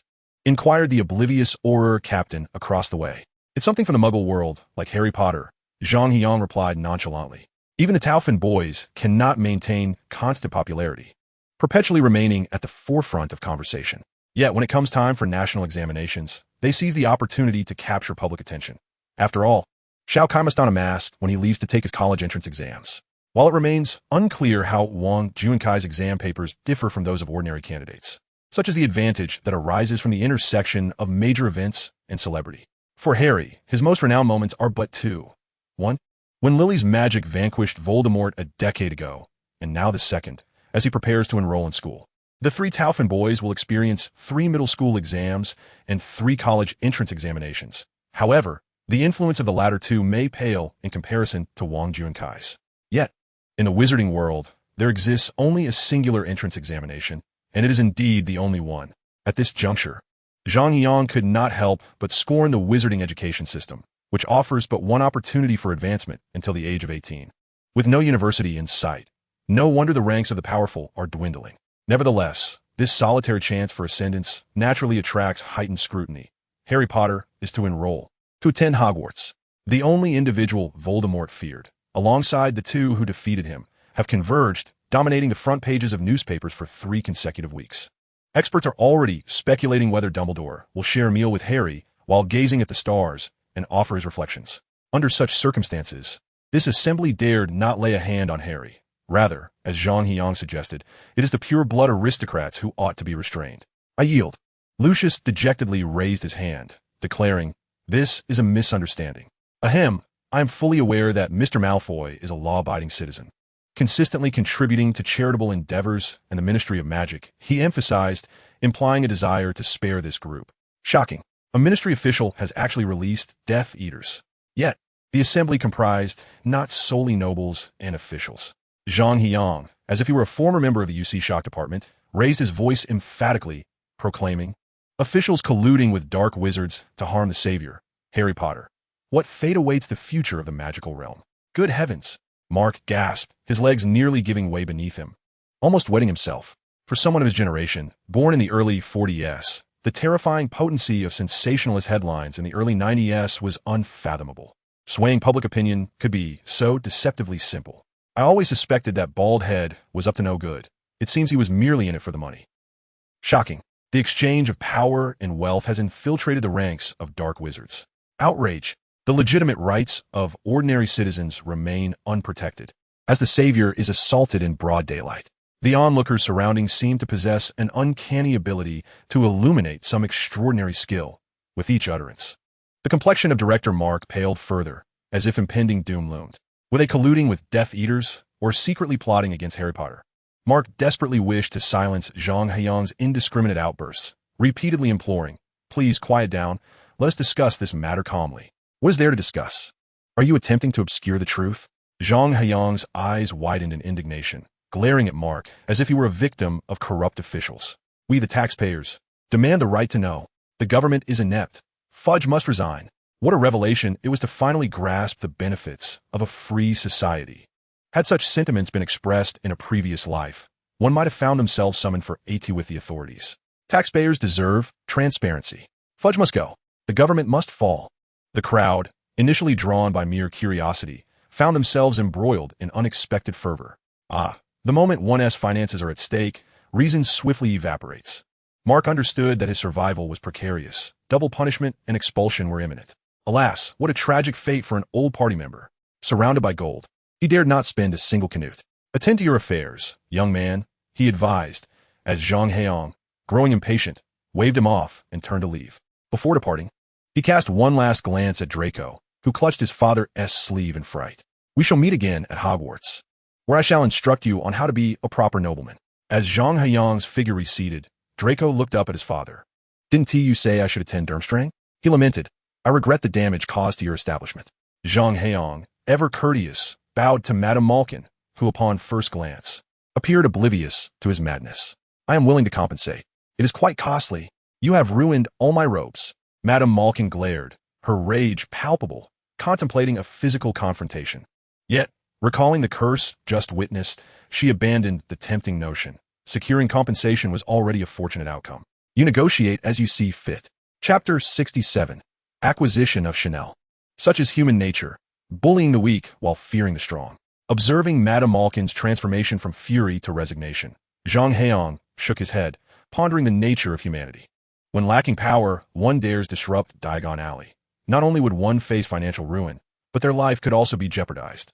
Should one topple the noble alliance, the very currency they once sought would be rendered inconsequential. 100,000 galleons, I believe, suffices to acquire your establishment, Zhang Heyang stated flatly. Indeed, wealth begets spending. How much profit could those running physical stores in a magical world possibly make? Even if one were the equivalent of Chanel, Versace, or any collection of luxury brands within the magical realm, how substantial could the earnings be? Have you heard of the financial titans of Wall Street? Have you witnessed the ringing of the Nasdaq bell? The future is destined to be an era dominated by the internet and technology. Madame Malkin was evidently taken aback by Zhang Heyang's audacity, gesturing dismissively. The total cost of the garments alone exceeds 150,000 galleons. You are indeed generous. Monopoly, after all, is the epitome of shamelessness. With a resigned sigh, Zhang Heyang resolved to step out and purchase the Chanel acquisition. It is no wonder they are termed luxury goods. Such practices are akin to highway robbery, rivaling the internet in their audacity, yet possessing an air of sophistication. Lacking sufficient funds, he contemplated retrieving some from Gringotts, reassured that he would not abscond. Madame Malkin merely nodded, her expression impassive. Beast, even if you flee, what recourse do I have? It was evident that men were so unreliable. No wonder her grandmother had advised her from a young age to ensure men were brought into the family. How about this? I'll leave Harry Potter as collateral here. What do you think? Zhang Heyang sighed again. Presenting Microsoft stock certificates would hold little value against these pure blood wizards. He prided himself on being a good person, at least unwilling to resort to coercive tactics against those who conducted their business honestly, and thus was left with no other option. Although she felt that without Harry as a safeguard, Zhang Heyang might fall prey to a second wave of noble attacks the moment he stepped outside. Voicing such concerns would likely result in her being obliterated by him in the shop beforehand. It was a precarious situation. Feeling awkward, Zhang Heyang withdrew a set of talismans from his pocket, 11 in total, appearing neither golden nor jade, and laid them upon the only somewhat intact half of the counter. This set of charms, crafted by survivors from the realm of the dead, can withstand magical assaults of up to 105% of the previous 8 winds extermination's power, including the whirlwinds from the underworld and the gates of the nether realm, and can resist the Avada Kedavra curse. For now, let me leave them with you. The charms of the dead realm, a complex form of ancient magical sigil crafting, could serve as a lifeline even for the most formidable of heads of institutions, holding great value even in ancient times. You should depart quickly. Madame Malkin forced a smile. It is truly unnecessary. I trust your character, Mr. Zhang. The implication being, are you attempting to deceive me with these trifles? Thinking me a fool? What troubles you? A nearby colleague inquired casually. I don't know, my arm feels oddly itchy. As if the dark mark might surface, came the offhand reply. and then silence enveloped the surroundings. Quite commendable, even more ruthless than I, Lucius observed, admiration gleaming in his eyes as he regarded the individual who dared to admit to being a Death Eater. Surely, their leader in the heavens would take comfort in this. Is this the result of encountering Harry Potter and losing control of your primal instincts?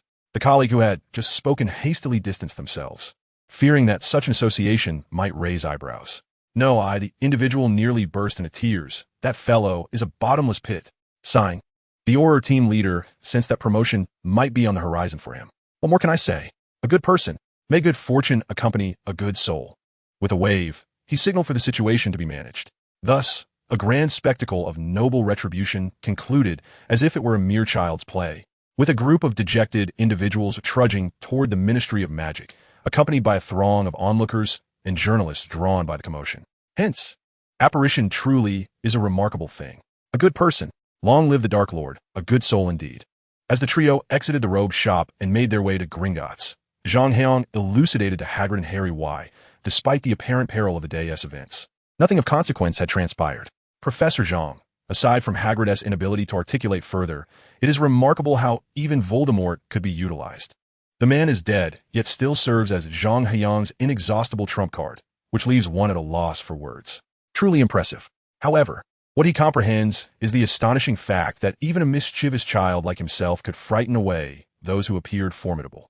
Truly, Professor Zhang must represent an extraordinary force at Hufflepuff Academy. Gringotts is neither particularly close nor far from Madame Moak's robe shop. Even accommodating the small strides of the diminutive Harry, the trio walked for 15 minutes before they beheld the renowned Wizarding Bank. Hagrid displayed a wary expression. Having accompanied Zhang Heyang, he understood his temperament all too well. The last individual who dared to address him in such a manner now faced judgment at the Ministry of Magic, while the one before that likely still languished in street. Mungo S. Hagrid feared that the Goblin-S words might provoke Zhang Heyang to draw his wand and obliterate Gringotts. Chapter 68. The Robbery of Gringotts. Fortunately, Zhang Heyang's penchant for ostentation did not equate to self-destructive tendencies. Unlike Voldemort, who battled the heavens, the earth, and even the very air, challenging the aristocratic order of the street was one thing. Daring to defy the entirety of the magical realm S order would compel Zhang Heyang to retreat to the Chinese mainland. Thus, he seemingly disregarded the goblin and continued onward. They ascended the white stone steps, and upon passing through the first door, Harry observed an increased number of goblins. The goblins were approximately a head shorter than Harry, possessing shrewd, dark faces and pointed beards, and it was only at this juncture that a goblin bowed in their direction. According to Harry's observations, it was at this point that other patrons received similar acknowledgments. So why did Professor Zhang receive bows from afar? Harry queried, perplexed, noting the goblin-S tone was rather ungracious. That S because I am quite wealthy, exchanging no less than 50,000 galleons each visit, Zhang Heyang retorted with a smirk. However, I always exchange Muggle currency for gold from them, never depositing gold into their coffers. With indifference, Zhang Heyang kicked open the second silver door and scoffed at the inscriptions adorning the doors. Harry read aloud, Enter, stranger, but beware of the fate that befalls the greedy. To take without toil is to invite the most severe punishment. Thus, if you seek to pilfer wealth that has never belonged to you, thief, you have been warned. What you summon may not be treasure, but retribution. In truth, the most avaricious were indeed these goblins, striving to hoard all the gold for themselves. Anyone who came to withdraw money was their adversary. Zhang Heyang firmly believed in demonstrating authority over house elves.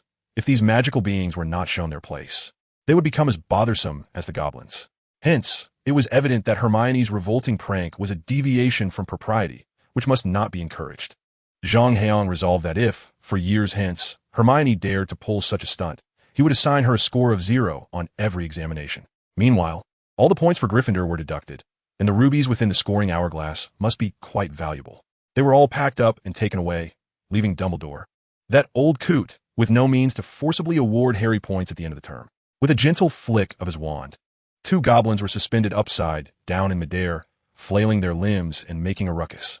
The upside-down clock, Snape's enchantment, was sometimes surprisingly effective. Remarkably, the sole purpose of this charm's creation was to humiliate Snape himself, who had been left dangling before his rival in front of the goddess. What a selfless individual, indeed. Zhang Heyang's eyes were nearly brimming with tears.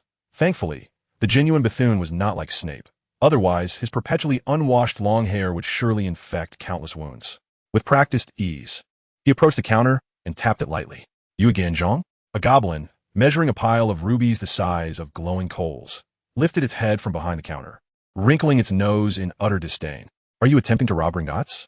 Frankly speaking, the total gold in your underground vault might not even equal half of my great-grandfather's fortune." Zhang Heyang was utterly unfazed by the goblin's threats. With such wealth, why not attempt to rob the Swiss bank instead?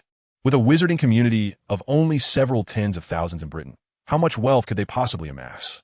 It wouldn't even surpass half of Bill Gates' fortune. Thus, those who engage in tangible economies are destined for decline. It is indeed true that real estate can prosper a nation, while industry can ruin it. Such is the nature of the matter. Very well. The goblin was equally vexed by Zhang Heyang, unable to retaliate. What could they do against such wealth? "How many galleons do you wish to exchange this time?" "I believe Gringotts should abolish the conversion of Muggle currency to galleons, leaving you uncouth mudbloods staring in disbelief." "Isn't mudblood a term reserved for pure-blood wizards? Do you also use that?" Hagrid remarked in astonishment. "Humans cannot possibly possess pure blood." The goblin cast a disdainful glance at Hagrid. "We are the truest magical beings." He spoke truthfully. The very existence of humanity is forbidden. According to various myths and legends, the heavens never intended for humans to thrive. In terms of the capacity to absorb and condense pure magical power, humans pale in comparison to even the most foolish goblins. Thus, it is no wonder that during the ancient goblin rebellions, they caused considerable trouble for human wizards.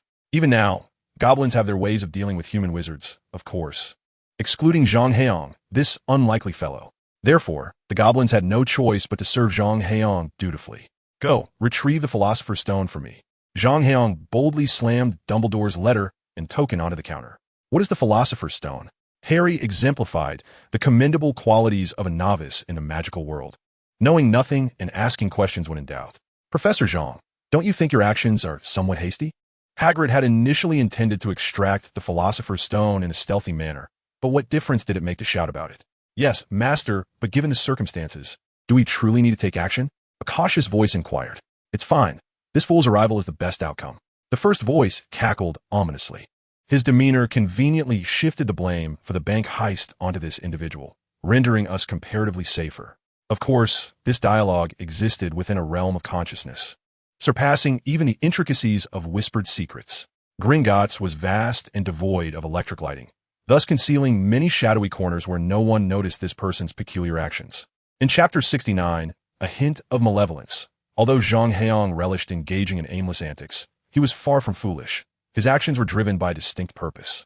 In the original narrative, there was an unrecorded skirmish that Harry later discovered in the newspapers, occurring the day after he and Hagrid retrieved Dumbledore's belongings from Gringotts, when a robbery transpired. Despite the exhaustive search efforts by both Gringotts and the Ministry of Magic, the perpetrators remained elusive. The assailant was Quirrell. It is obvious that Voldemort had no other viable minions at that moment, and Quirrell, being an exceptional student of Ravenclaw, demonstrated his intelligence through his admission to the house. Coincidentally, Voldemort himself was renowned as the most astute student of Hogwarts. His dark arts required a clever mind for mastery. The power to breach the entirety of Gringotts was formidable. The goblins were particularly adept at countering wizards, and Gringotts was replete with formidable defensive and offensive enchantments, not to mention the dragons guarding the underground vaults. Yet, Quirrell accomplished it, even with Voldemort-esque guidance and the mysterious dark arts obscuring their trail. His prowess likely approached that of a headmaster. The terror of dark wizards stems from the enigmatic nature and formidable force of dark magic, making their combat capabilities superior to those of their white wizard counterparts of equal standing. Zhang Heyang had no intention of allowing Quirrell to ambush him from behind while he was in the process of retrieving the Philosopher's Stone. Despite being an advanced mage and a master of spiritual cultivation, armed with an arsenal of spells, a single deadly strike would suffice. Thus, he aimed to lure the serpent from its lair, seizing the initiative. If the enemy remains still, I shall remain still. If the enemy remains inactive, I shall devise a means to provoke movement. I have descended to such depths of folly. Dear Voldemort, I implore you not to be so cowardly as to hesitate. Interestingly, the Philosopher's Stone was initially meant to be collected by Dumbledore's envoy, but by a stroke of misfortune, Zhang Heyang's reckless behavior caused him to oversleep, delaying his arrival by a day and coincidentally encountering Quirrell. Dumbledore's intention in summoning Zhang Heyang was to mitigate concerns regarding Hagrid's intellect and the urgency of the situation. Should he learn that his preventative measures inadvertently hindered the mission's progress, it would surely drive him to despair. Zhang Heyang had not given this matter much thought until he approached Gringotts, where he distinctly sensed a tremendous surge of magical energy in the air, an indication of dark magic's enchantments. The setup has been meticulously arranged in advance, capable of unleashing a formidable array of dark magic the moment it is triggered. This intricate magical circle requires no less than half a month's preparation, and one must commend Chilo for sourcing such rare materials to create it. The issue at hand is that Chilo has been laboring on this arrangement daily for over 2 weeks, and thus far, apart from invisible magical fluctuations and the inscribed runes barely detectable to the naked eye, everything else is glaringly obvious, akin to a beacon in the night. Yet astonishingly, the goblins of Gringotts remain utterly oblivious to any signs of this. Zhang Heyang sincerely doubts their intelligence. They dare to claim that this is the most secure location in the world. He feels immensely relieved that he has never converted his assets into galleons and stored them here. Dumbledore's belongings should be in Vault 713, correct? Upon learning that Zhang Heyang was not here for currency exchange, but rather to retrieve something, a goblin, previously scribbling hastily in a ledger, was summoned. The second goblin's demeanor was as unfriendly as ever. One could easily imagine that if one frequently withdrew exorbitant amounts like a couple of 100 million without ever depositing money, the service at any major bank would be far from cordial. Otto, take them there. Upon hearing this name, Zhang Heyang nearly choked with laughter. Brother, heed my advice. Rename yourself Maserati or Bugatti. You might just become the next head of Gringotts. Just as the group was about to set off, Zhang Heyang felt an unusual atmosphere. There was a malevolent presence. Dark magic, derived from ancient sorcery, emanated a formidable energy that should not exist in this realm. Even Voldemort could not completely conceal such power. However, had Zhang Heyang not been a practitioner of spiritual cultivation with a perception of the world far beyond ordinary comprehension, he might not have sensed it at all. Such covert fluctuations would elude even a director-level expert, let alone a being that transcends the pinnacle of humanity, such as Leonard St. John. Without his spiritual essence, even a fully fledged wizard would remain oblivious. Is it time to act?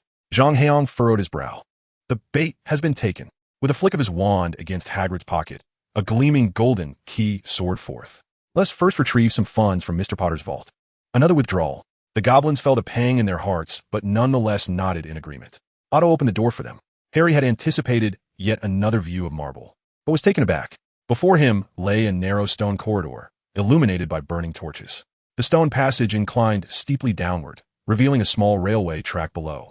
Otto visted, and a small cart came hurtling toward them along the tracks. Though the cart appeared diminutive, it was enchanted with a charm akin to the stretching charm, accommodating 2 individuals, a half-blood giant and a goblin, without a hint of crowding. You must be cautious, esteemed sir. The diminutive vehicle, driven by a mischievous intent, flashed a grin at Zhang Heyang, who was acutely aware of the rapid speed. Such unnecessary chatter. I am pressed for time.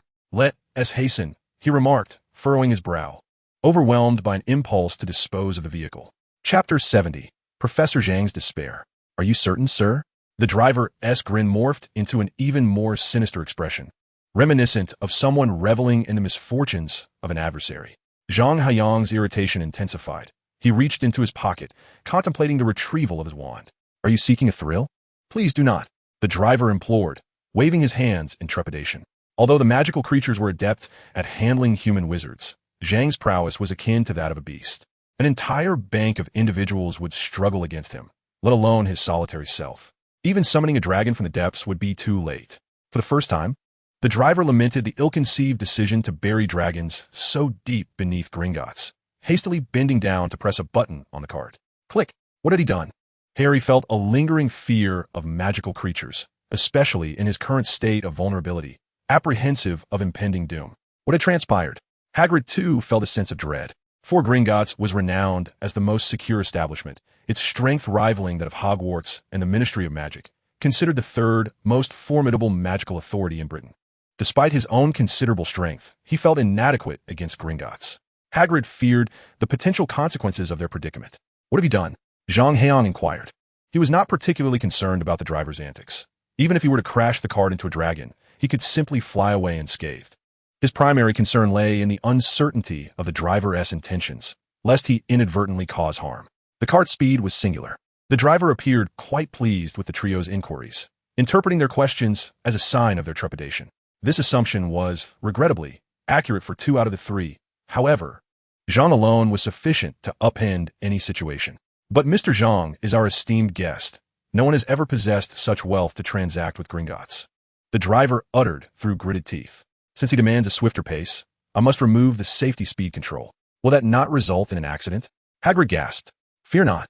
That device merely serves to placate you humans. For us fairies, such speed is quite ordinary. The driver chuckled, increasingly amused. A slight tilt is inconsequential. The cart shall not derail. If it can tilt off the tracks, how is that trivial? Perhaps we should attempt to drift? Hagrid resolved never to accompany Professor Zhang on future missions, fearing he would meet his end. Let's commence. The driver whistled, and the cart began to move, accelerating rapidly.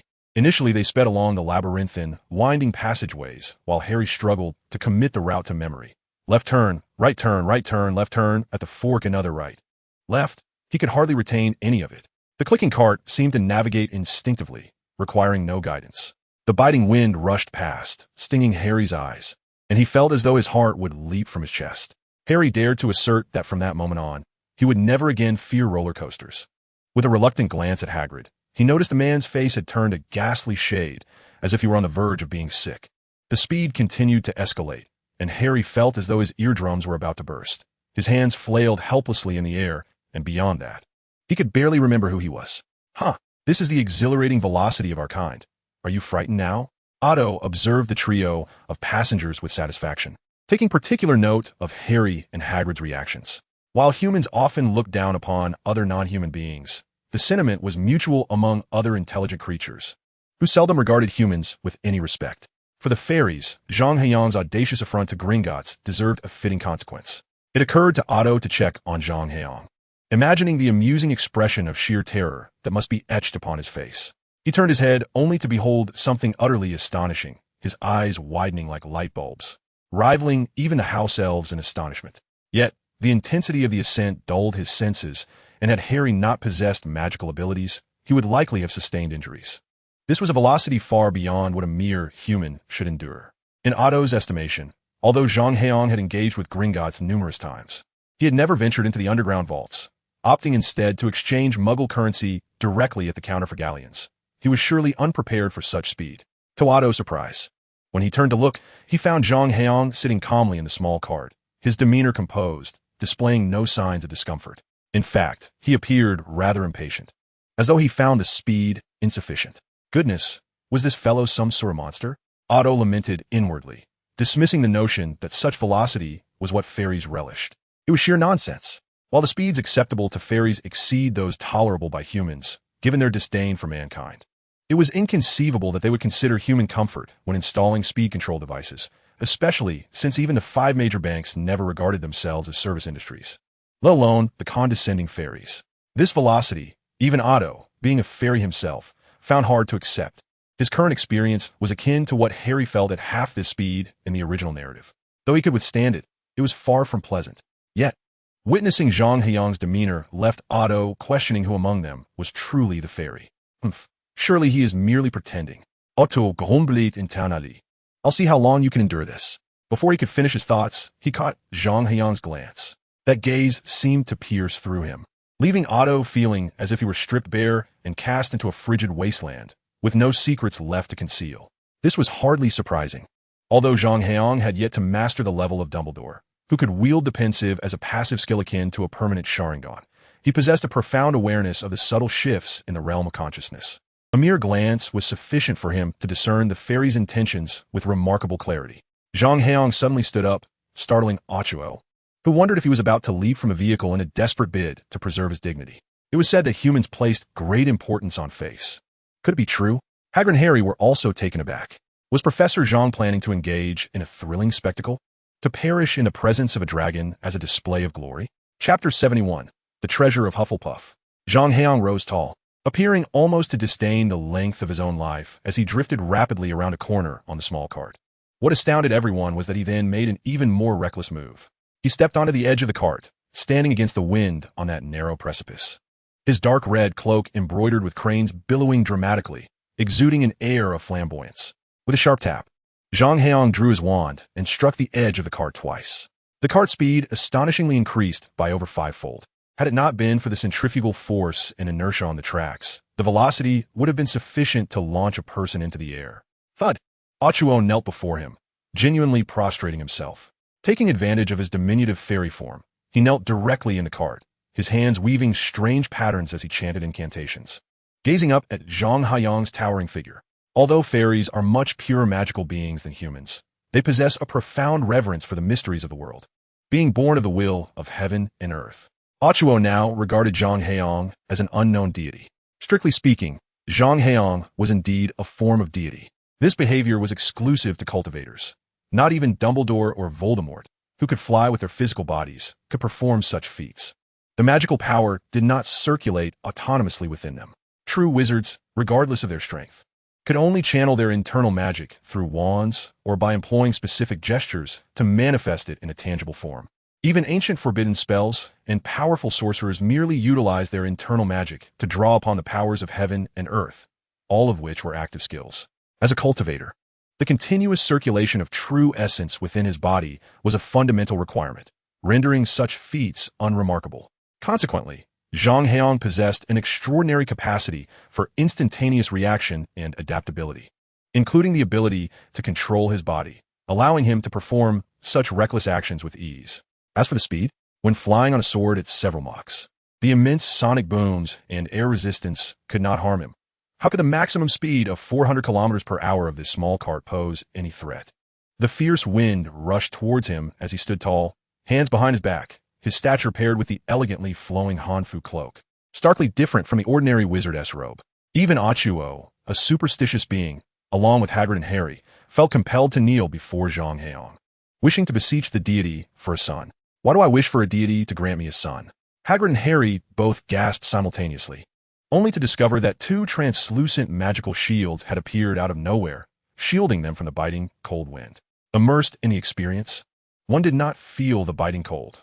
Rather, a gentle warmth enveloped the body, as if one's magical prowess had been notably amplified. As for Ochuo, he was not afforded such indulgence. Aren't you a formidable fairy? Don't you wish for us to witness your extraordinary speed? Thus, the challenge was set. Poor Ochuo faced the gale and low pressure of 400 kilometers per hour, his mind reeling, nearly succumbing within the vehicle.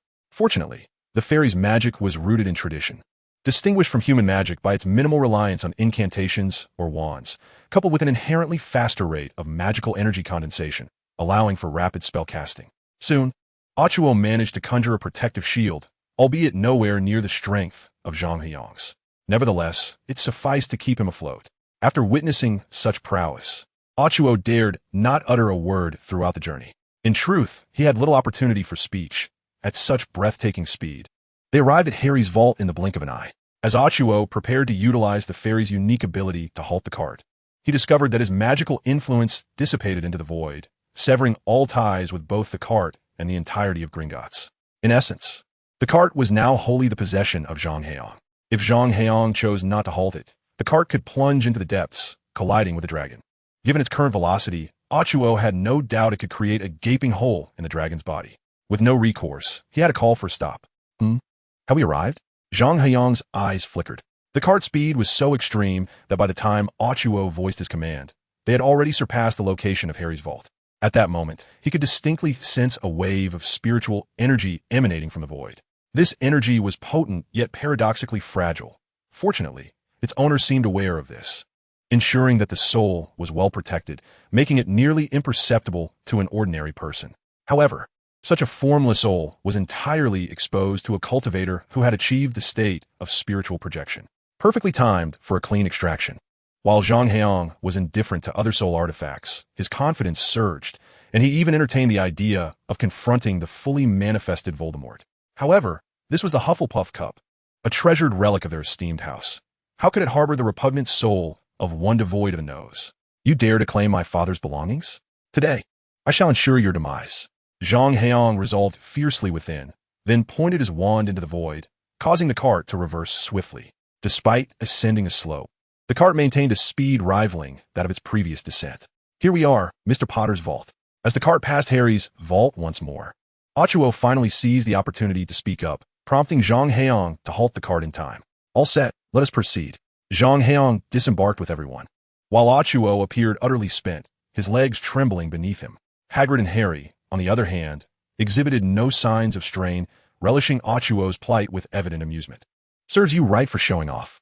Before Professor Zhang, daring to show off leads only to one's own demise. Aotuo's face turned ashen, pressing against the corridor wall to steady his trembling knees. With a click, Aotuo inserted the golden key into the lock and turned it gently. A resounding rumble echoed as the vault, sealed for over a decade, was finally reopened. Chapter 72. Who was showing off just now? As the door swung open, a thick green mist billowed forth. Ah, quite remarkable. It even has a security measure. Zhang Heyang discerned that the green smoke concealed elements capable of bewildering or even driving one mad, though it posed no threat to those holding the key or token. Nevertheless, Zhang Heyang had no intention of allowing such peculiarities to touch him. He placed his trust solely in his own abilities. With a flick of his wrist, a tempest erupted from beneath his wand. The slender yet powerful whirlwind swiftly dispersed the green mist, revealing the true visage of the vault to all present. Wow! Harry gasped, nearly blinded by the dazzling golden light that surged towards him. Before Harry lay heaps of gold coins, silver bars, and mountains of bronze nuts. All of this is yours. Hagrid chuckled. All of it? Harry found it hard to believe. Suddenly, he understood why Professor Zhang seemed to spend money so freely. He too wished to toss gold coins from heights just for the joy of it. His parents had left this for him. They had lost everything, and he thought they surely wouldn't be foolish enough to keep their money in the house. Even the ancients knew to store wealth in banks. Zhang Heyang casually remarked. Muggles are even more astute. They typically invest their money in the stock market, the sort of theft that proves useless to robbers. What should I do? I'm only 11. And now I possess a vault full of gold. Harry felt a sense of bewilderment. Don't be foolish. This money will suffice for a comfortable life until graduation, or perhaps a year thereafter. Zhang Heyang observed Harry's confusion regarding his newfound wealth and chuckled. Hagrid will keep a close watch on you to prevent any frivolous spending. As Zhang spoke, he couldn't help but reflect on what the Potters must have done. There had to be at least 100,000 galleons in this vault. To put it into perspective, Madame Malkin's luxury clothing store, along with its stock, was valued at only 150,000 if the clothing business were not monopolized. The Potters could buy out an entire luxury store outright. No wonder so many were unwavering in their allegiance to Dumbledore, Zhang mused. The disparity was staggering. Following Voldemort meant living in constant peril, often having to use the funds of his followers, for Voldemort had been impoverished since childhood. In stark contrast, Dumbledore's camp saw the Potters, who had saved more in less than a decade than Voldemort ever could. Hagrid evidently concurred with Zhang's assessment, helping Harry stow the coins in his bag. The coins are galleons, he explained. 17 silver sickles make 1 galleon, and 29 nuts make 1 sickle. Quite simple. ISNT it. Enough for 2 semesters. I shall keep the remainder safe for you. Harry glanced at Hagrid's purse, filled with coins, suddenly feeling quite impoverished. Let's go. To Vault 713. Zhang Heyang casually tugged at the cart, causing the goblin to turn pale as its green face lost color. Big brother, my lord, I was wrong. I shall never act arrogantly again. Might you kindly slow the pace? The goblin pleaded on its knees. If one cannot even manage their own possessions, what right does Gringotts have to proclaim itself the safest place in the world? They are merely here to witness the folly of humanity. Given this, why should Zhang Heyang be courteous to these avaricious goblins? He lightly tapped the cart, which then surged forth at a velocity surpassing that of a Bugatti Veyron. The only distinction this time was that Zhang Heyang had enveloped himself in a shimmering shield, illuminating the underground with a radiant glow, his expression grave. Professor Zhang, what troubles you? Hagrid exclaimed in surprise. Having accompanied Zhang Heyang for so long, he had yet to encounter anything that could unsettle him. Even moments ago, in Diagon Alley, when confronting a group of pure-blood aristocrats, Zhang had handled it with nonchalance. Throughout their journey, whether it was Zhang Heyang's indifference towards the architecture of Gringotts or his demeanor towards the goblins, he had shown no concern. Therefore, it must be something of great significance that could warrant such seriousness. Could it be that someone intends to rob us? Hagrid pondered. Under Zhang Heyang's rigorous tutelage, his intellect had sharpened considerably.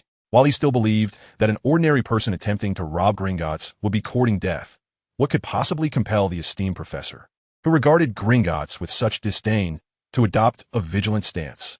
Ah, indeed, Zhang Heyang nonchalantly revealed a chilling truth. Just outside, a dark magic circle encircled Gringotts entirely. Not only could they rob it, but obliterating Gringotts would pose no challenge. Impossible. The goblin, Otto, interjected sharply. There is nothing that can breach Gringotts' defenses. Even if they were to destroy Gringotts, the vault doors are protected by ancient goblin magic. Without a goblin's guidance, the moment a human touches the door, they shall be ensnared, doomed to eternal entrapment. Boom! No sooner had Otto finished speaking than the door to Vault 713 exploded. Who was it that boasted? Zhang Heyang exclaimed, brandishing his still glimmering sword as he leapt from the cart. Was it you? Unthinkable. I have long warned the head of the vault that the doors to Gringotts' treasury are poorly constructed. He simply would not listen. Perhaps now he shall learn his lesson. Otto's intellect had notably improved, and he promptly began to flatter. Goblin magic is indeed formidable, yet this door is but an inanimate object, no matter how resilient. It cannot surpass the innate treasures of heaven and earth. To attempt to forcibly bind such treasures with goblin magic is laughable. Not even the cosmos can restrain them. So were the goblins. Thus, the door was obliterated in an instant. The Philosopher's Stone is coming. Zhang Heyang prepared to stride confidently inside, when suddenly a deep, raspy voice intoned an incantation. It's the levitation charm. This is dire. Hagrid reacted swiftly, drawing his wand in an attempt to neutralize the threat. This is not merely a flight spell. It resembles spatial magic. This is the formidable power of the magic circle. Through the formation alone, one can evoke immense magic. And within its confines, strength is amplified while the enemy is diminished. Hey, hey, hey! A sharp, eerie laughter echoed, proclaiming, "You shall all perish today, but fear not. Foolish one in red, I shall spare your life, and you shall bear the blame for the theft of the magical stone. Pray that Dumbledore, that old codger, will show mercy upon you." Crash! Before the words had fully escaped his lips, the entire passageway, along with a substantial heap of ancient stalactites, collapsed with a thunderous roar. From the swirling dust emerged a bewildered figure, his face shrouded yet unable to conceal the shock that radiated from him. Who dared to act so arrogantly just now? Zhang Heyang, brandishing his still smoldering wand, pointed it at the man's nose with brazen defiance, demanding, "Was it you?" Chapter 73, Confronting Voldemort. Who acted so arrogantly? Was it you? Even in the presence of Voldemort, Zhang Heyang remained audacious, his head held high, his eyes seemingly perched atop, casting a disdainful glance downward at Voldemort. Contempt radiating from him. This exemplifies a spirit that refuses to be subdued. Moreover, he was hardly outmatched. Voldemort at this moment was akin to a feeble chicken, likely less formidable than a street thug. The confrontation with Voldemort was essentially a tussle with Quirrell alone. "How'd you find me?" Quirrell, the epitome of foolishness, pondered irrelevant matters even in this dire situation, his intelligence evidently diminished upon encountering Voldemort. Ravenclaw ought to expel him from the house. Your misdeeds are tolerable, but your foolishness is something I, Headmaster Zhang, cannot abide. Wait, I seem not to be the headmaster of Ravenclaw. ISN T. Hufflepuff known for its abundance of fools? Never mind that. Young man, are you so oblivious? Does the person behind you know? Zhang Heyang gazed at Quirrell, who had wrapped himself like a mummy, with a smile that held a glimmer of malice. His gaze was penetrating, as if he could see through every crevice of Quirrell's being. Quirrell, even his very head, involuntarily shivered. To Hagrid, Harry, and Otto, Zhang Heyang's words implied that Quirrell was merely a pawn, with a puppeteer orchestrating from shadows. However, Quirrell sensed that Zhang Heyang's meaning was far from that. "He knows my secret." Both Quirrell and Voldemort screamed inwardly, especially Voldemort, whose feelings were of sheer bewilderment. How could this be? How can anyone see through me? This is the magic of a Horcrux. Unless one's soul strength exceeds Voldemort's by tenfold, it is impossible to perceive his possession. Thus, despite Quirrell's simple wrapping of Voldemort, no one had seen through it for 4 or 5 years, not even Dumbledore. How then did this fellow discern it? Voldemort felt a twinge of panic. He detested situations beyond his control, particularly in his current state. "How did you know?" The man before him seemed to shift in tone, his voice now cold and hoarse, resonating with an eerie echo as if countless vengeful spirits lamented from the depths below, instilling a chill in every heart. Harry felt the scar on his forehead burning intensely, and in agony, he crouched down, clutching his head. Unfortunately, no one noticed him. It was, after all, my esteemed Professor Zhang, utterly unfazed, grinning as he gazed at the shadowy figure opposite him. "How do I know this? Would you believe me if I said I had read the original text?" Voldemort, thankfully, was wrapped in bandages, concealing his expression. Otherwise, his face would likely have turned a ghastly green. The presence of the formidable antagonist was a dramatic effect bestowed upon him by Aunt Rowling. Should I be blamed for that? As the greatest villain, one must carry the weight of a powerful persona. Wouldn't you agree? With so many lives extinguished, could one not expect such an effect? "You are quite audacious, young one." Voldemort, an established powerhouse, allowed his voice to settle into an unsettling calm. The sound that seemed to resonate with the wails of countless tormented souls evaporating. Yet beneath this tranquility lay an icy chill. Hagrid found the voice eerily familiar, akin to the hissing of a venomous serpent poised above its prey, inducing discomfort. As a creature whose greatest aspiration was to retire comfortably while managing ledgers, he had never encountered such a fearsome brigand. Even Zhang Heyang could terrify him, but Voldemort's voice nearly shattered his composure. Silence. For a moment, the air was chillingly still. Harry and Hagrid were eager to glimpse the legendary dragon. Harry had never seen one, while Hagrid had, and he was captivated by these magnificent, ferocious beasts, no matter how many times he beheld them. Hagrid's ultimate dream was to raise a dragon. Neither Zhang Heyang nor the brigand spoke. They deemed it unnecessary, considering it rather foolish. 3 minutes passed in this manner. The second reason was the absurdity of the question posed. Everyone was aware that Gringotts' underground vault housed dragons. Anyone capable of reaching such depths would undoubtedly have dealt with the dragons first. Furthermore, who would dare attempt to rob Gringotts without the means to confront a dragon? Speak! Speak! Voldemort demanded, but his silence betrayed his inner turmoil in Otto's eyes. How could a mere human wizard dare oppose my glorious fairykin? He boasted. Let me tell you, if you surrender immediately, I can guarantee your life. Otherwise, I shall extract your very soul, condemning you to eternal torment. Enough noise.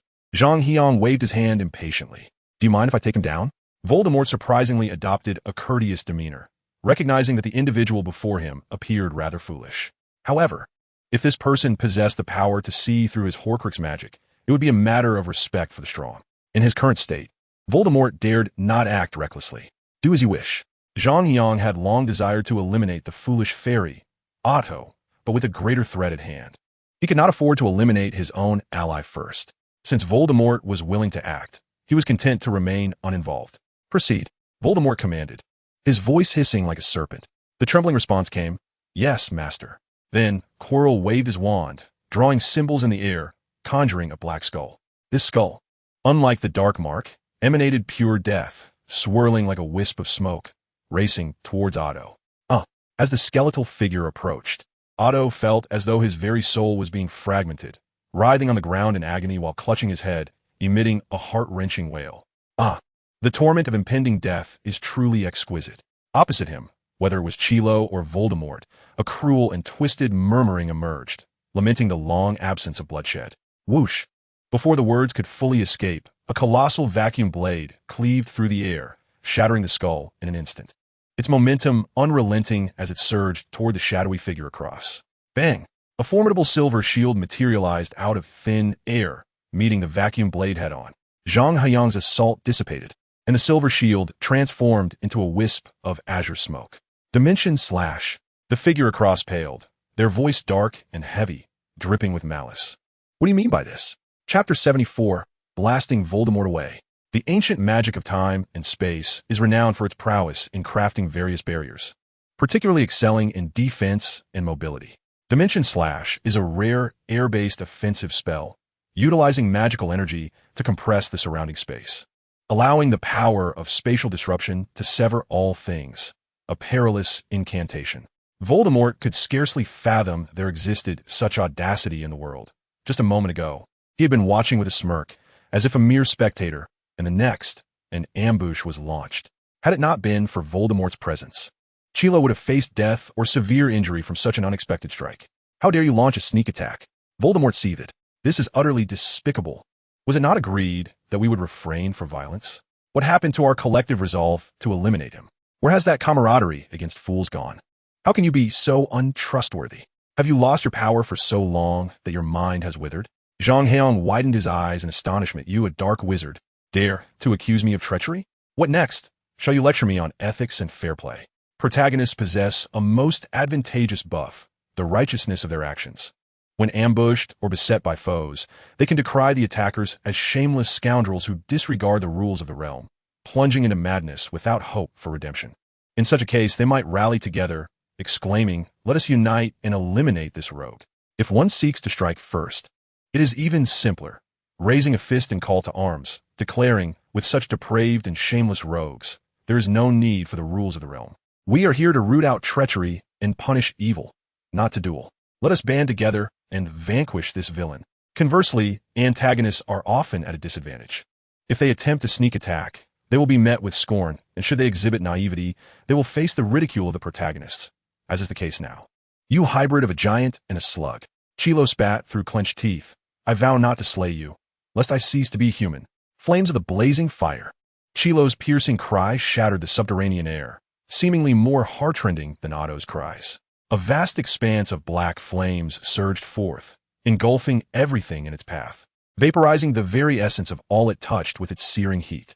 Professor Zhang, be cautious, Hagrid exclaimed. This is the fiend fire curse, an immensely powerful dark magic, with a temperature that is terrifyingly high, and it absolutely cannot be extinguished with water. No worries.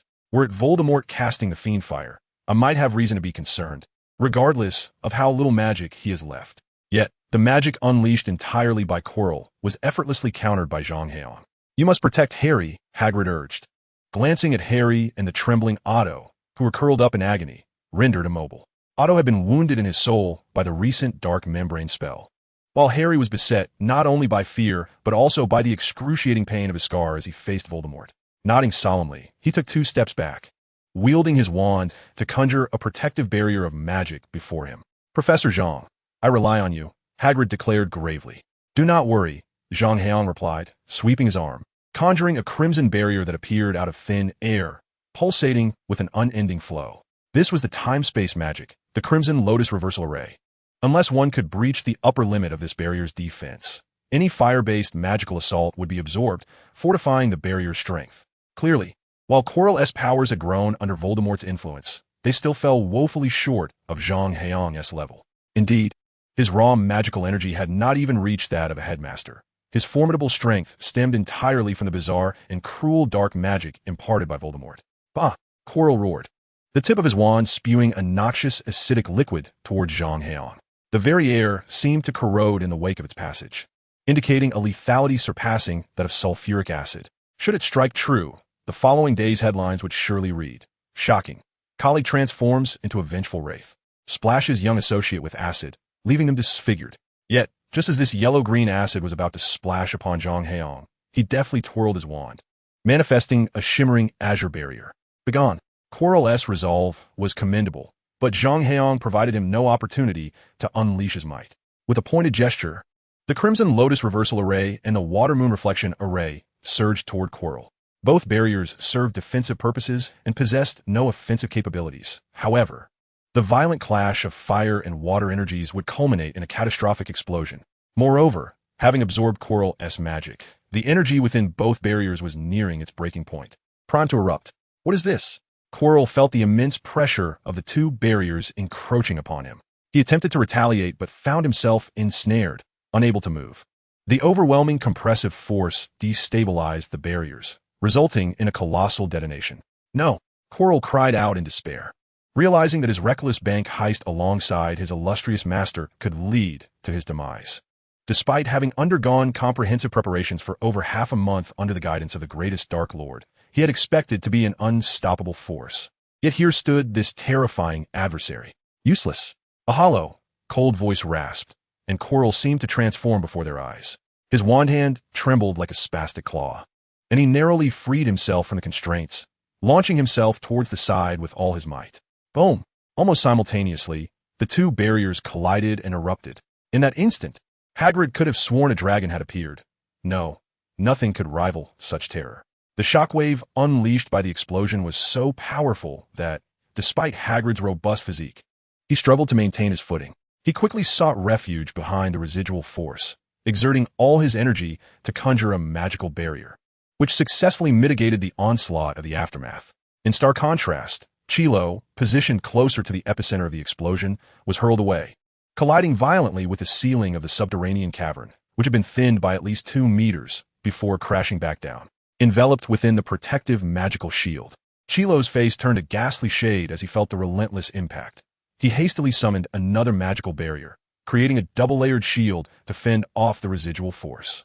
Then, before the astonished onlookers, he astonishingly ascended into the air. Never had anyone rendered me so utterly disheveled.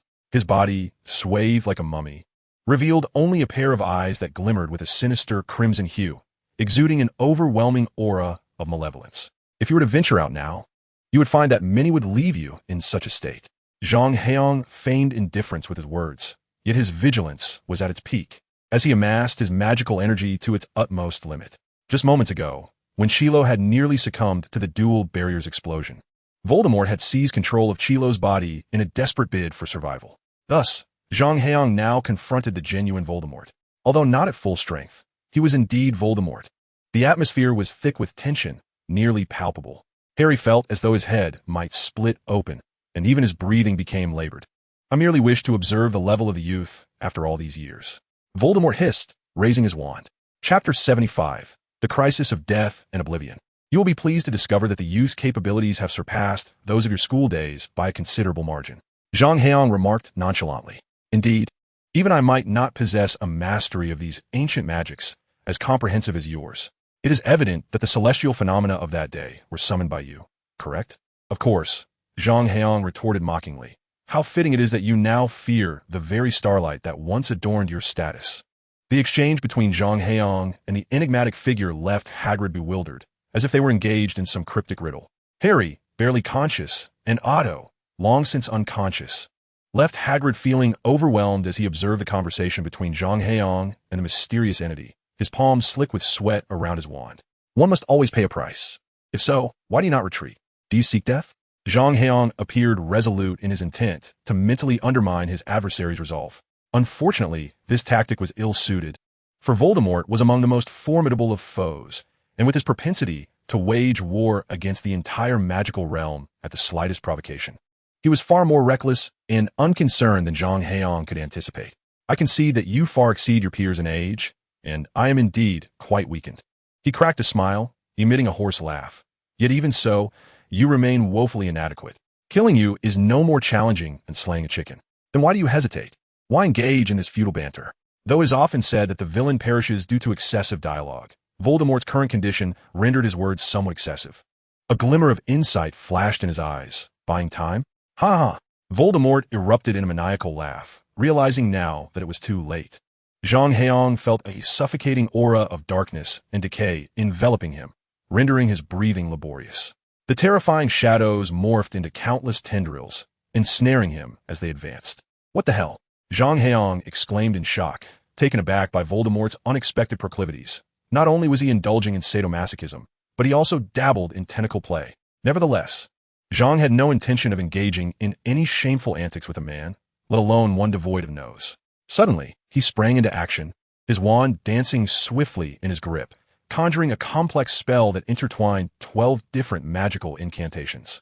While he could employ ancient magics against Quirrell, this was a technique Zhang had painstakingly reconstructed, and due to the scarcity of comprehensive resources, many intricate aspects remained incomplete. Moreover, given the prolonged period of its obscurity, a complete lineage of knowledge was unattainable. Utilizing such an imperfect spell against Voldemort would be tantamount to courting death. With a whoosh, his magic erupted, filling the room with a dazzling display of blades and light that effortlessly shattered Voldemort's protective enchantments. However, Voldemort's defenses were never so easily overcome. The shattered stalactites, concealed within the darkness, rained down upon Zhang like a constellation of falling stars. Initially, their velocity was modest, but after he severed the dark enchantment, they accelerated dramatically, igniting sparks as they scraped through the air, resembling a meteor shower. Meteoric fire rain. This spell was, in fact, one of Voldemort's own creations. Based on the simplest of levitation charms, the Levioso that every first-year student learns. However, the ability to simultaneously control such a multitude of stalactite fragments with such swiftness and precision indicated an extraordinary mastery of power.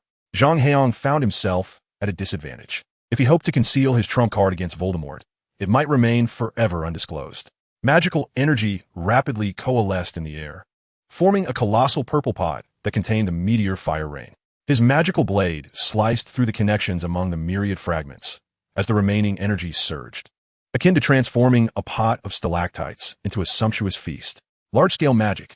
Voldemort's tone carried a hint of gravity. What now? Do you believe your magical reserves are sufficient to sustain a battle of such magnitude? Zhang Heyang chuckled. Quirrell's magical potency was forcibly augmented, leaving it unstable. Even so, it was far from the level of a headmaster, as he could barely unleash 3 large-scale spells before succumbing to exhaustion, rendering him vulnerable. Do you think I spent so long setting up this magical array for no reason? Voldemort mocked sharply. Suddenly, Zhang sensed a significant depletion of magical elements around him, rendering his own magical manipulation increasingly cumbersome. In stark contrast, Voldemort effortlessly unleashed 2 of his self-created hybrid spells, along with advanced applications of basic magic similar to the meteor fire rain, exhibiting seemingly boundless energy and greatly enhanced potency. Damn it, how shameless can you be? Zhang Heyang was at a loss. Truly, Voldemort was formidable, employing nothing but high-caliber spells. Such a magical array, immense enough to encompass the entirety of the ancient wizarding enclave. Yet it astonishingly manifests numerous effects: amplification, autonomous attack, self-defense, and concealed tracking evasion. It is indeed a manifestation of madness. Trapped within this magical array, Zhang Heyang finds himself bereft of options, resorting only to expletives. Steam bear paw, steam deer tail, he cries, brandishing his wand incessantly, flaming duck. The clangor of clashing steel resonates as Voldemort hovers above, wielding his wand with fervor to unleash formidable spells.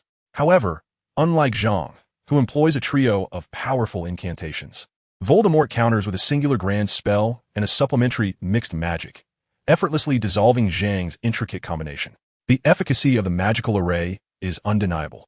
Having withstood Zhang's trio of formidable spells, Voldemort smirks, a hint of disdain flickering beneath his bandages as he comprehends Zhang's capabilities. With a swift motion, he transforms his magical energy into a barrage of arrows, raining down upon Zhang. Let the game conclude here, Voldemort sneers. Dumbledore has indeed found a commendable ally. Yet it appears your journey ends here. Not so fast. Zhang, though resolute, finds himself bereft of viable options, desperately wielding his wand to fend off Voldemort's onslaught. Retreating step by step. Chapter 76. The Perils of Feudal Superstition. Zhang now harbors regret over his lack of practical experience. He should not have granted Voldemort the luxury of time to converse. He ought to have struck first before the magical array reached its zenith. Alternatively, due to Quirrell's inadequate physical prowess and Voldemort's waning vitality, he might have seized the initiative. Yet now, he is left to struggle in a disheveled manner. The adversaries he previously faced were feeble. Even when outnumbered, they posed no impediment to his escape, leaving him oblivious to any sense of urgency. Yet, now ensnared by the dark magical array, he finds himself questioning the feasibility of apparition, even if he were to forcibly breach the spatial barrier with his magical skills. What fate awaits Hagrid and Harry left behind? Certain death. Zhang does not consider himself a virtuous individual, but the thought of fleeing and leaving his students to face danger is unthinkable. He must endure. Do not harbor illusions. Quirrell, devoid of control over his own body, emits a piercing laugh. All the power my master has amassed over the past decade will erupt in full force. The Philosopher's Stone will not fail. You are doomed. Silence. Voldemort bellows in fury. Was he unwittingly revealing his own secrets? While the opposing party seems to possess considerable knowledge of him, it is evident they can surmise he has but this one opportunity to strike. Nonetheless, even the slightest uncertainty may afford him greater leverage. Why did he ever recruit such a fool as Quirrell? Voldemort suddenly moderates his assault, addressing Zhang. You are quite impressive. Yet there remains a chasm between you and the pinnacle of power. Do you still aspire to grow stronger? As he speaks, his eyes blaze with crimson fervor, exuding an intense zeal as he declares, the world is unworthy of being governed by the weak. United in purpose, we shall seize the Philosopher's Stone, swiftly restoring my former glory, and then we shall divide the world between us. The seductive undertone in Voldemort's voice was palpable. He was not merely vexed by Quirrell's incompetence, but was profoundly impressed by Zhang Heyang's remarkable talent and prowess. At just over 20 years of age, he exhibited strength that matched his own. Such a remarkable individual, should he be possessed, could forge a new body, and with the Philosopher's Stone, resurrect himself, perhaps surpassing all limits, even eclipsing the legendary Merlin. The Elder One would no longer pose an obstacle. No matter how potent a weapon may be, it ultimately requires a wielder, with power far exceeding that of Dumbledore. He could easily vanquish him, and the Elder Wand would then belong to him. Even if he were to merely recruit Zhang Heyang as an ally, their combined strength would render Dumbledore powerless. Submit to me, and by aligning yourself with the world's greatest sorcerer, you shall learn the most formidable magic known to man and acquire unparalleled strength. Voldemort's voice resonated like a demon from the abyss. enticing one to plunge into the depths of darkness, despite the awareness of the perilous descent. Hagrid, terrified, raised his wand, resolute that if Professor Zhang were to betray them, he would eliminate him first. Should Professor Zhang turn to dark sorcery, his destructive capacity would likely surpass that of Voldemort himself. You are well versed in ancient magics. You must know that dark magic is but a manifestation of the primordial arts, merely invoking the powers of the underworld. Surely, you do not concern yourself with the judgments of the mundane. Voldemort continued. Indeed, the weak are unworthy of discourse. Zhang Heyang possessed the innate qualities of a protagonist, his worldview transforming to reflect the archetype of a typical narrative hero, where strength is revered. And yet, despite your current state, you still presume to ask me to serve as your subordinate? You now plead for me to consider reviving you. Seeking death, Voldemort roared, intensifying his grip. After painstakingly gathering enough power for this strike to allow Zhang Heyang, Dumbledore's foremost ally, to remain unscathed would be a grave miscalculation. Professor Zhang, Hagrid shouted, ready to rush to his aid. Ah, what a profoundly touching scene. Voldemort remarked, his innate disdain for humanity surfacing as he clapped mockingly. I shall send you all to hell together. Do not revel in your triumph just yet, Zhang Heyang retorted, exuding an air of confidence. I've already sent word outside. The Aurors have not strayed far, and Dumbledore will soon arrive. You are in deep trouble. I chose this moment to strike precisely because you have left Diagon Alley in chaos. You were just in opposition to the Aurors. Do you truly believe they would heed your call to battle against me? Voldemort laughed with abandon. As for that old relic Dumbledore, I know him all too well. Expecting him to come to your rescue? Huh. He will choose to sacrifice you merely to gauge the strength of his adversary. Your formidable power likely unsettles him. Does it not? Moreover, do not harbor any illusions. The magic I have cast upon you guarantees your demise. Voldemort gazed upon Zhang Heyang's hand, seemingly admiring a remarkable work of art.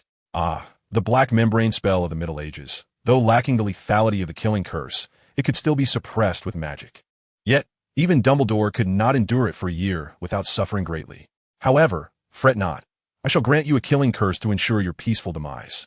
Zhang Heyang finally took a moment to inspect his left hand. Good heavens! He was nearly startled into jumping up, for this clinical manifestation was reminiscent of the very magic that had compelled Dumbledore to choose death. After secretly employing the word of power a few times, there seemed to be some alleviation, though no significant improvement. Do not struggle. Voldemort coldly raised his wand. Avada wait! Zhang Heyang suddenly shouted. I see darkness gathering at your brow, a foreboding of bloodshed. Voldemort abruptly halted, his body tensing with an intensity that surpassed even his response to Zhang Heyang's formidable magic. You can predict the future?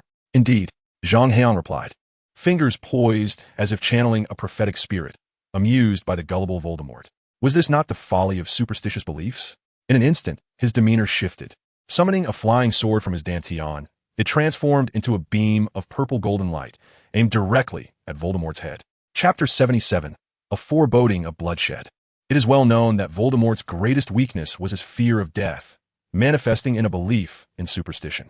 His credence in that foolish prophecy compelled him to eliminate Harry, which ultimately led to his own curse rebounding and nearly resulting in his demise. After his resurrection, his futile efforts were once again fixated on seizing the prophecy ball, akin to a simpleton. As for Harry, a weakling and a fool at that. Had it not been for the protagonist's halo, he would have perished 100 times over. Ultimately, he relied solely on a wand with a similar core, making his defeat utterly effortless. The result was that the renowned Dark Lord, deceived by Professor Trelawney, met his end at the hands of a spell meant for disarming, leaving readers yearning to hurl the 7th book of Harry Potter at Aunt Petunia's face for its abysmal conclusion. Thus, one must trust in science, materialism, and socialism, while dispelling superstitions, an essential demand of the new era. Regrettably, Voldemort never grasped this truth, even unto his death. Zhang Heyang assumed an air of superiority. Realizing he had fallen into a trap, with his guard momentarily lowered, he was eager to hear what fate had in store for him. He had initially pondered how to deceive Voldemort further, yet a single utterance had revealed such a glaring opening. However, the duel of life and death persisted. Since Voldemort had unwittingly offered such a grand gift, Zhang Heyang accepted it with a smile. Though his left hand was injured and his magic was somewhat hindered, he still possessed a final trump card, one far mightier than any magic or Taoist technique. Zhang Heyang opened his mouth wide, expelling a beam of white light. As the purple-golden innate spiritual treasure sword flew toward Voldemort at an astonishing speed. Damn it! Even a master like Voldemort found himself cursing in frustration. The innate spiritual treasure. In an extraordinary turn of events, Voldemort finds himself grasping at a level of power that even the most revered sages could scarcely attain. As he contemplates the impending bloodshed, an ominous wave of deathly dread envelopes him, a palpable manifestation of the innate pressure emanating from the celestial treasure. The sword hovers mere centimeters away from him, sending shivers down his spine, causing his body to tremble involuntarily. Fortunately, ensconced within the protective confines of the magic circle, the negative effects do not diminish his own enhancements. Moreover, Zhang Heyang's mastery over the sword is limited. Despite the seemingly trivial distance, Voldemort manages to sidestep at the critical moment. With a swift motion, the blade narrowly misses him, yet the sentient weapon alters its trajectory from thrust to slash, inflicting grievous harm upon Kiro, severing an arm and leaving a gaping wound. What manner of entity is this? Voldemort reaches out, only to be met with excruciating pain coursing through his hand, a force that no magical resilience can withstand, piercing directly to his very soul. He senses that, should this weapon strike true, even 100 soul vessels would be rendered powerless against its lethal intent. In a state of shock and fury, Voldemort had not anticipated Zhang Heyang's hidden card. Under normal circumstances, he would have been confident in evading such an attack. Yet a momentary lapse had ensnared him. Superstition is a perilous folly. Science must prevail. Zhang Heyang, grinning, stows away his wand and seizes the long sword. Each time he seeks to wield the innate treasure, his wand is dismissed, for the sword, as an embodiment of primordial power, regards lesser weapons with disdain. Now, the scales have been balanced. Both combatants find themselves bereft of an arm. What a remarkable weapon! Voldemort gazes at the sword in Zhang Heyang's grasp with a mix of trepidation and admiration. It vastly surpasses the old wand in efficacy, and the Gryffindor sword is rendered utterly insignificant in comparison. However, he muses, it alone will not suffice. The Philosopher's Stone is now mine, and so too is this sword. Avada Kedavra! The ferocity of Voldemort is undeniable, especially when unleashing his own creation, the Killing Curse, a spell of unparalleled efficiency. As the innate sword energy invades him, Voldemort, in a frenzy, unleashes a torrent of magic, akin to a human Gatling gun, with emerald beams of light radiating in all directions, as if from a concert stage. Hundreds of Avada Kedavra spells erupt forth. This is Voldemort's signature technique, honed and amplified, a far cry from Zhang Heyang's half-hearted attempts that require 3 days of cooldown. You are ruthless. Zhang Heyang, with a resigned flick of his wrist, scatters a series of runes into the air, summoning 2 swirling vortices imbued with the essence of death from the underworld, encasing himself and his comrades in a protective barrier. The gateway to the realm of death swings wide, devouring all incoming green light without a trace of disturbance. This is the very safeguard Zhang Heyang had previously pledged to Madame Mokin, ensuring their survival in this dire moment. Should she witness this spectacle, it is certain she would demand not just compensation in kind, but also the retention of this protective incantation, a boon akin to an additional life. Not quite. Look at the countless Avada Kedavra curses filling the air. Each one claims a life, and who knows how many hundreds have been lost. I said, wait a moment. I truly possess the gift of foresight. The survivors of the Death Realm wield a set of incantations that cannot shift in form. Only through a powerful single-target attack spell can they be shattered. Zhang Heyang had no choice but to resort to deception once more. Do you think I would still believe you? This is precisely Voldemort's greatest vulnerability, despite claiming disbelief. He halted his movements. Let me tell you, I hail from China, well-versed in the Lianshan Yi, the Guizhong Yi, and the ancient 3 E's of the Zhou. Proficient in Ziwei Shu, the 2A Bei Tu, and the Zhixian Pian, far more reliable than that old fraud, Trelawney. At this point, a subtle yet potent aura emanated from Zhang Heyang. With his hands clasped behind his back, the dark red cloak billowed in the wind, embroidered with cranes that seemed to dance gracefully. He averted his gaze from Voldemort, instead gazing into the distance, his expression one of profound compassion. You say, Voldemort, is this easily deceived? After all, he is nearly 70. Such an elderly figure is often susceptible to trickery. The once imperious Voldemort instantly transformed into a naive fool. Panic etched upon his face. Should my predictions prove inaccurate, I shall kill you on the spot. Chapter 78. Voldemort bewildered by deception. So easy to dupe? Zhang Heyang pondered his life choices, Had he known this individual was so easily misled, he would not have engaged in a fierce battle earlier. Now, ensnared by a spell, he wondered if he could even break free. Naturally, isn't afraid of death? Voldemort furrowed his brow. If what you are about to say is merely drivel, then you may as well perish. Is it not the father's surname that is inherited? Zhang Heyang disregarded him, continuing his charade. Voldemort suspected he might have been tricked. Not inheriting the father's surname. Am I the child of the neighbor Wang? His anger surged. He despised this topic most of all. Avada, are there 7 lives? Zhang Heyang, ignoring Voldemort's wand, continued his ruse. How do you know? Voldemort's gaze turned perilous. The Horcruxes were his greatest secret, his ultimate assurance of immortality. Even Dumbledore merely speculated about such matters. Yet this fellow could articulate the exact number. 6 Horcruxes plus his own life. Does that not amount to 7? Just confirm it, will you? Zhang Heyang smirked subtly, secretly relieved that his mathematical skills were adequate, realizing that 7 minus 1 equals 6. All while keeping Voldemort oblivious to the fact that Harry was the 7th Horcrux. Indeed, Voldemort reluctantly uttered a word, his throat feeling somewhat parched. Is it accurate? Zhang Heyang inquired with a playful grin. Absolutely not. Voldemort wished to curse. Do not assume that merely deducing the number of my Horcruxes grants you license to fabricate nonsense. The first 2 were utter fabrications. Wait a moment, perhaps. No, it can't be, can it? Voldemort froze, realizing the significance of preconceived notions. When Zhang Heyang revealed the number of Voldemort's Horcruxes, he struck a chord deep within Voldemort, prompting him to reconsider Zhang Heyang's other statements. The term Voldemort originates from French. Vol signifies flight or theft. This serves as a preposition akin to of in English, and more translates to death. Thus, it conveys the notion of evading death or stealing it away. He adopted this name primarily out of fear of mortality.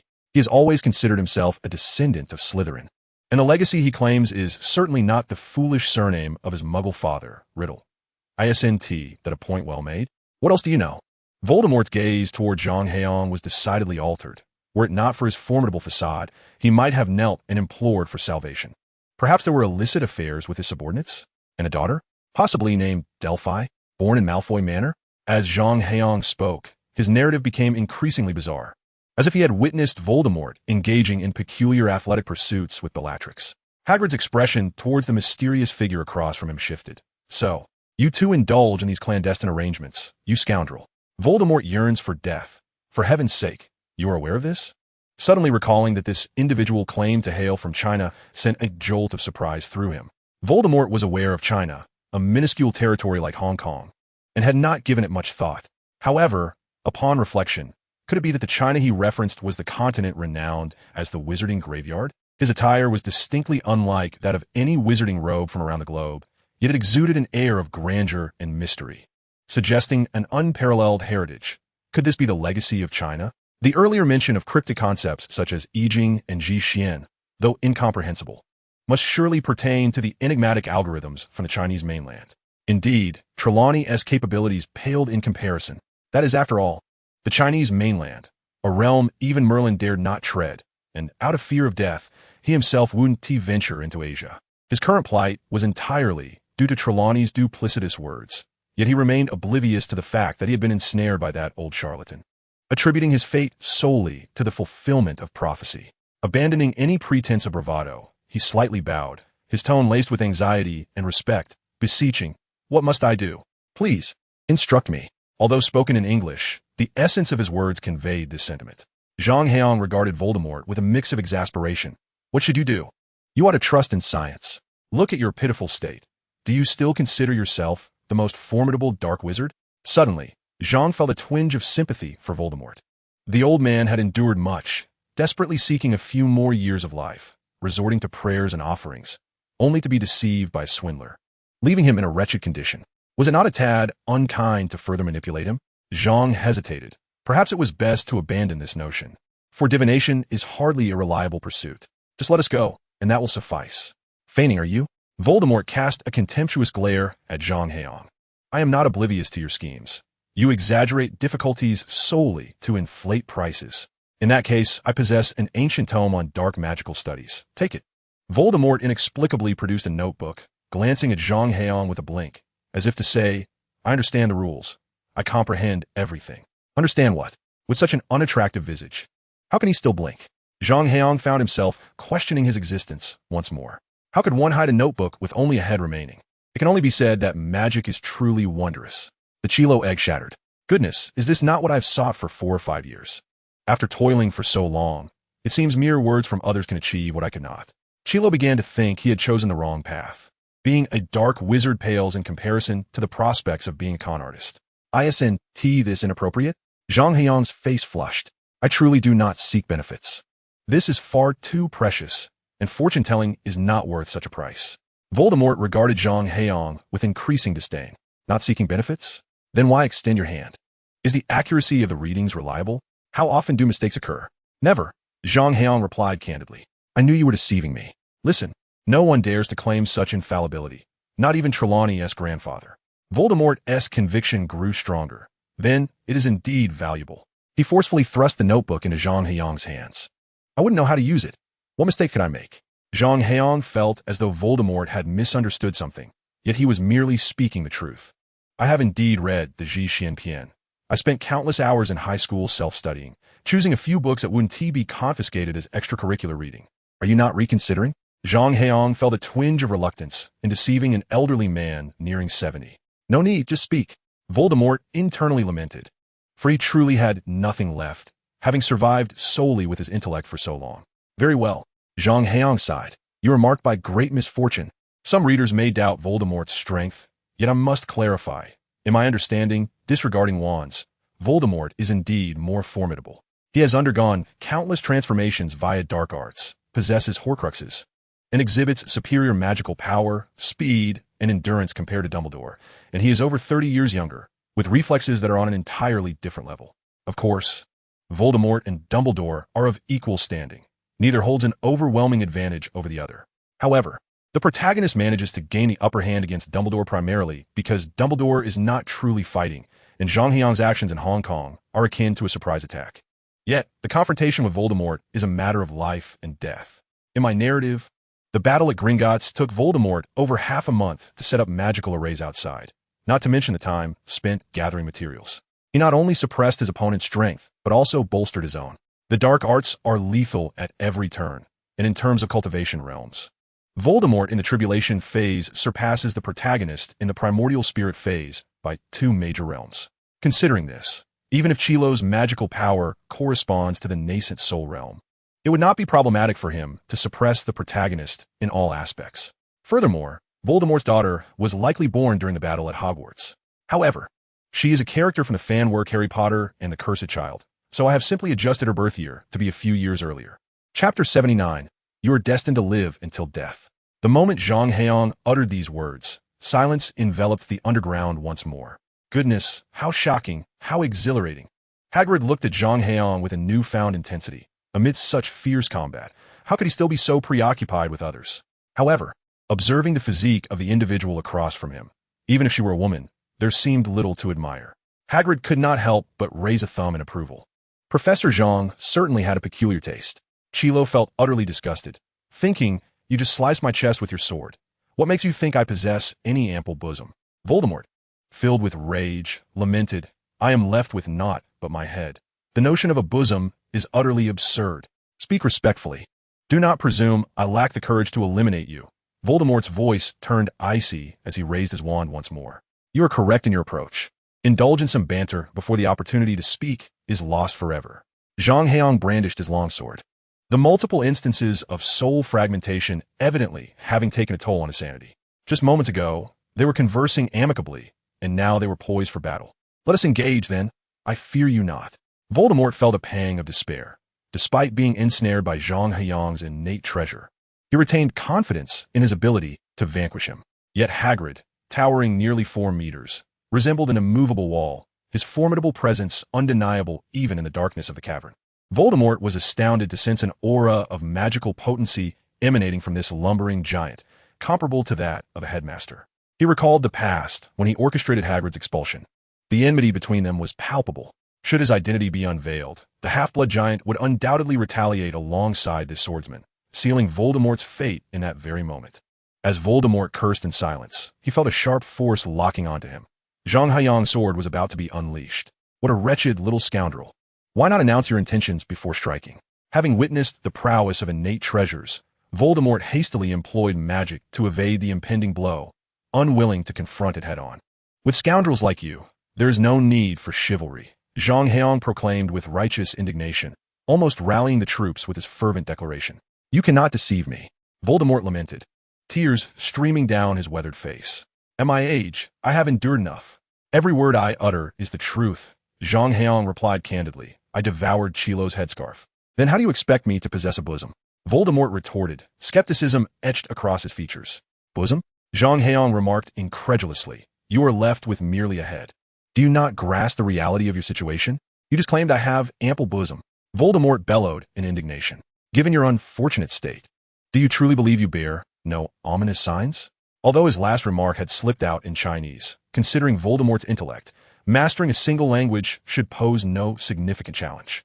Listen to how your Mandarin is even more refined than mine. What? Voldemort, renowned as the most astute character in the narrative, momentarily lost his train of thought before realizing. Are you referring to the term for fierce? His gaze toward Zhang Heyang grew even more peculiar. Is this how city dwellers converse? Muttering softly, he added, I have always loathed the Chinese language. It seemed having too many linguistic skills was also a flaw. Indeed, it is the fierce kind. Zhang Heyang's response revealed an epiphany.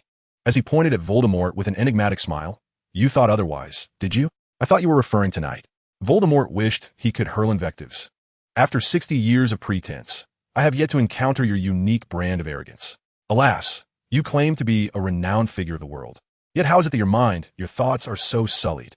Zhang Heyang shook his head in astonishment, never expecting you to be such a seasoned veteran. If this were to be revealed, what a scandal it would be. Tell me, in the past, did you not engage in both robbery and seduction, leaving a trail of blood behind? My heart aches profoundly. How did I encounter such a wretch? Voldemort feels as if his very essence is shattering. Chilu wept even more sorrowfully. If your essence shatters, it is my essence that will be lost, is it not? Aren't you the Dark Lord? Why haven't you dealt with him yet? Voldemort cursed in frustration, lamenting that eliminating this nuisance would only reduce him to mere remnants. He had been ambushed by a primordial artifact, diminishing his combat prowess, and his strength, accumulated over the past decade, was dwindling.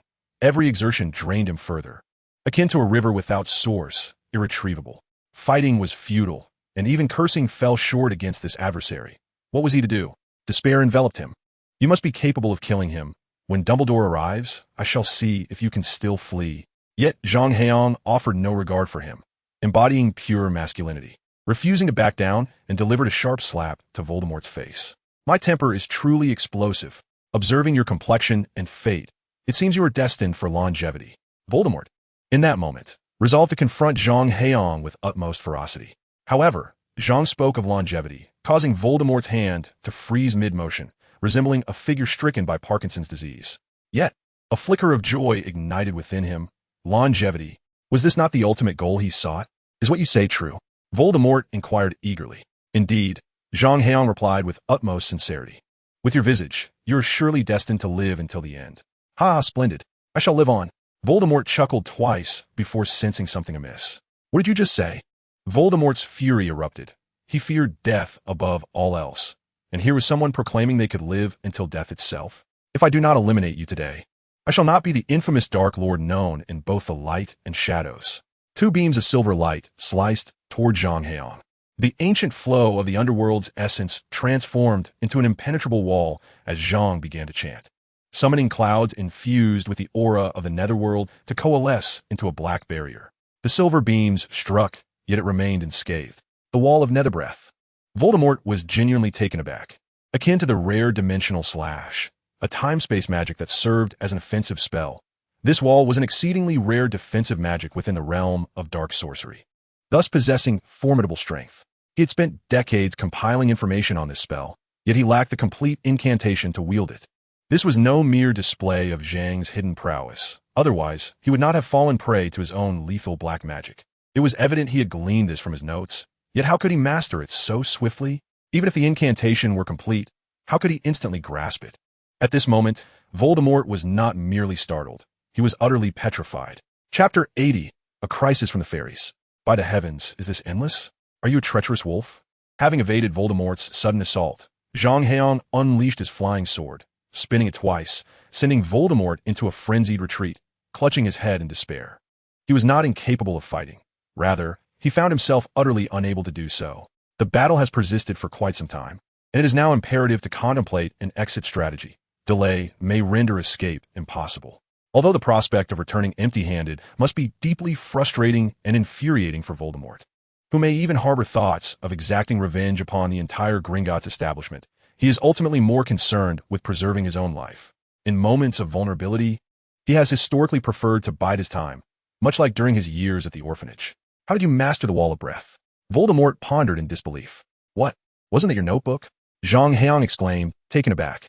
Could it be that Voldemort is truly lacking in intelligence? My heart aches. Voldemort gazed at Zhang Heyang with a look akin to that of a caretaker for the mentally challenged, utterly at a loss for words. How could he articulate his predicament? Should I confess that I do not possess the skill? I merely gathered some information and have yet to grasp it fully over the decades. You are the one who excels. Admitting inferiority was not an option for Voldemort. By the way, your research is quite impressive. Many dark arts spells I have never even encountered. You are truly a commendable individual. Zhang Heyang mused, feeling fortunate to have acquired Voldemort's lifetime collection, which undoubtedly contained numerous lost dark art spells. This was more rewarding than any transaction. His gaze toward Voldemort brimmed with genuine gratitude. Indeed, he was a person of great stature, exuding an air of nobility. That is not mine. Voldemort lamented, tears welling in his eyes. How can you have mastered half of the spells when I have yet to collect comprehensive data on them? Zhang Heyang protested innocently. You handed me the skill book, and I simply clicked to learn. Is that my fault? Voldemort's notebook contained extensive information. Otherwise, he would not have been able to develop so many powerful dark spells. However, regarding the ancient dark arts, there were still many ambiguities and incomplete elements. Unfortunately, for Zhang Heyang's game interface, reaching a certain level of completeness allowed the system to deem it a complete skill book. After all, human capacity is finite, and recorded knowledge is prone to omissions and errors. The game system possesses a degree of fault tolerance. Why haven't you left yet? Zhang Heyang, engrossed in a myriad of newly acquired spells, looked up to find Voldemort still lingering. Aren't you afraid of death? Oomph. The great and magnificent me shall never succumb to death. Voldemort glared at Zhang Heyang with palpable resentment before turning away, stating, I have taken note of this. Our next encounter will be... He paused, suddenly recalling that although Zhang Heyang had manipulated him in circles, he had nonetheless fallen victim to his dark spell. Voldemort was certain that even Dumbledore would have no chance of survival if ensnared by it. With a sinister smile, he remarked, My apologies, I misspoke. You shall not have the opportunity to see me again. Upon finishing his declaration, Voldemort spread his arms wide, gazing skyward as if to embrace the heavens. This pose, while striking, appeared particularly bizarre in conjunction with his disproportionately large head and his body, which had been irreparably severed, unable to heal or staunch the bleeding. Hagrid shivered, clutching his wand, and cautiously inquired, What is he planning to do? To flee, came the response. Zhang Heyang gazed at Voldemort, who appeared weak and powerless. This wretched incarnation of Voldemort, deemed even inferior to the most despicable of creatures, had managed to inflict such suffering upon himself, ultimately resorting to deception for survival. It seemed evident that he was still far from reaching the pinnacle of strength. His enormous head shifted, as if contemplating a pursuit. But pursue whom? He scoffed at the notion, and upon uttering that remark, he slumped in agony, barely supported by the celestial sword that upheld his form. Otherwise, he would likely have collapsed to the ground. Naturally, the dark magic that had claimed Dumbledore's life was beyond his endurance. Alas, how he yearned to eliminate you here and now. When Voldemort was not facing Harry, his intellect remained intact. He was acutely aware that prominent figures often possessed mysterious advantages. As long as he was not obliterated on the spot, there remained a theoretical chance of evading his doom. At that moment, a rumbling sound signified the approach of a small cart, while the ground reverberated with the increasingly thunderous roars of dragons. It was as if the battle they had just endured was merely an illusion frozen in time. Now, time began to flow once more, restoring the world to its normal state. He has fainted, Hagrid exclaimed, though he was preoccupied with attempting to heal Zhang Heyang, leaving little time to attend to Otto. Fainted? How could he have lost consciousness? The swiftly racing cart came to an abrupt halt before Hagrid, from which emerged several fairies. The foremost, with pointed fingers, angrily directed them at Hagrid, seemingly intent on piercing his calf. Are you the robbers of Gringotts? If a thief could be seen by such worthless beings, I would question their ability to successfully rob Gringotts at all. Despite his lack of combat prowess, Zhang Heyang continued to mock the fairies. "It's you!" the leading fairy exclaimed upon spotting Zhang Heyang, a mix of excitement and fury in his eyes. He leaped up, pointing an accusatory finger at Zhang Heyang, berating him. "I knew it. You greedy creature. The mudblood always exchanges our noble galleons for filthy muggle money. I knew it." Hagrid kept a wary eye on the fairies. In this situation, they were at a disadvantage. The ground echoed with another rumbling sound, signaling that yet another cart was barreling down. Chapter 81. The Master of Herbal Warfare. I have long suspected, indeed I have always known, that you would covet the gold of Gringotts. As anticipated, your true nature is revealed. The fairies had harbored resentment towards Zhang Heyang for quite some time, especially since he dared to act within Gringotts. Regardless of who the true robber was, his presence alone solidified the presumption of his guilt. Several fairies snapped their fingers, weaving an intricate pattern in the air, murmuring incantations in their own tongue. Hagrid felt a wave of dizziness wash over him, a surge of irritation as his magical energy seemed unresponsive, resembling a tangled mess, barely amounting to less than 40% of its potential. Following the three fairies, a massive orb of light materialized at their fingertips, evidently brimming with power, aimed directly at Zhang Heyang, ready to strike. Unbridled audacity. At a critical juncture, Zhang Heyang bellowed with fervor, his countenance radiating righteousness as he regarded the goblins before him. Undaunted, he proclaimed, "Do you know who I am? I am a professor at Hogwarts and the newly appointed head of Hufflepuff House. It is no exaggeration to say that I stand here as a representative of the honor and dignity of Hogwarts, and of Professor Dumbledore himself. I must ask, are you declaring war against Dumbledore?" His words rang with a sense of moral gravity, as Zhang stood tall, embodying the spirit of self-sacrifice, fearlessly confronting the three goblins and the luminous orbs at their fingertips, his stature appearing towering in comparison. Particularly, his upright form and the flowing robes that danced with the wind accentuated his grandeur, rendering the goblins' diminutive and grotesque figures even more unseemly. "Very well, you are indeed audacious," Hagrid observed, his expression one of incredulity. "This is quite a spectacle, but I know Dumbledore all too well. He would surely prefer you to enter the village discreetly, to retrieve the Philosopher's Stone stealthily rather than robbing a bank outright." The goblin's eyes flickered momentarily.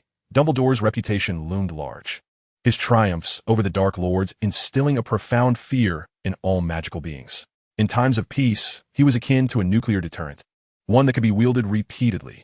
However, goblins, being the cunning creatures they are, were far more astute than their closely related house elves. If they lacked cunning, they would not be in the banking business.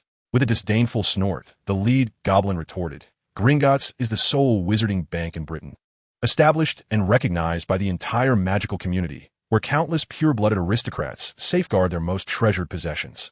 Regardless of who you are, to attempt to rob Gringotts is to declare war against the Ministry of Magic and the entire pure-blooded elite." As the goblin spoke with increasing confidence, he adopted an imperious tone, asserting, "I must inquire, does Dumbledore afford you the courage to confront the Ministry of Magic?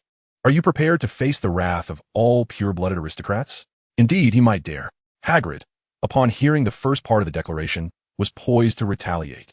Yet the latter half made him lower his wand, his expression a mixture of perplexity and concern. The pure-blooded aristocracy remained the true power brokers of the magical realm. And even though circumstances might shift in the future, they would continue to dictate order for at least the next decade or two. Furthermore, should all pure-blooded families unite, it would not matter if Dumbledore himself were present. Even he could not withstand their collective might. The fact that Voldemort allied with the pure-blooded elite to exterminate muggles and mudbloods, rather than siding with those of his own bloodline, spoke volumes.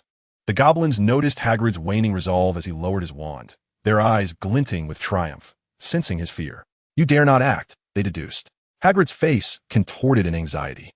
The aristocrats were formidable, and he knew Dumbledore could not prevail against them. Recognizing their power, "Will you not surrender?" The goblins felt an overwhelming sense of superiority, believing Hagrid to be cowed.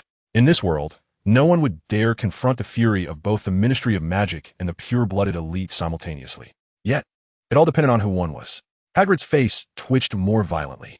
Confronted by an individual who had just orchestrated the downfall of an entire street of pure-blood aristocrats in Diagon Alley, one might wonder if he relished the sting of humiliation. "Huh!" Zhang Heyang sneered with palpable disdain. It is worth noting that Hogwarts School of Witchcraft and Wizardry was founded by the four great sages and established with the approval of the Ministry of Magic, serving as the only full-time, 7-year advanced magical institution in all of Britain. Every wizard in the UK has graduated from Hogwarts. Should you dare to lay a hand on its educators, you are essentially declaring war against all the wizards of Britain. Feigning grandeur is a common political maneuver. It is a notable trait of your nation. As a product of the new era, raised under the Red Banner, I can easily counter any baseless accusations. The fairy felt a pang of discomfort. The tone of the conversation seemed ominous. Should they not resort to direct action? Hagrid was visibly shaken, and Zhang's verbal prowess was indeed formidable. Zhang Heyang, suppressing the backlash of the black membrane spell, stood atop the shattered stalactite, exhibiting a wild demeanor, and pointed accusingly at the fairy. I ask you, do you wish to stand against all the wizards of Britain? Are the fairies yearning for another war against humanity? The fairies were taken aback, realizing that immediate action might be warranted. Yet, Zhang's words were lethal. Humans scrutinized non-human magical beings closely.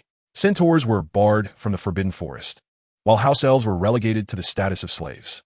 As for fairies, they were confined to counting coins and Gringotts. The last individual to advocate for fairy rights and equality with humans found their grave overshadowed by the peaks of Everest. Such matters, even if merely spoken, would not end well. The outcome often led to a life sentence in Azkaban. How could one be so audacious?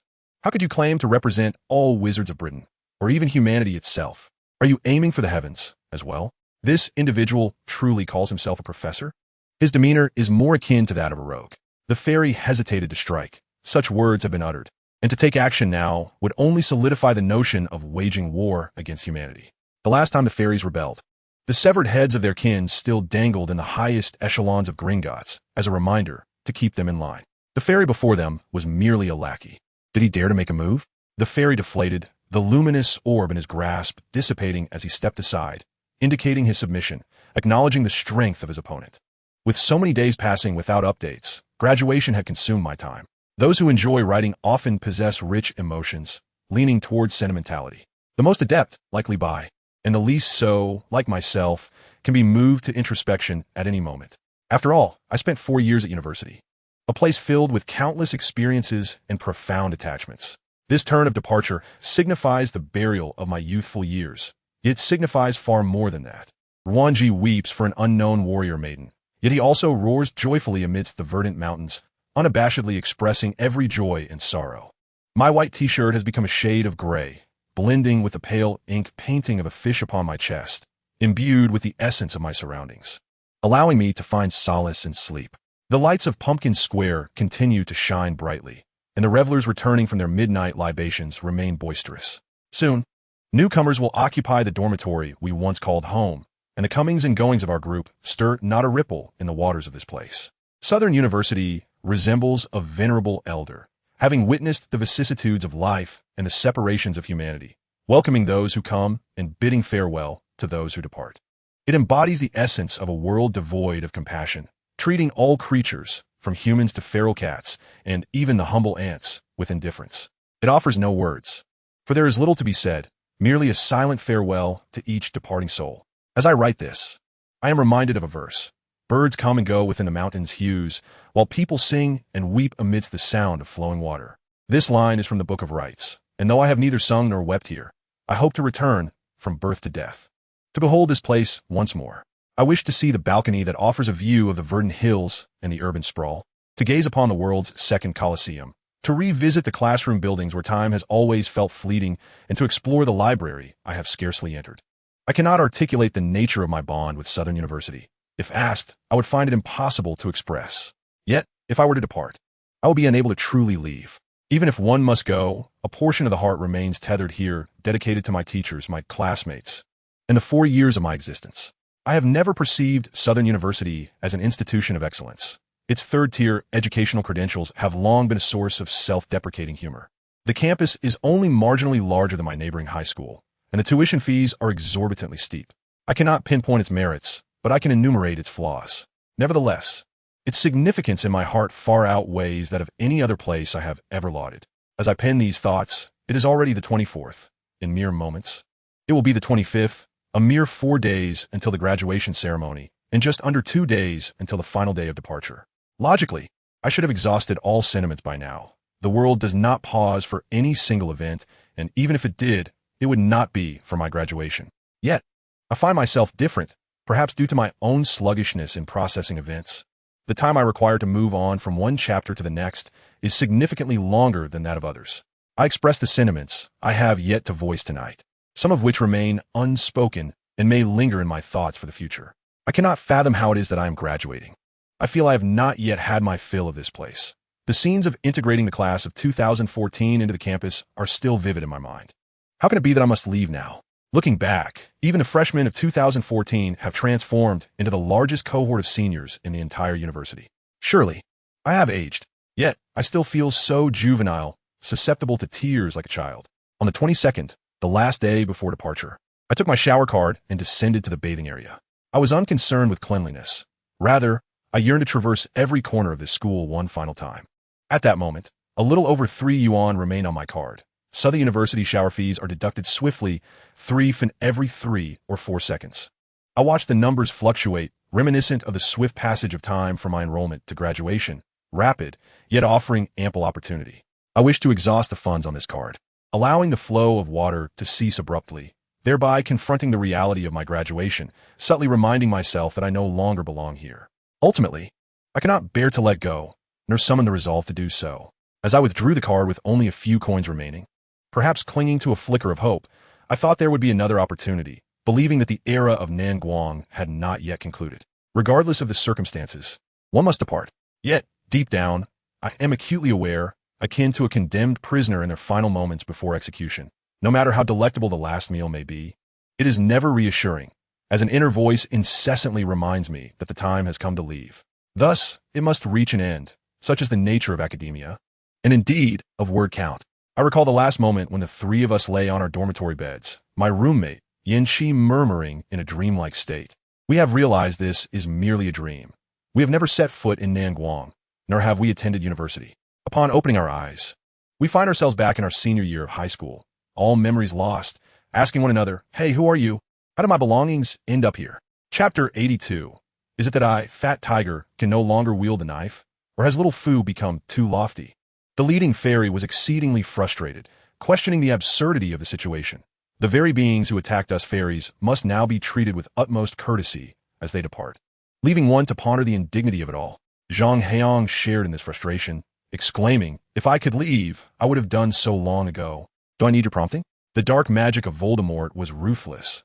Although it emanated solely from Chilo's power, he was no Dumbledore. To suppress the threat entirely was no simple feat, and the ability to converse while multitasking relied on his spiritual prowess. The others were rendered utterly immobile, as if paralyzed. Leave?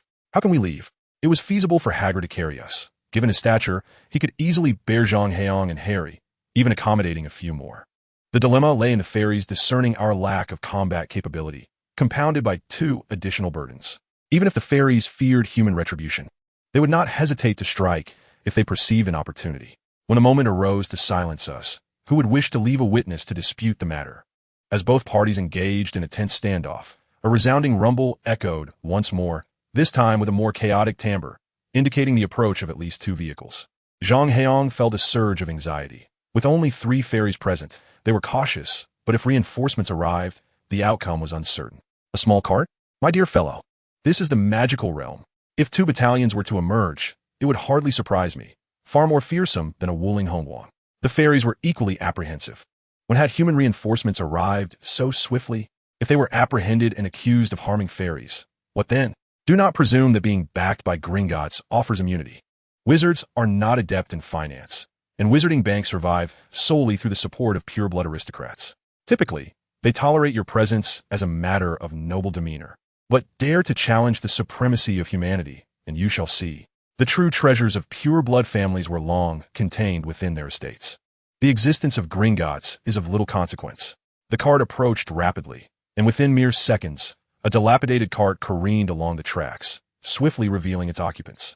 Pull the lever.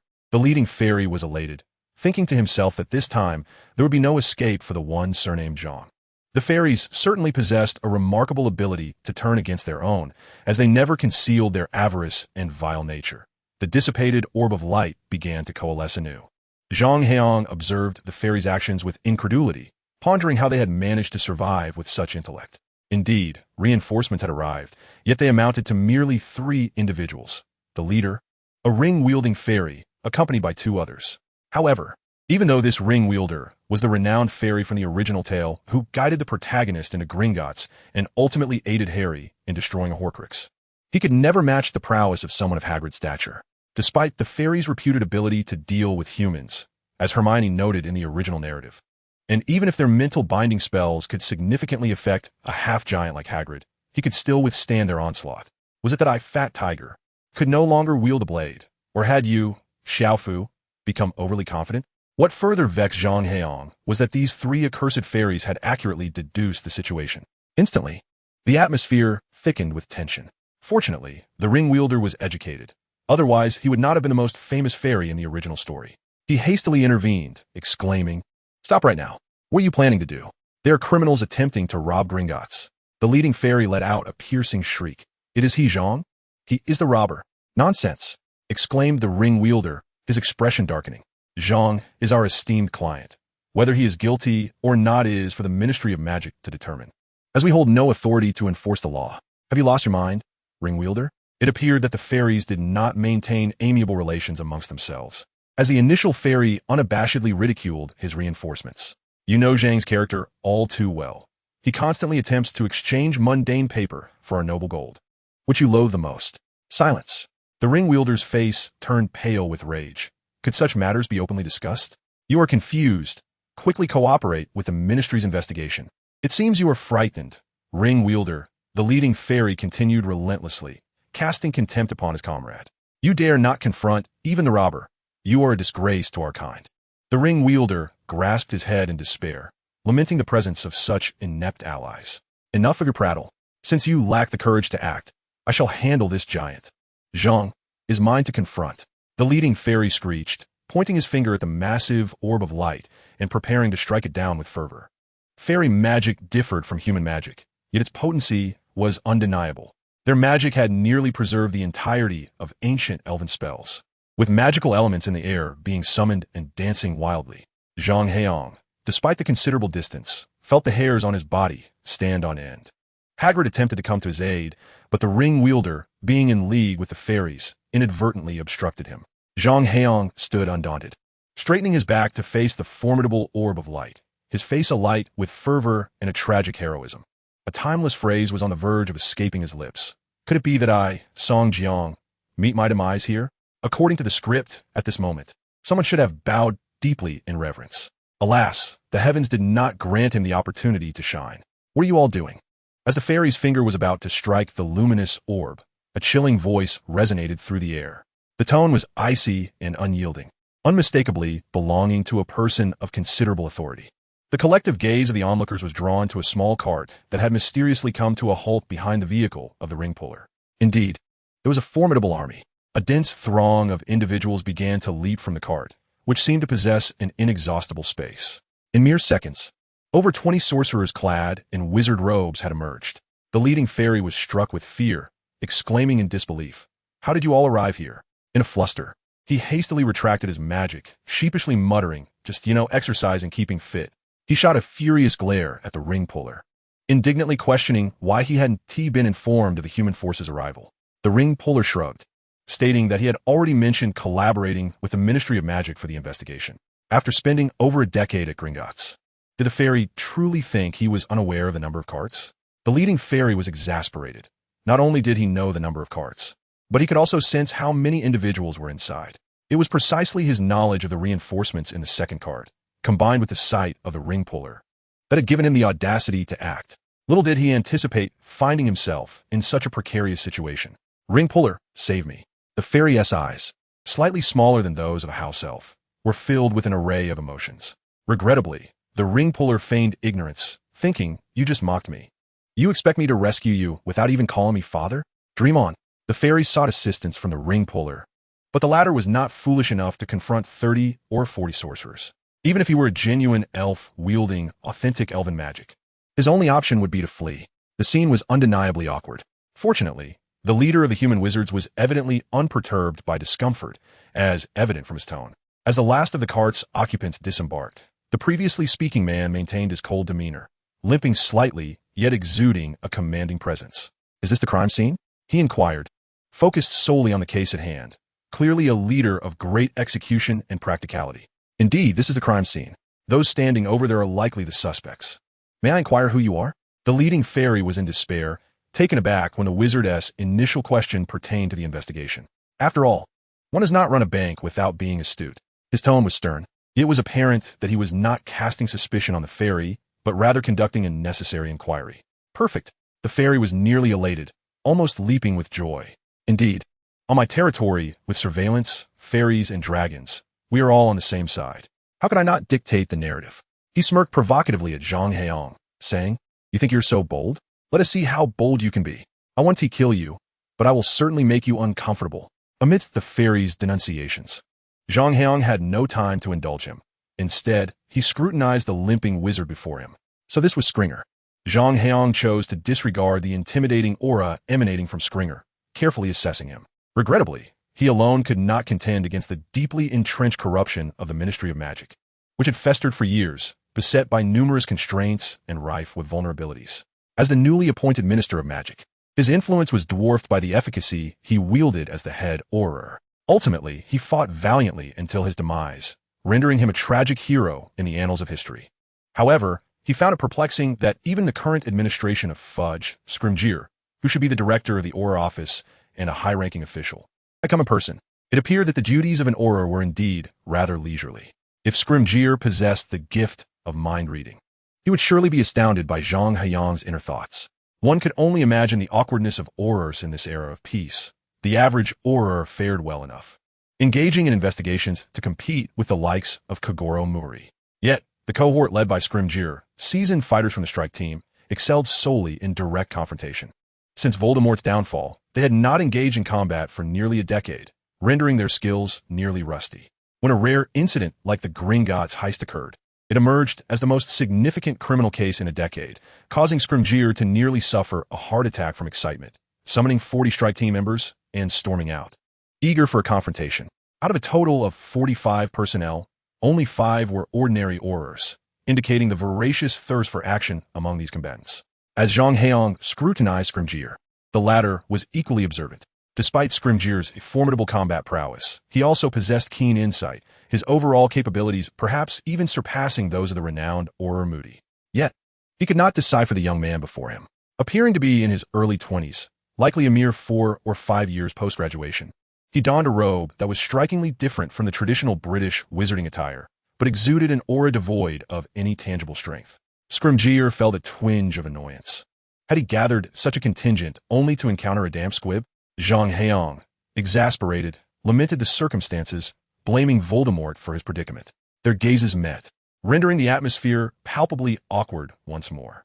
Clearing his throat, Zhang attempted to clarify, "I assure you, I am not without merit. There are circumstances that are difficult to articulate." "Ah, no need for further elaboration," Scrimgeour replied, a knowing expression crossing his face. "Every man has those days when he feels less than robust. I understand. It is not as you presume. I have been subjected to undue duress." Zhang silently seethed. "Voldemort, you wretched fiend, I shall make you pay upon my return to school." Understood. One must indeed be resolute. How else could one find oneself in such a predicament? Scrimgeour mused, his tone shifting to one of sympathy. "Poor lad, so young." "No, wait, just a moment, right here," Zhang lamented internally. "This is a grave misunderstanding. I have fallen victim to dark magic." Scrimgeour's demeanor shifted abruptly, his gaze turning respectful. A prodigy indeed, engaging in such remarkable feats in the depths of Gringotts, amidst ancient stalactites and dragons, surrounded by the glimmering gold. How romantic! Good heavens! Zhang exclaimed, exasperated. It was with a man. The revelation that he is, in fact, a man comes as quite a shock. Given the demeanor, could he possibly be the giant beside him, Hagrid? No wonder the intensity is palpable. With such a formidable stature, how could one not be fierce? Just look at that child nearby, utterly faint. Scrimgeour feels the weight of age upon him, realizing that it is the youth who possess the audacity to dream and act boldly. They are truly skilled. Their prowess is remarkable. He discovers that the head chef has been placed on the same reading list as the new book by Jian Shilai, and an exhilarating rush courses through him. I have always held a fondness for Jianxilei's works, and a simple call to the valiant hero, the best friend peace, or a WeChat message to the heavenly realm brings a sense of delight. Chapter 84. The True Trump Card of Zhang Heyang. Dumbledore. The aura from the Scott family gasps in surprise. You're here too? Ah, you're who I thought, Becky, right? Dumbledore still bears the guise of a disheveled old man, his beard tangled and speckled with glistening yellow solids, likely remnants of honey. He appears to recollect some fortunate memory, cheerfully remarking, the genius youth of the Scott family. You were the top of your class back in school. I owe that to your guidance, Scott replies dryly. Dumbledore has held the position of headmaster at Hogwarts for several decades, nearing a century in total. It is no exaggeration to say that every wizard in Britain has been his student, sharing a bond of teacher and pupil with him. For this reason alone, regardless of Dumbledore's eccentricities or his potentially formidable powers, he commands respect from all. The fact that graduates remember their teacher's lessons brings a sense of satisfaction to this old man. Dumbledore begins to rummage through his pockets, causing several young aurors to nervously point their wands at him, for the shadow he casts in their minds is substantial. Do not be alarmed, young ones. I am merely having breakfast, he chuckles, halting his movements and gazing quietly at the aurors before him. Lower your wands. Scott, maintaining his composure, exemplifies the poise and discernment expected of a member of a prestigious pure-blood family, despite not being the head of the family. He understands clearly that if Dumbledore were to strike, none present would stand a chance against him, even those aurors considered more formidable than Moody, like Scrimgeour. What do you mean, Dumbledore? Scrimgeour asks, his expression darkening as he regards Dumbledore. Are you openly defying the law? I merely stated that I'm having breakfast. There's so much to attend to that I hardly had time to eat, Dumbledore says, withdrawing his hand from his pocket to reveal a sandwich. Dark red raspberry jam oozing from between the slices of bread, staining the packaging. He gazes at the wrappings with regret, shaking his head, lamenting the hasty departure that led to such a mess. Then, unperturbed by his audience, he opens the packaging and takes a hefty bite, cheeks puffed, mumbling, "This is truly delightful. After 100 years, raspberry jam still remains my favorite." Scrimgeour and Scott, along with their fellow aurors and enforcers, stare in bewilderment at Dumbledore. Good sir, might you refrain from such absurdity? What manner of place is this? We are apprehending a robber here. What do you mean by that? Are you feigning madness? Or do you simply disregard us aurors? Scott's eyes caught a glimpse of red, and he recalled Zhang Heyang's earlier antics, which were quite reminiscent of Dumbledore, or rather, even more deranged. How has it come to this, that the faculty of Hogwarts has transformed in such a manner? Scott pondered, his gaze involuntarily drifting toward Zhang Heyang. I remember you recently took a liking to a pile of cockroaches. Zhang Heyang, true to form, casually tossed out an even more infuriating remark. Deceiving others is not a commendable habit, you old codger. Enough, Scott bellowed in fury. Do you truly believe we are inconsequential? With eyes aflame with anger, Skull shouted, You won't escape today, Zhang. You orchestrated and executed the terror attack on Diagon Alley. And you think you can brush it off with a Harry Potter facade? This time, I will not let you go. The robbery at Gringotts. Neither Harry Potter nor Dumbledore can save you from this. I believe it is prudent to possess evidence before speaking, Becky, Dumbledore remarked, his tone unwavering. Behind his crescent-shaped glasses, his blue eyes sparkled with sharpness, though they were unfortunately directed at a sandwich slathered with thick raspberry jam. What is our Hogwarts motto again? The implication was clear. Your madcap antics hold no sway over us. It would be wise for you to step aside for the sake of appearances. No, Becky. I am not jesting. Dumbledore finally lifted his gaze from the sandwich to meet Scott's eyes.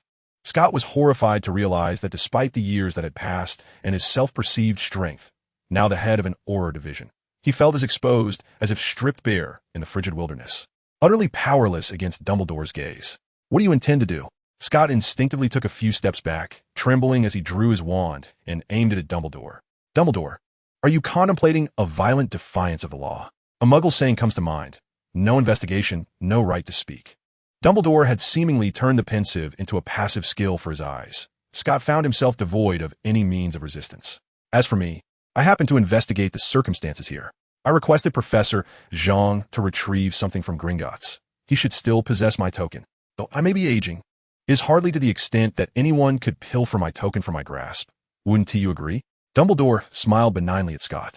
You are not merely invulnerable. Rather, it seems that no one could ever steal anything from you. Dumbledore, in his advanced age, had only grown more formidable, his mastery of magic surpassing that of physical confrontations. This was why, in recent years, pure-blooded aristocrats had increasingly refrained from provoking Dumbledore. He sought a pretext for infiltration, And Scott sarcastically observed, "Are you confessing? Have you two conspired to stage a grand robbery? You provide him the token, and he executes the heist? The fool is a grave affliction. I recommend you visit St. Mungo's." However, it seems that the magical hospital's efficacy in treating such matters is rather lacking. So perhaps a visit to a Muggle hospital would be more prudent. Suddenly, Zhang Heyang, who had remained silent, spoke up, exhibiting his usual irreverent demeanor, provoking Scott to the brink of unconsciousness.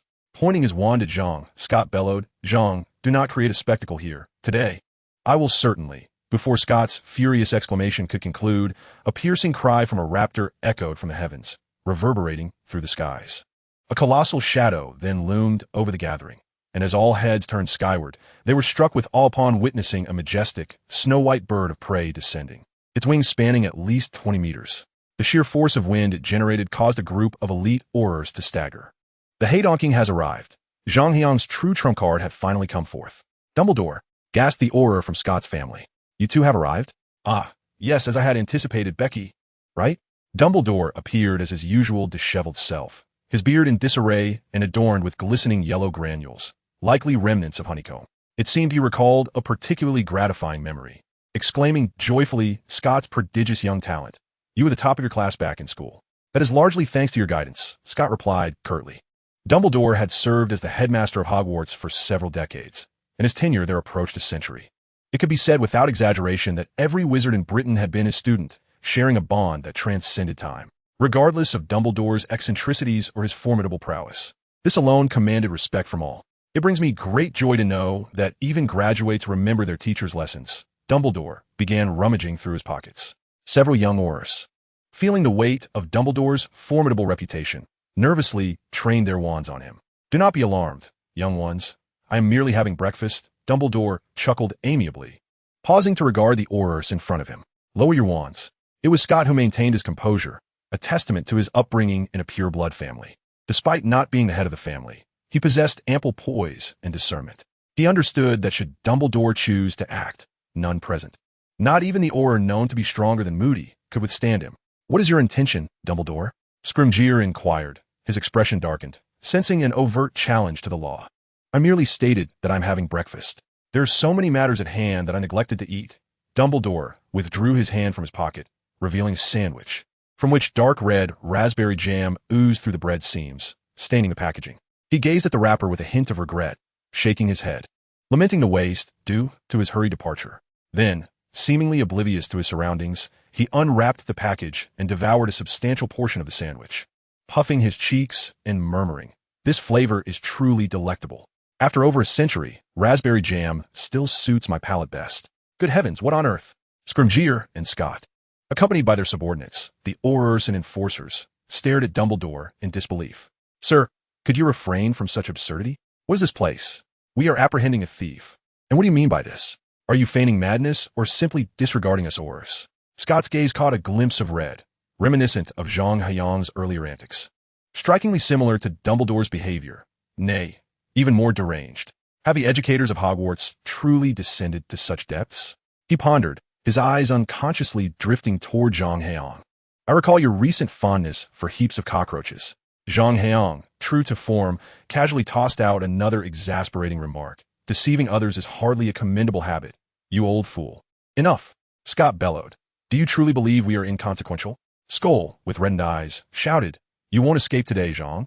You orchestrated and executed the terror attack on Diagon Alley, thinking you could use Harry Potter as a shield. I shall not let you evade justice this time. Robbing Gringotts, neither Harry Potter nor Dumbledore can save you. I believe it wise to possess evidence before speaking, Becky." Dumbledore's tone remained unchanged, his blue eyes glinting with intelligence behind his crescent-shaped glasses, though, unfortunately, they were directed at a sandwich slathered in thick raspberry jam. "What is the motto of Hogwarts again?" "Implying that your lunatic antics are of no consequence to us. It will be prudent for you to step aside for the benefit of all." No, Becky, I'm not jesting." At last, Dumbledore's gaze lifted from the sandwich to meet Scott's. Scott was horrified to realize that despite the passage of years and his self-assured strength, now a group leader in the Auror office, he felt as exposed as a naked man in the frigid wilderness under Dumbledore's gaze, utterly defenseless. "What do you intend to do?" Scott instinctively recoiled a few steps, trembling as he drew his wand, aiming it at Dumbledore. "Dumbledore, Are you contemplating violence against the law? A Muggle adage states that without investigation, one lacks the right to speak. Dumbledore had seemingly turned the act of legitimacy into a passive skill of his eyes, leaving Scott with no room for resistance. As it happens, I have conducted an inquiry into the situation here. I requested Professor Zhang to retrieve an item from Gringotts. He should still possess my token. Though I may be aging, I am certainly not so frail as to allow anyone to steal my token from me. Would you agree? Dumbledore smiled benignly at Scott. Not only is that true, but it seems no one could ever hope to pilfer anything from you. As Dumbledore ages, his power only seems to amplify, wielding magic with a mastery that contrasts starkly with physical confrontations. This phenomenon has, in recent years, rendered pure-blood aristocrats increasingly hesitant to provoke him. He seeks a pretext for his descent into the underground. Scott, with a mocking gaze, inquired, "Are you confessing? Did you and your accomplice orchestrate a grand robbery? You provide him with a token, and he executes the heist? I suggest you seek treatment for your severe folly at St. Mungo's, although the efficacy of their remedies in this regard appears questionable. Perhaps a visit to a Muggle hospital would serve you better." Suddenly, Zhang Heyang, who had remained silent, broke his silence with his characteristic irreverence, nearly causing Scott to faint from indignation. Scott, brandishing his wand, shouted furiously, "Zhang, do not turn this into a farce. Today, I shall," before he could finish. A piercing cry from a majestic bird echoed from the heavens, shaking the air. A colossal shadow loomed over the assembly, and, as they looked up in horror, they beheld a magnificent, snow-white bird, its wings spanning at least 20 meters, diving from the sky. The gust it created left a cadre of elite aurors unsteady on their feet. The Haydonking had arrived. Zhang Heyang's true trump card had finally come into play. "What is this creature?" Scott gasped, momentarily startled, then sneered, "You expect to duel me with a mere bird, Zhang? Do not amuse me. Surrender now, and I might afford you some leniency. Where have you been?" "You are rather tardy," Zhang Heyang called to the Haydonking, his tone reminiscent of an elderly man encountering an acquaintance while out for an evening stroll, casually discussing plans for tea beneath a tree. But the moment the creature caught a scent, it unleashed a chilling wail, brimming with a frenzied intent to kill. An ancient beast that had lived for millennia. It instinctively sensed Zhang Heyang had fallen prey to magic and that his time was running short. Its orange-yellow eyes glinted coldly at the Ministry's enforcers and aurors. "Who is this, Heyang?" Dumbledore inquired, still smiling, though his grip on his elder wand tightened discreetly. The Haydonking's formidable strength was on par with that of Voldemort. In a direct confrontation, it might be at a slight disadvantage, but its ability to fly and speed rendered it nearly unstoppable. Moreover, such a creature would be a devastating weapon against those lacking in power. Both Zhang Heyang and Dumbledore recognized that the Haydonking alone could stand against Voldemort and his Death Eater Legion, or even the Order of the Phoenix itself. The arrival of the Haydonking allowed Zhang Heyang to exhale in relief, collapsing beneath its talons. "Ha ha ha, Zhang. Did you ever anticipate that the brashness you displayed in Diagon Alley would lead to this fate?" Seeing Zhang Heyang fall, Hagrid was concerned, while Scott reveled in delight, exclaiming, "Father has delivered your comeuppance. Robbing Gringotts. The defensive magic must be quite unbearable, right?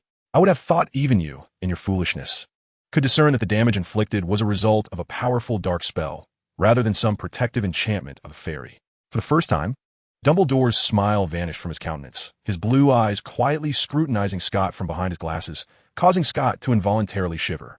Dumbledore was not concerned about Scott turning against him. It was Zhang Heyang who might be in peril. In truth, after enduring so much and living for over a century, having reached the pinnacle of power, Dumbledore exuded a sense of indifference towards life, akin to a universe unfeeling towards its myriad creatures. He cared little for the fate of anyone, including himself. As long as the world maintained its ordered course, he would sacrifice anyone if necessary. Thus, he decisively altered his aim. For Dumbledore now feared that this unknown great bird might spiral out of control and unleash devastation upon the elite forces of the Ministry of Magic. A loss the magical world could not bear. "You frighten me, Dumbledore." Scott, feeling uneasy under Dumbledore's calm gaze, retorted in anger. "You think this bird could intimidate the Ministry's elite aurors?" Scott was not mindlessly confrontational. He had a measure of confidence. Back in school, he had once faced Dumbledore's Phoenix.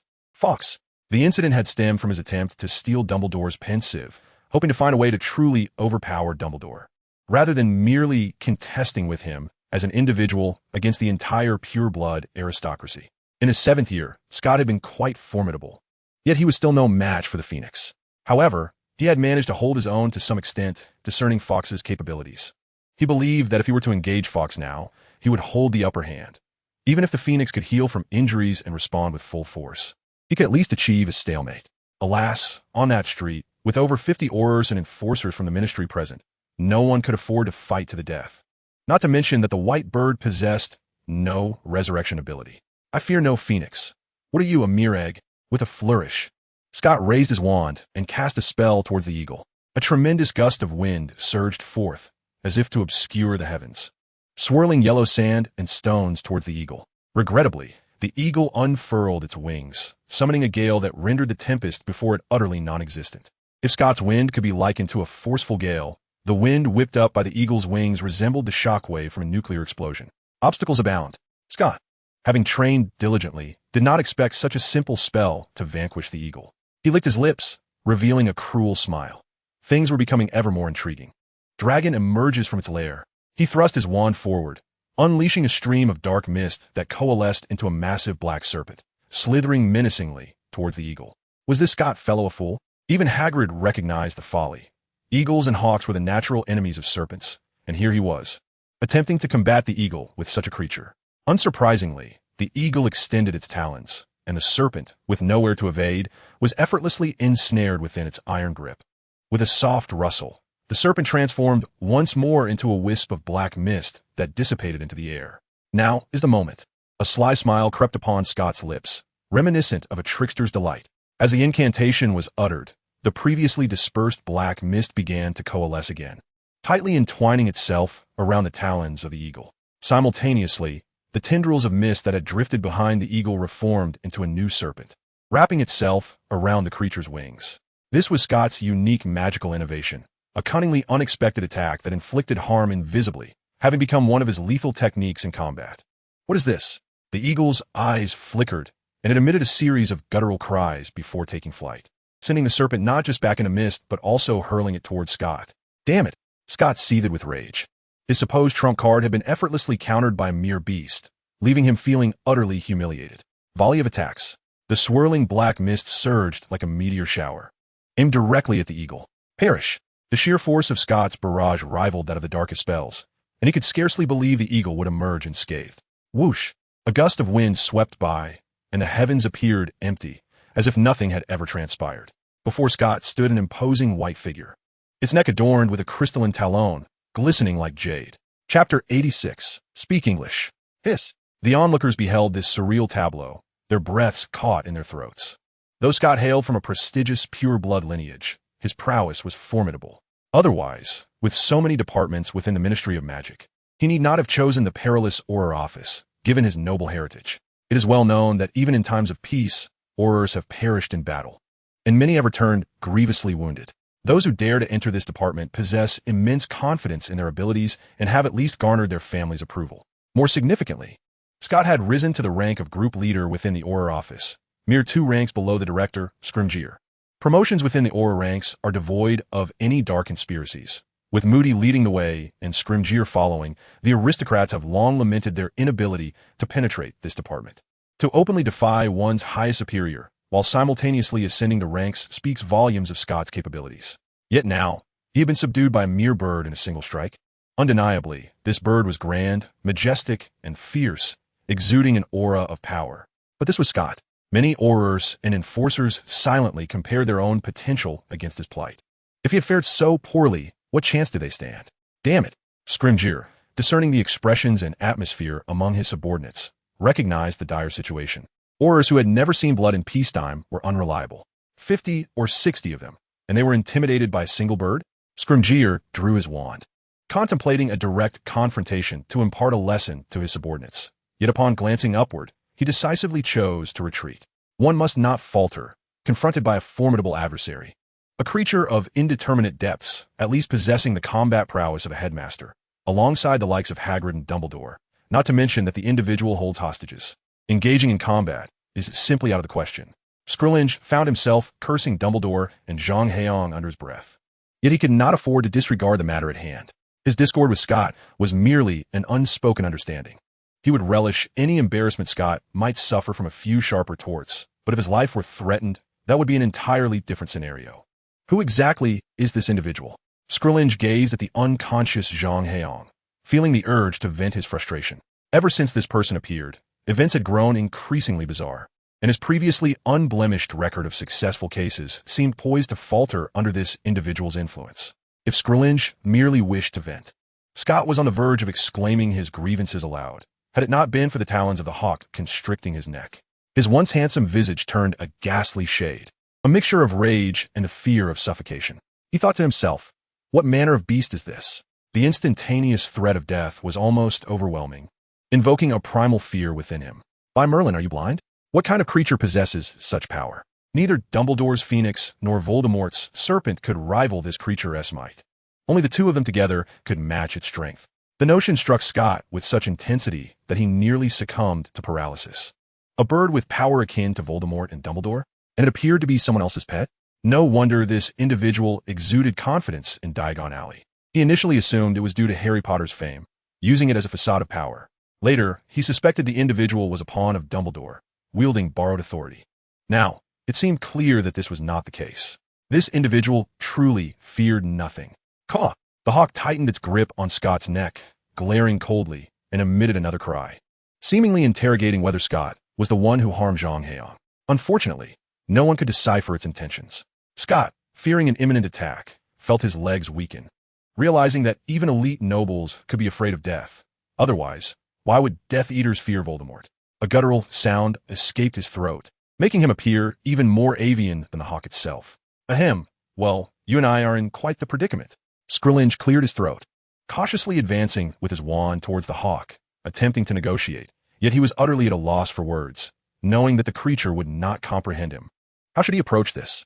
Perhaps he could convey that it would be best to release its captive, emphasizing that their policy favored leniency for those who cooperated, while resistance would be met with severity, and opposing the government and the people would lead to dire consequences. As the head of the Auror office, he could assure that should the creature lay down its weapons, they would handle the matter with compassion. Bah! What did it matter to the bird what his title was? Rufus, why not try speaking in the language of eagles? Dumbledore suggested quietly, having just conversed with Zhang Heyang in Mandarin. Nonsense. What do you think I've been speaking this whole time? Scrilinge understood Mandarin as well, but he wished to retort to Dumbledore in English, believing that had the creature understood English, negotiations would have already commenced. After all, he was an expert negotiator for the Ministry of Magic. What's wrong, Rufus? Dumbledore's gaze was filled with confusion. Hurry, or Becky might be in danger. Do I need you to tell me that? If he dies, I will be the first to resign. No, Dumbledore felt a sense of urgency. Having lived for so long, I have consumed more salt than you have rice. What do you know about doubt? Only the eagle's language can comprehend this. Is that so? Rufus was unconvinced. I've heard that countless individuals in China study for 15 years and still can't utter 2 sentences in English. Any random bird could do it. Do you think the Chinese are a bunch of fools?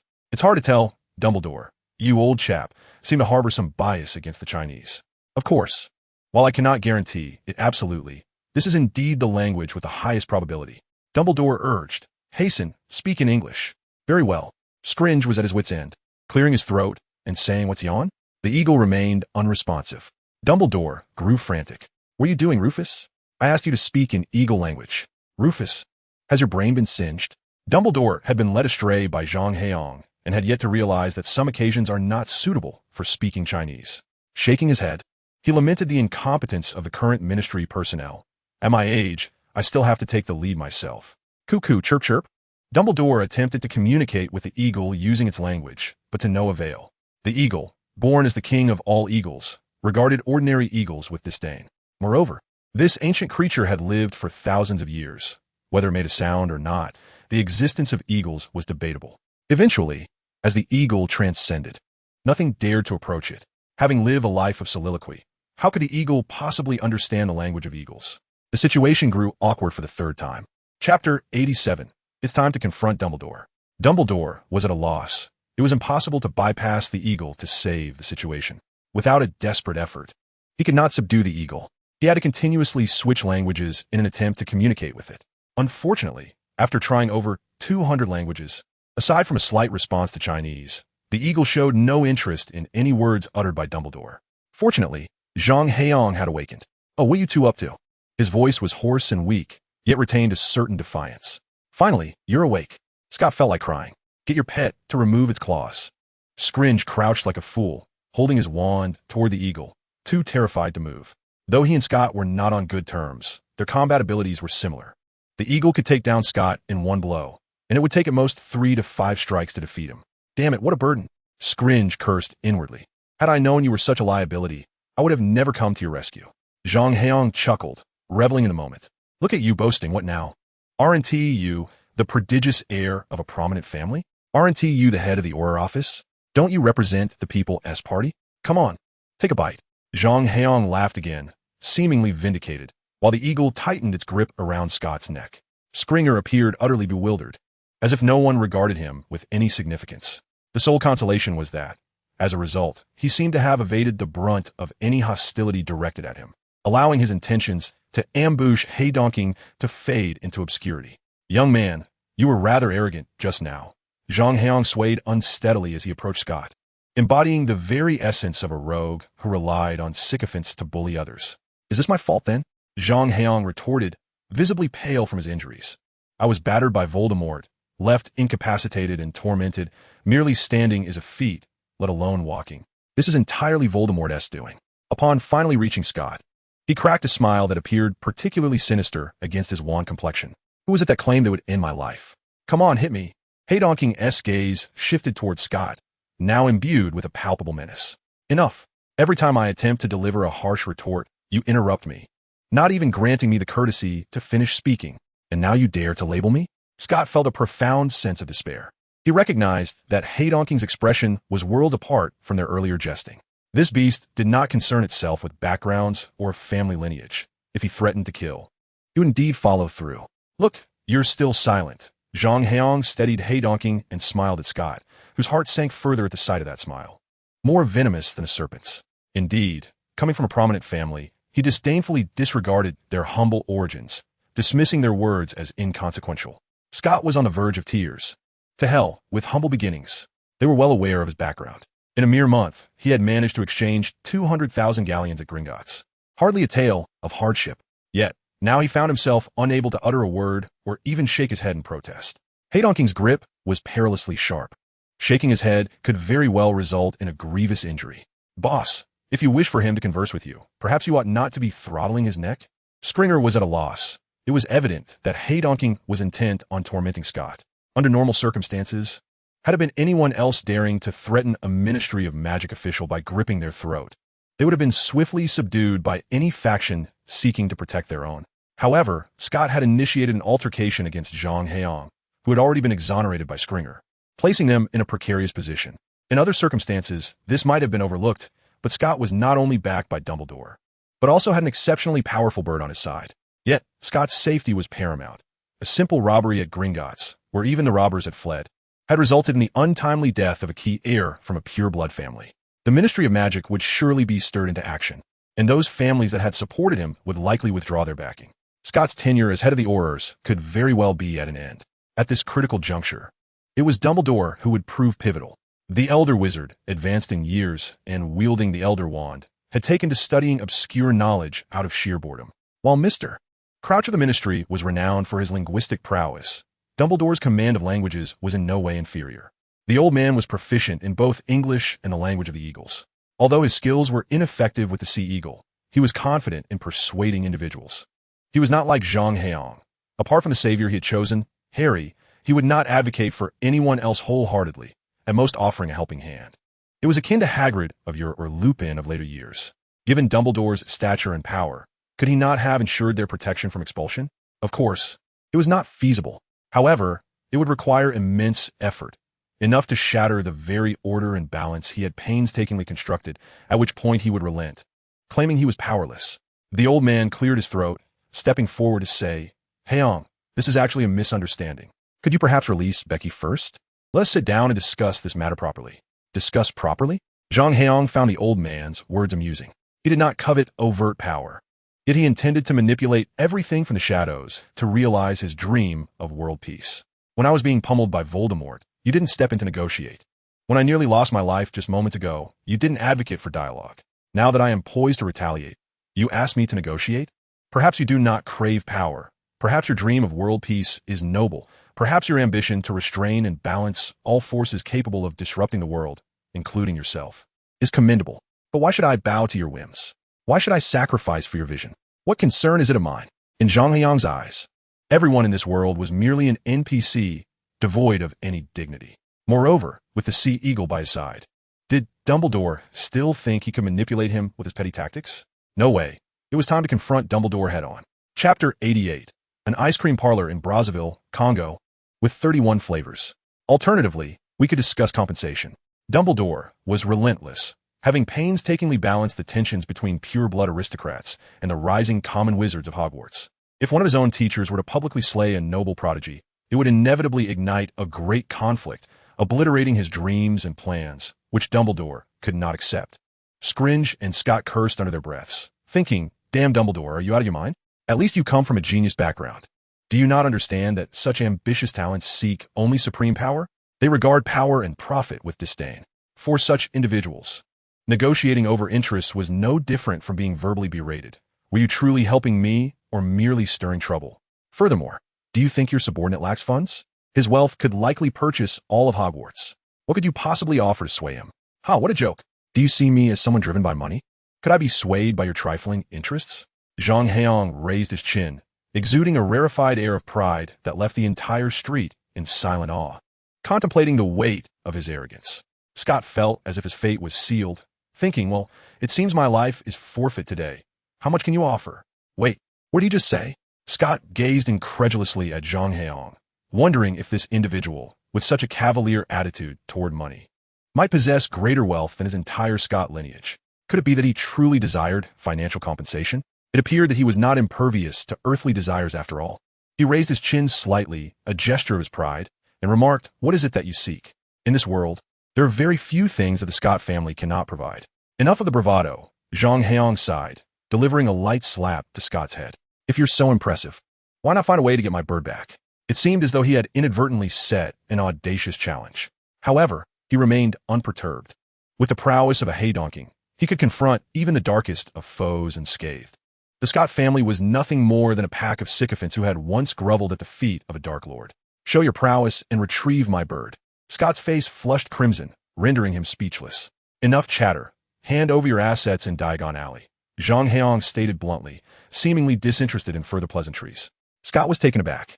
While he anticipated Zhang Heyang's audaciousness, he could hardly fathom such a grand demand. Diagon Alley was not merely a commercial street. It was a battleground for the power struggles of elite wizarding families for centuries. Never had any other factions dared to encroach upon this domain. And now Zhang Heyang was audaciously claiming all of the Scott family's holdings there? Even if he were the head of the Scott family, such authority was beyond him. Not possible? Very well, Zhang Heyang waved dismissively. Proceed with the task. Wait, Fine. Faced with the specter of death, Scott could no longer afford to maintain the airs of a noble. His voice nearly cracked as he shouted, and upon seeing Zhang Heyang nod, the murderous aura surrounding hay-donking softened, allowing him to breathe a sigh of relief. Yet, his expression soon turned grim. "Esteemed sir, the assets in Diagon Alley are extensive. As a mere subordinate, I truly lack the authority to make unilateral decisions. Might we find some common ground? No room for negotiation. You have two options," Zhang Heyang replied, still disinterested. "I could easily manage millions at a moment's notice. I have no time to waste on trivial matters. Surrender the assets or face your demise. After suffering such a significant loss today, someone must answer for it. Wouldn't you agree?" Scott longed to retort that if Zhang wanted accountability, he should pursue the elusive thief. Alas, he knew that uttering such words would seal his fate. "Professor Dumbledore, Director Scrimgeour, can you intercede on my behalf?" In that moment, Scott cast aside any pretense of dignity. Survival was his only concern, and he pitifully sought the assistance of his adversaries. Scrimgeour found himself in a precarious position as well. "What do you mean by bringing this calamity upon me? If he is willing to kill you in public, it is clear that he holds no regard for my position in the Ministry of Magic. Are you attempting to ensnare me in your downfall?" At a critical juncture, it was the old principal who truly shone. Behind the crescent-shaped lenses of Dumbledore's glasses sparkled with light as he said, "Becky, you must first demonstrate your sincerity. Otherwise, persuading Heyang will be quite a challenge for me." Heyang, observing Dumbledore, nodded in response. "Not enough," Zhang Heyang remarked, casting a glance at Scott. "At least 3 rooms. I'm out." Dumbledore revealed a sly smile. "After all these years, I still have a bit of savings." "Very well, you may handle the paperwork." Zhang Heyang's voice bore a hint of fatigue. The dark membrane magic of Voldemort was indeed formidable. He needed to devote his full attention to suppressing it, which was the reason for his sudden lack of energy. This wretched shop name is terrible. Let us change it. Zhang Heyang glanced at the neighboring wand shop, shooing everyone away, and declared, "Let be called the Congo Brazzaville Ice Cream Shop with 31 flavors." Damn it! The original owner of the shop, his eyes blazing, exclaimed, "Our Scott family business was supposed to sell alchemical products, a place of such elegance, and you dare to name it that?" Yet, unable to contend with the prevailing circumstances, he had no choice but to exit in disgrace. The moment all exited the shop, the sign transformed to read the Congo Brazzaville Ice Cream Shop with 31 flavors. "Let us go." Skellinger ground his teeth, waving his hand to lead everyone out of Diagon Alley, vanishing with the swiftness of a rabbit. Today, the Ministry of Magic had indeed lost face, but what could be done? Against Dumbledore and Zhang Heyang, he could do nothing but swallow his pride. Chapter 89. The Start of School. "Speak, for I desire a shop that you absolutely cannot acquire from me." After the ministry officials had vacated, Dumbledore casually entered the newly acquired shop of Zhang Heyang. With a flick of his wand, he conjured a chair and sat down, pouring tea in a manner reminiscent of an ordinary old man, droplets of red tea splattering onto his beard. The Philosopher's Stone, Zhang Heyang stated succinctly. They were all cunning foxes. No one needed to feign innocence with the other. The reason he had suddenly yielded to Dumbledore was due to the rampant dark membrane magic. This insidious magic, which directly eroded life, required some form of life-prolonging magic to mitigate its effects. In this world devoid of China, even if Zhang Heyang donned his crimson garb, it would be of no avail. To extend life, one must resort to the Philosopher's Stone. This involves far too much. Dumbledore appeared somewhat troubled. "Let's talk," Zhang Heyang interjected. "That individual earlier was Voldemort. Do not pretend you are unaware." He pierced through Dumbledore's pretense with a mocking tone. "I actually fell victim to this dark membrane magic to protect your Philosopher's Stone. Shouldn't you allow me to use it?" "Use it?" Dumbledore perceptively caught the crux of Zhang Heyang's words. "That is acceptable, but you must ensure that the magic of this stone is not exploited for evil." At this juncture, what was required was clear to Dumbledore. Zhang Heyang had not been physically obliterated. Thus, possessing the Philosopher's Stone to prolong his life would only diminish his own power. Therefore, he harbored no concerns regarding any adverse consequences that might arise from Zhang's use of the stone, as long as he did not seek to possess it. Dumbledore would not mind if it were employed for a decade or more. After all, he could scarcely prolong his own life, let alone that of some noseless wretch. A smile blossomed on Zhang Heyang's face. Indeed, he had established a rivalry with the individual, and he certainly would not extend any kindness. "Hagrid," Dumbledore called, and the giant, whose massive frame nearly threatened to burst through the room, entered. He regarded Zhang Heyang with a foolish grin. "Professor, thank you," Zhang Heyang said, clasping the Philosopher's Stone in his hand, feeling the vitality emanating from it, finally suppressing Voldemort's dark membrane spell. Although this state did not allow for further enhancement of his abilities, and his original strength had dwindled to a mere 50 or 60%, he was grateful to have preserved his life. "Old Dumbledore, I owe you a favor, so heed my advice. Do not destroy the Philosopher's Stone. You will find it useful in the future." Zhang Heyang glanced at Dumbledore. Had he not destroyed the stone in the first installment, he would not have become ensnared in the same dark membrane spell as himself, leading to his voluntary demise at the hands of Snape. As Dumbledore spoke, his gaze shifted to Harry, radiating a benevolent aura. "This bloodline magic of mine is indeed a proud achievement. What about my own magic?" Zhang Heyang's fate was of little consequence to Dumbledore. However, the savior must not come to harm. For this intricate scheme, Dumbledore would even sacrifice his own life to protect Harry. Now, witnessing the loss of the protective charm he had bestowed upon Harry, how could he not be enraged? "I have breached his protective magic. Thus, I must bear the consequences." Zhang Heyang pulled Harry closer, offering a wry smile. He had initially believed that Voldemort possessed no substantial power before his resurrection. With his spiritual strength, safeguarding Harry would be effortless. Yet, he had not anticipated that Voldemort refrained from acting solely out of fear of Dumbledore, rather than being completely devoid of the ability to strike. If he could muster sufficient strength for this instance, would there not be another opportunity? However, at this point, Zhang Heyang found himself at a loss. He had already accepted the consequences tied to Harry's fate, and it was not as simple as dismissing him. "Professor, you don't look well," Hagrid remarked, his expression one of concern. "It's nothing. Let us go out and buy Harry some school supplies." Zhang Heyang waved his hand, signaling Hagrid to refrain from further comment. Zhang Heyang's exploits in Diagon Alley have been nothing short of extraordinary, even forcibly seizing 2 large portions from the Scott family, which made the subsequent tasks considerably easier. Whether purchasing books, scales, cauldrons, or owls, no one dared to interfere. They diligently provided the finest items, hurriedly ushering Zhang Heyang and his companions out of their shops. Eager to avoid any delay. "If there's nothing else, you can work in my ice cream shop until the end of summer," Zhang Heyang said, surveying the empty store with a sense of irresponsibility as he addressed Harry.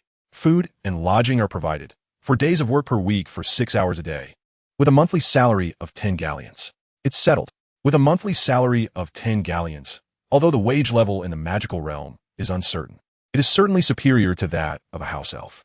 Moreover, he has afforded Harry ample time for rest, leaving little room for dissatisfaction. In comparison to many small private enterprises in lesser cities from his previous life, which typically offered a single day off each week, required 9.5 hours of work daily, and provided no overtime pay for a meager salary of 2,000 to 3,000. There were still throngs clamoring for such positions. Harry, left in a state of bewilderment, dashed upstairs to converse with the hawk-headed eagle about methods to unravel Voldemort's dark enchantment. The Philosopher's Stone could merely suppress the destructive longevity of the dark charm, yet could not entirely dispel it. To completely dismantle it, Zhang Heyang surmised that he would need to seek answers on the mainland of China. Thus, the tranquil days passed swiftly, and before long, a month had elapsed, bringing them to September 1st, the day of the new school term. Beyond Platform 9, there existed only Platform 10. Was Platform 9 concealed by magic? Over the course of the month spent with Zhang Heyang, Harry had gained considerable insight and no longer felt so inferior upon first seeing the platform. His instinct was to assume that it was indeed obscured by enchantment. "Indeed, do you see that wall? Run straight into it, and you shall find a platform on the other side." Zhang Heyang gestured towards the concealed wall between the 2 platforms, and suddenly, it seemed a flicker of shadow danced before his eyes, an older Harry accompanied by a red-haired woman, sending 3 children off to the train. What would the scene be like 19 years hence? Shaking his head, Zhang Heyang led Harry toward the wall. Chapter 90. "Are you 18 today?" "Very well, Professor." Harry nodded, placing all his luggage onto a small cart, adjusting its angle, aiming at the brick wall, and then began to exert himself to accelerate, charging forth. Bang! "Professor." Has the sky turned dark? As his belongings scattered across the ground, Harry rubbed his head and muttered, "Why do I see stars?" The dark-haired boy lay sprawled on the ground in utter disarray. Having been somewhat affluent, he had accumulated numerous items over the 2-month summer break, resulting in an excessively bulky load, completely overwhelming his slight frame. However, this was perhaps a blessing in disguise, as it spared him the direct gaze of onlookers, akin to scrutinizing a wizarding mishap. Zhang Heyang nodded. "It appears the time has not yet arrived." Harry was perplexed. "What sort of individual are you? If you are ignorant of the time, how can you expect me to lead the way?" Could he not inquire? "I have been eagerly clutching the timetable for 2 months, memorizing it in anticipation of today." "Are you unwell?" Harry found himself deeply questioning the nature of existence, having already experienced this doubt countless times over the past 2 months. Yet, the brilliance of Professor Zhang lay in the fact that each time he led Harry into a predicament, it was a wholly unique experience. "It's too late." Zhang Heyang grinned wickedly, resembling a villain. "And you think you can escape after following the headmaster? Repaying your debts will extend into your next life." Indeed, Zhang Heyang's tuition was exorbitant, even though Harry was entirely a passive apprentice. The notion of receiving free education from a professor known for actively taking on students was utterly fantastical, even if Zhang Heyang were among the wealthiest individuals in the world. Such generosity was simply inconceivable. Logically speaking, the magical system of the sorcerer is entirely distinct from that of the wizard, interspersed with a hint of cultivation practices. This comprehensive education undoubtedly surpasses the exorbitant tuition fees that would be incurred from the likes of Dumbledore and Voldemort. According to Zhang Heyang's calculations, not only would all of James Potter's inheritance be confiscated, but by the time Harry reaches the age of 17 and embarks on his career as a civil servant at the Ministry of Magic, he would receive none of the 60 years' worth of wages. Every penny would be devoted to repaying his tuition fees. Fortunately, Professor Zhang, despite having nominally taken over Harry's entire inheritance and income from the past 60 years, has shown some semblance of conscience. He has not taken a single penny for himself. Harry is permitted to utilize funds as needed, though is technically a loan, even with a 2% reduction in the interest rate, courtesy of the England Bank. It appears that Harry will still be laboring to repay the debt into the next lifetime. Oblivious to the implications, Young Harry agrees to this condition, only to find himself weeping for countless nights to come. The prospect of wealth seems utterly unattainable. He is destined for a life of toil, repaying debts while relying on Professor Zhang's low-interest loans for survival. In contrast, the simplicity of the Muggle world is refreshing, with its amiable folk and pleasant conversations. I find great solace on the path of Privet Drive. Truly, oh, dear child, is it because you are about to leave home for school that you feel reluctant? A gentle female voice suddenly interjects. That simply won't do. A boy must be strong, and weeping indiscriminately will earn him disdain. How could I be reluctant to leave? I am weeping tears of joy at the prospect of finally escaping this wretched pit. Harry turns, his face streaked with tears, to see a short, plump woman standing beside him, smiling kindly. With a polite nod, Harry responds, "Oh, thank you, ma'am, but it is not for that reason. I'm merely..." As he speaks, his voice falters, and he begins to cry once more. Although the dark sorcerer may not focus his torment upon Harry, given that he now has an entire house to oversee at Hogwarts, Hufflepuff, the largest of all houses, he is still bound to be the target of particular attention. Moreover, his teacher is not only a charlatan, but also psychologically disturbed. He delights in being referred to as Old Zhang the Dark Sorcerer, mumbling about various absurdities. On that day, the professor's unusual exuberance resulted in Harry being subjected to an additional 4 hours of lessons for 5 consecutive days. Those sessions were excruciatingly difficult, with daily practices involving the transformation of a bearded figure in a green-striped shirt into a pig's head, alongside concocting potions from seemingly inedible ingredients. Youth is still so naive. Zhang Heyang sneers from his side, his disdain palpable as he observes Harry. Upon enrollment, you will soon realize how this specialized training will save you from considerable trouble. After all, I am your true teacher. In reality, Professor Zhang remains oblivious to the fact that his greatest contribution to Harry's development lies in fortifying his resilience against bizarre instructors.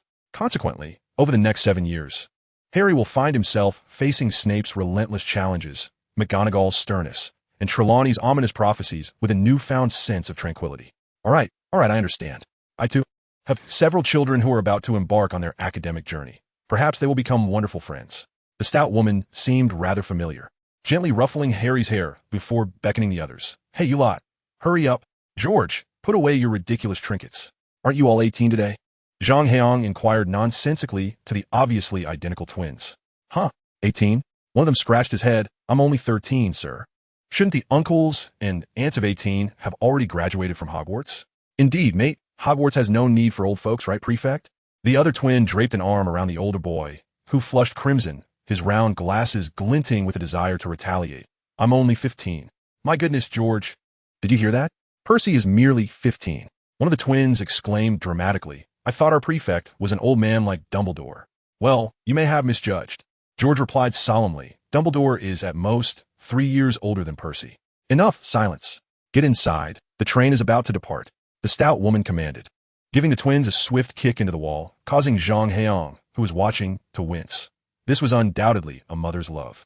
Following the woman, she smiled apologetically at Zhang Heyang. I apologize for the trouble, sir. Not at all, not at all. Potter should also be on his way. You are right. They might indeed become good friends. Zhang Heyang waved his hand, giving the dazed Harry a gentle nudge towards the wall as well. Chapter 91. Visit the Savior. Tickets 10 sickles, limited VIP, first come, first served. Potter? Are you referring to? The stout woman's eyes widened in astonishment, while Percy, who had yet to step onto the platform, along with a pair of small children, looked on in surprise at Zhang Heyang. Indeed, that Potter, Zhang Heyang nodded enigmatically. The boy who lived, the savior who vanquished Voldemort. The family of 4 involuntarily shivered, and the stout woman exclaimed with annoyance, Please refrain from mentioning that name in public. Yet, she could not conceal her curiosity. Really? The child of Lily and James? But why is he with you? I recall.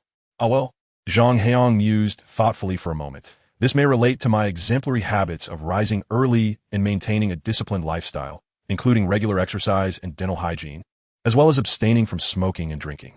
The stout woman and the children. Clearly, my lifestyle is more commendable. Potter would surely not wish to resemble his aunt and uncle, so he chooses to reside with me.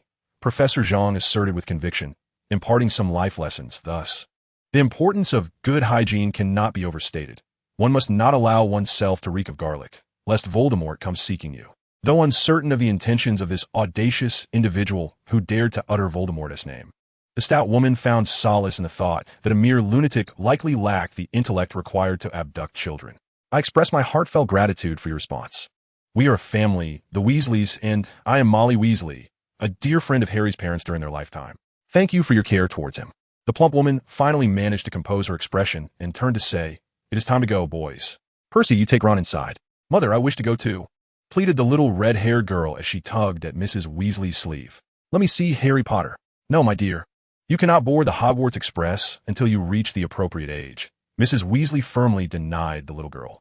"Moreover, Harry is not a spectacle for your amusement. You should have compassion for a child who has lost his parents from a young age." "Poor Harry." Professor Zhang mumbled to himself while counting on his fingers, contemplating the establishment of a membership card system and a VIP access lane, allowing individuals to bypass queues or receive periodic discounts. Those who recharged over 10,000 galleons would be granted lifelong VIP status and free admission. Additionally, he envisioned a rewards program where points could be exchanged for small gifts. Yes, this is feasible. This venture can indeed be pursued. We must act swiftly while the Savior's popularity remains high, lest we lose the opportunity to persuade them to purchase membership cards in the future. Professor Zhang assumed the demeanor of a sagacious mentor, filled with compassion, justifying his actions as being for Harry's benefit, allowing him to quickly repay his tuition and enjoy a measure of freedom in the latter years of his life. Indeed, this shall be done. Thankfully, the Weasley family had already entered Platform 9. Otherwise, little Ginny would surely have been inconsolable. After all, the Weasley family could aptly be represented by an expression encapsulating their financial predicament. "I am without funds." The panda-like appearance and Professor Zhang's subtly enigmatic expression conveyed an ineffable sentiment of exasperation through the 4 words beneath.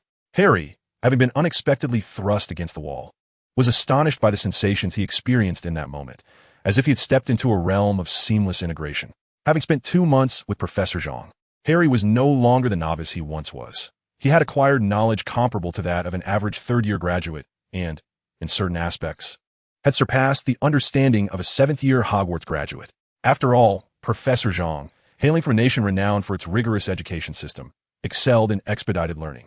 In his great homeland, most high schools completed 3 years' worth of curriculum in just over a year, followed by multiple rounds of revision and mock examinations.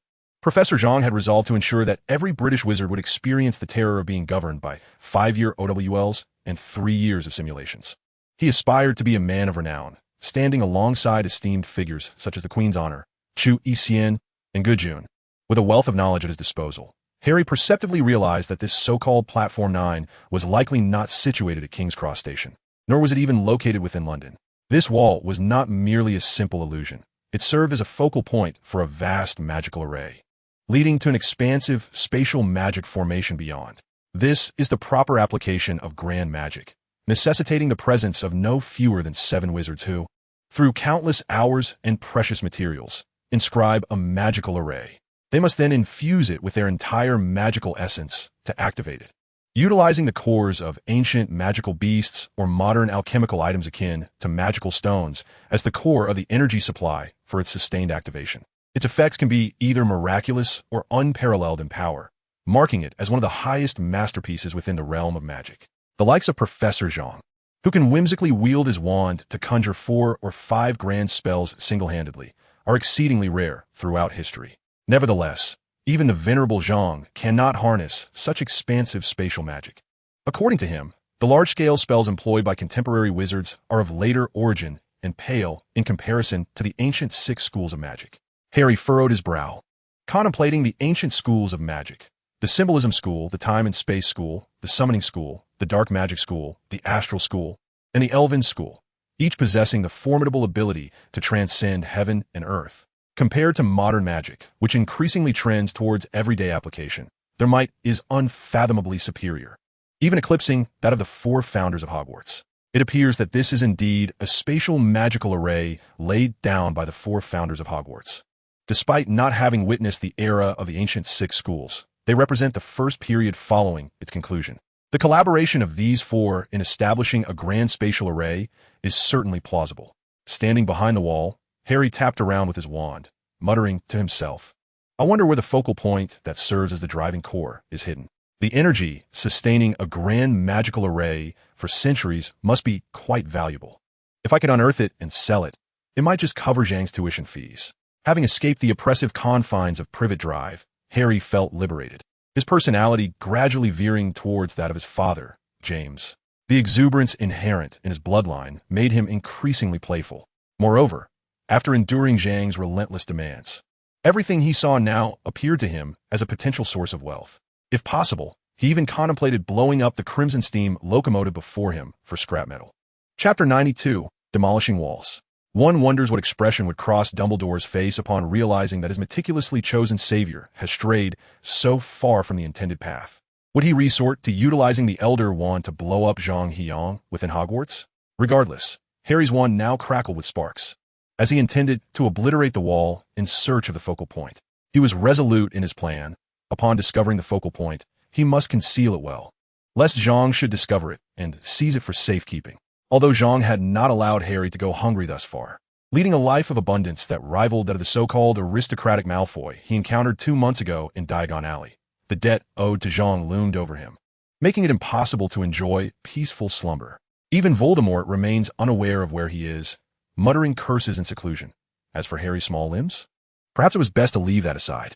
Let us begin here, invoking the name of the flame demon for my sword. Truly, Zhang has instilled in his students a flair for sophistication, even in acts as simple as blowing up a wall.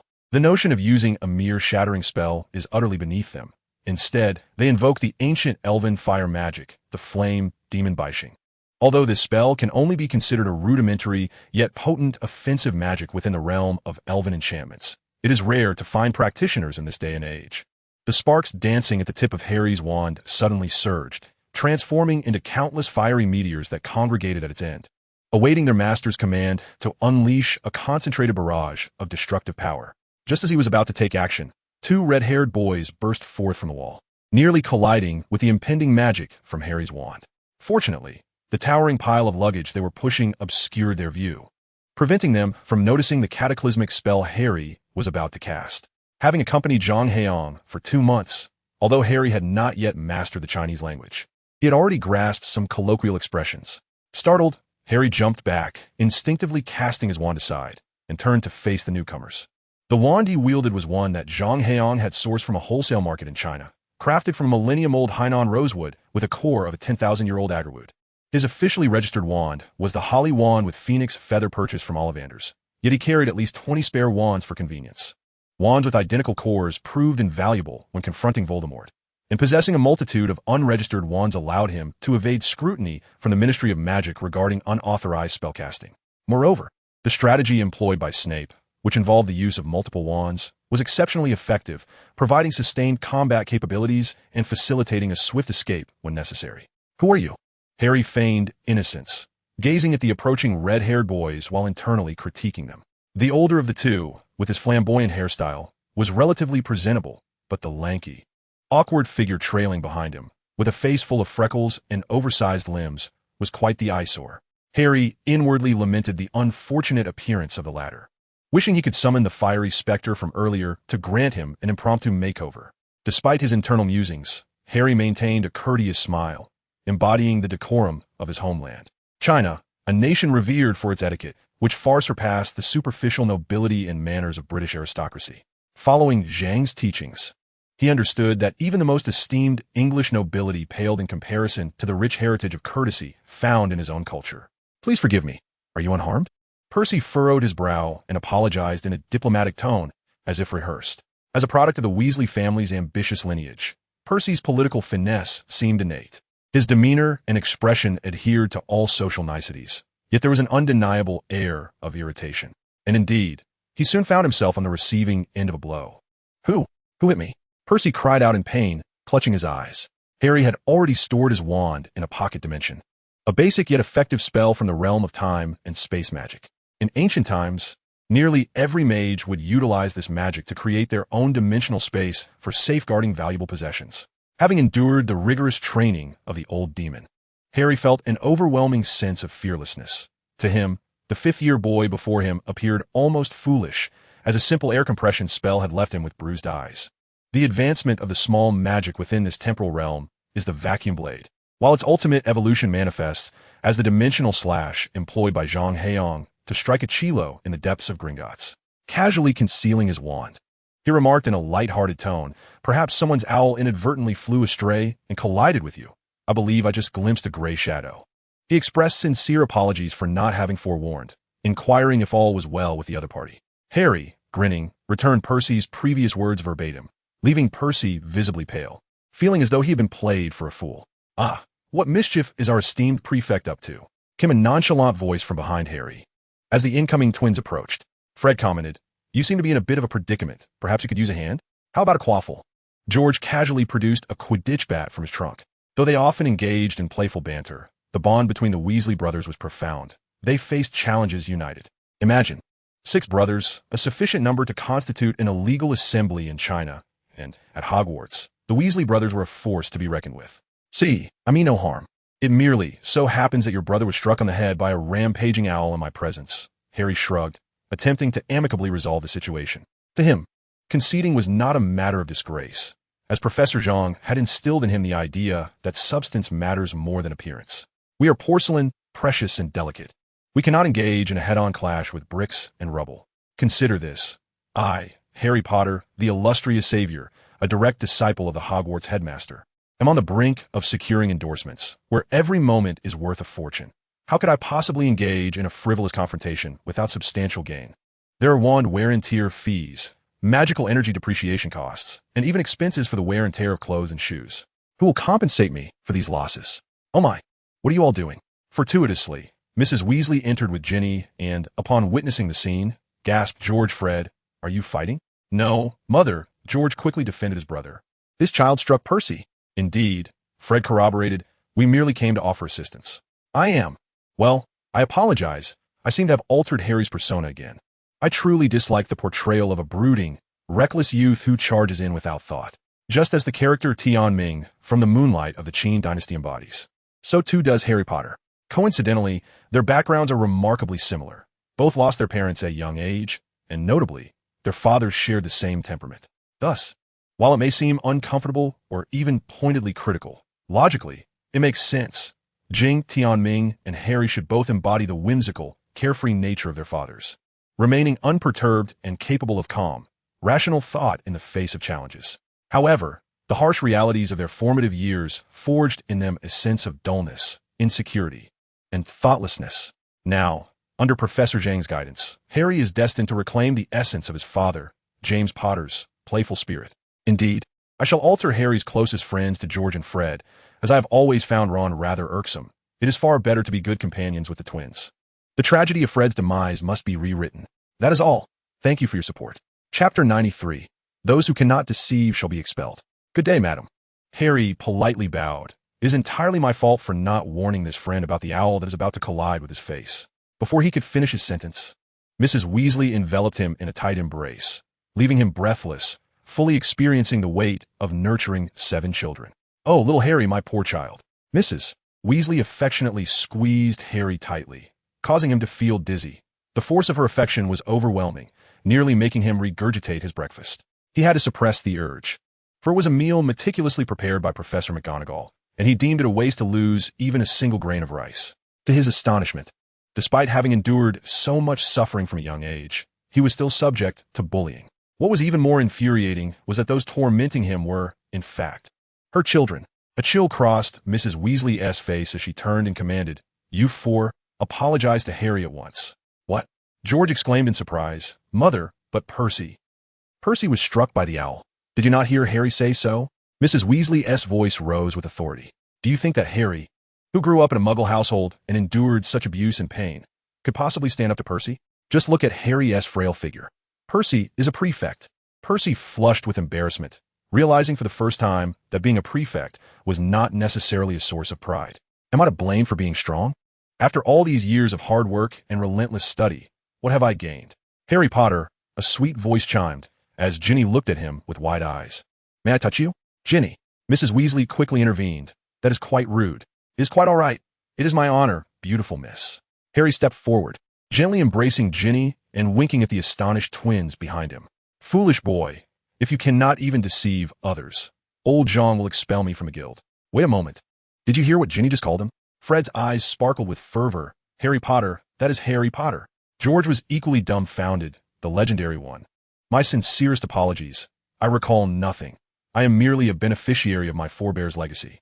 Harry brushed aside his fringe, revealing the lightning-shaped scar, and humbly stated, "What we ought to remember are those who fought bravely for the freedom and peace of humanity, sacrificing their lives, rather than myself. A mere child enjoying the fruits of their labor. My goodness, listen to that. How beautifully he speaks." Molly's eyes began to glisten with tears, and she could not resist the urge to embrace Harry once more. Fortunately, he evaded her grasp in time. With a quivering voice, she said, "What a thoughtful child. James and Lily would surely be proud to see that their child has grown into a fine young person." The recent commotion had undoubtedly captured the attention of the crowd, with Mrs. Weasley's voice resonating powerfully.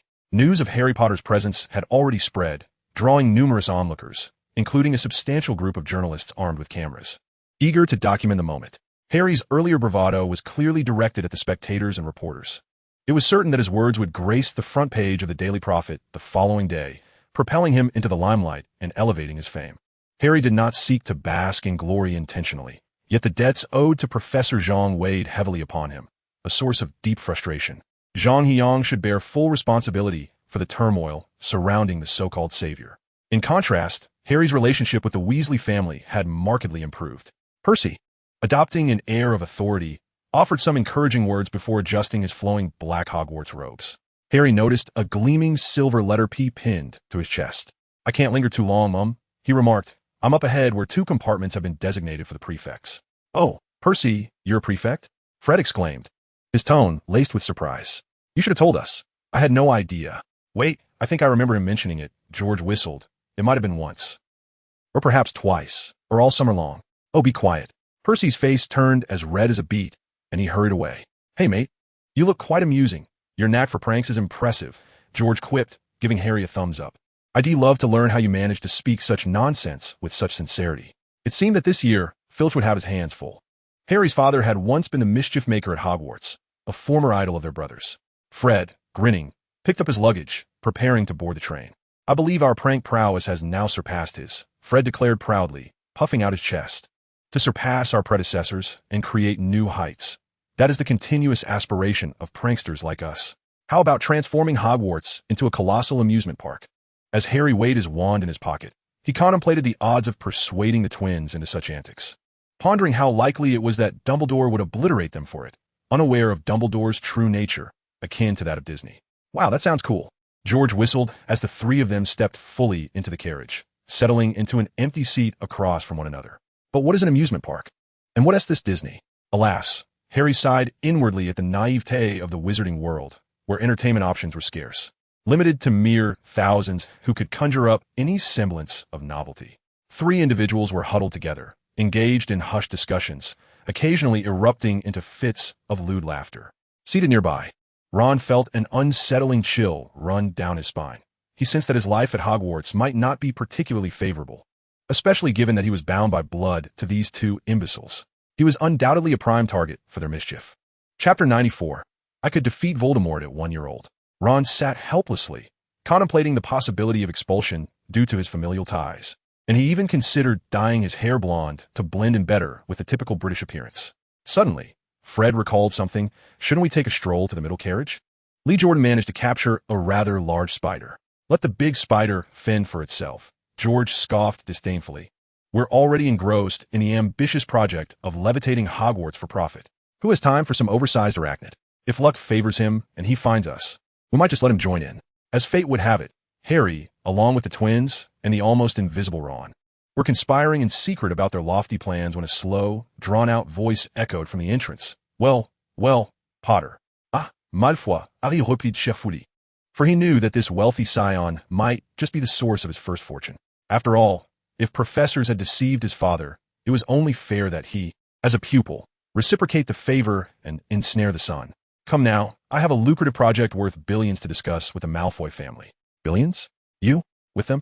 Malfoy broke into a silent laugh, his derision unmistakable, mirrored by the 2 portly companions who snickered foolishly. "Let me see. The illustrious Harry Potter. Who might his partners be?"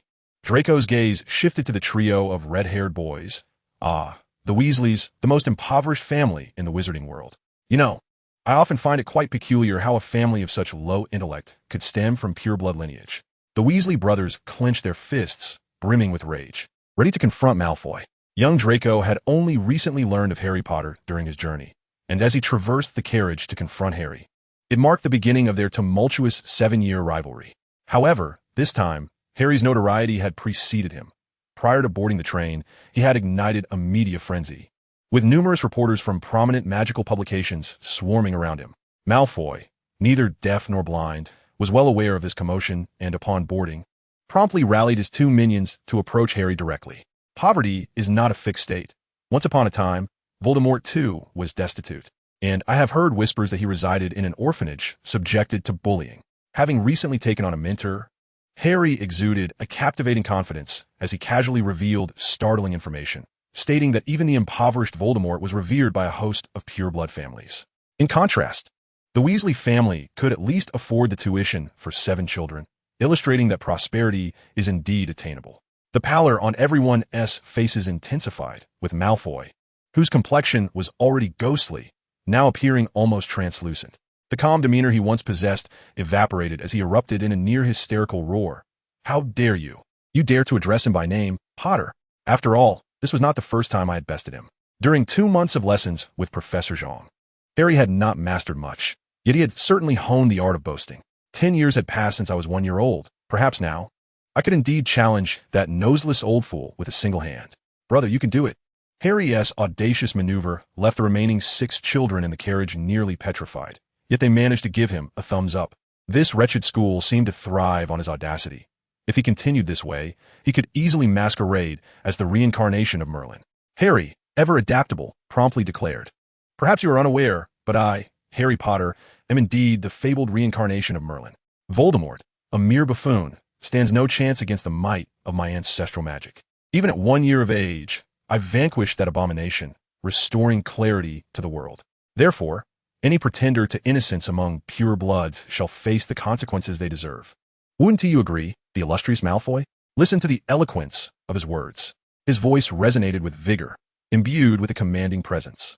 Coupled with Harry's resolute expression and chiseled features, sunlight streamed through the carriage window, illuminating his profile like an inviolable statue of divinity. "Are you out of your mind? What manner of savior are you truly? If boasting and shamelessness constituted a magical discipline, would you not be capable of casting forbidden spells instantaneously?" "I am not," Harry replied, waving his hand dismissively. "That honor belongs to my teacher." It seemed you were unwilling to engage in a rational discourse. Malfoy finally regained his composure. After all, he harbored no personal memories of Voldemort, and despite being born into the family of a Death Eater, the terror could not perpetually hold sway over him. "If I were you, Potter, I would exercise extreme caution," he said slowly. "You ought to tread lightly. Otherwise, you may meet the same fate as your parents, who were equally oblivious. If you associate with questionable individuals such as the Weasleys or Hagrid, you will undoubtedly be influenced." The 3 Weasley brothers sprang to their feet, their faces ablaze, mirroring the hue of their fiery hair. Harry, George, and Fred brandished their wands, aimed at Malfoy, and shouted in fury, ready to heed Harry's command to expel this audacious child from their presence. Calm down, calm down. We must not act impulsively," Harry chuckled, gently restraining George and Fred. Turning to Malfoy, he smiled and said, "You see, there's always room for negotiation. Should you be willing to partake in our multi-million galleon venture, I shall consider this matter as though it never occurred." Malfoy, to be frank, he currently finds himself somewhat bewildered. He had believed that his extensive education and nobility over the past decade would equip him to handle any unforeseen circumstances. However, he did not anticipate encountering a mysterious contender like Harry, who was utterly unperturbed and seemingly devoid of embarrassment. He was at a loss as to how to react. With a cheerful smile, Harry approached and draped an arm around Malfoy's shoulders, resembling brothers in camaraderie. "You see, it's like this. Our project involves a flying saucer." "What?" Malfoy instinctively looked up, but aside from the dilapidated tin roof, there was no sign of any flying saucer. "Wait, what is a flying saucer?" Before he could ponder further, a sudden wave of molten energy collided with him, drenching his face.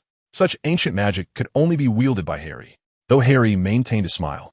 A wand made of holly had somehow found its way into his grasp, its tip flickering with a ball of black flame that ominously approached Malfoy and his companions. Chapter 95. Would you like some mineral water? Dark magic. This is dark magic. Young Draco swiftly showcased the commendable attributes of a Death Eater's progeny. quickly recognizing the undercurrents of infernal energy swirling around the end of Harry's wand. He recoiled in alarm, retreating behind Goyle and Crabbe, shouting, "Potter, how dare you employ dark magic? That is an unforgivable crime." "Wow, the boss is impressive," Goyle marveled at Malfoy with unabashed admiration. "Indeed," Crabbe nodded in agreement. "How do you even know that this fellow was using dark magic?" "Because the magic is black," George chimed in, chewing on a toothpick. At such a time, even if one could not comprehend the intricacies, it was prudent to assert that Harry's wand was indeed imbued with dark magic. Dark magic is merely a branch of magical study, stemming from the ancient dark arts of the 6 elemental magics, representing a legitimate form of offensive magic. As long as one refrains from casting an unforgivable curse, it is not particularly noteworthy. Harry held his wand with unwavering confidence. One of the crucial lessons under Professor Flitwick was to memorize legal statutes thoroughly, enabling one to exploit any loopholes. The notion of undermining capitalism and reaping its benefits was something he understood all too well. Dark magic is also recognized as a legitimate magical tradition. Prior to the emergence of the first Dark Lord, Grindelwald, the magical community encouraged its study. After all, the formidable powers derived from the Netherworld constituted the most potent offensive arsenal within magic. Who would not covet such might? Indeed, the foremost focus of Durmstrang, a school in Northern Europe, was the study of dark magic. Even in the wake of the rise of 2 successive, powerful, and brutal Dark Lords, the prevailing attitude towards dark magic remained one of fear rather than outright condemnation. Let it be noted that even the rudimentary infernal fireball Harry was employing would not be deemed illegal, much less a simple fire curse used in public. "Potter, don't get too cocky. Do you think the legacy of pureblood aristocracy is that simple?" Malfoy shook his head, as if regaining clarity. Voldemort had been vanquished for a decade, and even if his family employed dark magic, it would pose no threat to them. They would neither attract Voldemort's wrath nor face accusations from the authorities. Moreover, had the purebloods not amassed centuries of white magic, would that not also hold significance? The recent eruption of molten lava appeared quite menacing, yet in truth, it merely left Harry's face slightly charred. In reality, Harry had tempered his power. Otherwise, even if his current magical prowess was insufficient to kill with the lava surge, a mere spray of magma would have been enough to incapacitate Malfoy for at least 3 months. As for the infernal fireball, a dark magical spell, Malfoy would likely be bettered in for no less than half a year. However, Malfoy remained blissfully unaware of this, and even if he did know, he would not care. The primary distinction between wizards and sorcerers lies in their ability to utilize magical energy to mitigate damage, thus rendering them far more resilient than the practitioners of Zhang Heyang's lineage. With his formidable companions, Goyle and Crabbe, serving as robust shields, Harry could comfortably stand back and unleash his spells. "Are you prepared, Potter? You shall pay for your arrogance."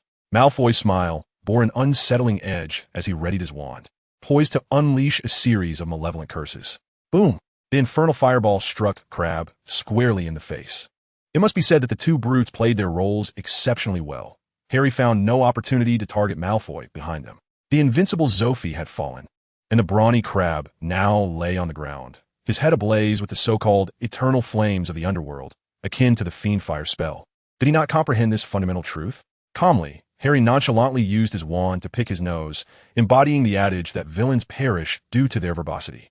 Fortunately, although the infernal fireball was steeped in ancient knowledge, its potency paled in comparison to that of the Fiendfire spell.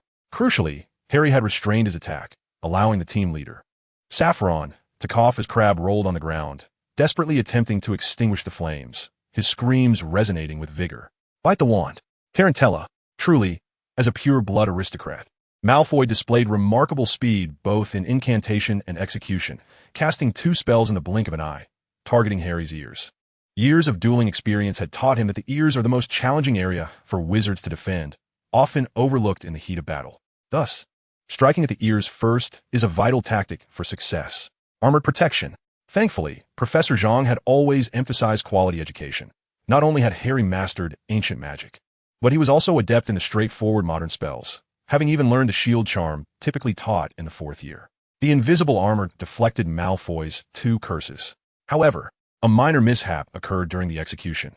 The Tarantella spell inadvertently struck Ron, resulting in the dim-witted fool, whose intelligence was arguably lower than Goyle's and Crabbe's, to commence an uncontrollable dance, the floor echoing with the sound of his frantic movements. "Sleepy down." A flash of red light signaled Goyle's collapse. I told you. Villains perish due to their verbosity. Why do you not learn? Harry even found the time to point at Ron, uttering spell stop. Ron's frantic dancing gradually slowed, inching towards a complete halt. To instantly nullify the effects of an opponent's spell requires a significantly greater magical power, a feat Harry was evidently not yet capable of, as his own magical strength was insufficient to completely disregard Malfoy's incantations. However, with his seemingly endless array of spells and, most importantly, the cunning combat strategies inherited from Professor Zhang, defeating 10 Malfoys would be an assured victory. Seeking death, Malfoy exclaimed in astonishment, "Am I really to face this alone?" Magic began to gather, as he prepared to unleash a formidable attack. "This is intriguing," Harry remarked, licking his lips. Starting with a wall-blasting spell, he unleashed a barrage of 6 or 7 incantations in rapid succession, a release frequency that far exceeded the limits of a first-year student.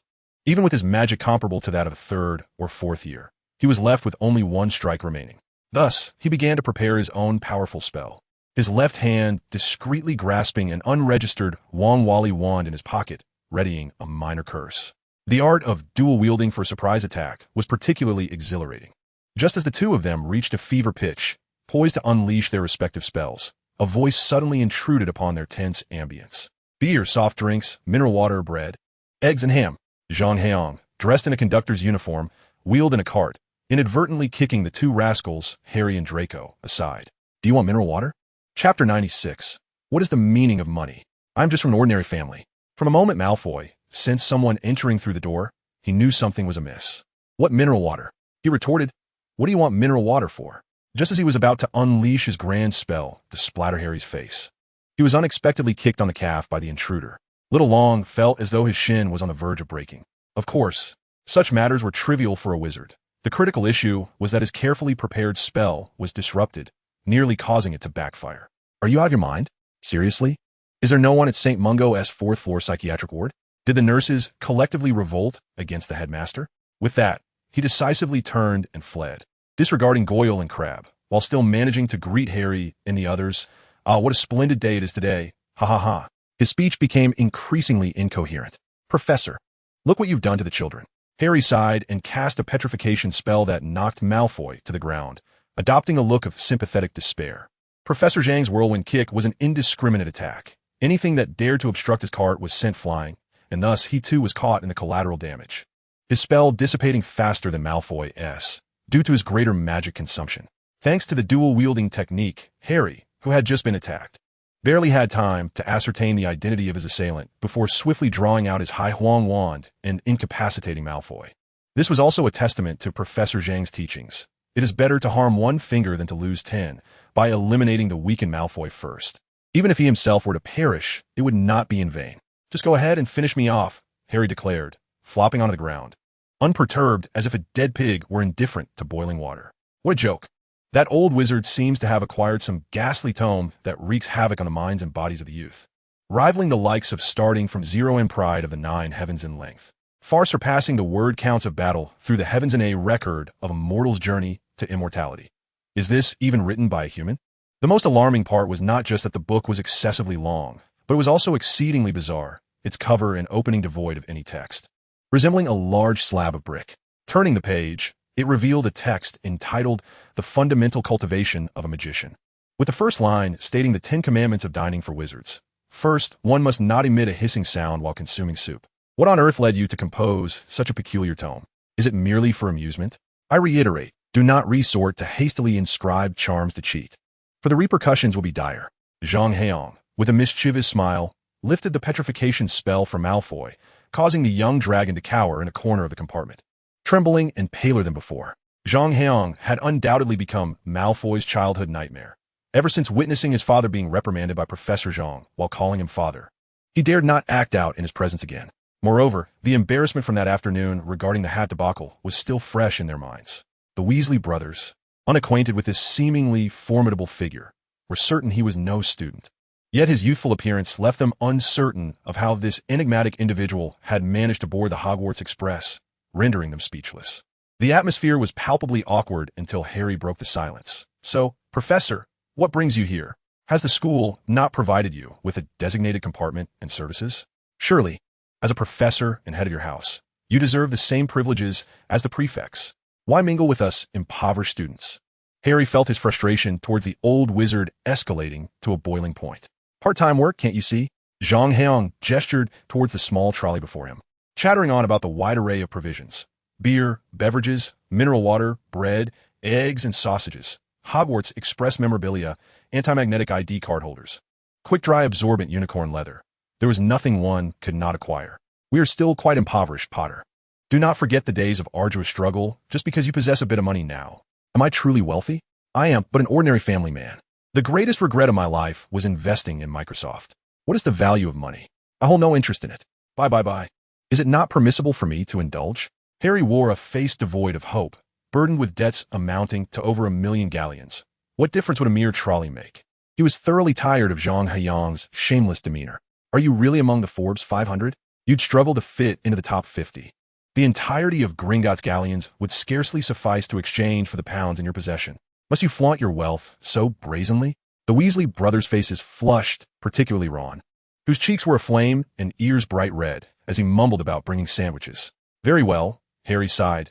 It's still not enough to be truly impoverished. Look at how low we've sunk. What do we have to fear? With a grand gesture, I declare it all yours. Leave the trolley, I implore you. That won't do. If I give you the trolley, what will others eat? With a flick of his wand, Zhang Heyang expertly rearranged the food within the trolley, creating a neat stack that filled half the compartment. Then, he pulled out a pocket from his clothing and poured out an array of trinkets onto the small cart, which he then pushed along in a swaying manner. I observed the array of delicacies: lotus flower cake, fried boxes, fried glutinous rice balls, donkey rolls, and various pancakes. At least Jean Laumaw hadn't attempted to bamboozle me with anything absurd. Harry sighed in relief and grabbed one of the treats, shoving it into his mouth. The Weasley twins wore expressions of utter bewilderment. How we traveled through time? They pondered. Shouldn't this cart be selling Bertie Bott's every flavor beans? Blowing bubbles, super bubble gum, chocolate frogs, pumpkin pasties, calder cakes, and licorice wands? What on earth has happened to this world? Chapter 97. What are you looking at? As Zhang Heyang hummed a tune and strolled through the compartment where Harry was seated, he felt particularly pleased after having dealt with a certain little dragon student. For reasons unknown, the sight of this prideful little dragon stirred a mischievous urge within him. Even Harry, who had resigned himself to being pranked, was subjected to daily teasing by Zhang, who justified it with, "How could I betray your trust by not pranking you?" It was no surprise that the perpetually reckless little dragon was often at the receiving end of such jests. In accordance with Professor Zhang's nature, depriving Malfoy of 7 extraordinarily significant years of his life would undoubtedly be a disservice to both the people and the party. With a sense of delight, Professor Zhang discreetly navigated through nearly half of the train. The freshman, upon spotting the young and handsome man, felt a wave of admiration. It appeared that even the snack vendors on this train were of such caliber, truly a testament to Hogwarts' prestige. Occasionally, some older students expressed confusion as to why it wasn't the usual plump lady at the snack cart and why the offerings were different this time. Curiosity piqued. They stared at Zhang Heyang, who with a sharp glare demanded, "What are you looking at?" Surprisingly, the older students behaved rather well. Not a single one dared to approach the professor, diverting their gazes as if they had not seen him at all. This lack of troublesome students left Professor Zhang feeling somewhat bored. Could it be that the quality of British children was indeed so much higher than that of their Chinese counterparts? He failed to consider that speaking in a northeastern dialect in England would likely render his words incomprehensible to them. For while Zhang hailed from Shandong and might occasionally slip into northeastern vernacular, he was not fluent enough to teach these British students the nuances of pronunciation and grammar. As he continued on his way, he noticed a chubby boy with a round face rummaging through boxes, seemingly searching for something, while tears streamed down his cheeks. Beside the little boy stood an adorable girl, her hair tousled and unkempt, yet her voice was clear and bright. "Think carefully. Did you leave it here? Perhaps it's in your luggage," she suggested. The chubby boy sniffled. "I think it must have run away. Just now, the train window was open, and it rest assured. Nothing alive would willingly leap from the Hogwarts Express." The little girl, growing impatient, waved her hand dismissively, pushing aside her unruly hair that obscured her vision. It was said in the books that every headmaster of Hogwarts would personally reinforce this enchantment, with Dumbledore holding the position for the last 80 years. If one believes that a toad could evade Dumbledore's magic, then yet the chubby boy continued to sob. The girl, appearing somewhat exasperated, insisted on pulling him outside, reasoning that if he wasn't here, he must have gone to another carriage. "Let's search for him. Hey, chubby boy, Zhang Heyang said with a cheerful smile as he approached and patted the boy's shoulder. You seem rather downcast. Would you care for a bite to eat? Chinese cuisine brings joy. Thank you, the chubby boy replied, wiping his tears and attempting to decline, yet a sudden waft of delightful aroma caught his attention. And he found himself inexplicably hungry, his stomach letting out an involuntary growl. The atmosphere turned awkward as both the chubby boy and the girl flushed with embarrassment. The boy cautiously leaned over the snack cart, nearly inundating it with his drool, and pointed to a paper-wrapped item, asking, "What is that?" "Osmanthus cake, 14 for a portion. Today at half price, only 7 silver coins," Zhang Heyang replied, producing a tray of sliced osmanthus cake and unwrapping it, filling the air with its fragrance. The chubby boy, salivating, was about to nod in agreement to purchase it when the girl beside him interjected, "That is far too sweet. It is detrimental to your health. Not to mention the impact it will have on your physique and teeth." Turning to Zhang Heyang, she smiled with self-assuredness, saying, "Thank you very much, sir. But we have more pressing matters at hand. Neville's toad has gone missing, and we must find it quickly," or else she tossed her hair and mused. "If only we could use a summoning charm to bring it directly to us. Alas, that spell is reserved for fourth-year students, requiring immense concentration. With such disarray in the carriage, a summoned toad would be hindered by various objects or people. What shall we do? Is this what you seek?" Zhang Heyang, maintaining a serene smile, extended his hand as a portal opened before him, from which he retrieved a rather imposing toad. This peculiar creature, adorned with what appeared to be black-rimmed glasses, had an enchanting effect on those who gazed upon it, seemingly accelerating the passage of time. The girl gazed at Zhang Heyang in astonishment, covering her mouth with her hand. "Goodness, what is that? Is that magic? But where is your wand?" "One can cast spells without a wand, though the speed and intensity may be diminished. However, the overall impact is not significantly affected," Zhang Heyang explained, tossing the girl a bag of salt and pepper chicken, encouraging her to sample it. In ancient times, magical artifacts were exceedingly rare, and few possessed wands or other aids for spellcasting, making such measures necessary. Indeed, Zhang Heyang had employed the profound magic of temporal portals, a complex branch of magic. "Impossible!" the girl exclaimed, disbelief etched on her face, yet her confidence remained unwavering. "Merlin is recognized as the world's first sorcerer. In ancient times, magic did not exist at all, as clearly articulated in the origins of magic and world lines. Furthermore, regarding wands, wand studies elucidates that without magical instruments, one cannot unleash potent spells. Even African shamans who cast spells through gestures require various magical tools. The version of the origins of magic you are perusing is the 14th revised edition, which exhibits a significant bias, even denying the existence of Muggle figures such as Muhammad and God, rendering it utterly unreliable. Zhang Heyang appeared at ease. "As for recitation, Zhang, have never faltered in my life. I recommend you consult the original manuscript edited by the sovereign of ancient Persia, The Birth of Fire and Magic, which meticulously chronicles the origins of Merlin and magic, along with the timeline and process of ancient magic's disappearance.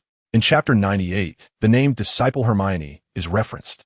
The second edition of The Evolution of Wands and the Transference of Magical Power, published in Hong Kong in 1884, elucidates the feasibility of casting grand spells without magic." The young girl's face flushed crimson as she stomped her foot in indignation, exclaiming, "You are bullying me." Speaking with a sense of integrity, the girl, Zhang Heyang, maintained a genial smile, replying, "How have I bullied you? You, at your age, must have read far more than I have." The girl began to argue fervently, feeling wronged by someone so much older than herself, who dared to intimidate a mere novice like her. "Aren't you ashamed? But you certainly did not think so before leaving home. Back then, you were brimming with confidence, convinced that you had perused every book in the magical realm and possessed knowledge surpassing even that of adults. Not even a child, just starting school, could rival your vast reservoir of knowledge." Zhang Heyang observed the little girl before him, playfully tousling her already disheveled hair. "Isn't that so, Miss Hermione Granger? How do you know my name?" The girl gasped, her eyes wide with fear. She had heard tales of certain perverse older men who liked to spy on young girls and engage in unspeakable acts. Had she encountered one such individual? "What are you thinking?"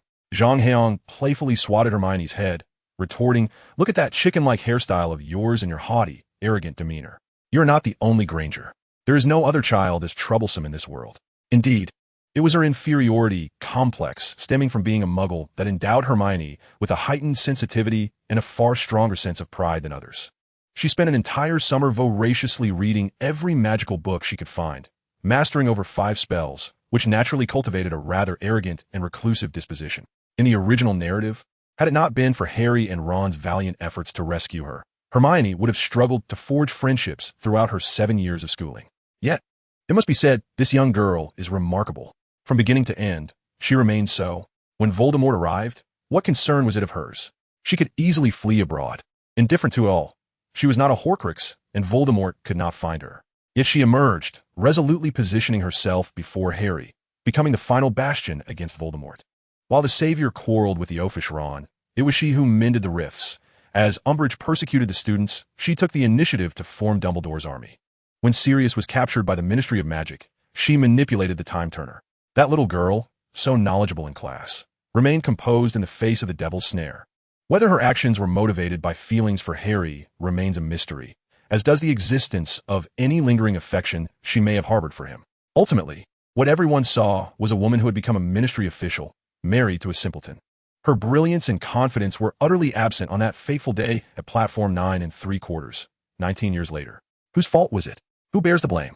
If we consider Aunt Jo's portrayal of Hermione as a symbol of female self-respect, confidence, and strength, she has undoubtedly faltered, as Hermione ultimately chose to sacrifice for a man. Yet, the crafting of Hermione as a character was undeniably successful. All the essence of female dignity, confidence, and strength was encapsulated in her unruly, thick brown hair and prominent front teeth. I just want to learn more. Hermione's voice gradually diminished, her cheeks flushed, lost in thought. Temper yourself and be less fixated on those dead books. Truly capable individuals remain indifferent to the judgment of others, and none dare to mention their origins. Zhang Heyang sighed inwardly, pondering what this young girl might become in this lifetime, hoping she wouldn't be led astray by the wayward Harry. You've read enough books to know about Voldemort, right? He was just like you. Before Dumbledore found him, he too was unaware of magic. He wasn't merely a muggle. He had no parents at all. At the mere mention of the name, Neville and Hermione involuntarily shivered. Neville empathized, while Hermione merely frightened herself with tales from the books. You are already aware of what transpired later. Zhang Heyang left 2 pieces of peach crisps behind and turned to leave, echoing the earlier reaction from the two. Not only was his origin looked down upon, but across the entire wizarding world, no one dared to utter his name. It is indeed challenging to be universally liked. If that proves impossible, then let all fear you instead. Suddenly, Zhang Heyang paused, contemplating the notion of being the queen of this world. Just as he was about to exit the compartment, a clear, youthful voice called out, "Excuse me, may I become your apprentice?" Not in the conventional sense of school teachers, but as your true disciple. Years later, when asked how Hermione had boldly approached a stranger on the train to seek mentorship, she would smile and say, "I don't know. Perhaps it was the allure of magic, or perhaps it was his encyclopedic knowledge. But maybe, more than anything, it was that single phrase." Recalling that moment years later still ignited a fervor within Hermione, bringing tears to her eyes. He did not use the term queen, for that was not a queen. It was a queen consort, still tethered to the presence of a man. He employed a rather peculiar term, woman king, and at that moment, I discerned his uniqueness. Zhang Heyang merely shrugged, indicating that his female disciple was overthinking. At that time, it was simply due to her inadequate command of English, having forgotten the word queen. She disregarded grammatical norms and resorted to woman king as a makeshift solution. There was no inquiry as to why she chose him as her mentor, as if this were an inherently obvious answer. Hermione smiled sweetly, assuring her teacher, "Rest assured, I excel at memorization." As she spoke, she opened a tome that was nearly taller than herself, only to find on the second page inscribed, "The Fundamental Cultivation of a Magician." Chapter 99. Professor Zhang was unexpectedly outmaneuvered by a young girl. To be fair, Hermione had indeed memorized a considerable number of texts. Even if she lacked confidence in other areas, she felt utterly self-assured in this regard. However, that confidence began to waver when she beheld the voluminous book thrown towards her by Zhang Heyang. Struggling to lift her gaze from the imposing tome, which nearly exceeded her height, she exclaimed, "You dare to call this a book?" Zhang Heyang looked at her with a smile, gently inquiring, "What troubles you? Are you lacking in confidence? If that is the case, it matters not. My threshold for accepting disciples is not high, but at the very least, one cannot be a fool, can they?" Beside her, Neville hung his head in shame. "How could that be?" Hermione retorted, her neck stiffening and her face flushed. "Memorization is a trivial task for me. You need not worry. Talent, at times, truly defies the explanation of mere effort. In comparison, even the political text studied by a humanities student in China could only be deemed child's play. For Hermione, it was genuinely challenging to find a book she could not memorize, Inadvertently, she often found herself recalling the content effortlessly. Yet this particular book was different. Zhang Heyang exuded confidence in his unconventional manuscript. Then go ahead. I eagerly await the day you officially enter the fold. Very well, Hermione nodded emphatically, lowering her head to delve into the book, curious about the magical text her teacher had bestowed upon her. The cover bore no title, exuding an air of weightiness and mystery. However, upon turning to the first page, she found it devoid of text, which struck her as rather odd. Reluctantly, she turned to the next page, where, at last, words appeared, inscribed in a flamboyant style reminiscent of Chinese calligraphy. The fundamental cultivation of a magician. What on earth is this? Regrettably, Hermione remained unaware of the truth. She felt increasingly insecure, fearing that she could not be looked down upon in her area of expertise. Thus, she turned to the next page, which read, The 10 Commandments for a Magician's Dining Etiquette. First, one must not make slurping sounds while drinking soup. At this moment, Hermione found herself lacking the confidence to memorize this tome within 3 months. Well then, consider this a token of our first meeting, Zhang Heyang declared, producing an exquisitely crafted Hai Wang wand and presenting it to Hermione. Keep it hidden. Possessing an unregistered wand may very well save your life in critical moments. With a tone of farewell, Zhang Heyang presented the necklace to you. The jade atop, it originates from the Kunlun Mountains of China, having absorbed millions of years of spiritual energy, which enhances the speed of your magical power consolidation and amplifies the potency of your spells. Additionally, it possesses a calming effect, making it perfectly suited for your foundational studies as a mage. How absurd! Even the nearby Neville could no longer contain himself.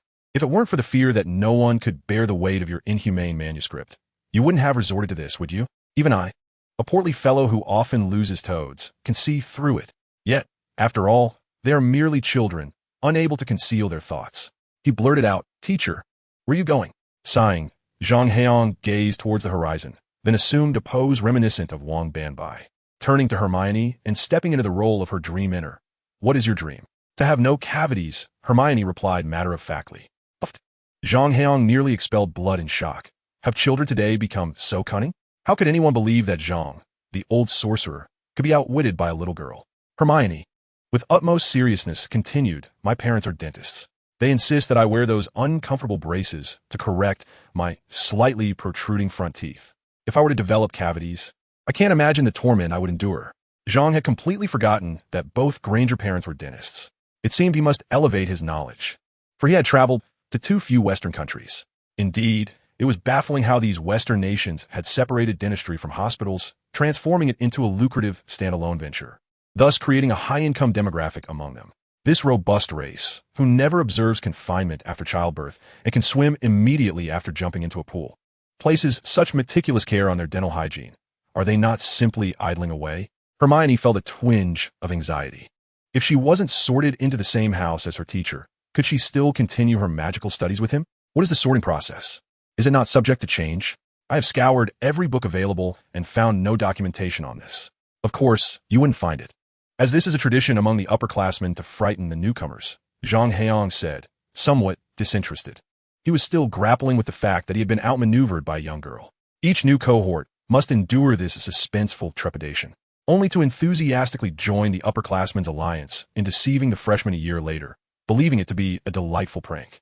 The sorting is not as terrifying as you imagine. It simply involves placing the sorting hat upon your head, and it will make the decision for you. Ah, is that so? Hermione felt a surge of joy. For so many years, this tradition had remained a mystery to all newcomers, yet her teacher had divulged it to her. The thought of it was indeed somewhat exhilarating. Be prepared, for many more surprises await you. Chapter 100. Professor Zhang's own bird probes the great bird. It is a pleasure to see you again, Professor Zhang. Dumbledore smiled warmly at him in the Great Hall of Hogwarts, extending a welcoming gesture. Thank you very much. Professor Zhang is quite polite. But should the train conductor discover the shadows cast upon so many students this time, I swear she would avoid the Hogwarts Express's trolley for the rest of her life. Alas, she remains blissfully unaware, merely counting her galleons. It is I who ought to express my gratitude, Professor. Your generosity is truly remarkable. Undoubtedly, the headmaster of Hogwarts possesses an almost omniscient control over the school grounds, and Dumbledore is arguably the most powerful headmaster in Hogwarts history, surpassing even the 4 founders in terms of authority, as none possess the strength to rival his. Thus, We find Dumbledore awaiting the arrival of Zhang Heyang in the Great Hall. The children should be arriving soon. I shall head to the kitchen to prepare the meal. Zhang Heyang, unfazed by the significance of the old man's welcome, leisurely pointed his wand at himself, transforming his crimson cloak into a pristine chef's attire, complete with a tall hat that signifies his role as head chef. The youth brims with vitality. We are indeed fortunate to have such a dedicated chef, Dumbledore remarked with a smile. However, what delights me even more is that the dark membrane curse left upon you by Voldemort seems to have been dispelled. Huh? You mean that? Zhang Heyang's body quivered, a faint aura of power radiating from him. After all, if even my apprentice could vanquish that foe at merely 1 year of age, it would be quite embarrassing for me, as a teacher, to be troubled by such a curse for so long. Under my formidable magical prowess, all reactionary forces and dark membranes are but paper tigers. Dumbledore's eyes twitched. Although he was already aware of this shameless truth, each encounter with Zhang brought a fresh experience. It is no small feat for a person to be this unabashed. That dark membrane curse would likely leave me awaiting my demise. How could I not know your strength? Dumbledore was acutely aware of Zhang Heyang's capabilities, which, while far exceeding the peak of ordinary humans, merely reached the level of a headmaster. To suggest that he could dispel Voldemort's dark membrane curse with his magical prowess is absurd, akin to claiming an ant could crush an elephant. Behind Dumbledore's crescent-shaped spectacles, his blue eyes shimmered with a sense of resignation. He had intended to discuss with Zhang how to counter Voldemort's deadly magic, so that in the future, should they encounter such spells, they might have a means of escape. However, it was clear that Professor Zhang had no desire to divulge this information. Dumbledore, although fond of scheming, was a character of integrity who would not force others to reveal their secrets. Moreover, he was unable to do so in Gringotts. Zhang had been underestimating his opponent, but now, on solid ground, Zhang's strength allowed him to retreat unscathed even before Dumbledore, despite the home advantage Hogwarts afforded him. After all, Zhang commanded a formidable eagle comparable to both himself and Voldemort. Zhang Heyang, too, felt a sense of helplessness. If I could articulate the solution, I would have done so long ago.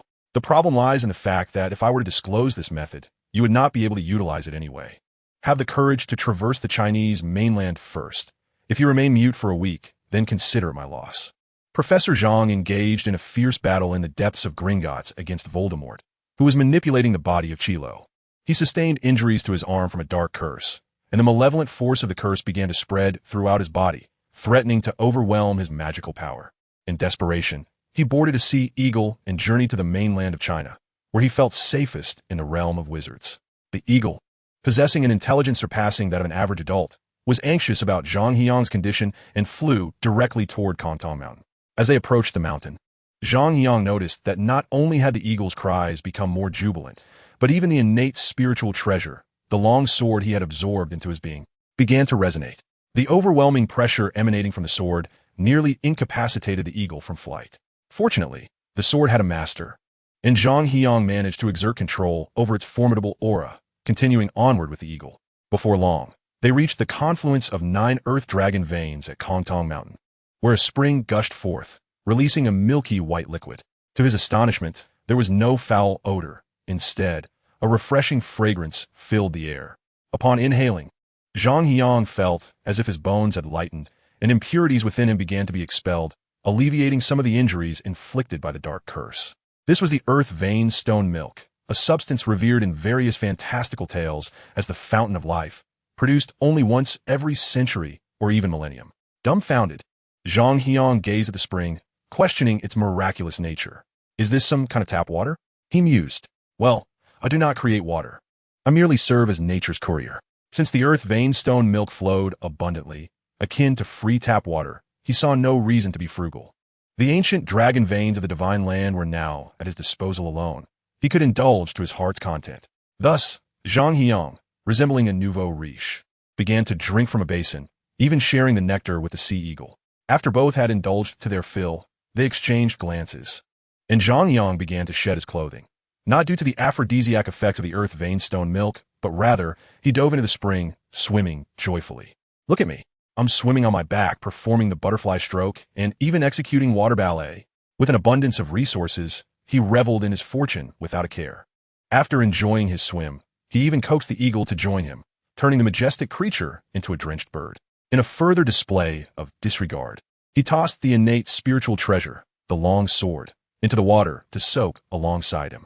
If any serious cultivator were to witness this, they would surely scold him for such carelessness. Can one toss a sword into water? Are you not afraid of rust? Alas, with only Zhang Heyang present, it was merely a game to him.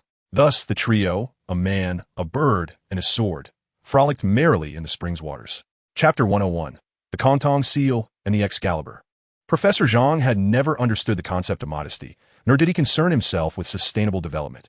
His focus was solely on mastering the art of the membrane technique, believing that adhering to the three representatives was all that was required. In summary, the principle of never returning empty-handed essentially encapsulates Professor Zhang's life motto, adhering to the spirit of resourcefulness. He deftly extracted a delicately crafted small vial made of chalcedony from his pocket and began to fill it with the essence of the earth's veins. This vial had been enchanted with a spell of seamless expansion, and as expected, the efficacy of quality materials in spell casting was exceptional. Typically, Professor Zhang's seamless expansion spell could transform a cubic centimeter of space into a cubic meter, achieving a magnification effect of 1,000,000 times. However, astonishingly, the effect of the seamless expansion spell on this vial, which appeared to hold no more than a dozen cubic centimeters from the outside, reached an astounding 10 million cubic meters. What does 10 million cubic meters signify? The Xuanwu Lake in Nanjing has a water capacity of 1 million tons, with the weight of water being equivalent to 1 ton per cubic meter. This implies that the small chalcedony vial in Zhang Heyang's hand possesses a capacity nearly equivalent to 2 Xuanwu lakes. It is noteworthy that Xuanwu Lake was historically capable of accommodating naval drills. Upon reflection, this is hardly surprising, considering that the Chinese mainland has retained its spiritual energy for billions of years since the Earth's formation, allowing for the spontaneous gathering of innate spiritual treasures. The essence of chalcedony extracted from the Long Mai of Kontong Mountain effortlessly enhances the seamless expansion spell by several million times. In truth, Professor Zhang's actions still contravene fundamental principles. According to the conventions of the cultivation world, such essence from a dragon vein should ideally be handled by a grandmaster of artifact refinement, utilizing their blood as a catalyst to forge items akin to spatial rings, which would contain nearly infinite space. Were it not for the absence of worldly rules, thunder and lightning, the 5 elements in their respective directions would almost constitute an independent realm. Yet, in Zhang Heyang's possession was merely a volume akin to a small lake, which truly constitutes a waste of resources. Nevertheless, it must be reiterated that Zhang Heyang was either ignorant of such conventions or would disregard them even if aware.